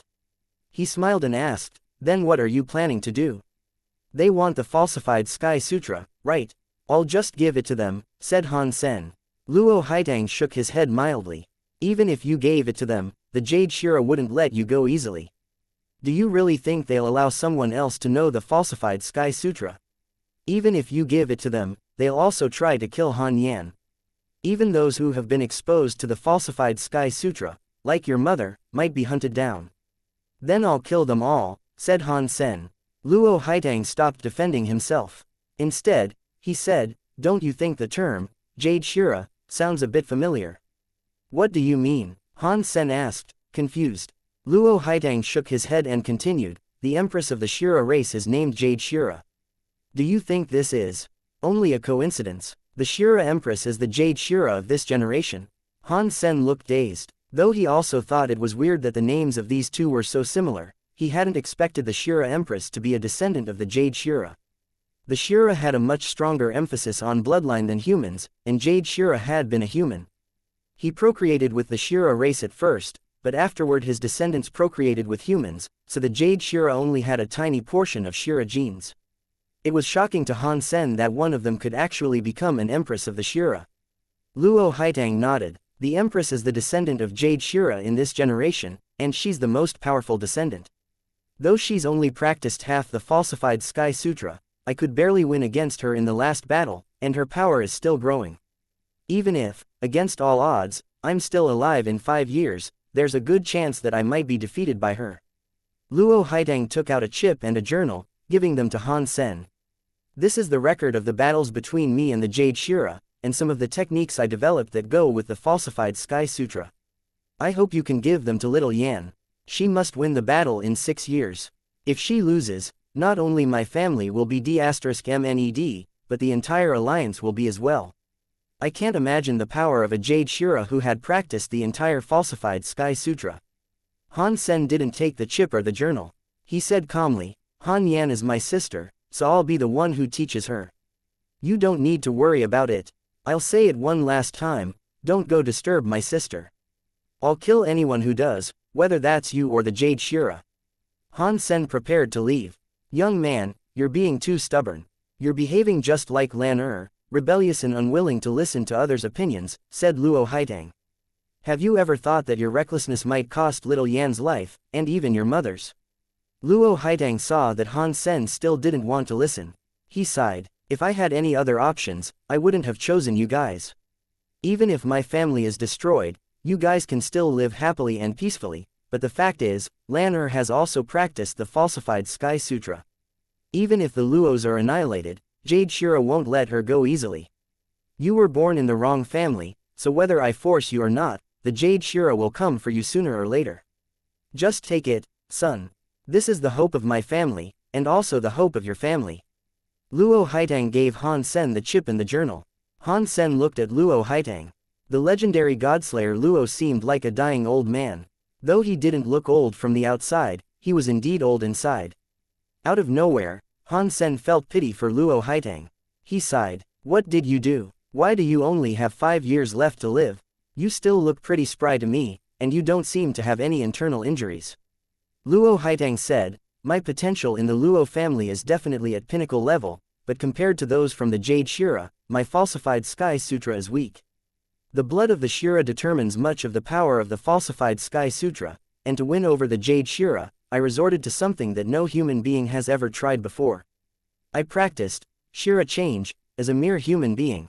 The Shira genes in my family are almost negligible, and with that tiny remaining bloodline, I started to practice Shira change as a human being.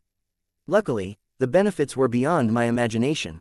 My power was much greater than that of ordinary human beings after that.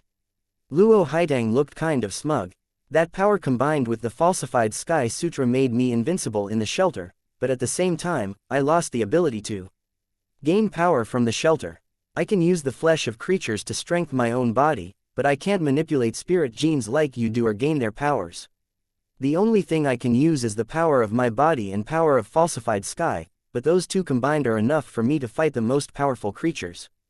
There are only a few humans or creatures that can actually rival me. However, that kind of power has also overexploited my body. You can feel that I have much more energy than other human beings.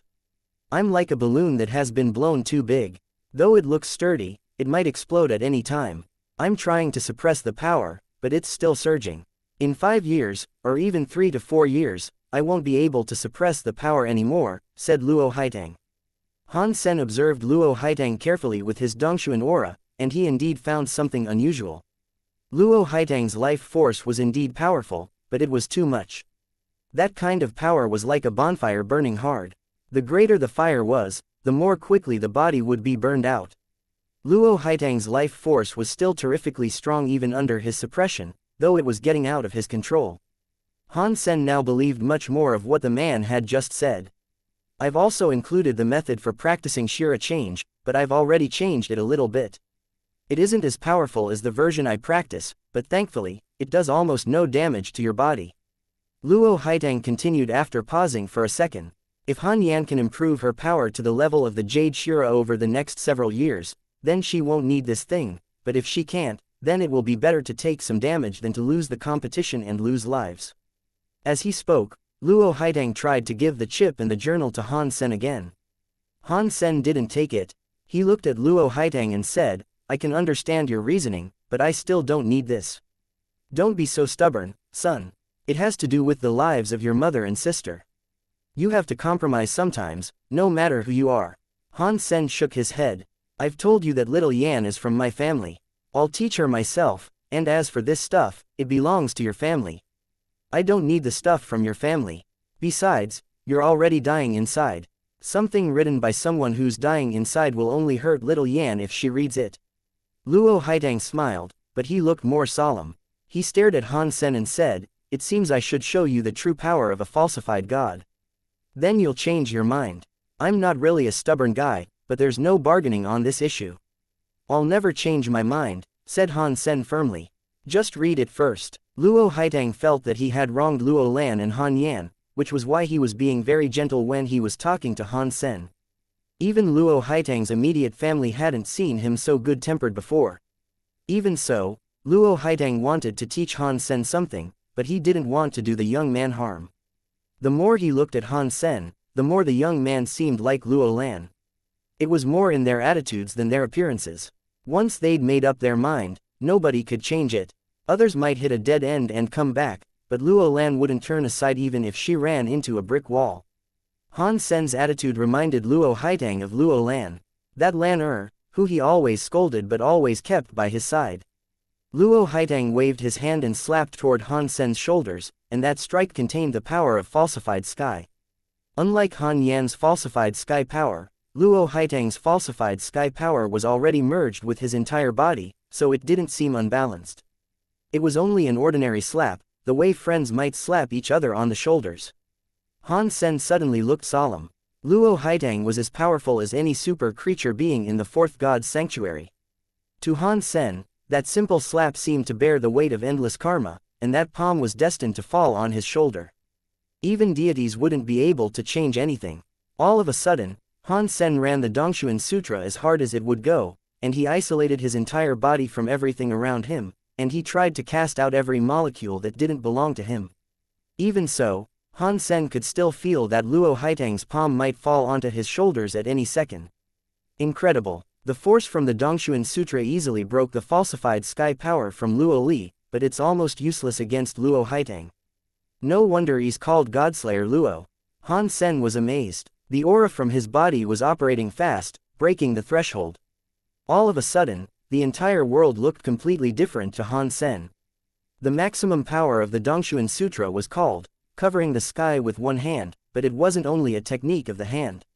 With one step, the chain of order attached to Han Sen crumbled. Han Sen took a step back from Luo Haitang's palm, which stunned the old man.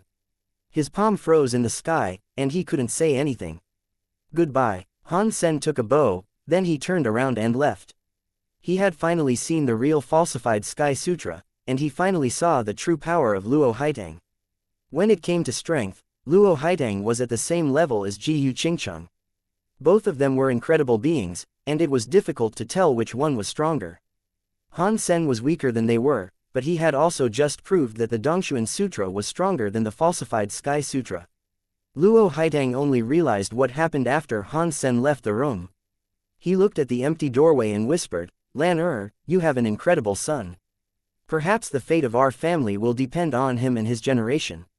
Someone from the Luo family has actually gotten this powerful without practicing the falsified Sky Sutra. Others might not believe me if I tell them. How will the Jade Shira react if they see him?" Suddenly, Luo Haitang smiled. "Interesting. I can't believe I'm getting to see something this amazing before I die. Unfortunately, I won't live to see the day when he is standing against the Jade Shira. What a shame." Right after Han Sen left Luo Haitang's room, Luo Li joined him and asked, "What did you talk about with Godslayer Luo?" "The same old issues. Why did you even ask?" "You already know," said Han Sen. "You've agreed that Han Yan can come to our family." Luo Li was glad. "Impossible. Han Yan is a member of the Han family, not one of you," said Han Sen, disturbed. "What? How shallow you are. She's from a different family, and it's more than lucky for you to be able to practice the techniques of my family. How dare you think like that?" A furious voice came from behind them. Han Sen followed the voice, and he saw Luo Yu, Luo Wei, and the others standing nearby. It was Luo Yu talking. "No wonder Luo Haitang prefers me and Little Yan over everyone else in the Luo family. These people are so spoiled." Han Sen shook his head, and he couldn't even be bothered to care about what Luo Yu had said. He pretended that he didn't hear anything, and he turned around and kept walking. However, Luo Yan didn't plan to let Han Sen go that easily. The group blocked Han Sen's way. "What do you want?" Han Sen looked at Luo Yu, frowning. Luo Yu curled his lips and said, "You want to go hunt some super creatures, right? Then, to respect Luo Lan, I'll give you this chance." Han Sen was a bit surprised. He thought that Luo Yu meant him some harm, yet the man was inviting him to hunt super creatures. The super creatures must have been the ones discovered by Jia Shidao. Is that really necessary? Han Sen looked at Luo Yu, his expression veiled. He had some idea of what Luo Yu intended. "Are you too chicken to go?" said Luo Yu, disrespectfully. "Of course I can go with you, but I'll get half the super creatures I hunt." Han Sen didn't care much about what Luo Yu thought. If he could get life geno essences, he would totally go. "No problem, as long as you can bring them down," Luo Yu promised him easily. "When shall we go?" Han Sen didn't want to say anything more. "Tomorrow," said Luo Yu. "Okay," answered Han Sen. He then left the courtyard and went to meet Little Silver. "Second brother, we tried so hard to find common ground with Jia Shidao and get rid of Han Sen. Why are we bringing him now?" asked Luo Wei. Luo Yu said coldly, "I was going to kick him out before because I wanted to show him the power of our family, and I'm bringing him now to show him our power again. And I also want to show our great-grandfather that there are talents in our family. He's just not giving us a chance." "That's right, what was our great-grandfather thinking? Why is he using the Hans instead of us?" muttered Luo Wei. Luo Haitang's choice had upset many from the Luo's family. They were in no position to judge his decision, but none of them were happy about it. Now that they had finally met Han Sen, they wanted to perform well in front of Luo Haitang. They wanted Luo Haitang to know that they were better than Han Sen. Luo Yu didn't think he was any worse than Han Sen. Han Sen might have been the first super aristocrat in the alliance, but to them, that was only a joke.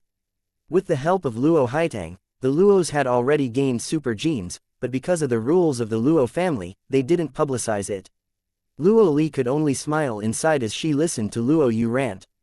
She knew Luo Yu and Luo Wei extremely well. They indeed had some power, but neither of them was exceptional, and with the status of Luo Haitang in Godslayer's shelter, they had been spoiled since the day they were born. Even other demigods in the alliance had to pay them so much respect that they thought they were the most powerful demigods in existence other than Luo Haitang and several other great beings. They despised ordinary demigods with all their hearts, and they overestimated themselves. The next day, Han Sen took Little Silver to the square of Godslayer's shelter and found Luo Yu already standing there. Jia Shidao was also there, and he was surprised to see Han Sen. He pretended to smile. "What a coincidence, Brother Han." "Not a coincidence. I called him, and he'll be following us this time," said Luo Yu. Jia Shidao coughed, feeling awkward. He had no idea what Luo Yu was thinking.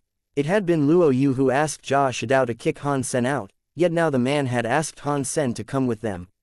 Luo Yu took Han Sen to see several creatures, but he didn't say much. After all, it was not an easy job to domesticate powerful creatures. There were only a few super creatures in Godslayer's shelter. Besides, even those super creatures in the shelter wouldn't let them drive them like this. It was way more difficult to enslave super creatures than to kill them. Han Sen's super creatures were basically raised by him when they were only children. Mature ones like the little red horse wouldn't be as obedient as those like Little Silver, and it was difficult to manipulate them. Everyone traveled under Jia Shidao's guidance, and Luo Li also followed them. Her fighting power wasn't great, as she only had a gemstone Geno core. Luo Yu and Luo Wei weren't counting on her help, they just took her because they wanted her to be a witness. Luo Li wasn't a Luo by blood, but she was responsible for assisting Luo Haitang with mundane tasks, so she spent more time with Luo Haitang than they did. If Luo Li saw it, that meant Luo Haitang also saw it. Luo Yu and Luo Wei didn't make a single attack on their way. When they ran into groups of creatures, the demigods following them took care of the threat. Those demigods had attached themselves to the Luos, but they didn't have the blood of the Luos, so they couldn't practice the falsified Sky Sutra.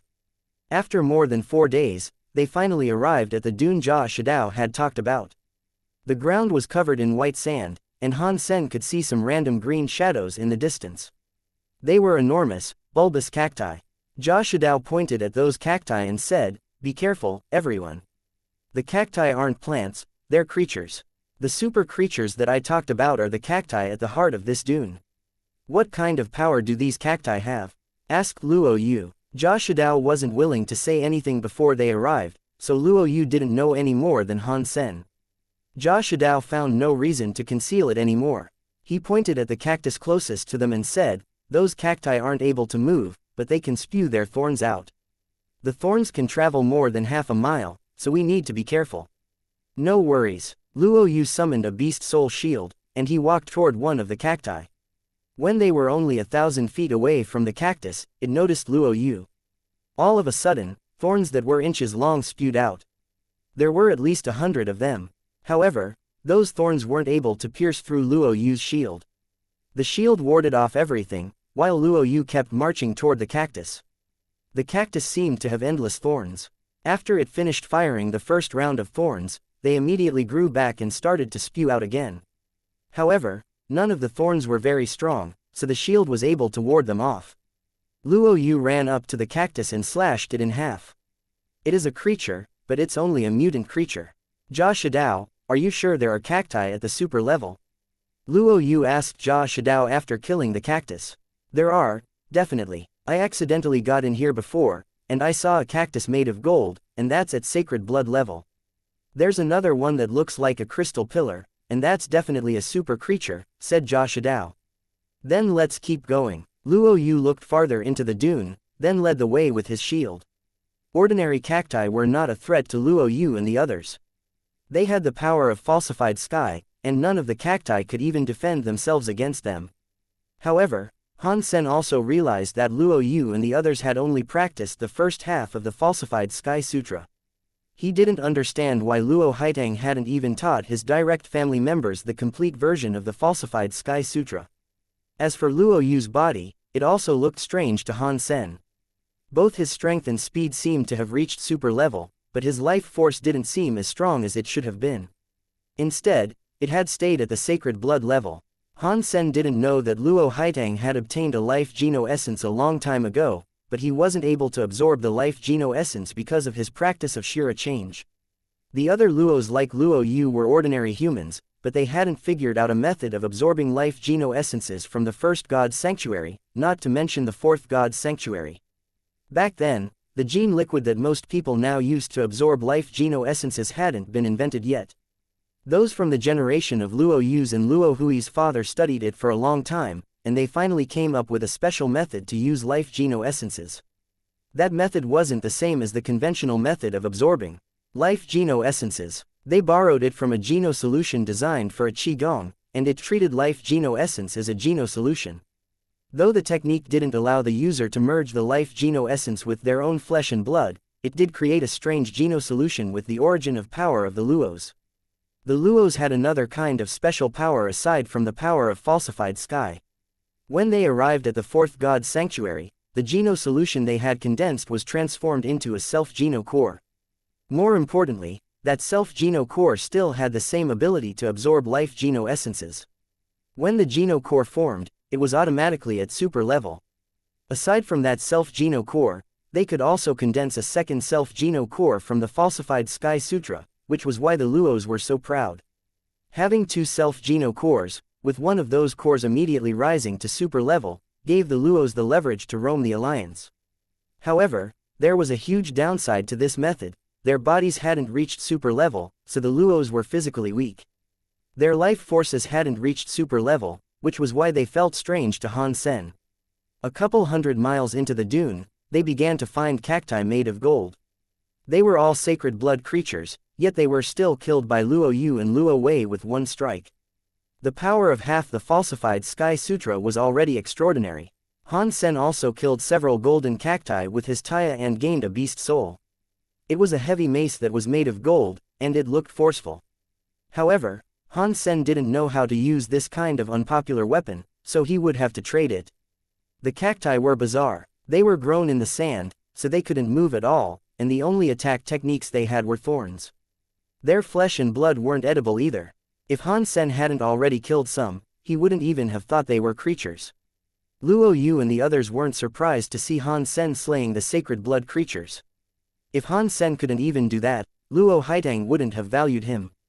Those cacti. After walking 1,000 miles into the dune, Jia Shidao pointed in front of them. Han Sen and Luo Yu and the others all followed Jia Shidao's gaze. They saw a cactus that was 10 feet tall, made of crystal, simmering under the sun. And it wasn't the only cactus. Behind that cactus were many other crystal cacti with a variety of shapes. Everyone stopped walking, and nobody dared to move forward anymore. Even Luo Yu and Luo Wei had to be careful when they faced super creatures. After all, Their bodies were only as sturdy as sacred blood creatures, so they might be killed by super creatures. You want to kill a super creature, right? Now it's your chance to do so. Let's see whether you can actually do it or not, said Luo Yu, looking at Han Sen. Han Sen took a look at those cacti made of crystal. He shook his head and said, I don't even know what those cacti are capable of yet, so I'd better test them first. Although the previous cacti couldn't move at all, nobody could guarantee that these cacti wouldn't be able to move either, so Han Sen didn't want to risk it. If you're too scared to try it, then I'll do it first, said Luo Yu while summoning his Geno core. A red crystal armor covered Luo Yu's body, and a blade appeared in his hands. That red crystal armor looked bizarre. Han Sen felt that it was made of life Geno essence, but he couldn't tell how that had been done. Luo Yu's blade looked like the Shi King blade, but it wasn't as delicate. This is so weird. The power of that crystal armor doesn't seem to be connected to the falsified Sky Sutra at all, but it gives Luo Yu terrific power. Han Sen's interest was piqued. Luo Yu lifted his shield and dashed toward the cactus closest to him. Just like the ordinary cacti, it spewed out many thorns that looked like crystal. The thorns flew toward Luo Yu like a storm. Dang! The thorns pierced Luo Yu's sacred blood shield. However, the thorns that hit his body were warded off by the crystal armor, so they didn't injure him at all. Han Sen nodded. The Luos indeed have something to be proud of. With that armor, only a few humans like Ji Yu Qingcheng would actually be able to hurt him. Luo Yu rushed toward the crystal cactus like a heavy armored soldier. The thorns hit his armor, making a sound like rain on a tin roof, but they still failed to pierce through the armor. Luo Yu was getting closer and closer to the cactus. The blade in his hand that contained the mysterious power of falsified sky slashed toward the crystal cactus. Jia Shidao was exhilarated, and he couldn't help yelling, Luo Yu is incredible. We can't even compare with him. Luo Wei smiled. It was right of you to cooperate with us. Big Brother's Geno core has both attacks and defense. Killing creatures that can't move their bodies will be easy for him. Just wait here for the rewards. Luo Yu's blade hit the crystal cactus as they spoke, but in the next second, Luo Yu's face fell. The Geno core blade that contained the power of falsified sky slashed the crystal cactus, but it couldn't injure the crystal cactus in the slightest.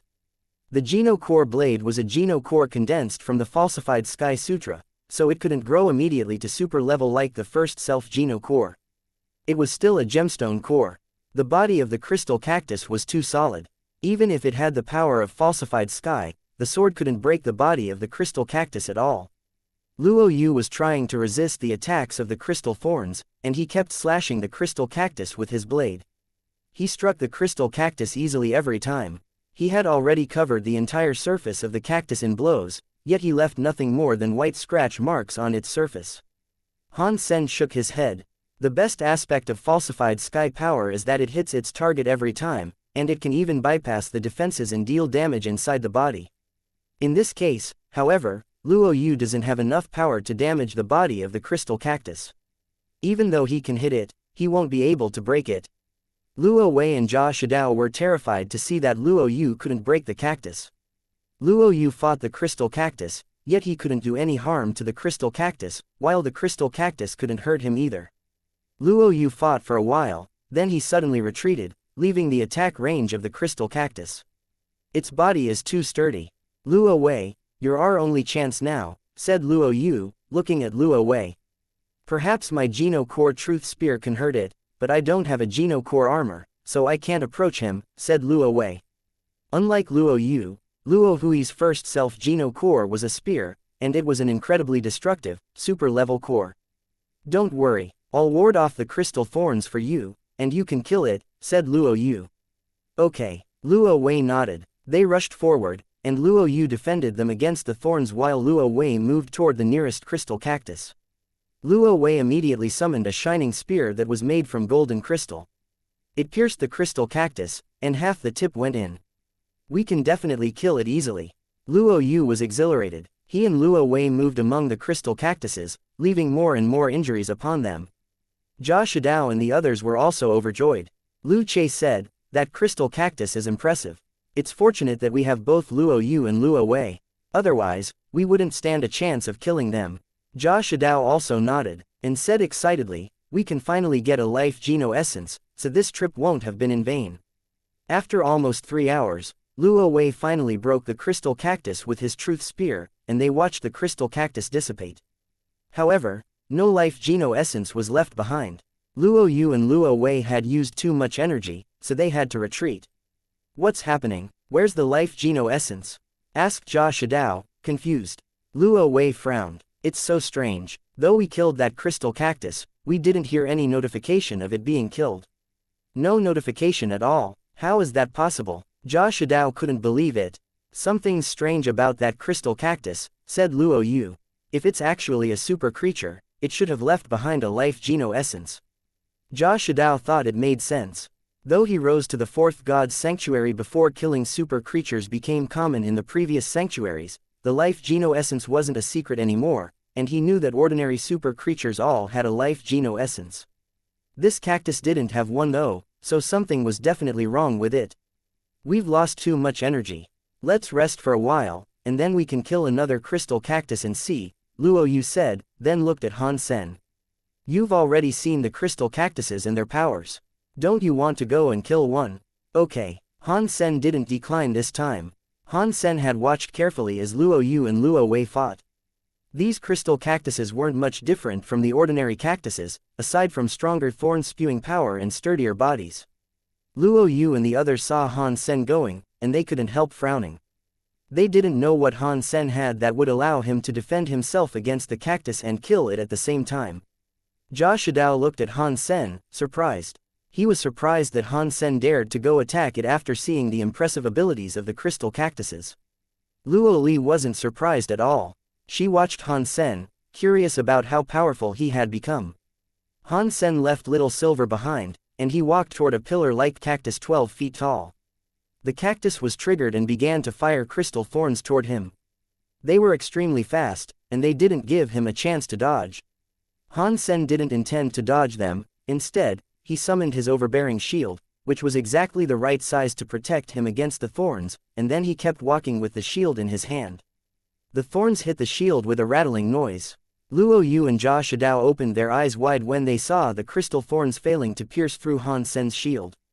However, what happened next shocked them to their very core. Not only was the shield unharmed, but the thorns bounced off the shield so hard that they buried themselves back in the cactus. Though they didn't do much harm, it was still quite unbelievable. What kind of beast soul is that? It's deflecting all the attacks from the super creature, said Luo Wei, surprised. It's only a beast soul. It doesn't mean anything. That's only his tool, not the power he actually has, said Luo Yu coldly. Han Sen continued walking toward the crystal cactus. He summoned his split-blade Geno core and slashed the cactus like he was cutting a water vat. The cactus that took Luo Wei more than 2 hours to break was slashed in half by Han Sen with only one strike, and he didn't even need to strike it a second time. How is that possible? Luo Yu couldn't stay calm anymore. He stared incredulously as the crystal cactus faded away and Han Sen stood in front of it. Jia Shidao and the others were completely bewildered. They had thought that Luo Yu and Luo Wei were very powerful, yet those two couldn't even compare with Han Sen. It had taken Luo Yu and Luo Wei hours to kill one crystal cactus, yet Han Sen killed one with a single strike. The gap between them was so huge that they weren't even in the same league. Luo Li was shocked as well. She knew that Han Sen was strong, yet this was beyond what even she had guessed. There isn't any notification after you kill one. Are these crystal cactuses really creatures? Han Sen frowned. Just as Luo Wei had said, no notification sounded as the cactus disappeared. Just as Han Sen was looking around in confusion, the crystal cactuses all started to move. By the time everyone realized what was happening, the crystal cactuses had surrounded them, much to everyone's horror. Jia Shidao and the others looked completely horrified as the crystal cacti surrounded them like a forest. Luo Yu and Luo Wei also looked frightened. Luo Yu had the armor, so he wasn't afraid of the thorns of the crystal cacti. However, Luo Wei didn't have any armor to protect him. If those crystal cacti attacked him from all directions at the same time, there was no way he would survive it. Luo Yu wouldn't be much better off. Though he had armor to protect him, those crystal cacti had already surrounded him like a cage. No matter how strong his armor was, he would still die if he couldn't break free. Just as everyone was starting to panic, the crystal cacti separated and made a path in the direction of a mountain valley. Two creatures that looked identical were walking down either side of the path. The two creatures looked like jade, and their shapes looked like the legendary white beasts. Luo Li was shocked when she saw two mutant creatures coming out. She shouted, "Those are super creatures called white beasts. I saw one once when I was following Luo Haitang. However, he said that white beasts are extremely rare creatures, and it's difficult for them to procreate. He thought there might have been only one white beast in the entire fourth god's sanctuary. He wanted to domesticate the white beast that we saw, but it managed to escape. It's extremely powerful." Now two white beasts just showed up at the same time. What is this place? Both Luo Yu and Luo Wei looked sick after hearing what Luo Li said.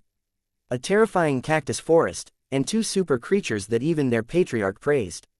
They had even less chance of surviving now. The two white beasts walked down the path. They stepped aside without attacking Han Sen or the others. After the white beasts stepped aside, the group saw another creature walking behind the white beasts. That creature was a black bull with goat horns, and there was white mist surrounding its hoofs as if it were stepping on the clouds. Sky Cloud Sacred Beast. Luo Li was horrified. Though Luo Li didn't say anything about the Sky Cloud Sacred Beast, the name itself had already made Luo Yu and Luo Wei desperate. Jia Shidao didn't know what a Sky Cloud Sacred Beast was, but he could tell from Luo Yu and Luo Wei that it was even more terrifying than a white beast. The Sky Cloud Beast kept walking toward them. Though it didn't let out its power, it made Luo Yu feel an indefinable sense of pressure. Sweat covered his palms. If it weren't for the crystal cacti blocking their way, they would have run far away instead of standing there staring at the Sky Cloud Sacred Beast. Luo Yu and Luo Wei had both heard of Sky Cloud Sacred Beasts before. They were berserk super creatures, and they were some of the most powerful creatures in the fourth god's sanctuary. No matter how arrogant and proud Luo Yu and Luo Wei were, they wouldn't be naive enough to think that they could actually rival a berserk super creature. They were already sinking into hopelessness as the Sky Cloud Sacred Beast walked toward them. They didn't see any chance that they would survive. The Sky Cloud Sacred Beast walked into the encirclement. It didn't even glance at Luo Yu and the others. Instead, it stepped directly toward Han Sen. "Are you Sky Sword Han Sen?" The Sky Cloud Sacred Beast stared at Han Sen with its eyes that looked like brass bells. "I'm Han Sen, but I won't call myself Sky Sword. Who are you?" Han Sen was a little dazed. He had already prepared to have a huge battle. He'd been planning to use the technique he learned in God's Ruin and summon his Destiny's Tower to smash his way out. He hadn't expected the terrifying creature to call out his name. Luo Wei and Luo Yu looked between the Sky Cloud Sacred Beast and Han Sen, confused, as they didn't know what was happening. Clearly, Han Sen didn't know what a Sky Cloud Sacred Beast was, yet it had called Han Sen's name, so apparently, it was coming for him. "It is indeed Sky Sword, Your Highness. My young master wants to meet you, so please come to the shelter and greet him." The Sky Cloud Sacred Beast nodded at the white beast beside it. One of the white beasts moved to lay down in front of Han Sen. It seemed that it wanted Han Sen to ride it. Luo Yu and the others were all bewildered. Even if Luo Haitang came here by himself, he wouldn't have had such a welcoming. After all, Luo Haitang was so ferocious that many creatures and spirits hated him. If the Sky Cloud Sacred Beast met him, there might have been a huge battle instead of a warm welcoming like this. Besides, the Sky Cloud Sacred Beast had said it had a master. This being was terrifying enough to control a Sky Cloud Sacred Beast, and he had just invited Han Sen to his shelter with such an ostentatious presentation. They couldn't even imagine what was going on. "Sorry, may I ask who your young master is?" Han Sen couldn't think of anyone he knew who could afford something so grand. "You'll know when you meet him." Sky Cloud Sacred Beast didn't answer the question directly. Han Sen saw that the Sky Cloud Sacred Beast didn't mean anything hostile, and besides, he didn't really have a choice. Instead of asking more questions, he just sat down on the white beast. The Sky Cloud Sacred Beast turned around and began walking deep into the dune while the white beast carrying Han Sen followed it. Little Silver was lying on Han Sen's head. He squinted his eyes and looked at the Sky Cloud Sacred Beast in front of him. Bauer was riding the small ice seahorse behind Han Sen, and Little Star quickly followed as well. "What should we do?" Luo Wei asked anxiously. They were still encircled by the crystal cacti and couldn't get out. "He's the son of Sister Lan. He'll be merciful." Luo Li then followed Han Sen, looking at him riding the white beast with a complicated expression. Luo Yu clenched his teeth and asked Luo Wei and the others to follow him. Jia Shidao didn't have any other choice. He was nervous, but the whole thing also seemed a little unbelievable. He didn't know what was happening, or what he was getting himself into. Under the guidance of the Sky Cloud Sacred Beast, everyone arrived at the deepest area of the dune. They saw a shelter that looked like a bronze mountain, and it was spectacular. There was a spirit waiting in front of the shelter. When Luo Yu and the others saw the spirit, they looked more upset. Luo Haitang was well known in this shelter. He was respected, but he had made lots of enemies as well. Usually, Luo Haitang's enemies were all horrifying beings. Luo Yu and Luo Wei recognized the spirit when they saw him standing in front of the bronze mountain shelter. That spirit was a descendant of one of Luo Haitang's enemies, and it had a great reputation in the sanctuary. If that spirit knew that they were descendants of Luo Haitang, they might be doomed. Luo Yu and Luo Hui's faces were a little pale. While they were still fidgeting nervously, the spirit appeared. "Skisword teacher, you are finally here. I waited for you for the longest time." The spirit walked in front of Han Sen and bowed seriously. He spoke with much excitement. Luo Yu, Luo Wei, and Luo Li were frozen. Jia Shidao had no idea who the spirit was. Luo Yu knew about the spirit, and he watched as the spirit bowed towards Han Sen. It was an unimaginable thing, and they initially believed themselves to be dreaming. The son of Furnace Emperor was Shu Mi, and he and his mother were second-gen emperors. He had bowed to a human, and they never thought something like that would ever occur. After all, since when had humanity achieved such a reputation? And since when had they earned the right to such respect? Even Luo Haitang, despite becoming so famous, had never earned the respect and privilege Han Sen was getting.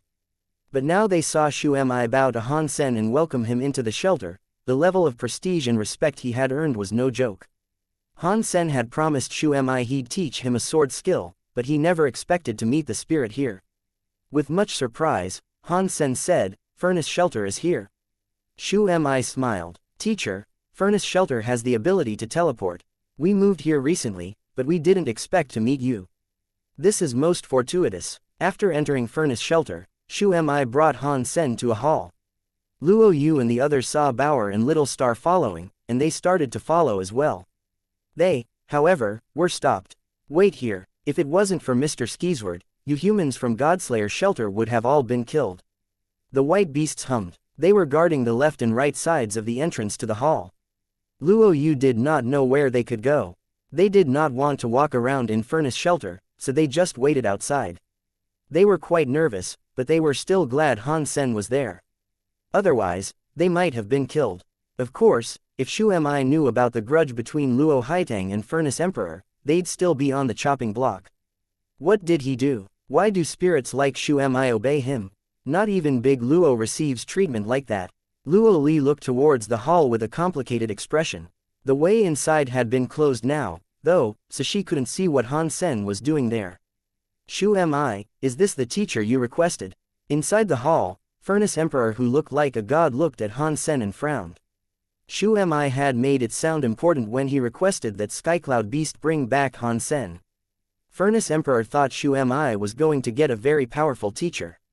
He did not expect it to be only a human one who was not even super, at that. "What can you teach my son?" Furnace Emperor was not happy with Shu Mi's decision, but he wasn't so brash as to throw Han Sen out right then and there. "Shu Mi wants to learn a sword skill from me, so it is a sword skill I will teach him," Han Sen answered. Shu Mi quickly stepped in to say, "Father, teacher's sword skills are strong, and even Six Paths said his talent is as high as the sky. That is why he is called Skisword." Furnace Emperor heard that and was actually convinced. To earn the compliments of Six Paths, Han Sen had to have been powerful indeed. But Furnace Emperor could not tell what was so special about Han Sen, so he said, "If you have earned the name Skisword, and earned the appreciation of Six Paths Emperor, your sword skills must indeed be good. My garden has a sword mark. It was delivered by Holy Sword Emperor during his ascension to the 5th sanctuary. You can take a look at it. Perhaps you may learn something." The Holy Sword Emperor he mentioned was an emperor who was good with the sword. He was powerful in the 4th God's Sanctuary, around 500,000 years ago. His most impressive talent was his proficiency with the sword. When he leveled up, he broke the dimension with his blade. The aftershock crashed against a mountain, leaving a cleft across the landscape that never faded away. The mountain belonged to Furnace Emperor, and he had it moved to the gardens so it would be close to Shu Mi. It was easier for Shu Mi to learn the sword skills from it, by having it there. Holy Sword Emperor's sword skills were special. Many sword elites had made the pilgrimage to visit that scar, but more often than not, they did not learn anything. Some were very seduced by it, though, and some even came close to losing their sword heart. Furnace Emperor wished to let Han Sen take a look so he could test the fortitude of the human's mind. If the scar did claim Han Sen's heart and he was seduced by the swordman, no matter how good people said he wouldn't be a good enough teacher for Shu Mi. Shu Mi knew this was Furnace Emperor's game, but he didn't think Han Sen would end up getting seduced by the swordman. So, he said, "Teacher, let me take you to the sword mark." Han Sen and Furnace Emperor did not have much to talk about. Talking to the spirit, who was sitting loftily on his throne, was boring. So, he was happy to leave with Shu Mi. Han Sen brought Bauer along with him to the garden. And while it was called a garden, it was huge. The 1,000-meter-high mountain only took up a fifth of the space there. Han Sen looked at the mountain. There was a sword mark there that had almost cut the mountain in two. Shu Mi explained, Holy Sword Emperor broke the vacuum with his sword and created a way that led him to the fifth sanctuary. The sword waves landed on this mountain and left a swordman behind. Many sword elites have come to face this but left with nothing. I come here to try and learn from the mark, but not even I can learn a thing. If it was left behind by a sword emperor, you should have been able to learn something, Han Sen said, with confusion. Standing at the door, Han Sen felt an insanely scary presence stemming from the sword mark. The swordman was strong. Just being near it should have allowed for some sort of learning. Just like people said, if you read 300 poems and still cannot write your own, you will at least be able to read. You cannot walk away with absolutely nothing. Teacher, you don't understand. Holy Sword Emperor's swordman is special. Many Emperor-class elites visit here, and none of them learn anything.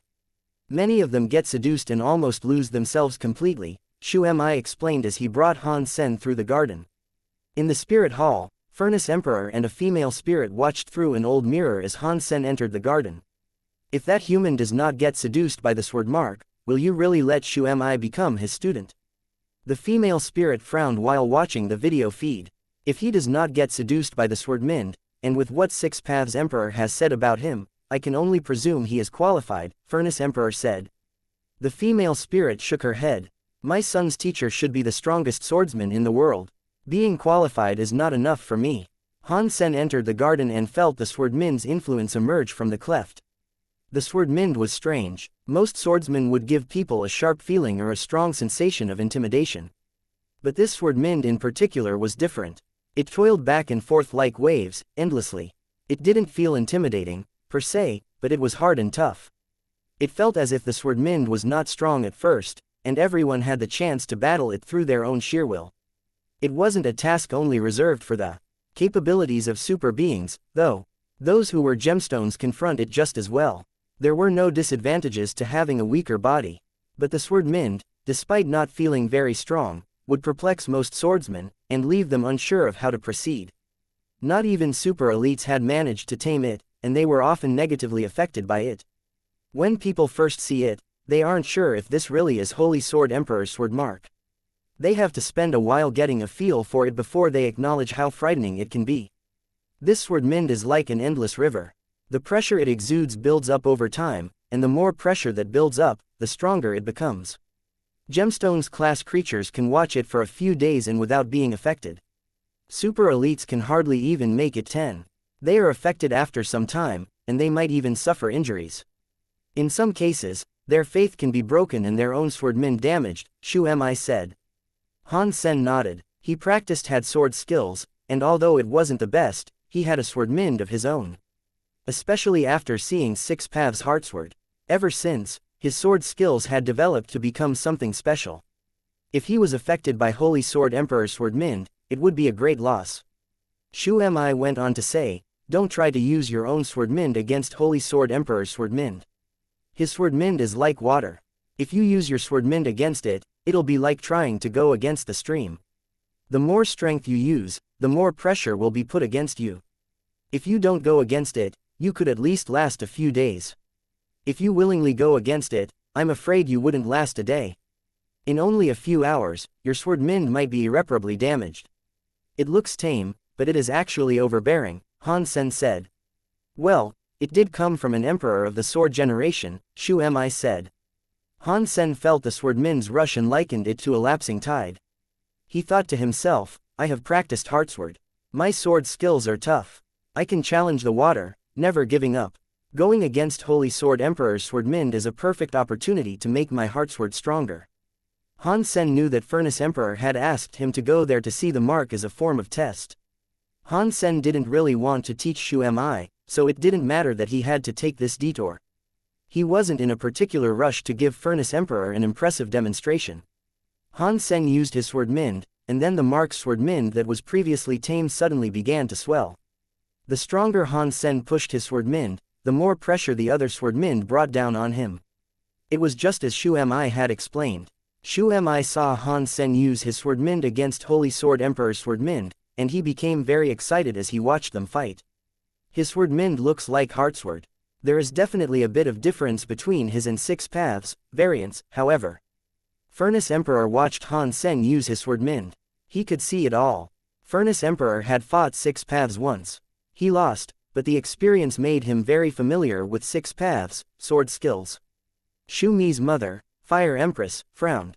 Shu Mi told him what he knows about Holy Sword Emperor's swordman, and still he uses his own swordman to go against it. He is brave, but he is too arrogant. He is not suitable to be Shu Mi's teacher. Furnace Emperor shook his head. Don't be so sure. Although Six Paths Emperor is not as good as Holy Sword Emperor, they are not too far apart. He self-destructed and became an emperor again, starting from scratch. Restarting like that means he might not be any worse than Holy Sword Emperor now.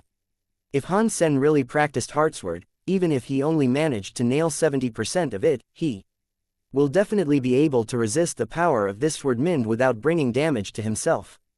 If he only knows 70%, then why not just ask Six Paths to become his teacher instead? Fire Empress said, it's not that easy to hire Six Paths. If he didn't take Shu Mi seriously, then paying him would be pointless.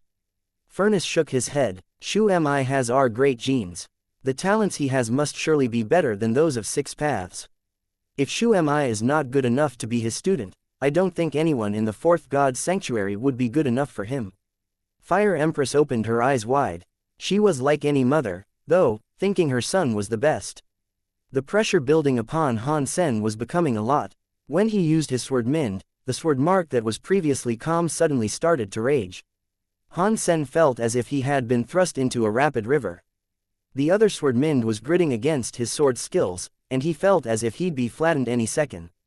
A swordman wasn't all about pure power. The swordman concerned itself with the sensation of the sword. It was something you could only feel, and not describe. You could not touch it, either, as it was not solid. But if your swordman was damaged, things could turn out worse than if you endured a physical injury. When physical damage was inflicted upon you, you could consult a doctor and use their medicine to heal. But if it was your heart that was injured, nothing could remedy it. You would have to use your own will to fix it. Han Sen felt as if his swordman was like steel, but it was getting ground down. His will was being used up quickly. If he had been a person with a weak will, he'd have gone crazy already. Even a swordsman with a strong will wouldn't have lasted this long under this sort of opposition. But Han Sen was different. His heartsword gave him a strong swordman, and his will was reinforced by the crystallizers. That scary swordman could not break his will. No matter how much the swordman tried to break his will, Han Sen was unmoved. Instead, he allowed his will to get stronger. Time passed, and so far, an hour had gone by. No wonder he is the teacher. He has battled with Holy Sword Emperor's swordmen for an hour, all without moving. He is better than those super swordsmen, Shu Mi complimented him. He is good, Furnace Emperor said. Fire Empress coldly said, it's only been 1 hour. If he can last 12, and his swordman is still fine, then he can be Shu Mi's teacher. 12 hours, I doubt he'd be human if he managed that. Out of all the super swordsmen that have tried, only one has ever managed to last 12 hours. And that person isn't much weaker than Six Paths. Do you really think Han Sen stands a chance? Furnace Emperor wore a wry smile. But we need someone that accomplished. Otherwise, how can we be happy with our selection of Shu Mi's teacher? Fire Empress said with certainty. Furnace Emperor merely shook his head and did not speak. Powerful elites such as that wouldn't teach others, he believed. He thought Han Sen was fine, as he had the strength and had learned 6 paths heartsward. He would be a fine choice for Shu Mi's teacher. But Furnace Emperor wouldn't do anything Fire Empress did not approve of, so the decision was ultimately up to her. Han Sen was unmoving while he battled Holy Sword Emperor Swordmind. The Swordmind was like a grinding wheel, but it couldn't diminish Han Sen's mind. Instead, it felt more like a smithy's grindstone. The hard edges swept by Han Sen, making him sharper as time went on. If Han Sen's Swordmind was comparable to steel, the grinding process was making it sparkle like a well-cut jewel. Time passed, and after 6 hours seeing he was doing fine, Shu Mi looked ecstatically happy. Furnace Emperor had to give another compliment, and he said, "This kid is not bad." Shu Mi's got taste. With such a strong will and sword skills, Shu Mi is bound to learn a thing or two by accepting this guy as his teacher. Fire Empress, seeing Han Sen performing without trouble or anything, found herself half convinced, actually. But she still showed refrain and said, "We've only reached the halfway point. It's still too early for us to say anything." Another 2 hours passed. Furnace Emperor was very convinced by this point, and he said, "This kid still hasn't moved at all. His will is stern. Finding another person like this would be difficult." Fire Empress was more convinced, as well, but she quietly said, "There are still 4 hours to go. Let's see if he can make it first." Another 2 hours passed and Han Sen hadn't moved at all, just like he hadn't the past 10 hours. Furnace Emperor and Fire Empress were in shock. Even now, Han Sen wasn't showing signs of moving. It almost looked as if he wasn't affected by the Swordmind. They now thought Han Sen could safely make it to the 12-hour mark. "My son has a good eye. Finding a teacher like this will be of a great boon and benefit for him." Every time Furnace Emperor spoke about Han Sen, his tone was different. He had passed from simple observation to agreement, and now he was full of admiration. He had changed his views a lot. Fire Empress didn't look so arrogant now, either. She watched the stream in shock, and she said, "This human is indeed different. He is qualified to be Shu Mi's teacher." The two emperors thought Han Sen could easily make it to 12 hours, and their opinions of him began to become the same. More time elapsed, and after 12 hours passed, Shu Mi couldn't help but blurt out compliments. "Teacher, you are super special. Across all these years, only one person has ever made it 12 hours against the Swordmind. You are the second one to achieve this." Han Sen didn't hear what he said, though. His focus rested solely on the Swordmind.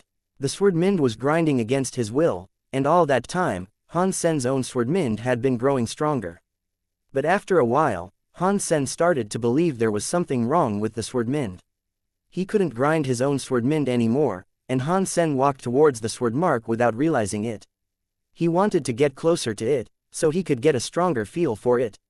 What is he doing? Fire Empress watched Han Sen approach the mark. Holy Sword Emperor's Swordmind always appeared tame, but things were vastly different when Han Sen got nearer. Holy Sword Emperor had swung his sword and left the mountain with his Swordmind. And it had lasted ever since his departure. This Swordmind was extreme. The closer to the sword mark you got, the more intensely you could feel Holy Sword Emperor's will. It was the faith he had used to break the dimension. It was an everlasting Swordmind. Back then, many elites came to watch Holy Sword Emperor ascend. Many of them wished to claim the mountain for themselves afterwards, but in the end, it was Furnace Emperor who owned it. And that was because normal folk wouldn't dare touch the mountain, and they could not move it as he could.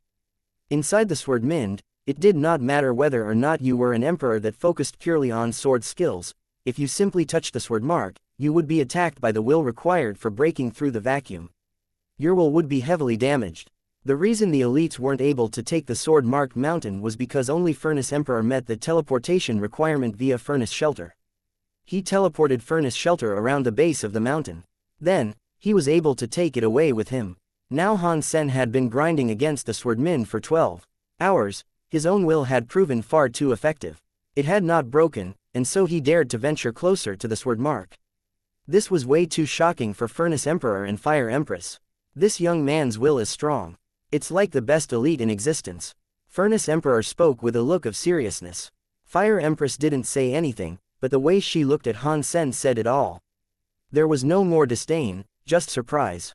Han Sen approached the sword mark and felt the Swordmind become stronger. His Swordmind got even sharper, and his will became stronger. He was 100 meters away from the sword mark when he slowed down. But every step was so sure there was no hesitation accompanying a single one.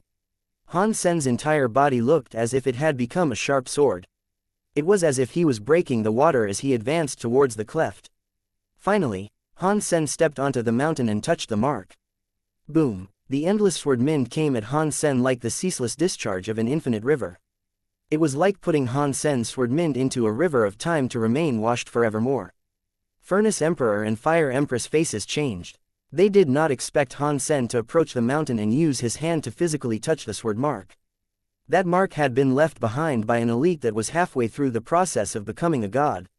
He was ascending to the 5th sanctuary when this happened, and even an emperor's will would be damaged if they touched it. Han Sen's will was strong, but there was a chance even he would be damaged by touching it. If he did it poorly, his will would be broken and never return. Oh no! Furnace Emperor's stomach fell. He was very satisfied with Han Sen's skill, and it'd be a shame if the human was destroyed right there. It wasn't easy for Shu Mi to find such an accomplished teacher. Fire Empress sighed. She agreed Han Sen had enough power, but she never thought he'd be reckless enough to go and touch the mark. That was sure to hurt. Fire Empress merely hoped he wouldn't be damaged too badly to teach Shu Mi. The endless sword wind kept rushing against Han Sen's will, and even Han Sen found it difficult to withstand. He felt as if he was falling into an abyss, where hope and life forces were gone forever. If others were in his shoes, their wills would have broken. They would have given up. But Han Sen did not know what giving up meant. Beneath that pressure, his mind was still as hard as brushed steel, and he clung to the small amount of faith he had. At a time like this, success was not achieved through strength. It wasn't about talent, either. It was all determined by a person's personality and the prior experiences that had shaped them. If their personalities were weak, it did not matter how refined their skills were, their will would crumble. This was even true for super elites. Even with a mind that was really strong, it was difficult to survive this sort of force. Han Sen was a person with a mighty will, and he had adopted the stubborn personality that defined his parents. But even so, beneath the pressure of the sword wind, his grip and will were starting to lessen. Furnace Emperor and Fire Empress saw Han Sen's expression change, and they broke out in a cold sweat. They knew this was bad news. Han Sen might not be able to withstand the constant force much longer, and his sword wind and will could soon buckle and break. Furnace Emperor and Fire Empress teleported to the garden. They planned to pull Han Sen out of the sword mark. But before they could try, Han Sen's sword wind surged like an erupting volcano. The force charged out from Han Sen's sword wind to suppress the sword wind of the very mountain itself. How is this possible? Fire Empress and Furnace Emperor were frozen in shock. They could not believe what their eyes were witnessing. A human that did not even look super class had a sword wind capable of suppressing Holy Sword Emperor's sword wind. They felt as if the world was changing right below their feet. They froze in place, unsure of exactly what they were doing. Shu Mi was very excited at this point, and he said, "Teacher's sword wind is so powerful. I don't think I could find anyone with a stronger sword wind than his. Not even Six Paths Emperor could keep up with this performance." Han Sen felt terrible, though. When his sword wind almost broke, the sleeping black crystal armor suddenly unleashed an additional portion of will directly into his sword wind to bolster it. It was then that Han Sen's sword wind erupted like mad, without any control. It allowed him to brush away Holy Sword Emperor's sword wind. He was even able to suppress the sword wind of the entire mountain. But the will that came from the black crystal armor was too strong, and when it entered Han Sen's sword wind, he was almost unable to accept it all. Fortunately, Han Sen had a strong personality and will. He made the best decision he could in the short amount of time he had to decide. He used his sword wind to reinforce that will. Although it was hard, primarily due to the fact that Han Sen's sword wind was weak and the boosting will was strong, Han Sen's own will was strong, too. The boosting will was going except him, so it was able to assimilate with Han Sen's sword wind and allow a seamless increase in strength. When that additional will refined itself inside Han Sen's sword wind, it became stronger. Boom! Beneath the powerful impact of the sword wind, the mountain was sundered. It was cut in half and flung wide open. Holy Sword Emperor's sword wind was fading, and all that remained was Han Sen's. Furnace Emperor and Fire Empress felt their mouths drop. But they didn't say anything, they just froze as if they had become petrified. Holy Sword Emperor's sword wind had been broken by Han Sen. It was difficult to believe. Luo Yu, Luo Wei, Luo Li, and Jia Shidao had been waiting in the plaza for 2 days. But Han Sen had yet to return. Luo Wei complained, Han Sen is too arrogant. We're his elders, so why would he just leave us here? This is not Godslayer's shelter, and it's not his territory either. He can't control anything here. Just wait a little longer, Luo Li said. Yeah, we're lucky we're still breathing. Just wait a while, Jia Shidao said. Luo Yu started to say something, but before he could, the gates swung open. The two white beasts stepped to either side as someone came out. Is he finally coming out? The group of them had a look. It was indeed Han Sen who came striding out. Luo Li wanted to shout Han Sen's name, but she closed her mouth when she saw the people around him. Luo Yu and Luo Hui's faces changed. The people who walked out alongside Han Sen were Furnace Emperor and Fire Empress. They stood beside him, with Shu Mi trailing them from behind. Teacher Han, please teach Shu Mi well. Hit him if you need to. Treat and think of him as you would your own child, Fire Empress said. Yes, Teacher Han, let us know if there is anything you need. We will try to accommodate your needs in whatever way we can. Furnace Emperor spoke with earnest passion. Luo Li, Luo Yu, and Luo Wei were frozen in shock. They couldn't believe what their eyes were telling them. Furnace Emperor and Fire Empress were top-tier spirits of the fourth god's sanctuary, and yet, they were being friendly and very respectful to Han Sen. It was hard to imagine how a human could get the likes of Furnace Emperor and Fire Empress to treat them that way. Not even Luo Haitang could accomplish that. Don't worry, I will teach him. But how much he learns depends on his talent and his effort, Han Sen said. You are right, Teacher Han. If Shu Mi can only learn a small bit from you, you can consider us satisfied, Furnace Emperor said. Fire Empress said, it is up to Shu Mi how much he can learn from you. Even if he only learns a small amount from you, it is good enough for him. Jia Shidao and the others were all frozen. The two powerful spirits didn't sound like emperors at all. Not as the humans had imagined. They looked like proper parents that were simply trying to snipe a good teacher for their kid. Is he really that strong? Luo Li was confused. She knew Han Sen was strong, but she found it hard to believe he was that strong. Even emperors were talking to him nicely. She hoped her own child might one day be able to study underneath his wing. Luo Wei and Luo Yu's brains were just empty. They could muster no reaction. When they walked out of Furnace Shelter with Han Sen, they still felt as if they were in a dream and none of it was real. Shu Mi followed Han Sen out of Furnace Shelter. He was going to travel with him as a student. Han Sen wasn't very good at teaching, but even if he only took the time to teach Shu Mi some skills of the Alliance, it would be enough. Compared to human education, what spirits received was pretty much rubbish. Spirits could live forever, so they could learn what they wanted whenever they wanted. There was no need for efficiency and proper timetabling. Humans weren't like that, of course. In ancient times, it was said that it was rare for humans to see the age of 70. That was considered a very old age, but a human's learning capabilities declined after the age of 30, anyway. Therefore, a core principle for humanity was the need for studying effectively and in a timely manner. Humans always tried to find the best ways to learn and absorb knowledge in the shortest amount of time. There were many different ways to study, but all of them were highly organized. This had been very important in ancient times. It didn't matter whether someone went to a public school or went to a private martial hall, the education they received had been refined for millennia. It was far better than anything spirits ever received. Han Sen did not think it would be difficult to teach Shu Mi. He asked the AI to formulate a plan and course of education for Shu Mi, too. There were humans in Furnace Shelter, but no one really ever listened to them. Shu Mi certainly wouldn't, especially since he was Emperor class. He had never taken the time to learn how humans studied. What Han Sen presented him with was all new. It fascinated him, and he put a lot of effort into studying as hard as he could. Luo Li, Luo Yu, and Luo Wei looked weirded out. They thought Han Sen's teaching method was so dull and average. They expected him to teach Shu Mi something grand and powerful.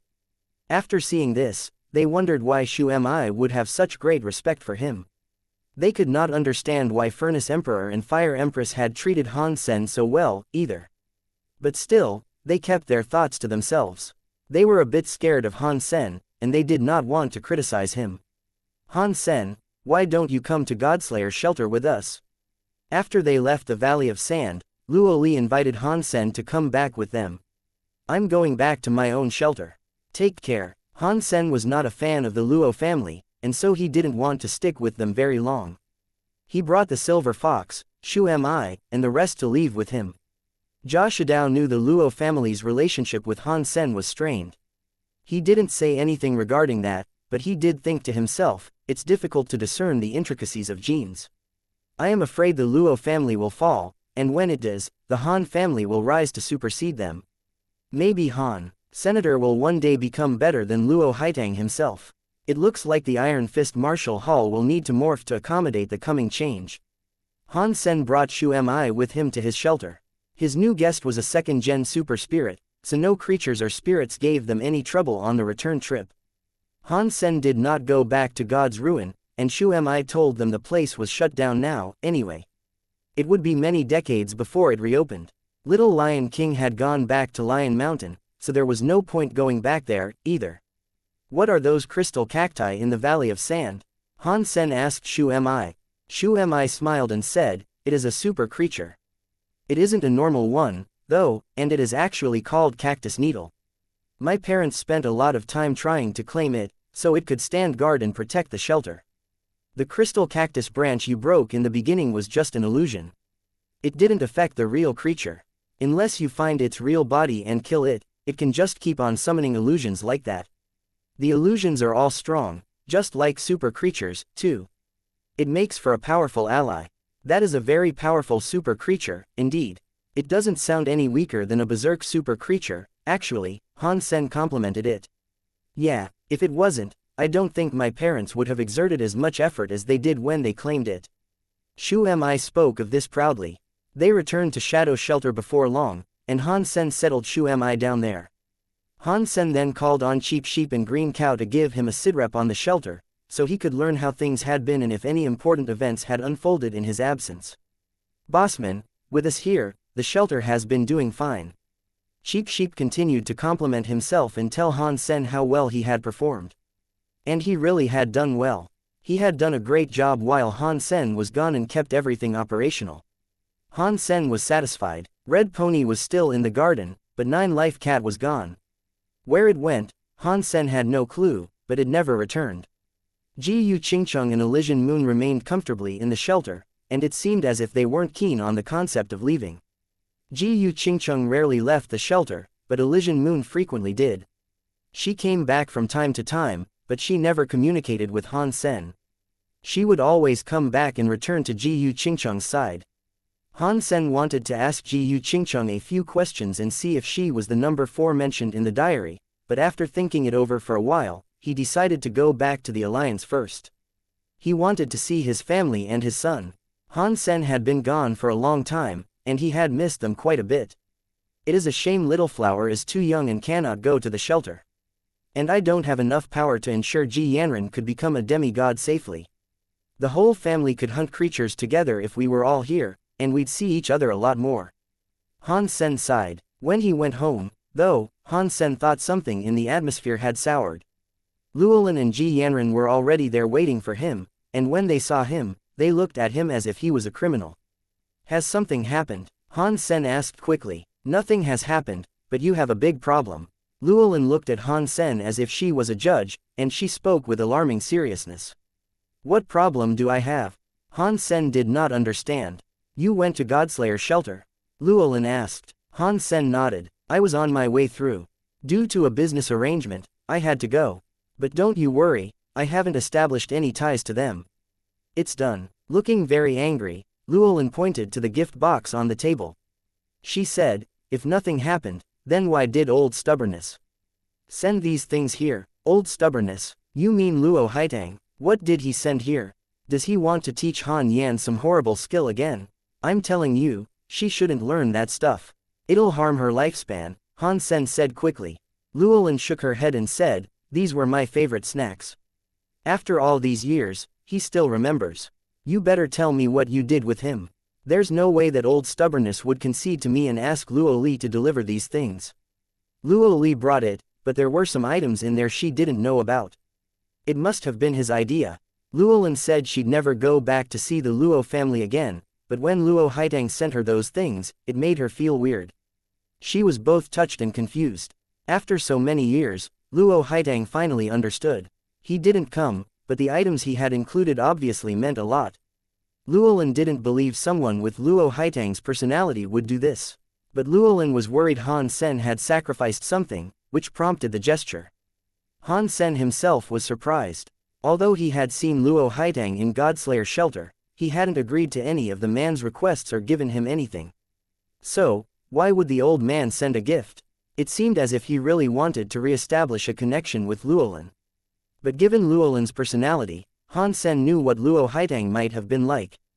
It had been many years since he saw her, and there had been no texting or form of communication in the meantime. If he'd really wanted to send her something, he'd had plenty of time to do it. It wouldn't have had to be that day, of all days. Now that he had sent something, it obviously had something to do with him having just met Han Sen. "Mom, I didn't do anything for him.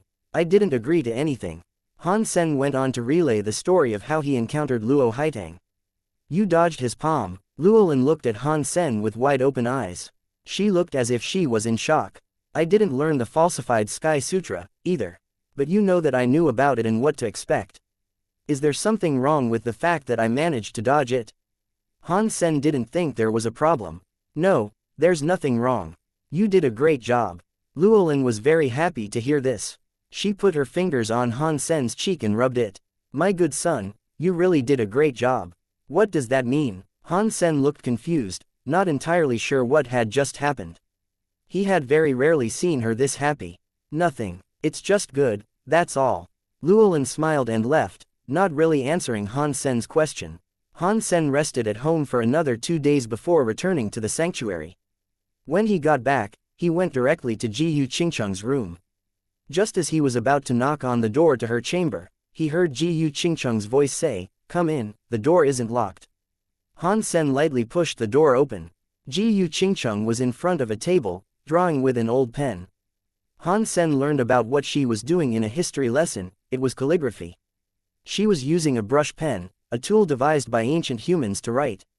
They weren't really used anymore. The few that still existed were typically used by artists for a few odd tasks. He hadn't expected Ji Qingcheng to be the sort to love them like so. Han Sen wasn't very good with art, but he could tell that she must have had a lot of practice to draw with the level of talent she had. Ji Qingcheng lowered her pen.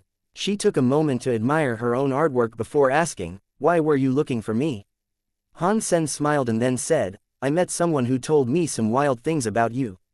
I don't know if he was a liar, so I'd like to ask you for the truth about these things he said about you." "Oh, what did he say about me?" Ji Qingcheng looked at Han Sen as if her curiosity had been piqued. Han Sen had already established how he'd approach this conversation in his mind. Now, he smiled and said, "He said you killed Cruel Kai. Is that true or false?" Ji Qingcheng frowned and said, "Maybe. I don't remember. I have killed many creatures in my lifetime. Cruel Kai was a famous demigod super creature. If you killed one such as that, you wouldn't have forgotten, would you?" Han Sen didn't believe her. "I really did just forget. Why would I lie about this?" Ji Qingcheng said, with lifted lips. Han Sen thought that if Ji Qingcheng wanted to lie, she would have just said a simple yes or no. He couldn't quite tell from the answer he was given. "It's okay if you don't remember that. He said a lot of other things. He said you drank the pee of a jade beast to avoid dying of thirst out in the desert and..." Han Sen was going to say a few similar statements, but before he could finish speaking the first, Ji Qingcheng's face changed. "Impossible. No one knew about that. How would you know?" Ji Qingcheng stared at Han Sen as if she had seen a ghost. "You really did this? Then did you hide inside the hunting sky beast's egg and end up getting sat on by the hunting sky beast for an entire month?" Han Sen asked. "Impossible. No one should know about this. Who did you hear it from?" Ji Qingcheng's face changed. She ran in front of him and grabbed him by the sleeves. "I said I met someone, didn't I? He told me these things, saying that he saw you commit these acts. I thought he was lying. I had no idea he was telling me the truth." Han Sen was both surprised and happy. He was now sure Ji Qingcheng was the number 4 in the diary. "Impossible. When I did these things, humans did not even know what a steamer was. Who could have seen me?" Ji Qingcheng looked annoyed. Han Sen froze. His eyes opened wide as he looked at her, and he said, "Steamer? That is something from ancient times. Were you in the sanctuary all the way back then?" Han Sen couldn't believe what he was hearing, but Ji Yu Qingcheng had unwittingly proved what he wished to know. Ji Yu Qingcheng frowned as she stared at him. She said, "You are right. I am from that era. I was in the sanctuary even during ancient times. Tell me who told you this stuff. When I did these things, humans could not appear in the sanctuaries. They shouldn't have been able to see me. No way. Back then, there were no teleporters. There weren't even generators. How were you able to enter the sanctuary? You're joking, right?" Han Sen heard every word, but he found it hard to believe. "Does it look like I am joking?" Ji Yu Qingcheng said coldly. "But that is not right. Even if you entered the shelter, that would have been at least 10,000 years ago. Even as a demigod, your few hundred-year lifespan should have long been over. How have you lived for so long?" Ji Yu Qingcheng had admitted to something quite strange. He didn't believe it. "I don't care if you believe it or not. I only want you to tell me who told you this stuff." Ji Yu Qingcheng's face looked dim. A chill had run down her spine. The things she had done were something no other human could have seen. The things Han Sen spoke of were events she believed no one else would know about. Spirits and creatures couldn't have known, either. Now that Han Sen had said this, it spooked her quite a bit. If someone knew about these things, then it meant someone had been watching her in ancient times and even up until now. This was a pretty scary thing to learn. "Is there a way for you to prove to me you hail from ancient times?" Han Sen saw that she wasn't actually joking. He had a number of different questions he wished to ask her. "It doesn't matter if I can or not. If you don't believe me, just pretend I'm not. But just tell me who told you these things." Ji Yu Qingcheng knew Han Sen, and she knew it couldn't have been Han Sen who saw those events.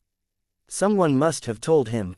So, Ji Yu Qingcheng had no reason to be suspicious about what he had told her. "I'm not sure. I met someone, but I don't know anything about him. I never saw him again." After that, Han Sen didn't know who the person was, so he couldn't tell her. Ji Yu Qingcheng frowned and looked at Han Sen. She didn't believe what he said. After all, why would some random stranger tell him such stories? Han Sen kept talking about things that didn't matter, now wanting to slip away. He had at least confirmed that Ji Yu Qingcheng was the elusive number 4. But if Ji Yu Qingcheng was a human that had been in the sanctuaries in ancient times, like she had just told him, how did she enter?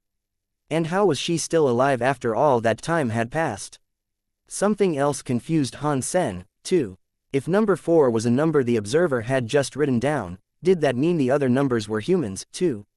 If they were humans, how were the numbers decided? If the numbers were given by order of entry into the sanctuaries, then that meant 3 had already come before her. Of course, this was all just guesswork. The numbers might not have even represented humans. "You can leave, but you need to explain things to me first." Ji Yu Qingcheng raced to the door and blocked the exit, prohibiting Han Sen from leaving. Han Sen looked at Ji Yu Qingcheng. He thought what she said was fairly believable. When he first met her, he thought she was strange. He never thought she fit into this world, anyway. The name Ji Yu Qingcheng itself was something rather old-fashioned. It wasn't a modern human name, at all. And some of her behavior flat-out made Han Sen feel strange. She was both mysterious and hauntingly beautiful, and that in itself was odd. Her being different might have been something to expect, then. Now that he thought about it, Ji Yu Qingcheng didn't look like a modern human, either. "I can tell you what you want to know, but first, I need you to tell me who you are," Han Sen said quietly. "I told you already. You're the one who chose not to believe me," Ji Yu Qingcheng said. "Even if I did believe you are an ancient human, you should have a historical identity. Back then, humans were separated by countries.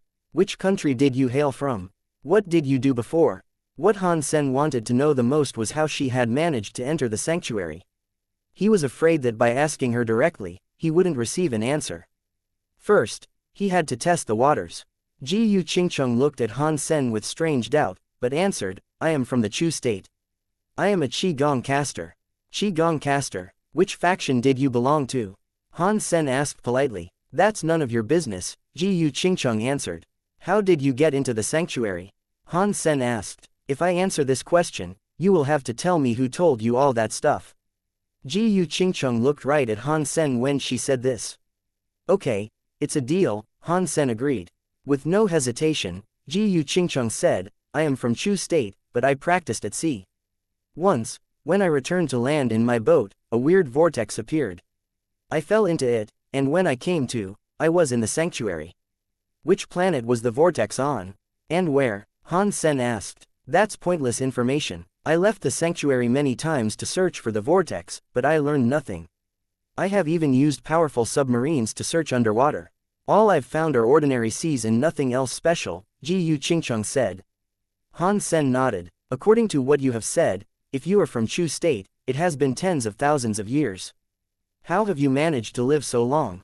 I told you, I have answered your original question, and now it is your turn to answer mine. Answer my question. Who told you this stuff? Ji Qingcheng said. Han Sen pulled out a book and showed it to her. It wasn't the diary he found in the control room, though. It was a copy he had made. The number 4 sections were there, while he had left the original at home.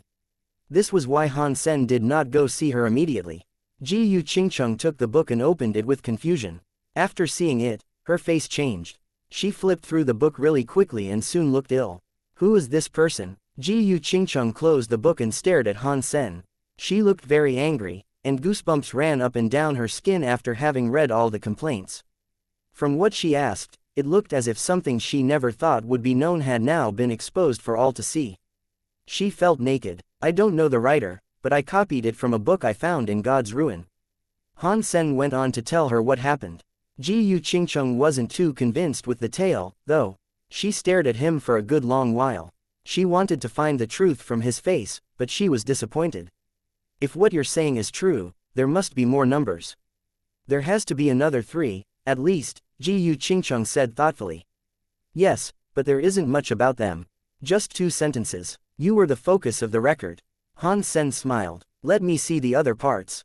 Ji Qingcheng reached out her hand. Okay, but you need to tell me how you've managed to live all this time. Han Sen blinked. Ji Qingcheng did not hesitate, and it looked as if she had just thought of something. She had to confirm her thoughts and said, I had been here for a dozen years when I explored God's ruin. I entered a strange place and got trapped there. It felt like a short time, maybe a few months. But when I came out, the teleporters in the shelters that were previously not available for use, now were functional.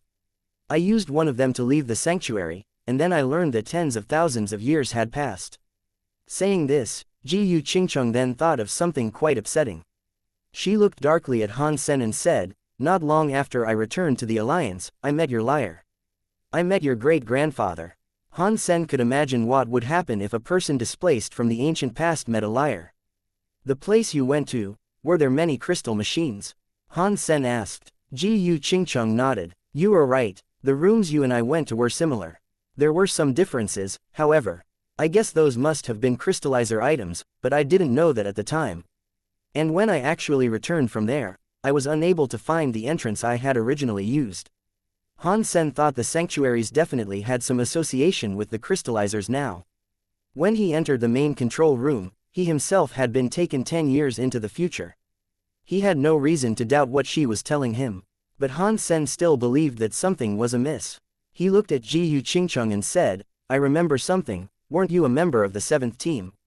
You were with Han Jinji in the beginning, and it's a well-known fact that humans were unable to enter the sanctuaries at that point. The teleporters were just for testing. Did you get out through one of those devices? Ji Qingcheng shook her head. Teleporters aren't the only way for one to leave the sanctuaries. When I teleported away, I found myself standing at an altar situated in some old construct on a human-inhabited planet. It was my exit point, but there was no way for me to re-enter from there. When I eventually returned to the sanctuaries, I made use of human-built teleporters to go to and fro. Han Sen asked, when you entered the sanctuary with Han Jinji, what did you see? I have answered enough for now. Now it's your turn. Give me the rest of the book. Ji Qingcheng simply put out her hands. Answer my last question. What happened there? Han Sen insisted on an answer for this. I don't know what happened. We met a being called God. He said he could fulfill our grandest wishes, but we would only receive one each. Han Jinji told me not to make a wish, so I left with Ning. Ning did not make a wish, either. After that, I'm unsure what happened, Ji Qingcheng said. Were you a demigod by that point already? Did you think that was God himself, or was it just some strong, almighty creature? Han Sen asked. I don't know. I guess that place was the elusive 5th sanctuary, though. The god we met might have just been a god-class creature, Ji Qingcheng said, and then put her hands out again. She said, I've answered everything you've wanted to hear. Now, give me what I'm owed. I left the original version at home. I'll have to go and get it. There was nothing more Han Sen could ask, so he complied and went to retrieve the diary for her. She could read ancient texts better than Han Sen, so she moved through the contents of the diary at a much faster pace. Strange. That's very strange. Ji Qingcheng was talking to herself as she perused the contents of the book. What is strange? Han Sen quickly asked. The creatures mentioned are from the fourth god's sanctuary. I saw some after I became a demigod, but when humans from the Alliance entered, they all disappeared. These people who are numbered, they sound like individuals that might be easy to find. I don't think they are the same sort of humans you'd find in the Alliance, Ji Qingcheng said. Maybe they're like you. Perhaps they were people who could enter before all humans naturally could, Han Sen suggested. Judging from the numerical values, it seems as if there might be a few thousand such people. I have never met them during my time in the sanctuaries, however, Ji Qingcheng said. The sanctuaries are big places. A few thousand scattered across such vast worlds. I'd say it's not too out of the ordinary that you haven't encountered any, Han Sen said. Ji Qingcheng shook her head and said, impossible. Some people mentioned in here are said to have killed famous demigod super creatures. There's no way I wouldn't have heard about any of these feats being accomplished. That is weird. Maybe the numbers aren't all humans, then. Han Sen pointed at the last part and asked. Can you explain the last part? It sounds as if you hadn't been seen in a while. Where did you go off to? Is it because I entered that strange place, and they could not see me? Ji Qingcheng said, after some thought. That is possible, but that also means these observations began recently. Those numbered humans are old humans, though, not modern humans, Han Sen said, after also taking a moment to think. It looks like the crystallizers have quite the connection to the sanctuaries, but history says they were destroyed a long time ago. There are many tidbits to string together and figure out here. Ji Qingcheng gave the diary back to Han Sen and then went on to say, if you want to get to the bottom of all this, we can cooperate. If you make any more discoveries, how about you share what you know with me? We can investigate this together. What do you think? I can agree to that, yes. Han Sen then asked, what is up with Elysian Moon, by the way?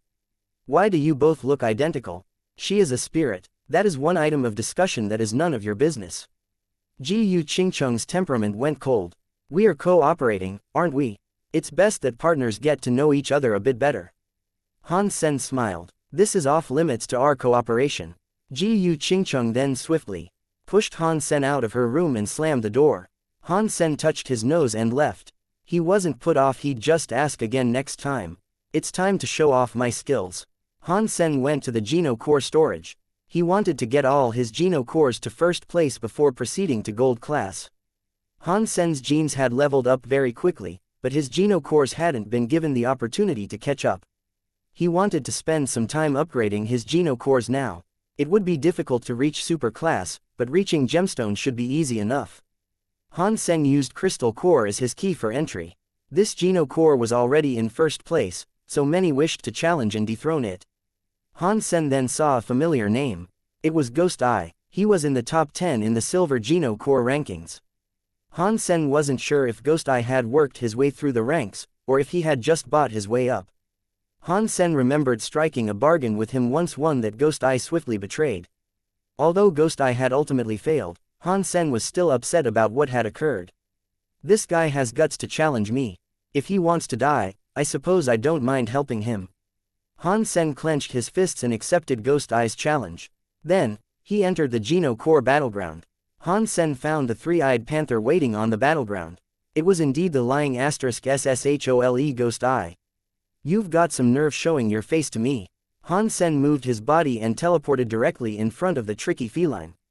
Boss, hang on, I have a big secret I wish to inform you about. Ghost Eye screamed as he tried to run. You and your secret can go to hell. Han Sen wasn't having any of it. Wearing the ghost armor given to him by Ghost Eye, he dashed in front of the creature and attempted to punch its head in. I have an Emperor Geno Core. I was going to give it to you, please take it. Ghost Eye screamed, seeing he'd be unable to dodge the manic fist. When Han Sen heard this, he stopped. He let his fist hover above the panther's third eye, and he said, "You've got 3 seconds. If I don't see an Emperor Geno core within the allotted time, you're going straight to hell." 1. Ghost Eye gritted his teeth and pulled out an item that resembled a claw. He placed it in front of Han Sen. Then, he said, "Boss. This is it. I know I was wrong to do what I did last time, but now I am being wholeheartedly sincere. For first place, I am willing to give you this Emperor Geno core. Please, believe me once more." Han Sen took the item from Ghost Eye, with his other hand still hovering above the creature's head. He said, "This is an Emperor Geno core."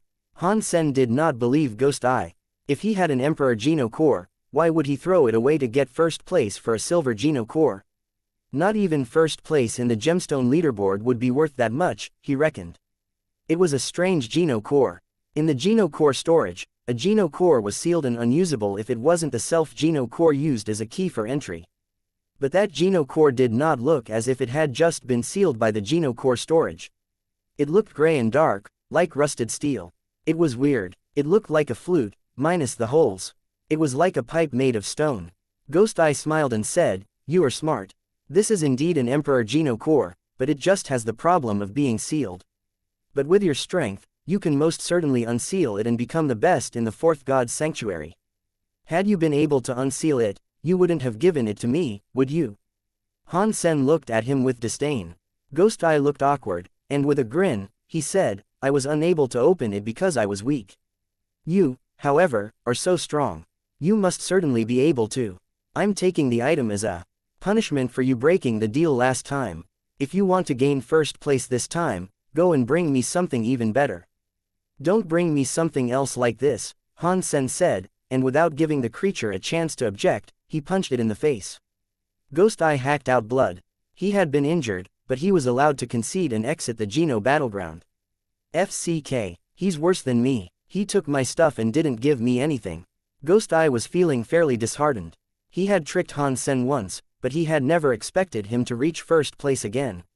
Now that he had sacrificed the Emperor Geno core and gotten beaten up without obtaining first place as he desired, he was dismayed. It looks like I'll have to wait until he reaches gold class before I can reach first place. I wasted my Emperor class Geno core. Ghost Eye was feeling very upset, and he spoke his sorrow aloud. Ghost Eye had given Han Sen an Emperor Geno core.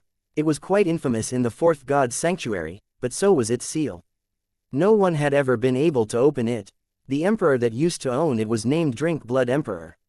He was a very infamous spirit, and this Geno core belonged to him. It was called Blow Blood. The sad thing was, Drink Blood Emperor garnered the ire of a certain creature and was killed by it. The result of this circumstance left Blow Blood sealed. After that, the Blow Blood Geno core had passed through the hands of many different elites. Sadly, no one had ever figured out how to unseal it. Its renown increased, but so too did the belief that it was completely worthless. After all, no matter how strong you were, a sealed Geno core was useless. Ghost Eye had only managed to get it recently, and he wished to speak with Han Sen and offer it up in exchange for first place. But Han Sen wanted to kill him right away, and in a rush, Ghost Eye had to play his cards and reveal Blow Blood. He had actually planned to trick him again, after the exchange, too. But now that Blow Blood had been taken, and he had not obtained first place, Ghost Eye was quite upset. Fortunately, Blow Blood's worth was only the equivalent of a gemstone Geno core nowadays. Therefore, it wasn't all that expensive to lose. He'd be a lot more upset if he lost something of even greater value. Han Sen, seeing Ghost Eye, was not in a rush to level up his crystal core now. He wanted to scam the Panther and drain him of what he could before proceeding on to gold class. Han Sen left the Geno core storage with the intent of studying his new Geno core. He wanted to see if he was the one who could unseal the item. Han Sen had never heard of Blow Blood Geno core, though. He didn't know where it came from, and a part of him even thought it wasn't actually an Emperor Geno core. Han Sen summoned his gold class Real Blood Geno core and attached it to the Blow Blood Geno core. He wanted to see if that would allow it to be used.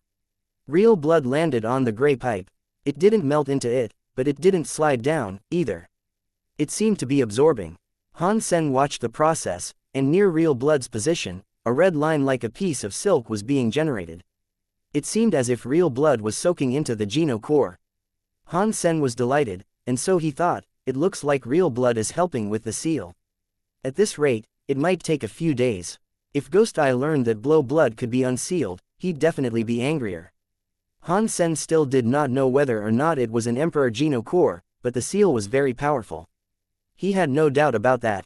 It was a high-class Geno core, either way. It was definitely super, at the very least. As Han Sen continued his investigation, Ji Yu Qingcheng and Elysian Moon suddenly walked into the hall. Elysian Moon hadn't been seen for a while. This time, she had come back looking terrible. She was covered in wounds. Her face was pale and bloodied. There is an angry creature nearby. It's a super creature, and it hurt Elysian Moon. I'm going to go kill it. Would you like to come with me? Ji Yu Qingcheng asked Han Sen directly. How are you going to split the profits? Han Sen asked. You can have the loot. I just want to avenge her, Ji Yu Qingcheng said. She wouldn't come looking for me if it was this easy. There must be something up with the creature. Han Sen didn't think Ji Yu Qingcheng would approach Han Sen to assign an easy task. The Destroyer Wolf at rank 139 on the Super Geno Core leaderboard won't be all that easy to kill, Ji Yu Qingcheng said. May I ask what your rank is on the Super Geno Core leaderboard? Han Sen asked, out of genuine curiosity. I am 17th, Ji Yu Qingcheng said carelessly. You're that high, you're 17th and you can't defeat this Destroyer Wolf that is only 139. Han Sen was surprised. It can't beat me in raw strength, but it has the ability to consume space. I will be unable to catch him, and that is why I'll need you in Nightmare, Ji Yu Qingcheng said. To me, it sounds as if all you really need is the assistance of Little Red. Why don't you just ask him straight away? I can't make him come. Han Sen shook his head. He won't accept my invitation, but you will be just as useful as him. You can come to help, Ji Yu Qingcheng said. Okay, and just to confirm what you told me, I will be receiving the items once it's dead, yes? Han Sen smiled. If you can truly help, sure. Would you plan on taking the loot even if you didn't put any effort in? Ku Qingcheng wasn't very polite when it came to these sorts of affairs. We will see, but I am known to take out as much as I put in. Han Sen did not argue and just went along with her. He wanted to see how strong Ji Yu Qingcheng was if she truly was ranked 17th on the Super Geno Core leaderboard. Han Sen followed Ji Yu Qingcheng and Elysian Moon out of the shelter. The travel was dull for Han Sen, and he found himself bored. So, he asked, who is in first place on the Super Geno Core leaderboard? Ji Yu Qingcheng was equally bored. She said, the one currently in first place is the fellow who leads Sacred. He claims to be God's own child, but there are others who have the same might as him. The person in first place switches every now and again. Why does the person in first place frequently change? Han Sen asked, having been surprised by this. What's so weird about that? There are many powerful Geno cores there, of Emperor class and Berserk class. They're all good at something. No one is the absolute strongest. That being said, when I first became a demigod, I heard there was a Geno core that held first place for a very long time. It hadn't lost once, but that is the only time in history when the first place on the Super Geno Core leaderboard seemed fixed. Nowadays, the holder of the first position changes frequently, Ji Yu Qingcheng said. What was that Geno Core's name? Is it still on the leaderboard? Han Sen asked with curiosity. You're reading on TKs. If it was still on the leaderboard, the ranks wouldn't keep changing. I have only heard about it through hearsay, though. When I first arrived here, it was already gone. I suppose you could say it's more of a myth now. Its name, however, was Destiny's Tower. I can only suppose it left for the fifth sanctuary alongside its master, Ji Yu Qingcheng said. When Han Sen heard Ji Yu Qingcheng say this, his heart jumped. If that stellar Geno core was indeed Destiny's Tower, it probably meant the one resting in his Sea of Soul. **T. Destiny's Tower is that strong. Han Sen held onto his excitement and pretended the name didn't ring any bells. Then, he asked, who was Destiny's Tower's master? I don't know, and I don't think anyone does. It's an old myth, and it is something I have only heard of once, Ji Yu Qingcheng said. Han Sen asked a few more questions, but she didn't know much. She said the master of Destiny's Tower was strange. The rumors said when he first appeared on the Geno Core leaderboard, he did so at a low rank. Apparently, it was in the 10,000s. No one had seen it in the first few ranks, but all of a sudden, it managed to reach number 1. No one knew whether that was a good thing or a bad thing. Of course, this was just part of the myth. Ji Qingcheng had only heard about these events. She hadn't witnessed them firsthand. Han Sen retreated into thought. Is this Destiny's Tower the same one that's in my Sea of Soul? If it is that good, and so was its master, why did they not go on to the fifth sanctuary? And who was that being in armor that resided in the Black Chimenea? Why was he an enemy of Destiny's Tower's master? All these questions now rattled around Han Sen's head, but thinking he actually owned that tower now, he almost lost control and laughed his head off. Dad, why are you so happy? Bauer was in Han Sen's arms. She looked right at him as she spoke. Oh, it's just because you're next to me. That's why I am happy, Han Sen quickly said.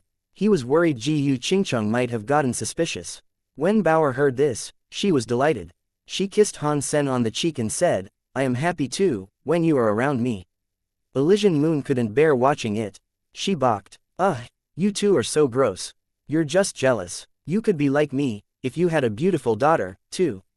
Han Sen held Bauer and laughed at her. Humph. Elysian Moon turned glum and looked away. Han Sen felt weird about that, though. He wasn't sure what he said that might have upset her. What he said shouldn't have peeved her as it did. Ji Qingcheng then changed the subject. When you see Destroyer Wolf, be careful. It can consume space, and it can also leap out at you from tiers in the dimension, pouncing at you from any angle. If he slips into a space crack, follow me. That sounds annoying. How do you plan on killing it? Han Sen frowned and asked. Han Sen had enough power to fight super creatures, but this was a berserk super creature with space powers. It would be a hard fight. That was, unless he used his Destiny's Tower. But that thing cost a lot of energy, and it wouldn't be wise to show it off in public. If others recognized it was Destiny's Tower, and it was in the hands of a human, all the emperors and super creatures would come dogpile on him to end him. Maybe we should take a look first. There's every chance we won't get to him, Ji Qingcheng said.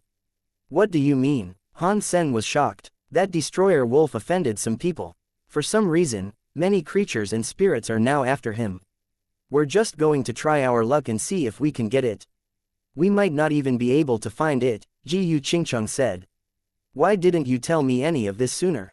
Han Sen frowned. Hearing her say this, Han Sen knew this task would not be as simple as he had initially assumed. They walked for less than 2 days, and there were scary beings everywhere. Sometimes, Han Sen could even detect powerful auras sweeping across the sky. However, the creatures seemed to be moving chaotically. It felt less like they were chasing something, and more like they were searching. They must be looking for that destroyer wolf, said Elysian Moon. Just when Han Sen was about to respond, Shu Mi ran up to him and said, Teacher, something major is happening. What's happening? Han Sen asked, looking at Shu Mi. He had sent Shu Mi out earlier to train. Shu Mi said excitedly, the destroyer wolf stole a descendant of the master of sacred shelter. Now, it has come toward us, and many powerful super creatures are chasing it. A child of sacred shelter's master. A creature like goddess. Han Sen suddenly imagined a goddess climbing out of an egg, which was a bizarre thought. Yes, I heard that it's the child of sacred's master and a berserk super creature, but the berserk super creature wasn't living in sacred shelter, which was how the destroyer wolf managed to steal the egg.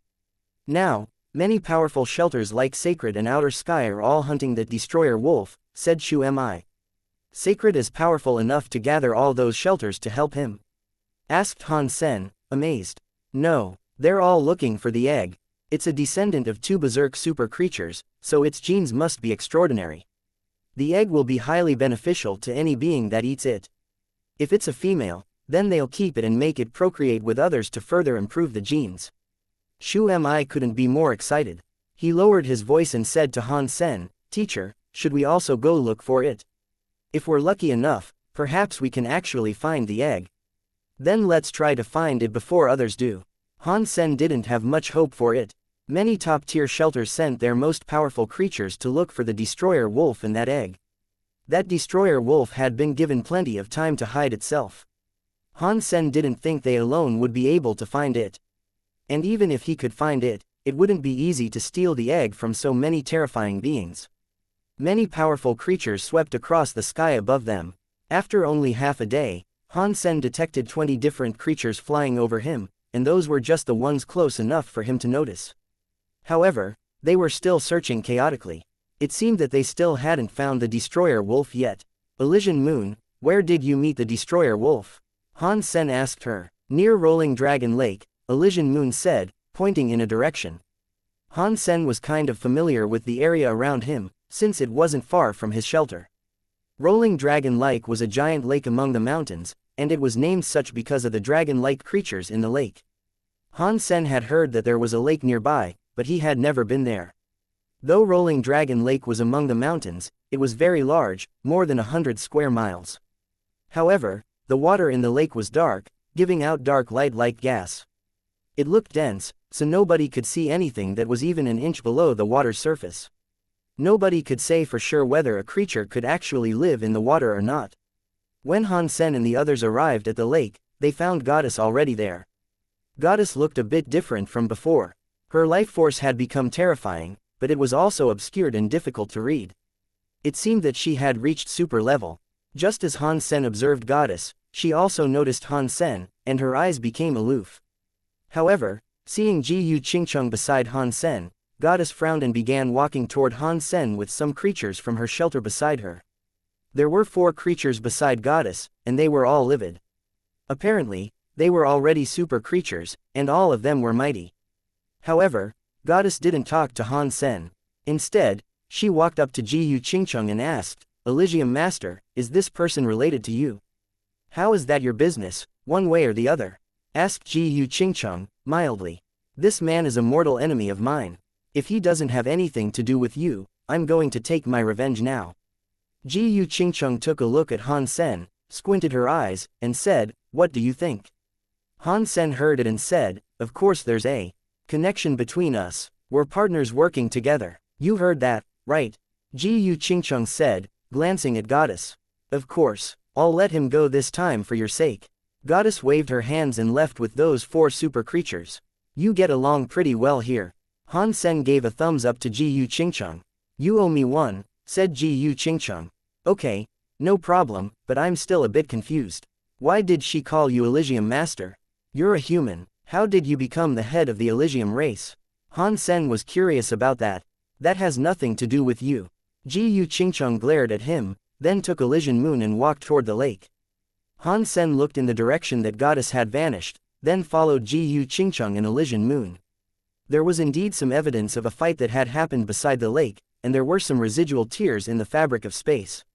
They were feeble, but they hadn't yet healed entirely. Goddess and her sidekicks were also looking at those rips in space.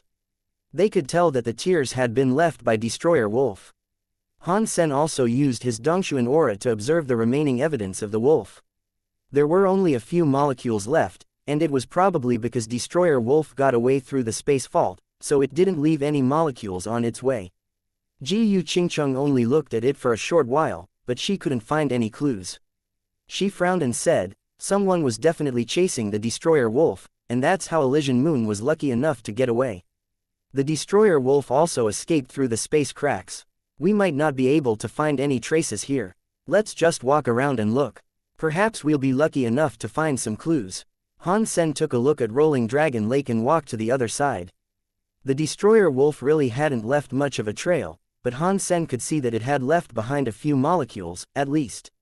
He then walked toward the other side of the shining lake and found more traces of some sort of creature. Han Sen didn't know which creature these molecules belonged to, but he could tell that those molecules had been left there at the same time as the molecules left by Destroyer Wolf. That indicated that another creature had been in the area at the same time as Destroyer Wolf. Han Sen wanted to find that creature first to see what he could learn from it. Destroyer Wolf got away through a space crack. What clue do you think you can find here? Elysian Moon said, frowning. Let's just look around. Perhaps we can find some clues, Han Sen said as he walked. Then you can try your luck here. We don't think we'd find anything, Elysian Moon said while pointing in another direction. There's nothing to find here. We can secretly follow the groups from Sacred and Outer Sky. Better that than wasting our time here, said Ji Yu Qingcheng. Then let's separate into 2 teams. You can follow them, and I'll keep looking here. Han Sen wasn't in a rush. There were too many powerful beings from Sacred and Outer Sky, and everyone was on high alert, so Han Sen's group would be easily spotted. Han Sen planned to walk around to check for any remaining molecules. He wanted to see what kind of creatures were with the Destroyer Wolf. Okay, I'll leave you some marks to indicate where we've gone. Elysian Moon was already walking away, so Ji Yu Qingcheng left Han Sen a mark and hurried after her. Shu Mi wanted to follow them as well, but since Han Sen was not going, he had to follow Han Sen. Teacher, that destroyer wolf has fled through the space fault. Why are we still looking for clues here? We'd better follow Goddess's group. There'll be some interesting things happening later, Shu Mi said. He didn't think he'd be able to seize the egg, he just wanted to watch those powerful beings fight each other. Han Sen smiled and said, I'll keep searching here. You can follow those two if you really want to go. Shu Mi thought for a minute and said, I'd rather follow you, teacher. Han Sen didn't say anything more. Instead, he followed the molecules along the lake. There were only a few molecules left. It had been quite a long time, so there were only some scent molecules left, and they were not continuous. It would take Han Sen a long while to follow such a faint trail. Shu Mi saw Han Sen walk around the lake, looking around everywhere. He walked slowly, but he didn't know what Han Sen was looking at. He could only follow behind Han Sen. Han Sen walked around most of the lake, and at some point, the trail disappeared. He walked forward, but he couldn't find any more molecules. Weird, where are they? Han Sen walked back to the last spot he had seen the molecules, and he observed the place carefully. It was very close to the lake shore, and there were some black water stains at the shoreline. Does this lake rise at some point? Did the creature that left the scent enter the lake? Why did he walk around for so long instead of entering the lake immediately? Is there something special in this location? Han Sen frowned as he thought. He observed the lake, but he couldn't see anything special. The lake here was exactly like other areas of Rolling Dragon Lake. It was dark like ink, and he couldn't see anything inside. The surface of the water was peaceful as well, and there were no ripples. Han Sen couldn't find any living beings in the lake using his Dongshuan aura. What are you looking at, teacher? Shu Mi stood beside Han Sen and looked at the lake, but he couldn't see anything either. I'm looking for clues, Han Sen said with a smile. Clues? What clues? I can't see anything. Shu Mi was curious. He observed the lake again, but he still couldn't see anything there. What would you need me for if you could see through everything? Han Sen said condescendingly. Shu Mi said, no wonder you're a teacher. I can't even compare with you. Please, teacher, teach me something. What kind of clues are there in this lake? My disciple, you will only truly learn if you find the answers yourself. You have to use your brain more and think it through. That's how you actually learn things. Han Sen pointed at the lake and said, just observe here. I'll go to other areas to see if I can find other clues. Okay, teacher, I won't let you down. Shu Mi kept staring at the lake, trying to find the clues his teacher alluded to. Han Sen kept walking around the lake, carrying Bauer. He walked all the way around the lake, and then he began walking around in the forest nearby, hoping to find the scent molecules again. Shu Mi gazed at the lake for a long time, but he still couldn't find any clues. Teacher is indeed wise and mysterious, and I'm not at the same level that he is. What did teacher find here? Shu Mi gazed at the lake more carefully. Actually, Han Sen didn't find any clues himself. He just felt that it wasn't a coincidence that he found some scent molecules there, so he asked Shu Mi to stay there to see whether he could find anything. If Han Sen was correct, the creature must have dived back into the lake when the tides rose in Rolling Dragon Lake. Han Sen then decided to walk around Rolling Dragon Lake and come back when the tides rose again. Perhaps he could find something after that. Han Sen walked around the nearby forest for a while, and he didn't find the trail he was looking for, but he did find a familiar scent. Ghost Eye, why is it here? It's so weak. Is it being suicidal? Han Sen checked it carefully, and he found some other molecule traces that resembled those of Ghost Eye. There were two other types of molecules, but he wasn't sure which creatures they belonged to, and he couldn't tell the power of those creatures either. He toured the forest, and he felt several powerful forces sweeping across the sky, but none of them stayed nearby. After a short while, they were all gone. He didn't find anything new, and it was getting darker. Han Sen went toward Rolling Dragon Lake. Teacher, I've found something. Han Sen was a bit stunned. He only asked Shu Mi to stay there on the off chance that something happened, but he hadn't expected the spirit to make a discovery. Shu Mi pointed at the place where Han Sen asked him to stay and watch. The place where Han Sen and Shu Mi stood before was already covered by the black lake water, but there wasn't anything special there. However, After the lakewater rose, a small section of lakewater looked different. In that one place close to the shore, the lake water that was originally black became transparent like the water in a normal lake. However, it was already dark, and it was only a tiny area. If they didn't look at it carefully, they wouldn't have noticed the clear water at all. Teacher, you indeed have great acumen. I wasn't able to see anything special before, but I only saw the difference of that part of the lake after it got dark.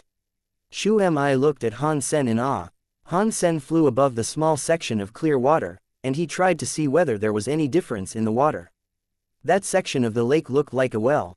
It was clear from top to bottom, yet all the water around it was dark. The dark water and the clear water didn't integrate at all. However, it was already after sunset, and the water was very deep, so even if they looked directly down on the clear water, they could only see darkness. They had no idea how deep it was. Unlike the dark lake around it, there were bubbles coming up through the clear water, as if there were lots of fish below. Teacher, what's wrong with the water here? Shu Mi asked Han Sen, standing beside him. Han Sen thought, how should I know anything about it? I'm not a god who knows everything. Of course, Han Sen didn't say that out loud. He smiled at Shu Mi and said, just wait here for now. I'll go down there and check. Don't enter the water until I come out. Han Sen jumped into the clear water with Bauer, diving deep. He had practiced his swimming skills before. Though he couldn't compare with real marine creatures, he was still able to engage in ordinary fights.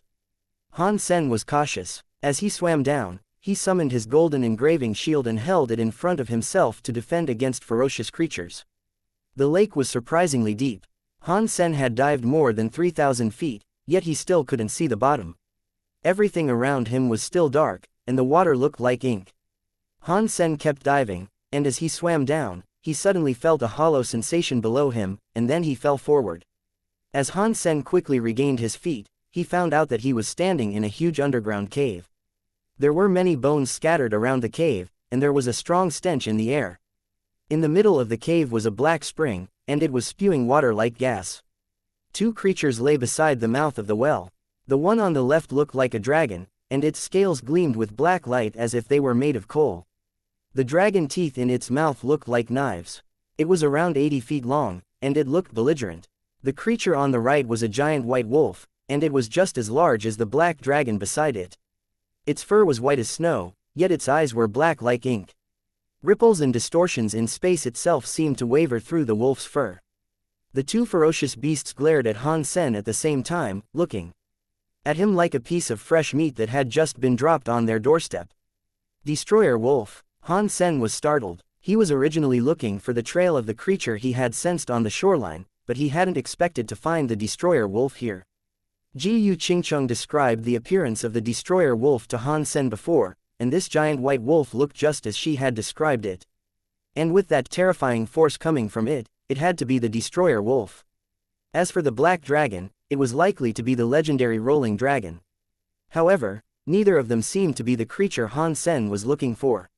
Aside from the rolling dragon and the destroyer wolf, there weren't any other creatures in the entire underground cave. Inside the black spring, an object about the size of a basketball was rolling around.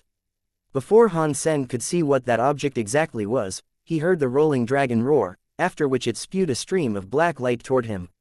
Han Sen couldn't see clearly what that black light was, so he couldn't even dodge it. He raised the golden engraving shield to ward it off. Dang! Han Sen felt a giant force transmitting through the golden engraving shield, and he couldn't help stepping back, his back running into a rock wall in the cave. The rock was so hard that it only had some faint cracks after being hit by Han Sen's body, yet Han Sen's bones were almost dislocated. That stream of black light also bounced back after hitting the golden engraving shield. The black light shot toward the rolling dragon and splashed over its tail. Rather than being injured by the power, the dragon's tail caught the black light. Han Sen then saw clearly that the black light shot by the rolling dragon was a trident, which was as dark as ink. There were dragon engravings on the handle, and 3 dragon heads formed the top of the trident. The strike from the rolling dragon didn't kill Han Sen, which shocked it a little bit. The destroyer wolf stared at Han Sen and said, "Who sent you here?" "Sacred shelter or outer sky shelter?" "Nobody sent me. I came here myself." Lots of thoughts flooded into Han Sen's mind. The rolling dragon and the destroyer wolf didn't seem to be enemies, and besides, both the creatures were emanating horrifying life forces. They were both incredibly powerful beings. Han Sen's power hadn't reached super level yet, so he wasn't sure whether he could fight against two beings at that level. I should have brought Ji Yu Qingcheng with me. Han Sen sighed. He hadn't expected to find the Destroyer Wolf so easily. Han Sen had thought that the Destroyer Wolf would team up with the Rolling Dragon to fight him. Instead, the Destroyer Wolf squinted its eyes and gazed at Han Sen for a while, then made a surprising suggestion. Since you weren't sent by Sacred, and you're all by yourself, why don't you stay here and share the sacred egg with us? How could I do that? Han Sen found it hard to believe that the Destroyer Wolf would be so kind. It had risked everything to steal that egg. Why would it share with some random human? The Destroyer Wolf smiled, yet that smile kind of creeped Han Sen out. A smile from a giant wolf was a truly disturbing thing to see. Let me put it this way, the Destroyer Wolf said, sounding sincere. We don't want to share the sacred egg with others. From my perspective, you're pretty powerful, and it won't be easy for us to kill you. If you flee and attract other powerful creatures here, it'll be a huge problem for us both. If you're willing, the three of us can share this egg. What do you think? Though what the Destroyer Wolf said made perfect sense to Han Sen, he still felt something off. However, Han Sen was certain of one thing: if he refused, the two creatures would immediately team up and try to kill him to protect their secret. Okay, since you're this sincere, I'll go along with it. Han Sen thought to himself, I'll just use my Destiny's Tower if you really want to attack me. Perhaps I can even find a chance to get that egg. Then you can come down now, my friend. The sacred egg is ready for eating. Is there anyone else aside from you who knows that we're here? Asked the Destroyer Wolf, smiling. No. Han Sen moved down towards them slowly. However, he kept his distance from them. He looked at the white object within the black well and asked, is that the sacred egg? Correct. That's the sacred egg. However, its shell is too solid. We've tried everything we could think of, but nothing could break the eggshell. We then resorted to using the water from the black pond to erode the shell of the sacred egg. You came here at the right time. After another 40 or 50 hours, the eggshell will be completely eroded, after which we can enjoy this sacred egg, said the Destroyer Wolf. The Rolling Dragon just stared at Han Sen coldly, like a sculpture made of iron. Han Sen wasn't sure if it was because it couldn't understand the human language, or because it didn't want to talk to him. Han Sen saw that neither the Destroyer Wolf nor the Rolling Dragon intended to attack him, which surprised him a little bit. Han Sen thought the Destroyer Wolf just wanted to make sure nobody was around before it attacked him, yet the Destroyer Wolf didn't seem to have any intention of striking him. It seemed that it had made up its mind to share the sacred egg. Han Sen was still cautious as he wasn't sure what the Destroyer Wolf wanted. He kept his distance from the Destroyer Wolf and the Rolling Dragon, and he also kept an eye on the sacred egg, waiting for it to be completely eroded. Though it was called a sacred egg, there wasn't any special about its appearance. It looked like an ordinary egg at an extra size. It was hard to imagine that a great being like the Destroyer Wolf couldn't break the eggshell. The water was flowing, and the sacred egg was floating on it. Han Sen looked at it carefully, and he found that there were many tiny black engravings on the shell. It seemed that the water from the black pond was sipping in. How should I call you, friend? The Destroyer Wolf didn't want to get close to Han Sen either. Instead, it watched Han Sen from a distance, smiling. Han Sen, answered Han Sen. You're so powerful, so you must come from somewhere famous. What haven't I heard of you before? Asked the Destroyer Wolf again. Nowhere famous. I was just lucky enough to obtain some powerful Geno cores and beast souls, said Han Sen. The more Han Sen spoke, the less the Destroyer Wolf dared to look down upon him. It kept talking with Han Sen, but it didn't show any sign of attacking him. It seemed that it was actually waiting for the eggshell to break so that it could share it with Han Sen. Is that eggshell really so solid that even you can't break it?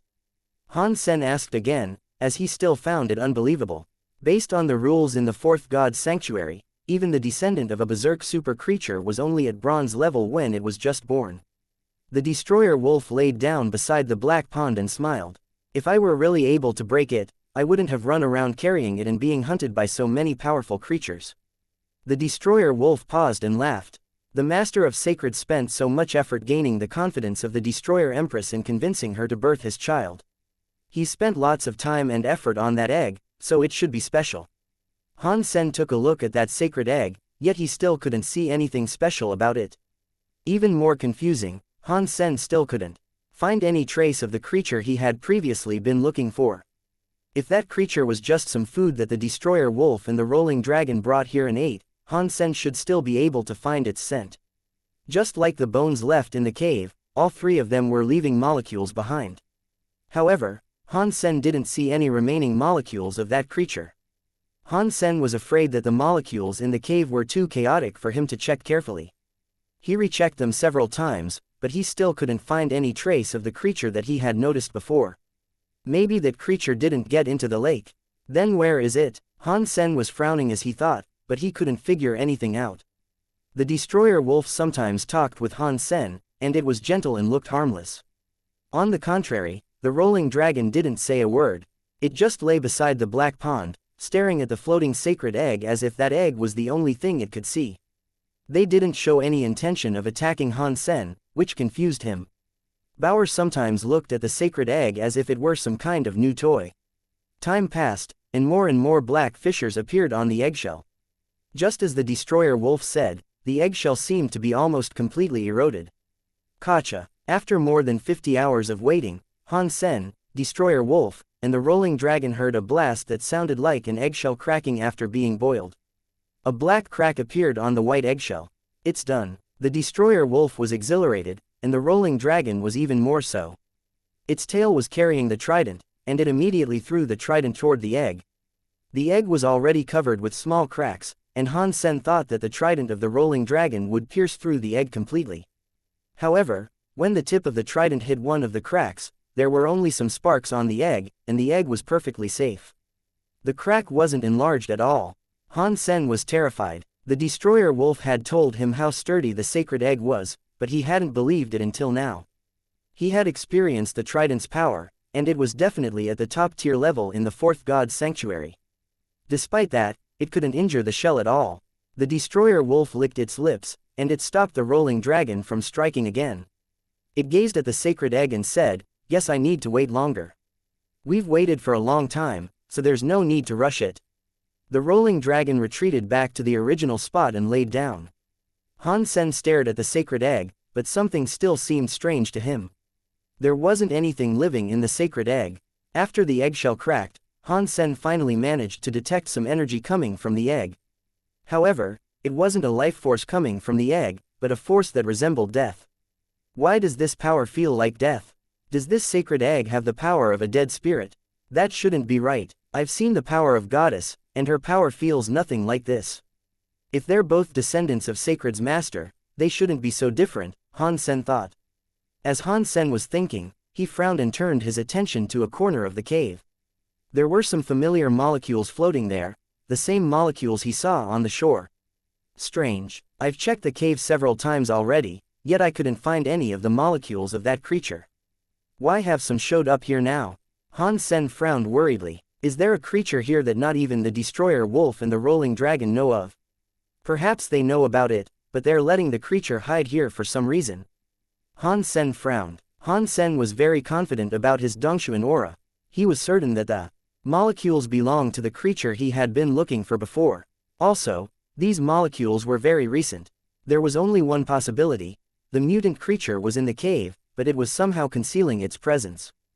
Han Sen speculated that when the eggshell of the sacred egg cracked and the rolling dragon struck, the creature thought it was time to make a move and accidentally left some molecules in its excitement. Won't the water from the black pond just pour into the eggshell and pollute the egg yolk inside? Han Sen said randomly. He watched the destroyer wolf casually, but his Dongshuan aura was intensely focused on the corner with the molecules. However, nothing strange seemed to be happening. Everything was peaceful, and no more random molecules were slipping out. That makes sense. Let's get the egg out now. There are so many cracks in the egg at this point, so there's a chance that we can just suck the yolk out directly, said the destroyer wolf to the rolling dragon beside it. Han Sen found it strange that destroyer wolf was asking for rolling dragon's help. Part of the egg was above the black water, so if the destroyer wolf was afraid of the water of the black pond, he could retrieve the egg without exposing himself to the water. Normally, people wouldn't just entrust a valuable like this to others, instead, they would do it by themselves. The rolling dragon heard what the destroyer wolf said. It spun its tail, using its trident like a spoon to lift the sacred egg out of the pond. It dredged up the sacred egg and put it on the ground beside the spring. At this moment, black fissures covered the egg like a cobweb, and lots of the black fissures had sunk deeply into the egg. The destroyer wolf walked to the egg and looked down at the cracks. The crack is still not large enough, and we can't even see what's inside. There isn't anything slipping out, so it needs to be eroded further, said the destroyer wolf. Then, it grabbed the sacred egg with its paws and stood up like a human being. It then lifted the sacred egg to throw it in the black pond again. However, just as it turned around, the rolling dragon whipped its tail, and the trident pierced through the body of the destroyer wolf, punching a hole in the wolf's chest. Blood burst out, dyeing the white fur red. The destroyer wolf dropped the egg, and bizarre ripples began to twist the space around the wolf's body. They disappeared for a second, and when they showed up again, destroyer wolf was right behind the rolling dragon. The wolf teeth tore downwards, biting toward the neck of the rolling dragon. Ow! However, before the destroyer wolf could bite the neck of the rolling dragon, a transparent arrow shot through the wolf's head. The arrow went into the back of its head, through its brain, and out between its eyebrows. Blood dripped from the tip of the arrow. Destroyer wolf fell on the ground without even having the chance to struggle. It laid on the ground, completely lifeless. Han Sen was completely bewildered. He couldn't believe that the mighty destroyer wolf had been killed so easily. He then looked to the corner of the cave and saw a creature standing there. Its upper body was that of a human being, while its lower body looked like a snake. It stood there, sneering with its apathetic face. The creature was holding a bow, and the color of the bow resembled the color of the horns on his head. Good job, Black Dragon. The half-human-shaped creature moved to the side of the rolling dragon and patted its head. The horrifying rolling dragon suddenly became meek and submissive, and apparently, it enjoyed the praise of the half-human-shaped creature. "Who are you?" Han Sen asked, alarmed. It was apparent now that the half-human-shaped being and the rolling dragon were on the same team. The destroyer wolf originally wanted to borrow the black pond, which was why it agreed to share the sacred egg with the rolling dragon. Little did it expect that the rolling dragon had another partner, who wanted to kill the destroyer wolf and keep the sacred egg all to himself. Rolling Dragon King, the king of the rolling dragon lake. The half-human-shaped creature looked at Han Sen scornfully. Han Sen was dazed. Now he knew that the legendary creature in the rolling dragon lake was this strange creature in front of him, not the black dragon. Rolling Dragon King walked to the side of the black pond. He picked up the sacred egg and held it in his palms. "Kill him," Rolling Dragon King said mildly, looking at the sacred egg. The black dragon roared suddenly, then dashed toward Han Sen with the trident in its tail. Its claws and dragon teeth and trident were all terrifying weapons. Han Sen resisted the waves of attacks with his golden engraving shield. However, Han Sen kept stepping back under that aggressive force. The red light on Han Sen's body surged as a pair of butterfly wings opened on Han Sen's back, and at the same time, he entered bloodthirsty mode. Han Sen's power surged. He fought the black dragon for a long time, but it was a stalemate. Neither could defeat the other. The rolling dragon king apparently didn't intend to help the black dragon fight Han Sen. He pulled his arrow out of the destroyer wolf and wiped the blood on the wolf's fur. Then, he stabbed the arrow down towards the cracked egg. The arrow pierced the egg twice, but it couldn't penetrate the crack of the sacred egg. The rolling dragon king frowned, then his body gave off a bizarre black light. The black light infused the arrow, and he stabbed the arrow back toward the egg again. Gotcha! The arrow finally pierced the egg. The tip and part of the shaft both went in. The rolling dragon king was exhilarated. He grabbed the arrow and tried to pull it back out. But in the next second, the rolling dragon king became horrified.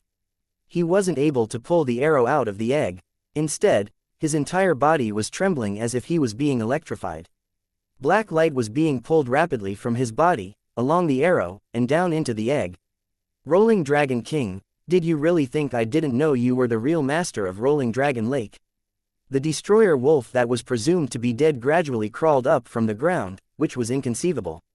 The holes in its chest and head were healing so fast that the wounds were visibly shrinking. It glared at Rolling Dragon King with its wolf eyes, and it had a bizarre smile on its face. The Rolling Dragon King was terrified as he realized that he had been tricked by the destroyer wolf. However, it was too late for him to regret now. His body was being pulled inescapably toward the sacred egg. His power kept flooding into the egg, making him weaker and weaker. The black dragon roared. It ditched Han Sen and rushed toward the rolling dragon king. It stabbed the sacred egg with the trident on its tail, trying to separate the sacred egg from the rolling dragon king. "You're being suicidal," the destroyer wolf sneered, watching from the side. It wasn't trying to stop the black dragon at all. The black dragon's trident slammed into the sacred egg, but it immediately became stuck to the egg, and the egg began absorbing its power. It ended up just like the rolling dragon king. The two terrifying super creatures, which were possibly berserk super creatures, seemed utterly incapable of escaping from the sacred egg. Both the rolling dragon king and the black dragon were shocked to their very core. Han Sen was petrified. He had seen lots of descendants of two super beings before, and Shu Mi was a child of two emperors. However, he had never seen a descendant like this. It wasn't even born yet, but it was already able to wreck two super beings. Rolling Dragon King and the Black Dragon were being sucked dry, and it was a stunning thing to witness. The Rolling Dragon King seemed to have aged 1,000 years, and the scales on his snake tail were yellowing. His upper body looked old, and he wasn't as forceful as he had been before. He looked like an old man who was so skinny that his bones were visible. As for the Black Dragon, it wasn't doing any better. Its body was quickly aging as the essence inside its body was sucked out. The Destroyer Wolf looked at the withering Rolling Dragon King and said, "Everyone else thinks that the Black Dragon is the master of Rolling Dragon Lake, but I am exceptional. Do you really think you can trick me? Do you really think I came to Rolling Dragon Lake because I couldn't break the sacred egg? How naive are you?" As it spoke, the Destroyer Wolf squinted its eyes and a trace of light gleamed. "I came here because of the power of death in the Black Pond. Without that power of death, there's no way that the sacred egg could have incubated this soon. It's a descendant of sacred shelter. What does it have to do with the power of death?" Rolling Dragon King asked through clenched teeth. Destroyer Wolf sneered, "Are you an idiot? Don't you know that its mother is the Destroyer Empress? Her power is the power of death. The power that Sacred Egg inherited isn't just the power of Sacred's master, but also the Destroyer Empress's power of destruction. The power of Rolling Dragon Lake is the best way to nourish it. What good will it do you? Let us go, and we'll give you whatever you want," said the Rolling Dragon King. The sacred egg had almost sucked him dry. There was only a layer of skin covering his bone, and he looked more horrendous than a skull. "Idiot, what do you think you can offer me? Even if you both gave me your self-geno cores, they can't even begin to compare with this sacred egg." Destroyer Wolf's eyes were gleaming. The descendant of Sacred's master and the Destroyer Empress will have both the advantages of their genes. Since it was incubated, it has been nurtured by the godly fluids of Sacred's master, and with your power of death, the creature about to be born will be more perfect than any other berserk super creature. Once it's born, I'll merge its genes with mine, then I'll become the most powerful creature in the fourth god's sanctuary.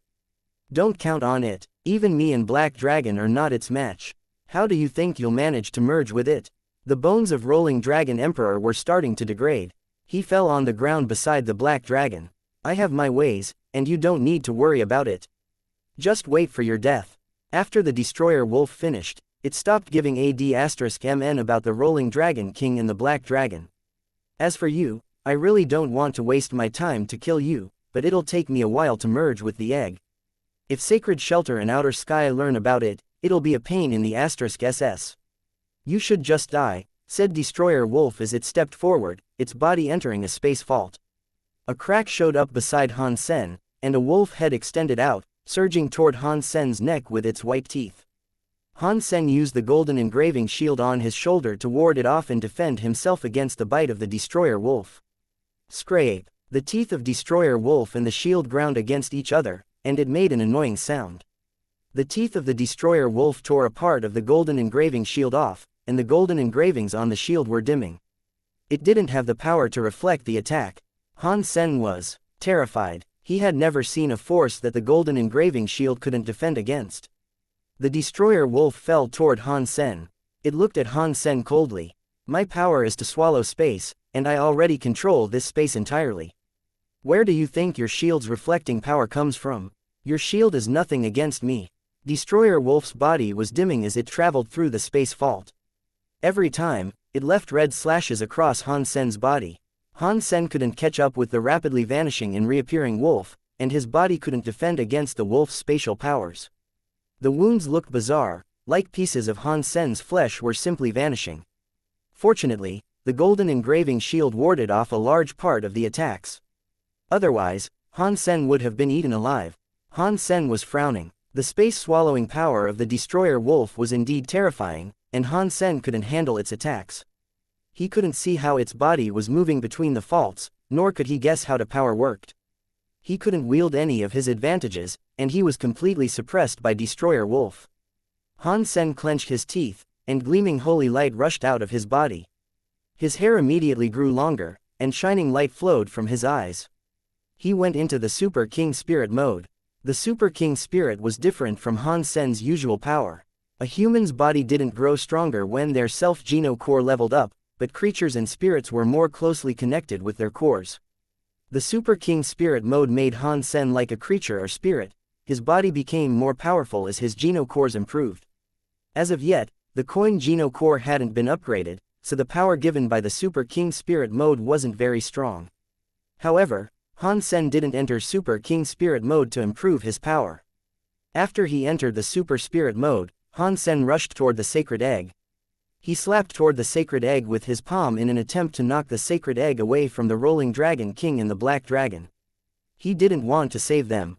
Destroyer Wolf wanted the sacred egg to absorb power, but without a connection to the Rolling Dragon King and the Black Dragon, the sacred egg wouldn't be incubated. That was why Han Sen saved Rolling Dragon King and the Black Dragon. No matter what they were going to do, the Destroyer Wolf would have to deal with them first, so this was Han Sen's chance. Destroyer Wolf saw Han Sen slapping toward the sacred egg, and it sneered. "You want to touch the sacred egg? You're being suicidal." However, the Destroyer Wolf didn't stop attacking. On the contrary, it appeared behind Han Sen and snatched Han Sen's neck with its space-swallowing power. Han Sen didn't turn back. He moved the severely damaged shield to cover his back, and at the same time, he slapped the sacred egg with his left hand. Two noises echoed at the same time. The Destroyer Wolf left 3 deep scars on the shield with its claws, piercing almost all the way through the shield. However, unlike what Han Sen had expected, that sacred egg didn't exert any magnetic force on him, but it didn't separate from the Rolling Dragon King and Black Dragon either. Instead, the sacred egg, Rolling Dragon King, and the Black Dragon all spun away at the same time.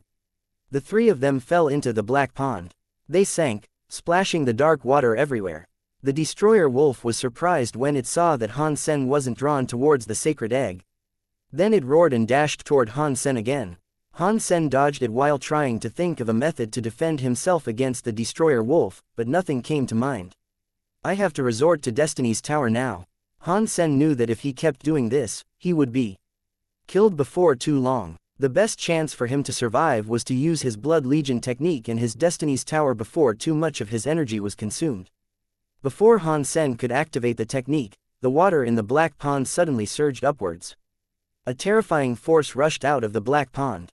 The Destroyer Wolf and Han Sen both dodged away from the splashing black pond water.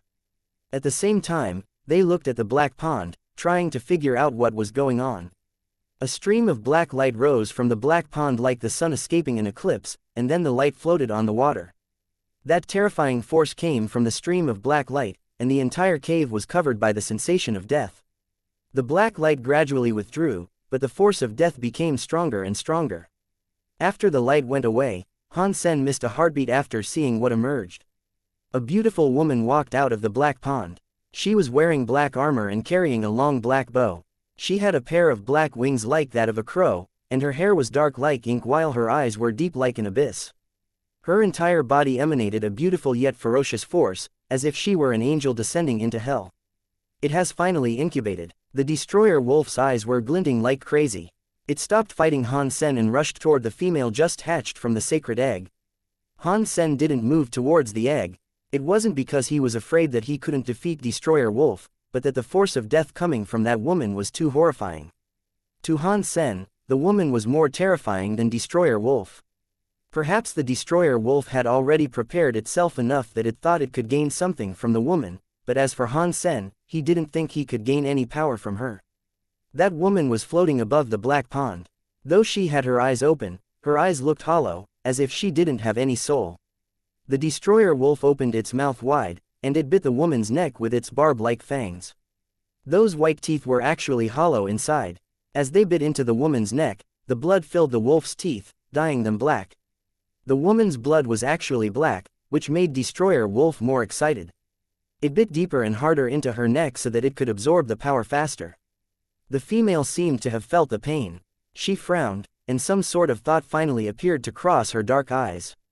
More, I want the most perfect and the most powerful genes, the Destroyer Wolf sucked as it roared crazily. The woman's body seemed to be very sturdy. The wolf's teeth could only go a little bit deeper, and the harder it bit, the more difficult it was. However, the black blood kept flooding into the fangs of Destroyer Wolf, and at the same time, black smoke drifted out of its white wolf fur. Its body seemed to be going through some changes. Han Sen was surprised. Humans, creatures, or even spirits could evolve by eating the flesh and blood of creatures. However, while eating creature flesh could strengthen one's genes, the genes of the original body would always be the foundation. The changes Destroyer Wolf was experiencing were a bit different. Its body seemed to have accepted the foreign genes completely, and its body was going through some changes that shouldn't have happened. The black smoke from the Destroyer Wolf was getting denser and denser, and its originally white fur had turned completely dark. The flesh on its back was twisted as if something was about to extend from its spine. Han Sen didn't know what to do. He thought that a terrifying being like that woman would have fought the Destroyer Wolf to the death, yet she wasn't reacting at all. Instead, she was just standing there, letting the Destroyer Wolf suck her blood. As the Destroyer Wolf drank her blood, its power became much stronger. Though the woman's facial expression changed a little bit, she was still floating there without any actual reactions. After such a long time, her blood must have been almost completely drained, and now it was too late for her to react. Though she looks like goddess, she's only a newborn, after all. She might not have enough intelligence to know what's happening, Han Sen thought. After a short while, the flesh on Destroyer Wolf's back exploded, and blood splashed everywhere. A pair of bloody wings extended. The wings looked raw and bloody, as fur was still growing across them. However, the wings were growing fast, and they darkened until they resembled the woman's wings. Power, strong power, fascinating. Destroyer Wolf was greedy, and it kept sucking until it drained all of the woman's blood. After that, it took out its teeth and roared at the sky. Its body was covered with black fire emanating the force of death, and its wings spread wide behind it. As it roared, its black wings gave off the feeling of death as well. As for the woman who had been sucked dry, she fell to the floor of the cave like a lifeless puppet. Her eyes were still open like black holes, but there wasn't any life force in her. Perhaps she was dead already. Han Sen sighed and rushed toward the water on top of the cave. He had completely lost his chance already. Destroyer Wolf had finished merging, and it was more powerful than ever. Even its previous power had been terrifying. Han Sen's Blood Legion technique could only last for a while, so he didn't want to risk anything before he was sure that he could defeat Destroyer Wolf in a short period of time. Do you want to go? Destroyer Wolf sneered, shook its wings, and shot toward Han Sen with its terrifying force of death. Han Sen frowned, and a 3-foot-long pipe that looked like it was made of gray stone showed up in his hands. That stone pipe was a Geno core called Blow Blood that Han Sen had obtained from Ghost Eye. He had been using his Geno core Real Blood to break its restrictions, so both Geno cores had been sitting unused in his Sea of Soul. Han Sen almost forgot about it, until he heard a voice in his head. Obtained Emperor Geno core Blow Blood. Han Sen then discovered that the restrictions on Blow Blood had been removed by Real Blood, and the Emperor core had been activated so that Han Sen could use it any time. Han Sen needed to use the Blood Legion technique to summon Destiny's Tower, so he wouldn't be able to use that core for very long. Now that he had another Emperor Geno core, it was time for Han Sen to see how useful it would be. So Ghost Eye wasn't lying. It is indeed an Emperor Geno core, Han Sen whispered, lifting Blow Blood in his hands. The fact that the Panther had told the truth was actually rather surprising. He saw Destroyer Wolf approaching him, so he didn't have much time to think anymore. Han Sen infused his power into Blow Blood, and he used it like a knife. He raced toward Destroyer Wolf with it. Dang! A terrifying force hit Blow Blood, and Han Sen lost his grip on the Geno core. It flew out of his hands. Han Sen also hit the mountain behind him, spitting blood out. DMN, is that really an Emperor Geno core? Why is it completely useless? Han Sen was deeply upset. The Geno core didn't seem to be doing him any good. Other than being so solid that even the destroyer wolf's teeth couldn't break it, it didn't exert any exceptional power, and it was even inferior to Han Sen's Tai's sword. The destroyer wolf didn't give Han Sen a chance to think. It dashed toward Han Sen in an instant. With its powers of death and space, it reached toward Han Sen's chest. Wang! Han Sen summoned his destiny's tower. After a shocking sound, blood flew up off the ground and shot toward Han Sen like an arrow. The destroyer wolf sensed that something was flying toward it with incredible energy. It gave up attacking Han Sen and tried to dodge. Blood fell into Han Sen's palm. Blood was rippling with power. Han Sen grabbed it with his hands, but he didn't know how to use it. That strike had proven that blood shouldn't be used like an ordinary blade or sword, so Han Sen couldn't figure out how to use it instantly. What? Why is the Geno core of Drink Blood Emperor in your hands? And why is it activated? When Destroyer Wolf identified blood, it looked shocked. Drink Blood Emperor had been very famous, and blood had been one of the top 10 Geno cores in the sanctuary. Destroyer Wolf wasn't a stranger to it, instead, the creature was kind of intimidated by it. However, it was only afraid for a short while. After an instant, Destroyer Wolf dismissed his own fear, becoming hostile and belligerent again. It said coldly, I might have been intimidated by this thing yesterday, but not anymore. I've merged myself with the most perfect and powerful genes, and that Geno core is nothing to me. Even if Drink Blood Emperor comes here himself, he'll regret it. Destroyer Wolf rushed toward Han Sen with his raging powers of space and death. The creature was even more ferocious than last time. Just as Han Sen was thinking about how to use blood, the Geno core started to move without his control. One end of the stone pipe touched Han Sen's lips, while the other end pointed right at Destroyer Wolf. Is it like a flute? Should I just blow it? Han Sen tried to blow it. After that, the air and blood inside Han Sen's body felt like they were tumbling, and the blood of his heart flooded out his mouth and into that stone pipe. A bloody arrow was fired out of the stone pipe, and it flew directly at the Destroyer Wolf's paws as it rushed toward Han Sen. The Destroyer Wolf failed to dodge it. Paw! The bloody arrow cut off a part of the Destroyer Wolf's paw, disrupting its powers of space and death. Wow! No wonder it's called blood Geno core. I can actually blow my blood out with this thing. Han Sen was surprised but exhilarated. The power of blood was amazing, and it was indeed an Emperor Geno core. One spit of blood could cut through the evolved Destroyer Wolf's paw. He was only concerned about the fact that he was using up his own blood, as he didn't have much blood to lose. Destroyer Wolf roared furiously, and it moved into a space fault. Then it appeared at Han Sen's back, trying to tear him apart. Han Sen then saw something amazing. When the Destroyer Wolf moved, blood moved as well. The end of the pipe pointed right at Destroyer Wolf as it emerged. Han Sen didn't hesitate at all, and he blew his blood out again. Though Destroyer Wolf was very fast, the bloody arrow still hit its legs and tore a gruesome wound.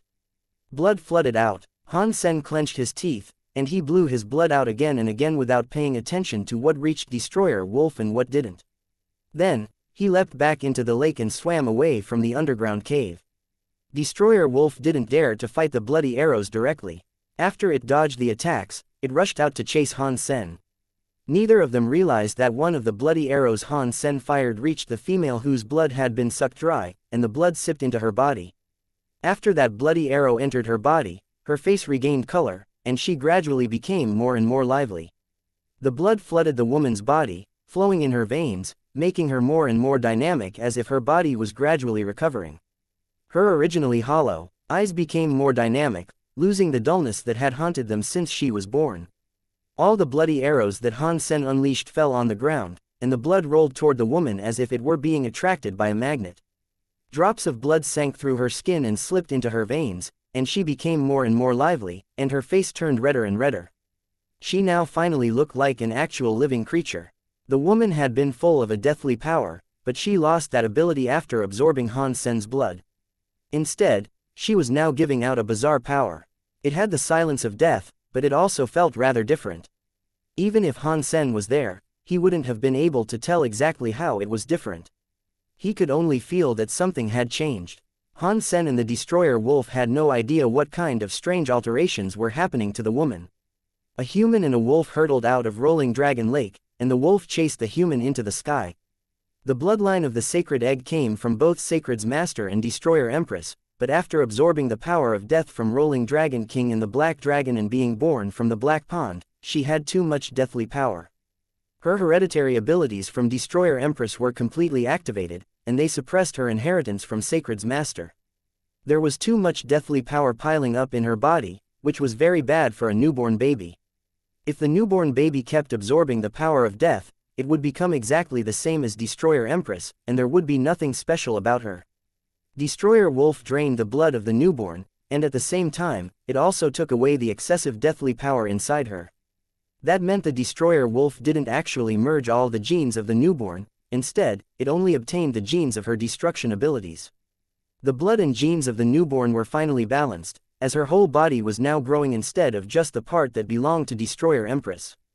However, she didn't only lose the power that had been dammed up inside her. She also lost her blood, which had caused her to slip into a coma. When Han Sen's blood fell on her body and soaked into her, she recovered quickly. As the newborn absorbed Han Sen's blood, she obtained some of his genes, and her own genes also changed slightly because of the blood she absorbed. Han Sen's blood was like a geno solution, which merged the two different bloodlines of the newborn and created a unique new power that neither of the original powers possessed. Han Sen didn't expect his blood to be this useful. At that time, he was spewing out his blood recklessly. Blood kept bursting from the stone pipe, and though it wasn't hitting the Destroyer Wolf, the enormous power was enough to destroy an entire mountain. After Han Sen fired 4 or 5 bloody arrows, the mountains around them were already in ruins. Ghost Eye was walking around with 2 super creatures, looking for any opportunities that might come their way. As they walked, they watched the mountains nearby explode, and then Han Sen and the Destroyer Wolf flew by in front of them. Han Sen fired at the Destroyer Wolf with blood. The blood light shone, and the Destroyer Wolf dodged. The mountain behind the wolf wasn't so lucky. The trace of blood light ravaged the mountain, and that power was mesmerizing. That is blood? No way. Ghost Eye opened its eyes and mouth wide, and it looked like it had just eaten a fly. It had been kept blood for a long time, so it knew the Geno core perfectly well. It could easily identify the weapon in Han Sen's hands. It tried to console itself that Han Sen might be wielding some other Geno core. After a short while, Ghost Eye saw the power of blood just as described in the legends, and the creature couldn't lie to himself anymore. DMN. That's blood. Is that B** starred the master of the Geno core? How did he activate it? Ghost Eye was so upset that it started to see red. Its eyes popped, and it watched Han Sen fight Destroyer Wolf in the sky. Little Master, that seems to be Destroyer Wolf. What happened to him? A super creature asked while staring at the Destroyer Wolf. Is that Destroyer Wolf? The rumors say that it's a giant wolf, and it's white. Ghost Eye said, glancing at the wolf in the sky. I am not sure whether that is it or not. The super creature hesitated. The Destroyer Wolf now looked completely different than it had before, and the characteristics of its power had changed sharply as well. Even those who had seen it before couldn't be sure if this was actually it. Han Sen then yelled loudly, Destroyer Wolf is here. It has eaten the sacred egg. Han Sen's voice wasn't loud, but he was powerful, and his voice spread widely. Those like Goddess, who were already attracted by the ripples of power, were deeply upset upon hearing what Han Sen said. They flew across the sky and rushed toward Destroyer Wolf. You deserve to die, Destroyer Wolf.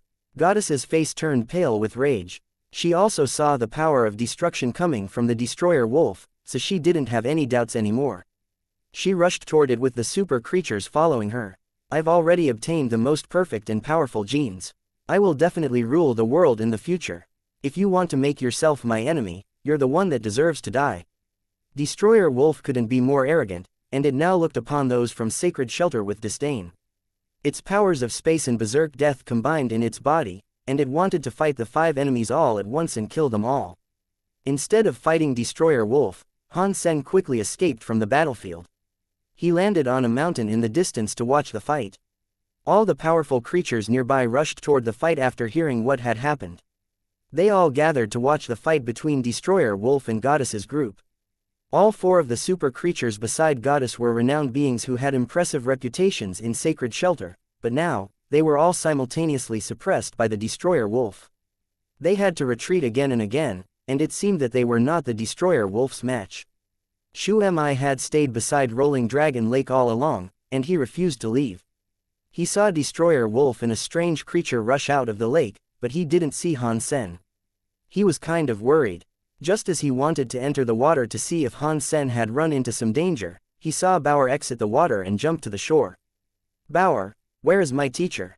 asked Shu Mi to Bauer. "Father still has something to do down there. He told me to tell you that you don't need to worry about him, and don't go into the water," Bauer said, blinking her eyes. Shu Mi felt relieved, and he turned to watch the fight in the sky. "Anyone who helps me kill Destroyer Wolf will be greatly rewarded by sacred shelter," yelled Goddess. There were 5 of them fighting one Destroyer Wolf, yet they were still not its match. The body of one of the super creatures was torn apart by the Destroyer Wolf, and its blood splashed across the sky. "Don't worry, Goddess, I'll come help you." Yu Miao rushed toward them with some spirits. Nobody knew what she was thinking as she aided Goddess. Not only Yu Miao, but many great beings rushed toward the Destroyer Wolf. All of a sudden, there were terrifying life forces flowing everywhere. After consuming the blood of the newborn, the Destroyer Wolf was indeed incredible. It was fighting so many creatures all by itself, yet nobody was able to do anything to it. "You dare to antagonize me? I'll kill you all today." Destroyer Wolf yelled at the sky, and terrifying deathly power burst from the creature. Han Sen watched in the distance for a while, yet those great beings were all crushed by Destroyer Wolf. Their attempts at entrapment were useless against an enemy that could travel through space. "That Destroyer Wolf will be a big problem if I don't kill it." Han Sen frowned as he watched the Destroyer Wolf roaming wherever it pleased. Destroyer Wolf had seen him become a super king spirit, and the wolf was definitely an enemy now. Han Sen certainly wanted to kill it, but the Destroyer Wolf's powers of death and space were a difficult combo to deal with. It could easily travel between space faults, so it would be difficult to kill. There were at least 30 super creatures encircling it now, yet none of them could do anything to it. Instead, many of them were getting gravely injured. There were also many super creatures watching the fight, and some of them were incredibly powerful. Han Sen saw that Jiyu Qingcheng was also observing the fight from a distance. She wasn't certain that she could kill the Destroyer Wolf, so she could only watch the fight without doing anything. Han Sen watched for a while as he thought, "There are so many powerful creatures here, so perhaps my coin Geno core can finally be put to use." Though the coin Geno core had a low level, the nature of its power could still be useful. It was normally rather useless, but now, surrounded by so many powerful creatures, things were different. The super creatures here were all like billionaires. If the Geno core could absorb a little power from each of them, the power inside the coin would be inconceivable. The only problem now is, how can I hit the body of that Destroyer Wolf with coin? Han Sen glared at the Destroyer Wolf that was blinking between locations, trying to find a chance to hit it with the Geno core. The Destroyer Wolf was moving quickly, and sacred blood was splashing everywhere. It was powerful beyond imagination. Shu Mi took Bauer to Jiyu Qingcheng. Jiyu Qingcheng took a look at Bauer and asked, "Where is Han Sen?" "Teacher had something important to do, so he hasn't come back yet." Shu Mi looked at the fight in the sky and asked, "Sister Jiyu, do you think they can defeat that Destroyer Wolf?" "That will be difficult. The power of that Destroyer Wolf has surged, and nobody can stop its attacking power." "But that's not even the problem. His space-swallowing power is just incredible. Its ability to travel between space faults makes it too difficult to kill. If Sacred's group doesn't choose to leave, there will be a lot of casualties here today," said Jiyu Qingcheng mildly.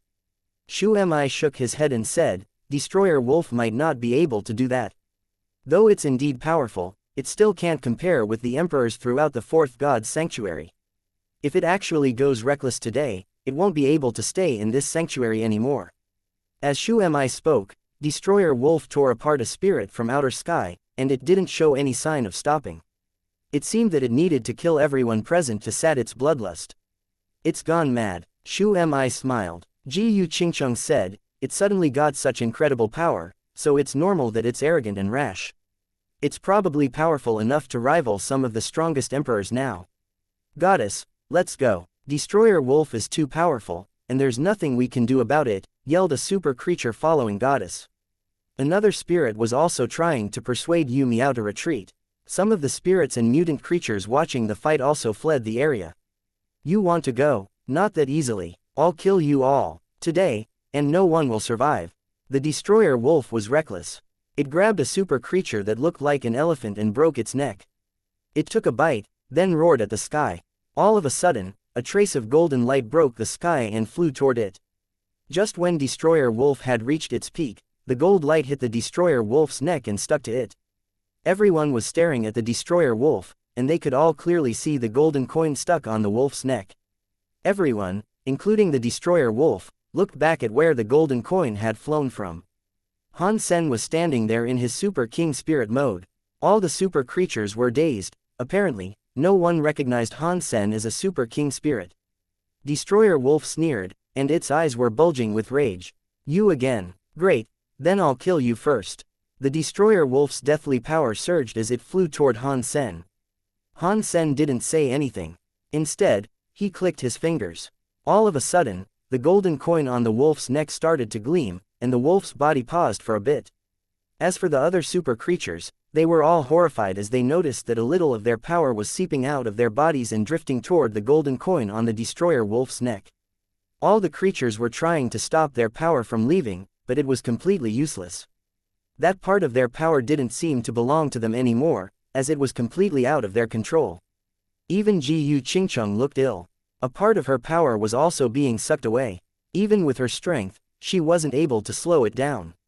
She was horrified, and she couldn't help looking at the master of that golden coin. As a matter of fact, all the creatures around were staring at Han Sen in shock. Some random guy with a random golden coin was able to steal their power from their control. When they looked at the destroyer wolf, the super creatures were even more horrified. The destroyer wolf, who had previously been dominating the battle, was now being suppressed completely, like it was being crushed under a mountain. Its body was shaking, and then the creature was falling through the air. Bam! With a giant sound, the destroyer wolf hit the ground hard enough to form a crater. The Geno core couldn't gather power from a very large area, so it usually wasn't very strong. However, there were too many super creatures around, so they could give the coin much more power than usual, which was why the golden coin was stronger than ever before. Han Sen was exhilarated, as the coin was performing much better than he had expected. It was even able to absorb power from all those super creatures. It was absolutely incredible, as it was only a silver Geno core, and it hadn't even reached the level of gold Geno core yet. Every creature here had at least a gemstone Geno core, and many had super Geno cores. But none of them could resist the absorbing power of the coin. The destroyer wolf struggled and tried to move into a space fault, yet its body was trembling, and it couldn't even take a step. Its head was particularly immobile, and the creature had a hard time even raising it. The wolf's head was getting lower and lower, and it almost touched the ground. It kept roaring, but its head just kept sinking. Boom! Amidst the angry roaring, destroyer wolf's head fell to the ground. No matter how loudly it roared, it could not move. All the super elites were frozen. They were terrified. They knew how powerful destroyer wolf was, but that one little coin was able to bring the beast's head down to the ground and prevent it from being lifted up. Han Sen's mystique rose even higher in their hearts. As those watching were still reeling in shock, Han Sen placed the stone pipe to his lips. Then, he blew down at the wolf. It flashed red, and then that light went straight into the wolf's head, tearing it apart. Berserk super creature destroyer wolf killed. Destroyer wolf beast soul has been obtained. Geno core unobtained. Flesh inedible. Collect its life Geno essence to receive 0 to 10 super Geno points randomly. Han Sen was delighted. He had managed to earn another berserk super beast soul. The other super elites, seeing the destroyer wolf's head split open, looked stunned. They all turned to look at Han Sen as he went forward to the body that was fading away. Their foreheads started to produce a cold sweat. Han Sen grabbed the life Geno essence that the wolf's corpse had left behind and then turned to look at the super elites. After that, he disappeared. When Han Sen disappeared in midair, the super elites all felt a grand wash of relief. The mounting pressure they had experienced finally began to lift. That did not mean Han Sen was powerful. They merely thought Han Sen was powerful. Killing destroyer wolf was something unimaginably scary. Of course, they were just scaring themselves more than anything. The pressure they felt was unwarranted. This is scary. Who was that? Was that the alpha of some race? I have never heard about him before. It looked like a spirit, though. I thought it looked like a creature, personally. No, that was a spirit.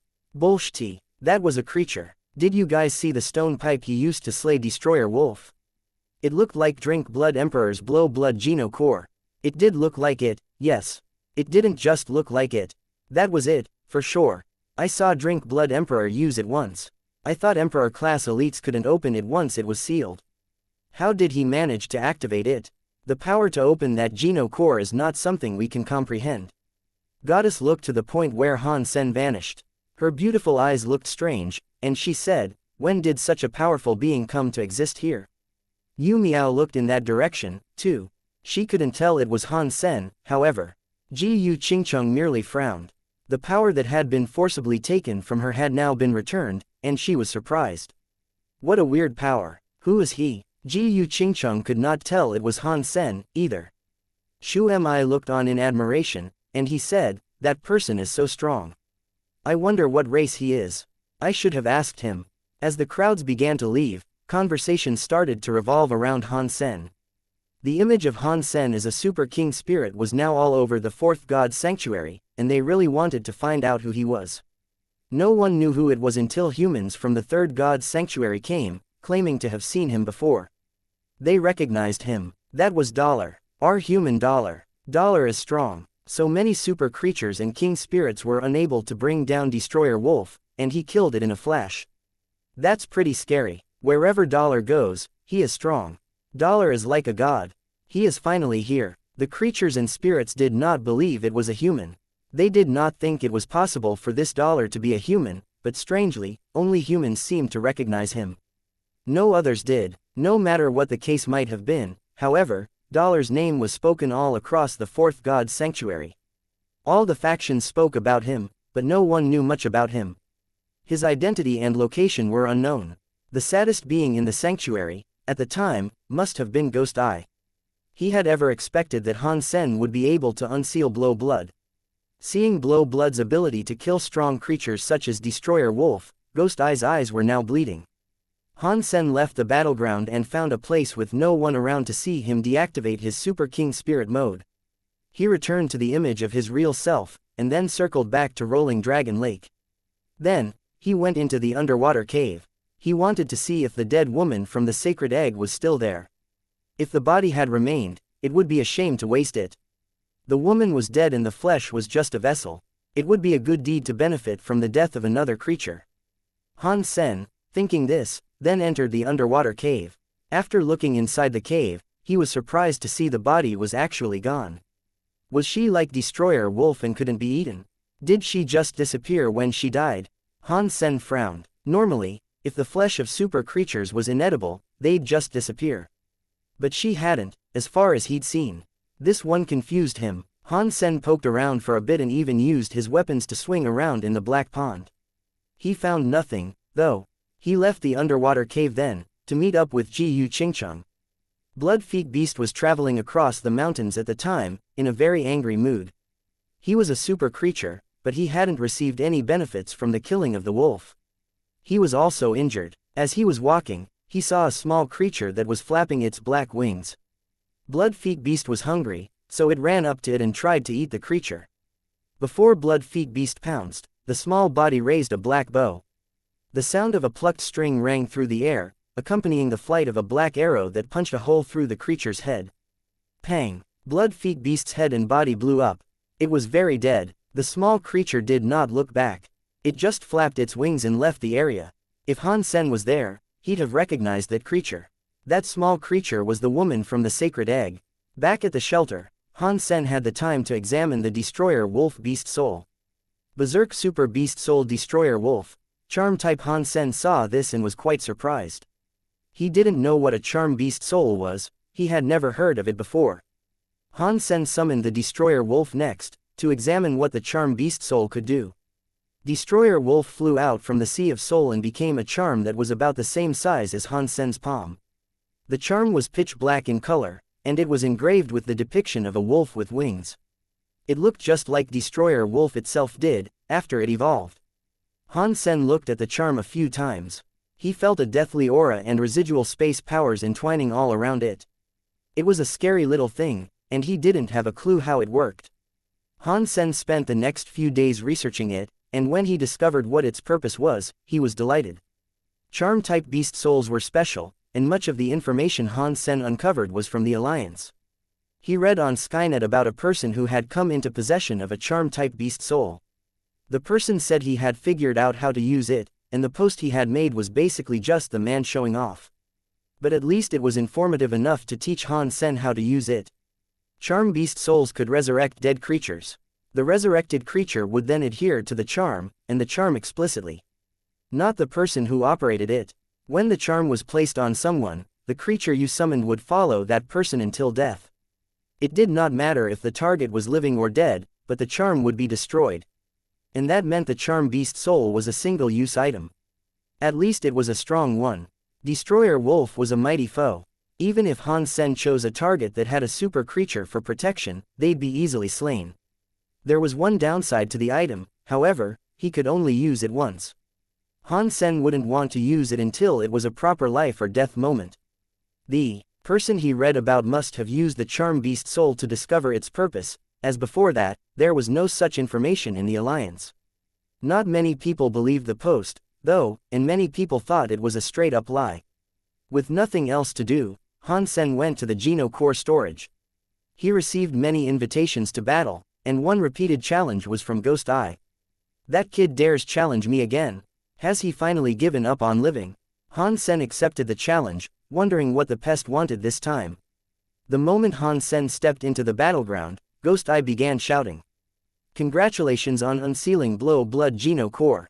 Now you know I wasn't lying, Congratulations for what? I sold it off, because I wasn't able to unseal it, either. There's no use congratulating me, Han Sen said coldly. Ghost Eye looked shocked. Are you joking? You are Dollar, surely. If I was Dollar, I wouldn't waste my breath with talk. I'd just kill you. Han Sen put on his annoyed face, and then went on to say your piece or get lost. Ghost Eye stared at Han Sen, unsure if he was telling the truth. But he didn't dare continue pestering him. So, he said, Boss, about that other thing. I want to buy your first place rank. Name your price, and I'll meet the demand if I can. Okay, 1 Super Geno Core, Han Sen said. Boss, I only have a Silver Geno Core. How am I supposed to obtain a Super Geno Core? I gave you my Emperor Geno Core, didn't I? That was my only one. Ghost Eye looked bitter, but on the inside, he was thinking, you are evil. You want to trade a Super Geno Core for the first rank on the Silver Geno Core leaderboard. Do you think that is something someone can get on a whim? Who is to know the broken thing you gave me was an Emperor Geno Core? I sold it like the junk I thought it was. It makes me mad that you didn't tell me how powerful it might have been.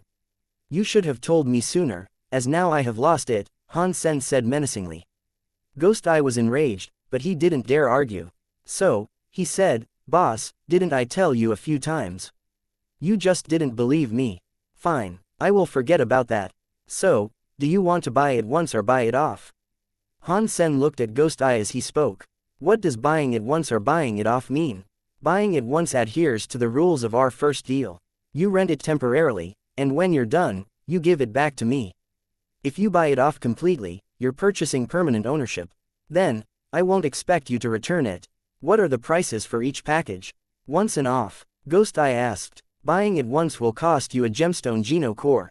If you buy it off, it's that price times 10, Han Sen said. Ghost Eye thought to himself, he must think I'm crazy. Of course I'll just buy it once, because he can't guarantee the return or do anything to me, anyway. I was fine even after I didn't return it the last time. Boss, I would like to buy it once, Ghost Eye said politely. Okay, but if you buy it once, we're going to have to hammer out a contract. Han Sen smiled. What contract? Ghost Eye asked. If you buy my first place and do not give me the first rank back, you have to reimburse me with 10 Super Geno Cores. This will be inked onto a contract as proof. Han Sen smiled. Okay, I'll sign it. I'll give it back. Put faith in me this second time. Ghost Eye was very happy, and he thought to himself, what is the point of making a contract? He can't find me in Hell Shelter. He won't be able to find its location, and even if he did, he wouldn't dare come. Then let's make the contract. Han Sen pulled out a pen and paper. Then, Ghost Eye wrote down the words Han Sen asked him to write. Then, he placed a paw print on it. Boss, how's this? Ghost Eye returned the contract to Han Sen, alongside a Sacred Blood Geno Core. Han Sen reviewed the contract, folded it up, and said, "Okay, now you are first." Han Sen conceded and left the Geno battleground. Then, he challenged Ghost Eye again. Ghost Eye saw Han Sen's challenge request, but ignored it. Then he said, "Ha, so naive. Who would return it to you? I am going to sell this first rank before anything else happens." Han Sen knew Ghost Eye wouldn't be honest, though. He didn't mind selling it for a sacred blood Geno core, as the contract might pay dividends further down the line. Han Sen wasn't going to let Ghost Eye off the hook, either. He left the Geno core storage and leveled his crystal core up to gold. Then, he returned to the Geno core storage with Bulwark Umbrella. Ghost Eye had already schemed what to do, and as soon as the deal was done, he contacted the buyer. But as soon as he made contact with the person, he lost his first rank position. "Ghost Eye, are you trying to trick me again?" The spirit that wished to make a trade with Ghost Eye spoke with a cold tone of voice. "No, what the FCK happened?" Ghost Eye looked disheartened. He had been super quick, so how could someone have already usurped his position? "Does this have something to do with that guy?" Ghost Eye saw that the first rank was now occupied by Bulwark Umbrella. He kept thinking about it, and soon, a chill ran down his spine. If both of those Geno cores did belong to Han Sen, Ghost Eye couldn't fathom how powerful he might have been. He must have had many Geno cores that could reach first place through the testing. Ghost Eye didn't dare think it was all the machination of one person, however. He thought the cores must have belonged to a faction. No one would have expected all those Geno cores to be owned by one individual. Han Sen used Bulwark Umbrella to achieve first place and immediately claim the 9 reinforcements. He used gold core lights to then push it up to a gold class Geno core. Then, Ghost Eye noticed he was back in first place.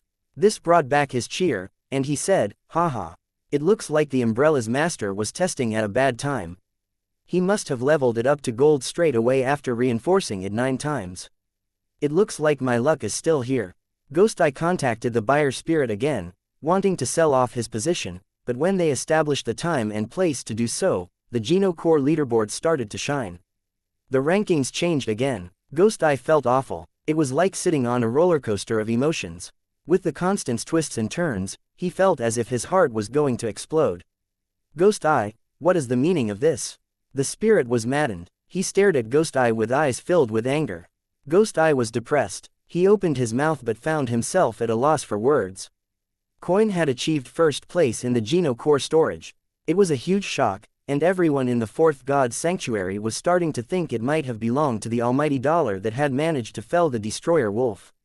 If they were related, and it was only a silver Geno core that had been used to destroy Destroyer Wolf, its might was frightening to think about. Some creatures believed the coin Geno core had to be the Geno core that toppled Destroyer Wolf.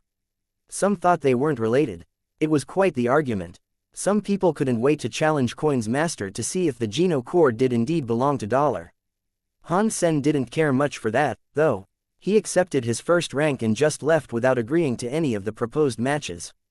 Afterwards, though, Han Sen did not level up Coin to gold. He was planning on using it on Ghost Eye. Crystal Core, Real Blood, and Bulwark Umbrella were now gold class. He'd be reaching the bottleneck once they leveled up again, as getting them up through the ranks of Super would be difficult.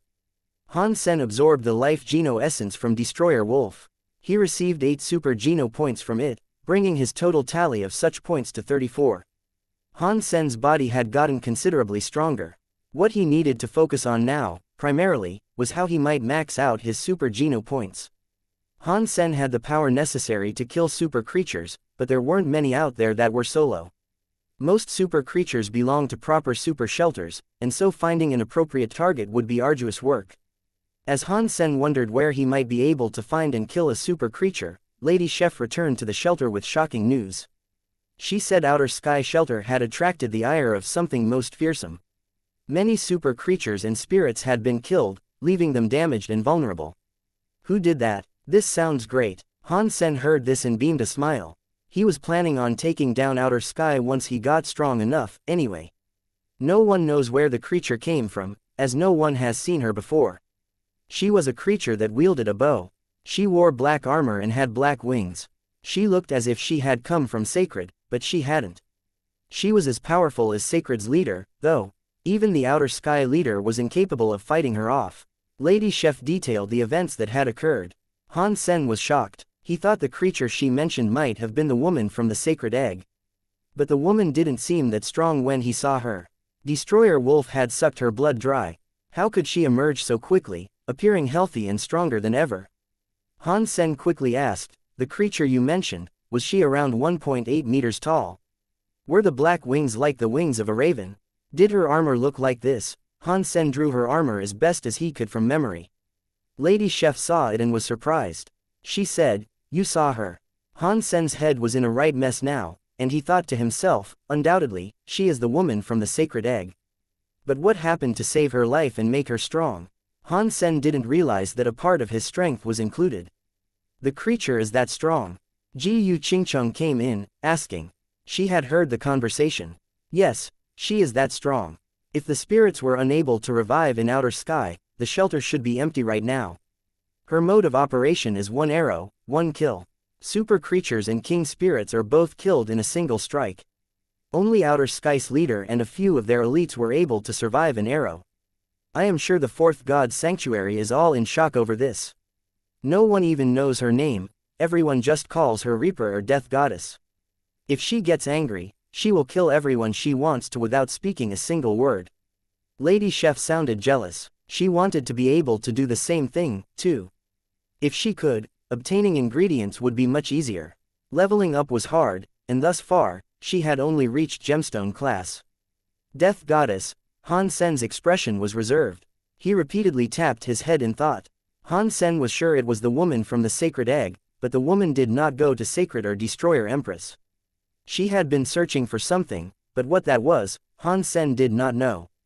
Han Sen was standing in front of the headquarters of the company Impression Culture when the security guard saw him. He was wearing big sunglasses and a hat, with Little Flower in his arms and Bauer perched upon his shoulder. We have a meeting with your chief editor. Here is the appointment slip. Han Sen handed the slip over to the security guard. The security guard scanned the slip and then gave Han Sen a look of admiration. He handed the slip back with both hands and said, you are Xie Qingqing, the author of Overbearing President Love Love Louvre. I really love your comic. Can I have your signature? I apologize, but I am merely his manager. Xie Qingqing is busy, so he is unable to attend, Han Sen said. Xie Qingqing became a demigod a few years back, but there was no news about what became of him. Han Sen did not know if he was still alive or where he had gone, following his ascension. Still, Han Sen continued to handle the matters surrounding his comics. Although there hadn't been any new material published in the past few years, Overbearing President Love Love Louvre was still popular. They were actually printed in physical, comic format, and a filming-producing company had contacted Impression Culture with the desire to produce an anime and live-action adaptation of the work. Han Sen had come to talk about copyright matters. Brother Qing, I am so good to you. Even if you have died, your work has been immortalized. Your life and legacy will go on, even if you aren't present, Han Sen thought to himself. Han Sen wasn't interested in these sorts of matters, but it was a personal matter regarding Xie Qingqing. It might have been the last thing he left behind in this world, and Han Sen didn't want to see it mishandled. The security guard looked disappointed, but he still said, please enter. The chief editor is waiting for you in the board room. An AI will show you the rest of the way there. Han Sen followed an AI to the discussion room. He made Little Flower happy as he went. Ji Yanran had been busy lately, so since Han Sen had some free time, he thought it would be good to bring Little Flower along with him. They were worried Little Flower might have been affected by the time spent in the crystallizer's main control room, but nothing had seemed to go awry. Little Flower had grown up like a normal child, and at the tender age of being 1 year old, he could walk and talk. But even so, Little Flower was a very quiet boy. Unless someone spent time with him, he'd sit silently all day long. In the board room, Zuo Lan frowned while looking at the screen. Before Han Sen reached the Impression building, she had already been watching him. She was disappointed it wasn't Xie Qingqing himself who had shown up, and when she saw Han Sen had brought 2 kids with him to a discussion about copyrights, she frowned even harder. Zuo Lan was not afraid of meeting with famous authors and superstars, but she was afraid of consulting with agents and managers. She was especially afraid of this one, as he didn't look professional. He had brought 2 kids with him, after all. She didn't think the discussion would go smoothly. But overbearing President Love Love Lu was too popular, and after all those years, it was still in the top 5. That alone could tell you how popular it was. Most comics that were still updating and ongoing were not as popular as it, and there were many investors interested in overbearing President Love Love Lu due to its staying power. They wanted to make an anime and live-action adaptation of it. Chief Editor Zuo, why has Xie Qing King not come? The middle-aged man next to her frowned as he watched Han Sen. Although Xie Qing King is an author for impression culture, he is freelance. He has his own way of doing things. If he allowed his manager to come here, that means he is the one who now has total control, Zuo Lan said carefully. Until now, no one knew who Xie Qing King actually was. Zuo Lan herself was quite curious, too. Zuo Lan really loved overbearing President Love Love Lu as well. Her mind was like that of a normal young lady. She'd love nothing more than to be loved by a man like that. She was also a little different from most young ladies, and she knew men such as that didn't exist in the real world. She was smart. Did you tell him it was Dongtae Film that wanted to discuss copyright issues? Our president is here, so isn't he being a little rude? A secretary-looking woman said, standing behind the middle-aged man. Maybe he is busy, and as a result, he couldn't make it here, Zuo Lan said. What could be more important than this? Dongtae Film has a lot of investment capital. The woman looked displeased. Zuo Lan smiled but did not say anything. She did not like how arrogant they were, but business was business. The copyright fee was rather high, and if the deal was a success, impression culture could receive 20% of it. That was a big number. So, even if Zuo Lan hated the woman's attitude, she had to endure it.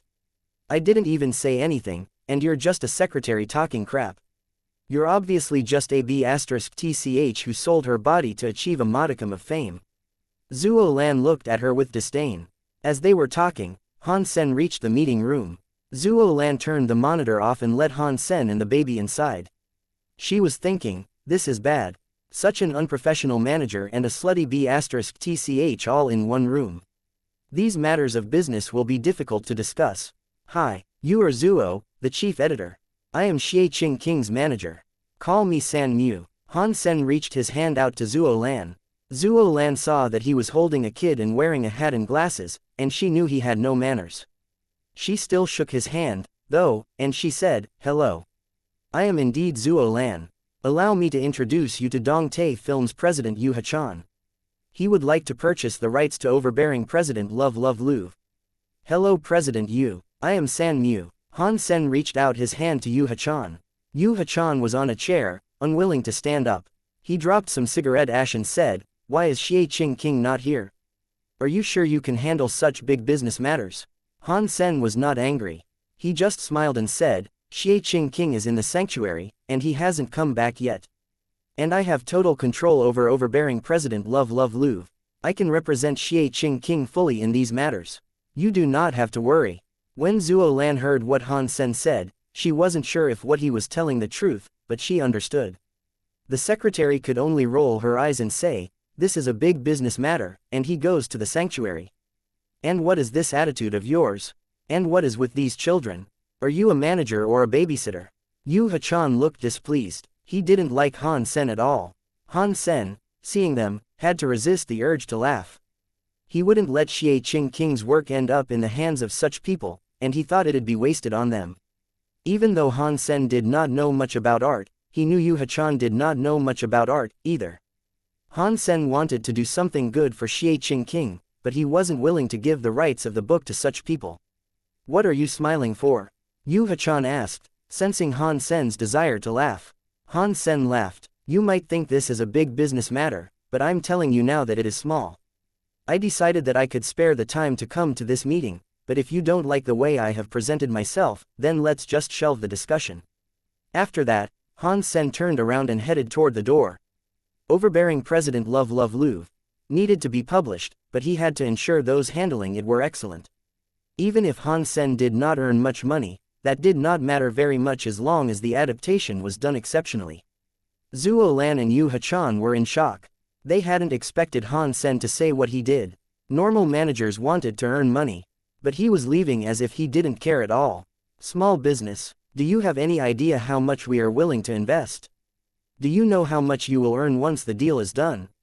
You'll never earn this much money any other way. The secretary looked annoyed. Zhuo Lan stepped forward and said, "We are here for business. We can all sit down and talk." Han Sen looked at Zhuo Lan and said, "There is no need for talk. Chief Editor Zhuo, please find some decent people next time. I will only sell the copyright to people who can really make good films. If you only have people like this lined up, don't bother contacting me." Zhuo Lan knew things were about to get much worse. Yu Hachan really hated it when people talked as if he didn't know anything. The truth was, though, he didn't. Dongtae Film was rich, but that did not mean they could craft exceptional films.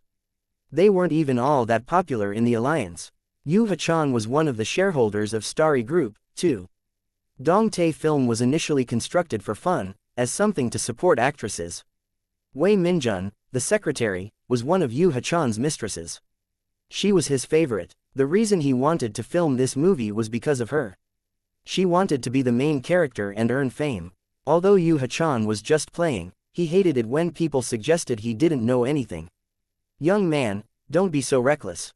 If you continue like this, you'll cluelessly walk by opportunities that are right in front of you." Yu Hachan stumped out his cigarette in the ashtray. He spoke to Han Sen coldly. "Chief Editor, if there is nothing else to discuss, I'm leaving." Han Sen attended the meeting to talk about copyright, yes, but it was also just a way for him to take Little Flower for a walk. Han Sen's mood was ruined by the way things had turned out, and he had no intention of talking with them. Zhuo Lan wished to say something, but before she could, Yu Hachan said coldly, "Young man, do you think that if you leave now, overbearing President Love Lu will never be sold?" When Han Sen heard the man say that, he turned around. He looked at him and said, "Yu Hachan, right. You talk big, but I've never even heard your name before. You've never heard the names of the shareholders of Starry Group. How can you consider yourself a manager?"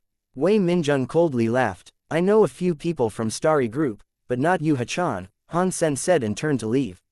Not even the other shareholders of Starry Group or the controllers of Starry Group, the Ning family, would treat him this way.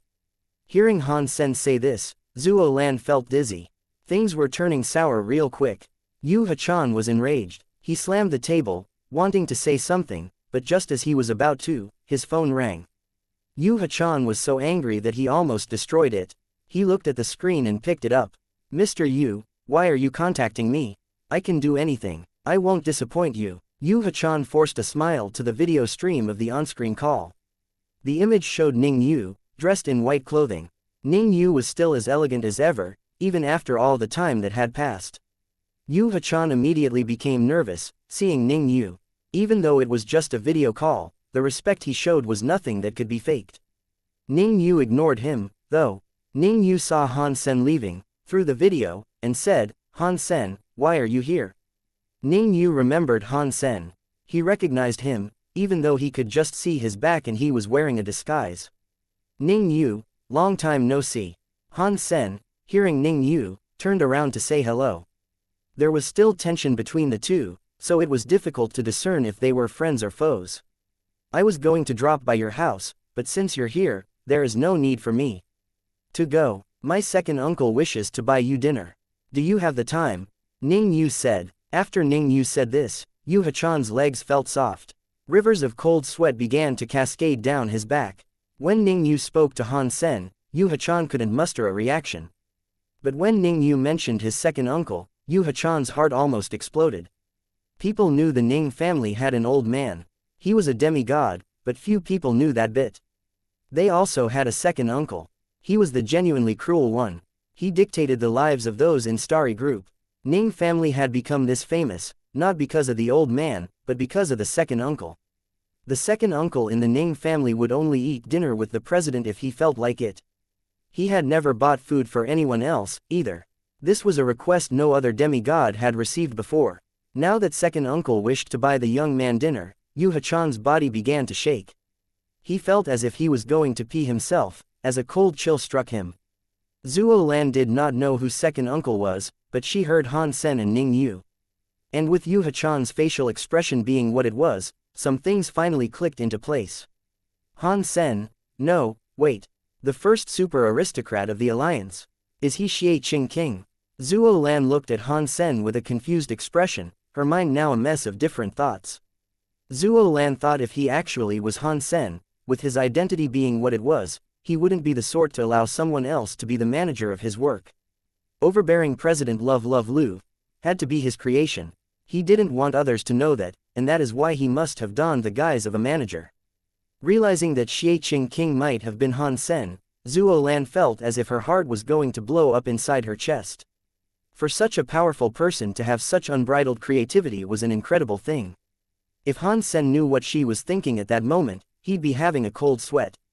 That was because he had no artistic talent, and he wasn't even all that interested in Xianxia King's comics, either. Second uncle? Who is second uncle? Han Sen's heart jumped. He could guess who he might have been referring to, but he couldn't quite believe it. Second brother Ning. Second uncle told me to say this name and you'll know, Ning Yu calmly said. Yu Hachan heard second brother Ning and felt his heart begin to cramp. His face was turning black with cold sweat. The last person who mentioned that name in front of Han Sen was a demigod.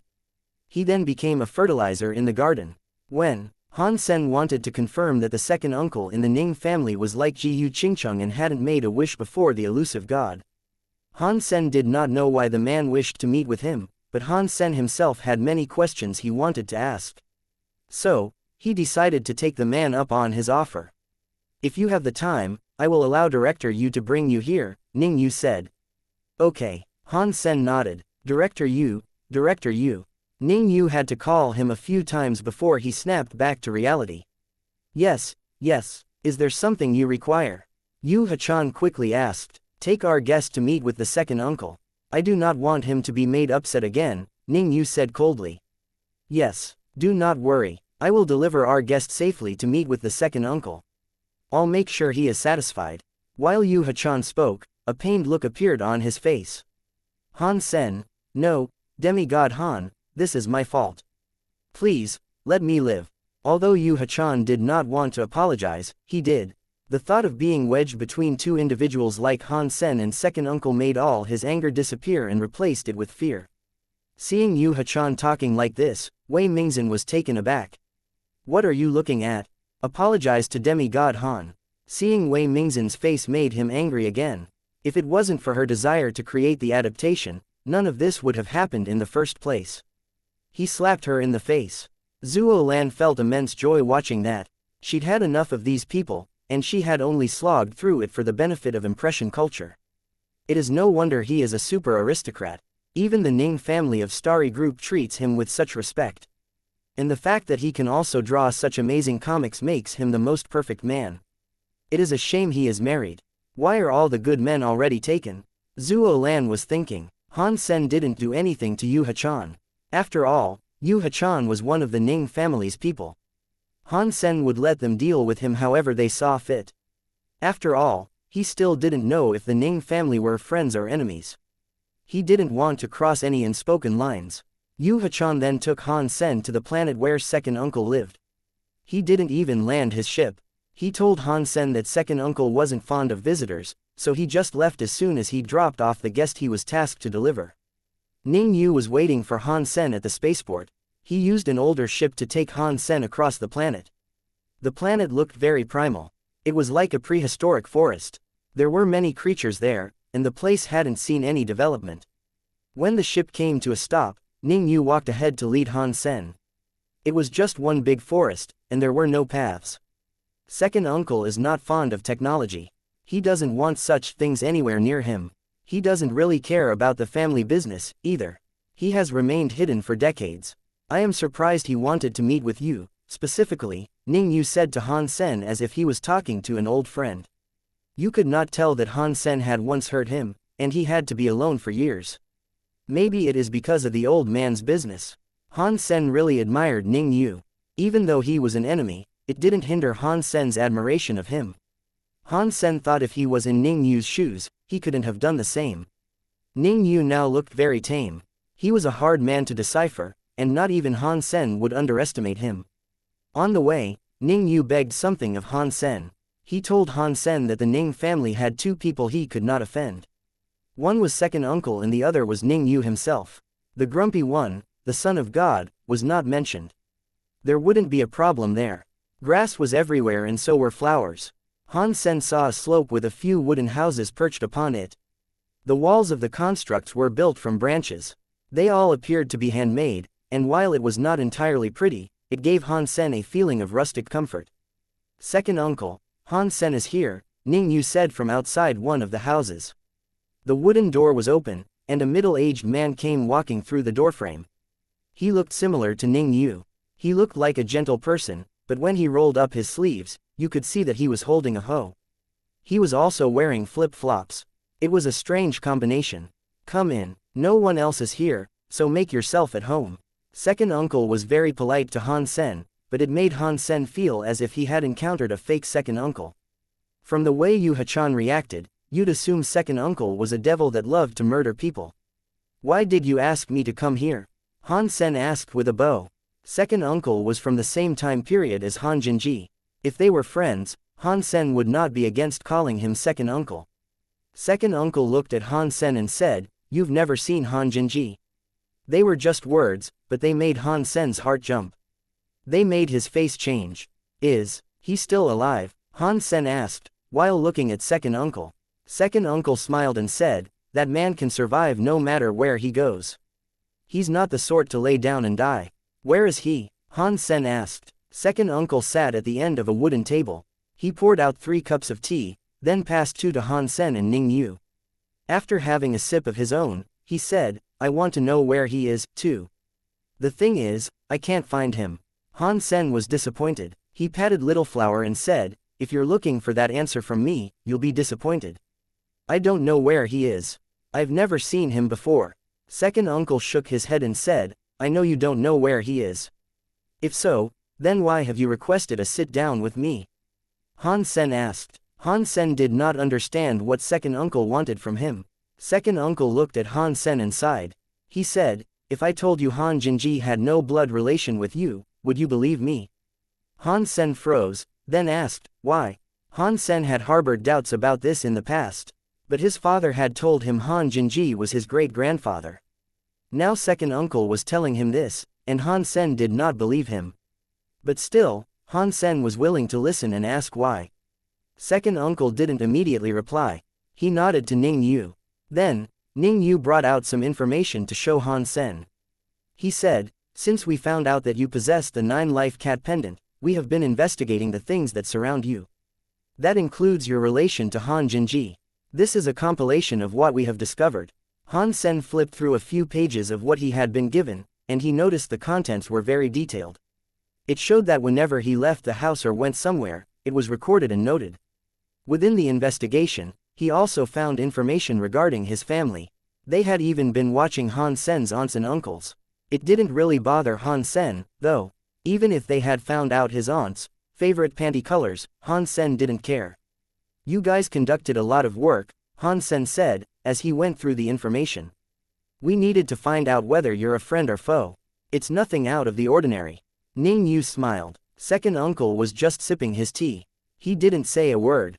Ning Yu pointed to the information, and then went on to say, "After concluding our lengthy investigation, we found a decent amount of evidence that you and your father are indeed related to Han Jinji. If that is so, then why did your second uncle suggest I wasn't related to Han Jinji?" Han Sen glanced at Ning Yu and second uncle with visible confusion. The things they said were very contradictory, so Han Sen knew there had to be something else he hadn't been told yet. Ning Yu looked serious as he said, "During the investigation, we found a lot of suspicious activity. So we aren't able to 100% confirm that you and your father are related to Han Jinji. We're spending a lot of time and resources to get to the bottom of this.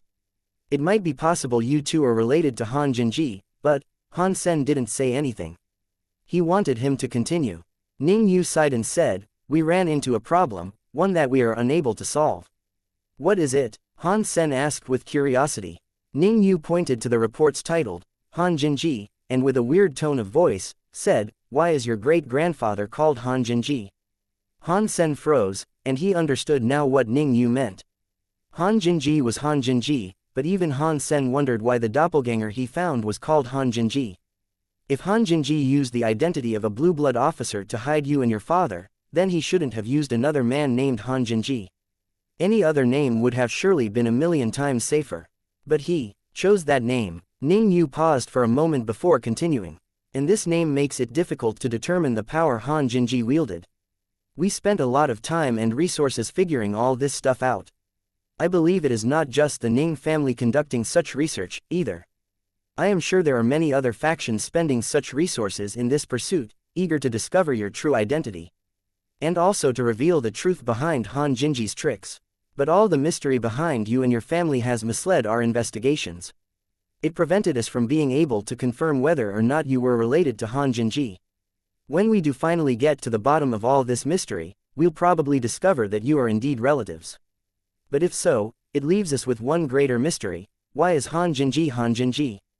Did you not find your answers to that mystery? Han Sen asked. Ning Yu shook his head. We haven't found any answers yet. We have made some predictions and have a hypothesis. Would you care to listen? Please, go ahead. Han Sen looked at Ning Yu. He wanted the answers just as much. Ning Yu sighed and said, if we assume Han Jinji is not your relative, and if he used the name Han Jinji for a purpose, what would that purpose be? What we think is that your family is involved with another family and another faction's power.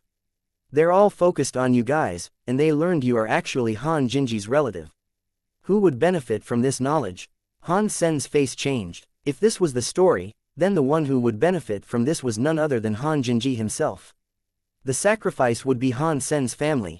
Han Jinji's name was more like bait left behind by Han Jinji. It was the sort of bait every shark would try to claim. He let others focus on that while he went on to do whatever it was he wanted to do. The scarier thing was, they did not know if Han Jinji was alive or not. And if Han Sen was confirmed to be a relative, then the family would have to face all his enemies. If Han Sen's father had not faked his death, and Han Sen hadn't grown up so well, none of this would have happened. Only the new community had the chance of ruining his family now. But this was just a theory. It wasn't 100% factual. Still, the mere thought gave Han Sen a shock, and sent a chill running down his spine. We can't guarantee the accuracy of the hypothesis, but aside from this, we couldn't find another plausible explanation as to why Han Jinji is still Han Jinji, Ning Yu said, as he looked at Han Sen. Why are you guys telling me all this? Han Sen took a deep breath to compose his thoughts before asking. After all, what he had been told was a hypothesis. It was just a collection of ifs, and there was no point in Han Sen being troubled by all this. This time, Ning Yu did not speak. Second uncle looked at Han Sen and said, there's one thing you shouldn't doubt, Han Jinji is capable of doing all this. Although it may not be true, at least we have confirmed that it is possible. Whether you're Han Jinji's heir or not, you're still functioning as bait. Everyone wants to get you, especially the leader of this new community. I am just unsure why he hasn't done anything yet. Perhaps he needs another 2 years to recover, and once he has, you'll be his prime target again. Second uncle, do you know the new community's leader? Who is he? Han Sen had so many questions about the new community, all of which had no answers. He wanted them. Second uncle seemed to know a thing or two, that much was clear. And just as second uncle said, the new community had already tried coming after him once. Han Sen had managed to avoid them. Had he not, he'd be in their hands. You must have heard what happened to the 7th team by now. Second uncle sighed. Han Sen suddenly perked up. With excitement, he nodded and said, I have heard a bit. When you guys first entered the sanctuary, you met a character called God. This being granted you all one wish. Only you and another woman refused the offer. Second uncle nodded and said, my knowledge of the events reflects yours. We entered that strange dimension and did indeed meet someone called God. Ji Yu Qingcheng and I didn't make a wish, but everybody else did. They accepted God's trial. Han Sen lifted his ears, not willing to miss a single word. He knew he was close to learning things that he had never discovered before. Second uncle poured some more tea and took a sip before speaking again. He said, Han Jinji told me it wasn't actually God. It was merely a creature that looked like us, and that is why he told me not to make a wish. I didn't make a wish at the time, but I ultimately disregarded his advice. I eventually made one. What? You did? Han Sen's eyes opened wide. He was too shocked to refer to him as second uncle politely now. In the versions of the story he had heard up until now, second uncle did not make a wish. But now he was being told that the man had, right from the horse's mouth. Second uncle sighed and said, that being said, I wish I had listened to Han Jinji and not made the wish. The temptation, however, was too strong. I made it. Han Sen's heart was full of conflicted emotions. He wanted to start asking questions, but he couldn't think of where to begin. He looked at second uncle and waited for him to resume speaking. If second uncle made a wish, then why did he appear to be doing just fine? He had not been trapped like Don, and he was not living with pain like Uncle Bug. He seemed in perfect health. Do you know what wish I made? Second uncle smiled, but it was a queer one. What was the wish? Han Sen didn't make guesses. He just wanted to hear the answers directly. Han Sen had spent far too much time guessing these matters, and he was getting tired of the constant theorizing. Clearly, second uncle didn't want him to guess, either. He smiled and said, I am the greediest. So, the wish I made was to have more wishes. Han Sen looked at second uncle. The wish seemed so childish, it was something a kid would do.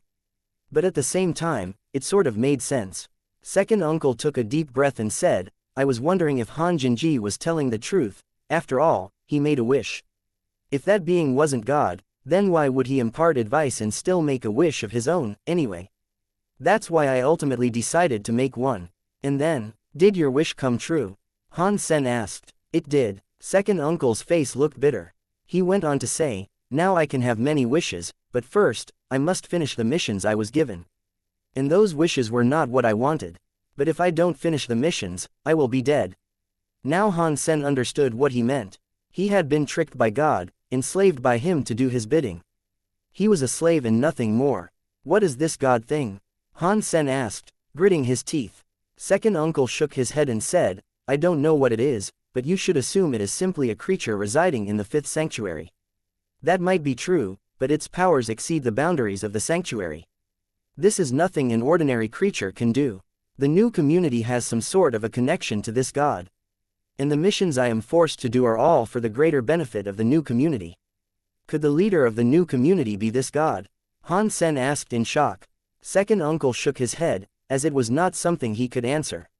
I don't know why the new community has not tried anything against you yet, but from what I see, their focus in finding Han Jinji is greater than anyone else's, and that confuses me. Perhaps you are able to tell me why this is? Second uncle asked Han Sen. Maybe it is because they aren't strong enough to get me, Han Sen said. Second uncle gave a wry smile. The new community is stronger than you think. You are strong, but if they wanted you done for, you would be. They'd find a way, but I can't think of any other reasons why they haven't.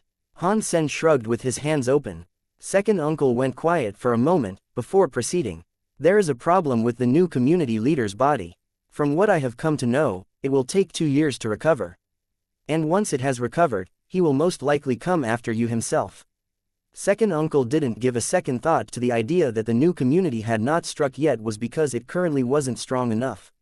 When Tina brought the Geno armor with her to fight, it was stolen by Han Sen. And Han Sen found himself able to use it. This put the new community at a big disadvantage. They could now only wait for their leader to recover and deal personally with Han Sen. If you are willing, I am hoping we can cooperate when the time comes to deal with the new community. Second uncle looked directly at Han Sen. Second uncle, is this appropriate? Han Sen did not really trust second uncle, especially as he was apparently under the control of the enigmatic god. If he became an open enemy of the new community, harm could be brought upon him. I have lived long enough. If I can do something to save the Ning family before I go, I will be satisfied, second uncle said quietly. Okay, then. And by the way, can you tell me where the new community is hiding out? Han Sen asked. On Han Sen's way back, he continued reading through the information second uncle provided him. He found information pertaining to key individuals of the new community, including details of their whereabouts. There were 3 planets second uncle believed might be possible locations for their headquarters, and also possible locations for their leader. But second uncle also told Han Sen not to provoke the new community. He told Han Sen the reason they had not yet taken action was most likely due to them being afraid of something. But if Han Sen didn't get rid of them now, it would only be a matter of time before they came after him. So, Han Sen decided it would be best if he struck first. The only problem with this was not knowing which planet the leader was currently residing on. Looking at the information he had been provided, Some of the new community's members were actually rather famous and accomplished people, from both the human and Shira sides. It was difficult to imagine how the leader had managed to unify the two races that way, as well. The person that caught Han Sen's attention the most was Xianxia. He was a mysterious one, and not even the Ling family was able to tell where he came from. But with that being said, he was a high-ranking member of the new community and one of the most important people in the organization. No one had seen him fight before, but it was known that he had the ability to teleport at will. The man who saved Tina must have been Xianxia. Han Sen carefully memorized all the information pertaining to that man. With power like that, the man would be a dangerous foe even if he couldn't fight. Han Sen looked down to see if his father was included in the list. But after browsing through everything, it didn't seem as if there was a mention of his father. Is Dad's rank too low in the new community? Is that why he didn't make the cut? Han Sen thought to himself. A few days later, after Han Sen returned home, he spent some more time in research. He wasn't sure if second uncle's intent for cooperation was genuine, but knowing more about any potential threat was always for the best. Han Sen met his father-in-law Ji Ruijun and told him what had transpired in his meeting with second uncle. He also provided him the information second uncle had given him. If they were able to locate the leader, Han Sen would go and fight.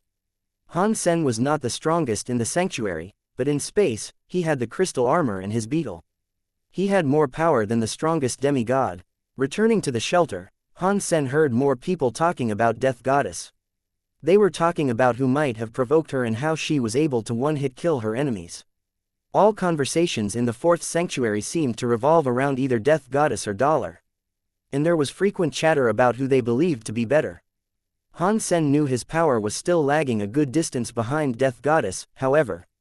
He didn't think he would be a formidable opponent for her yet. Strength is still the most important thing. After Han Sen's investigation, he settled on traveling to Winsong Desert to hunt down super creatures so he could max out his super geno points and get to fighting the most elite of the elites. The reason he selected Winsong Desert was because it was notoriously dangerous there, and also because there were no super shelters around. There were supposed to be a lot of lone super creatures out there. Killing a super creature there would be easier than trying to take down a super shelter. Han Sen decided to bring Little Silver and Little Star with him, as well. Little Star had the Starsea travel powers, so if he ended up in bad shape, he could flee with ease. Little Silver had strong healing abilities. And whenever they were in trouble, Han Sen could make use of the Blow Blood Geno Core. Han Sen would have to spill blood to use the Geno Core, and Little Silver's healing would help for that necessity, at the very least. And of course, Han Sen brought Bauer with him wherever he went. He'd never leave her behind. Lady Chef heard about him going to Winsong Desert and she seemed determined to follow him, no matter what. So he brought her along, as well. There was also Shu Mi. Han Sen didn't want to bring him along, as he was afraid something bad might happen to the spirit. He couldn't explain a grievous mishap to Shu Mi's parents, but Shu Mi was just as determined to come. He was convinced the outing would make for good practice. He said if Han Sen would not let him come, he'd just go alone, anyway.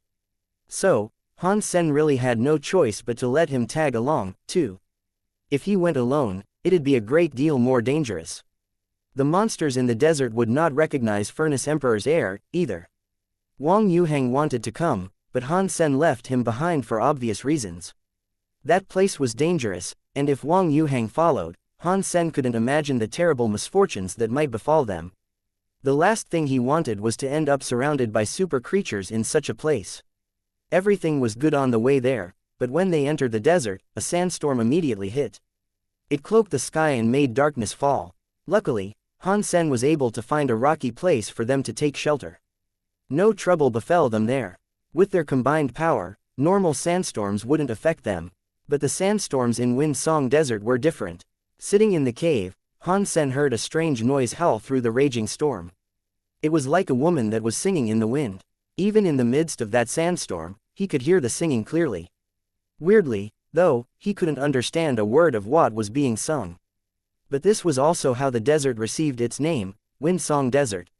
I've heard if there is singing in the sandstorm and you cannot find a place to hide in time, you will be lost in the sandstorm forever. This even happens to powerful super creatures. I wonder if it is true. Shu Mi looked out of the cave, listening to the song outside. I advise you not to find out, Lady Chef said coldly. Something is getting close to the cave, leastways. Han Sen frowned and continued looking outside. Lady Chef and Shu Mi looked to where he was watching, and aside from a black and yellow sandstorm, they could not make out anything unusual. Shu Mi looked closer but did not see anything. Just as he was about to ask Han Sen what he had seen, a form began to emerge from the sandstorm. The body looked human-shaped. Everyone was suddenly alert. After a few more steps, the body came right into the cave. It was covered in black and yellow sand. When the being shook itself a little, the person beneath the sand slowly became visible. Han Sen. Before anyone could react, the shadow saw Han Sen and blurted out his name in shock. Lin Feng, Han Sen asked when he heard the man's voice. With much glee, he ran over to him. Encountering friends in such a place was always a very happy occurrence. Why are you here? They asked at the same time, prompting them both to laugh in unison. Lin Feng shook the sand and dust out of his hair and patted himself down. With a smile, he said, Jing Jiwu and I have been on a streak of good luck. We were able to meet each other and level up out here. We have been here for a few years, so you might consider us natives of the place. That's fantastic. With you guys here, we can hunt creatures with greater ease. Han Sen was looking excited. Han Sen had no doubt concerning the breadth of Lin Feng and Jing Jiwu's potential power. Some people were simply good, no matter where they went.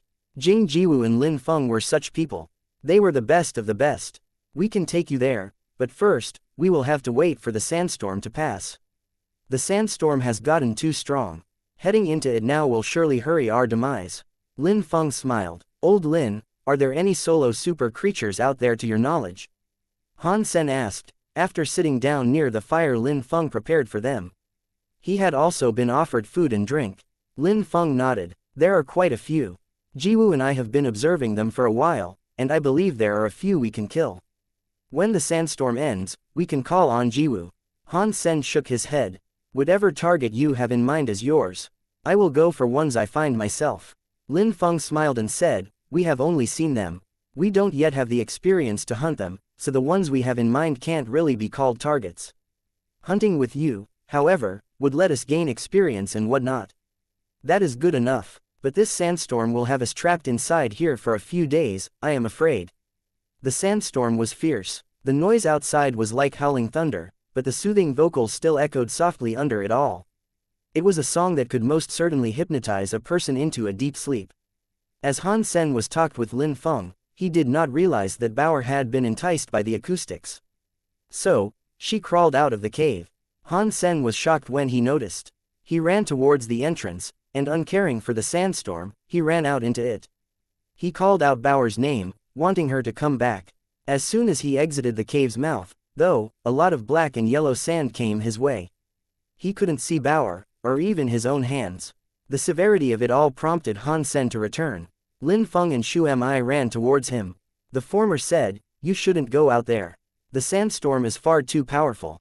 I once saw a giant snake flee into it. When the dust settled, only its bones remained. Once Lin Feng said that, Han Sen's worry about Bauer increased. Bauer was strong, but Han Sen still considered her his child. Just like any parent, it did not matter how well their child grew up, they still harbored a strong yearning to keep them protected. Wait for me here. I'll be back, Han Sen said, then ran back out of the cave again. This time, he summoned the bulwark umbrella as he went. Lady Chef wished to stop Han Sen, but she couldn't. Han Sen was too quick. When he opened the umbrella, though, the sand outside was parted. The sand could no longer harm Han Sen, but still, he was unable to see much. The storm was like a dragon in the sky, circling him. Bauer. Han Sen used the umbrella while calling out for Bauer. Unfortunately, his voice was silenced in the midst of that storm, even if he used his sonic powers. Han Sen frowned. He suddenly saw something flash inside the sandstorm. Eventually, Bauer came racing into the shelter provided by the bulwark umbrella. Bauer, why did you go running off like that? It's dangerous out here. Han Sen picked her up. He was happy he had found her, but he maintained a stern tone to tell her off. Dad, take a look at this. It's beautiful. Bauer raised her chubby hand. She was holding onto something Han Sen had never seen before. It was a ring made of gold. The stone at its center was jade, around the same size as a pigeon's egg. Seeing its style and the quality of its production, Han Sen deduced it was the craftwork of a human. Beings in the sanctuary would not put in the time or effort to create something that was pretty much just a luxury and nothing more. Bauer, where did you get this from? Did someone die out here? Han Sen asked her as he took the ring. I got it over there, but it's just a ring. Bauer pointed in a particular direction, but nothing was visible due to the storm. Han Sen was unable to see what she was pointing towards, but he couldn't see the entrance of the cave behind him, either. Forget it, let's go back. If someone did die out there, there's nothing we can do about it now. Han Sen held Bauer and returned to the cave. Han Sen remembered the direction to go back and he wasn't led astray. He managed to get back to the cave without harm. When Lin Feng saw Han Sen return, he and the rest all felt relief. Too many creatures had died in this sort of sandstorm. This was Xu Mi's first time there, but Lin Feng had occupied this area for a few years. He knew how dangerous this region could be, and he was very surprised to see Han Sen make it back. Lin Feng, do you recognize this? Han Sen threw him the ring Bauer had found. Lin Feng had been there for a few years, so he should have known the other humans in the area. Perhaps he could put a name to the person the ring may have once belonged to. Lin Feng examined the ring, but as soon as he did, his face changed. He stood up, staring at the ring. Where did you get this? I got it out in the desert. Do you know who it belongs to? Han Sen could sense something was amiss. This is Jiwu's ring. His first girlfriend gave it to him, back when he was in school. He always wore it, and he would never take it off, let alone leave it behind someplace. Lin Feng stared out into the sandstorm before clenching his jaw. He came out here with you. Why is he not here with us now? Han Sen's heart jumped. He didn't come with me. He should be in the shelter. Why would his ring be out here? Lin Feng looked so shocked, and he kept his gaze fixed on the sandstorm. Before Han Sen said anything more, though, Lin Feng rushed right out into the sandstorm, ring in hand. As this was happening, the song that tainted the wind changed. The voice that had no words suddenly said something summoning like, Han Sen, all videos have ads disabled. YouTube doesn't pay me enough to cover electricity costs. If you are well off, please consider donating via PayPal or becoming a member of this YouTube channel. Thank you.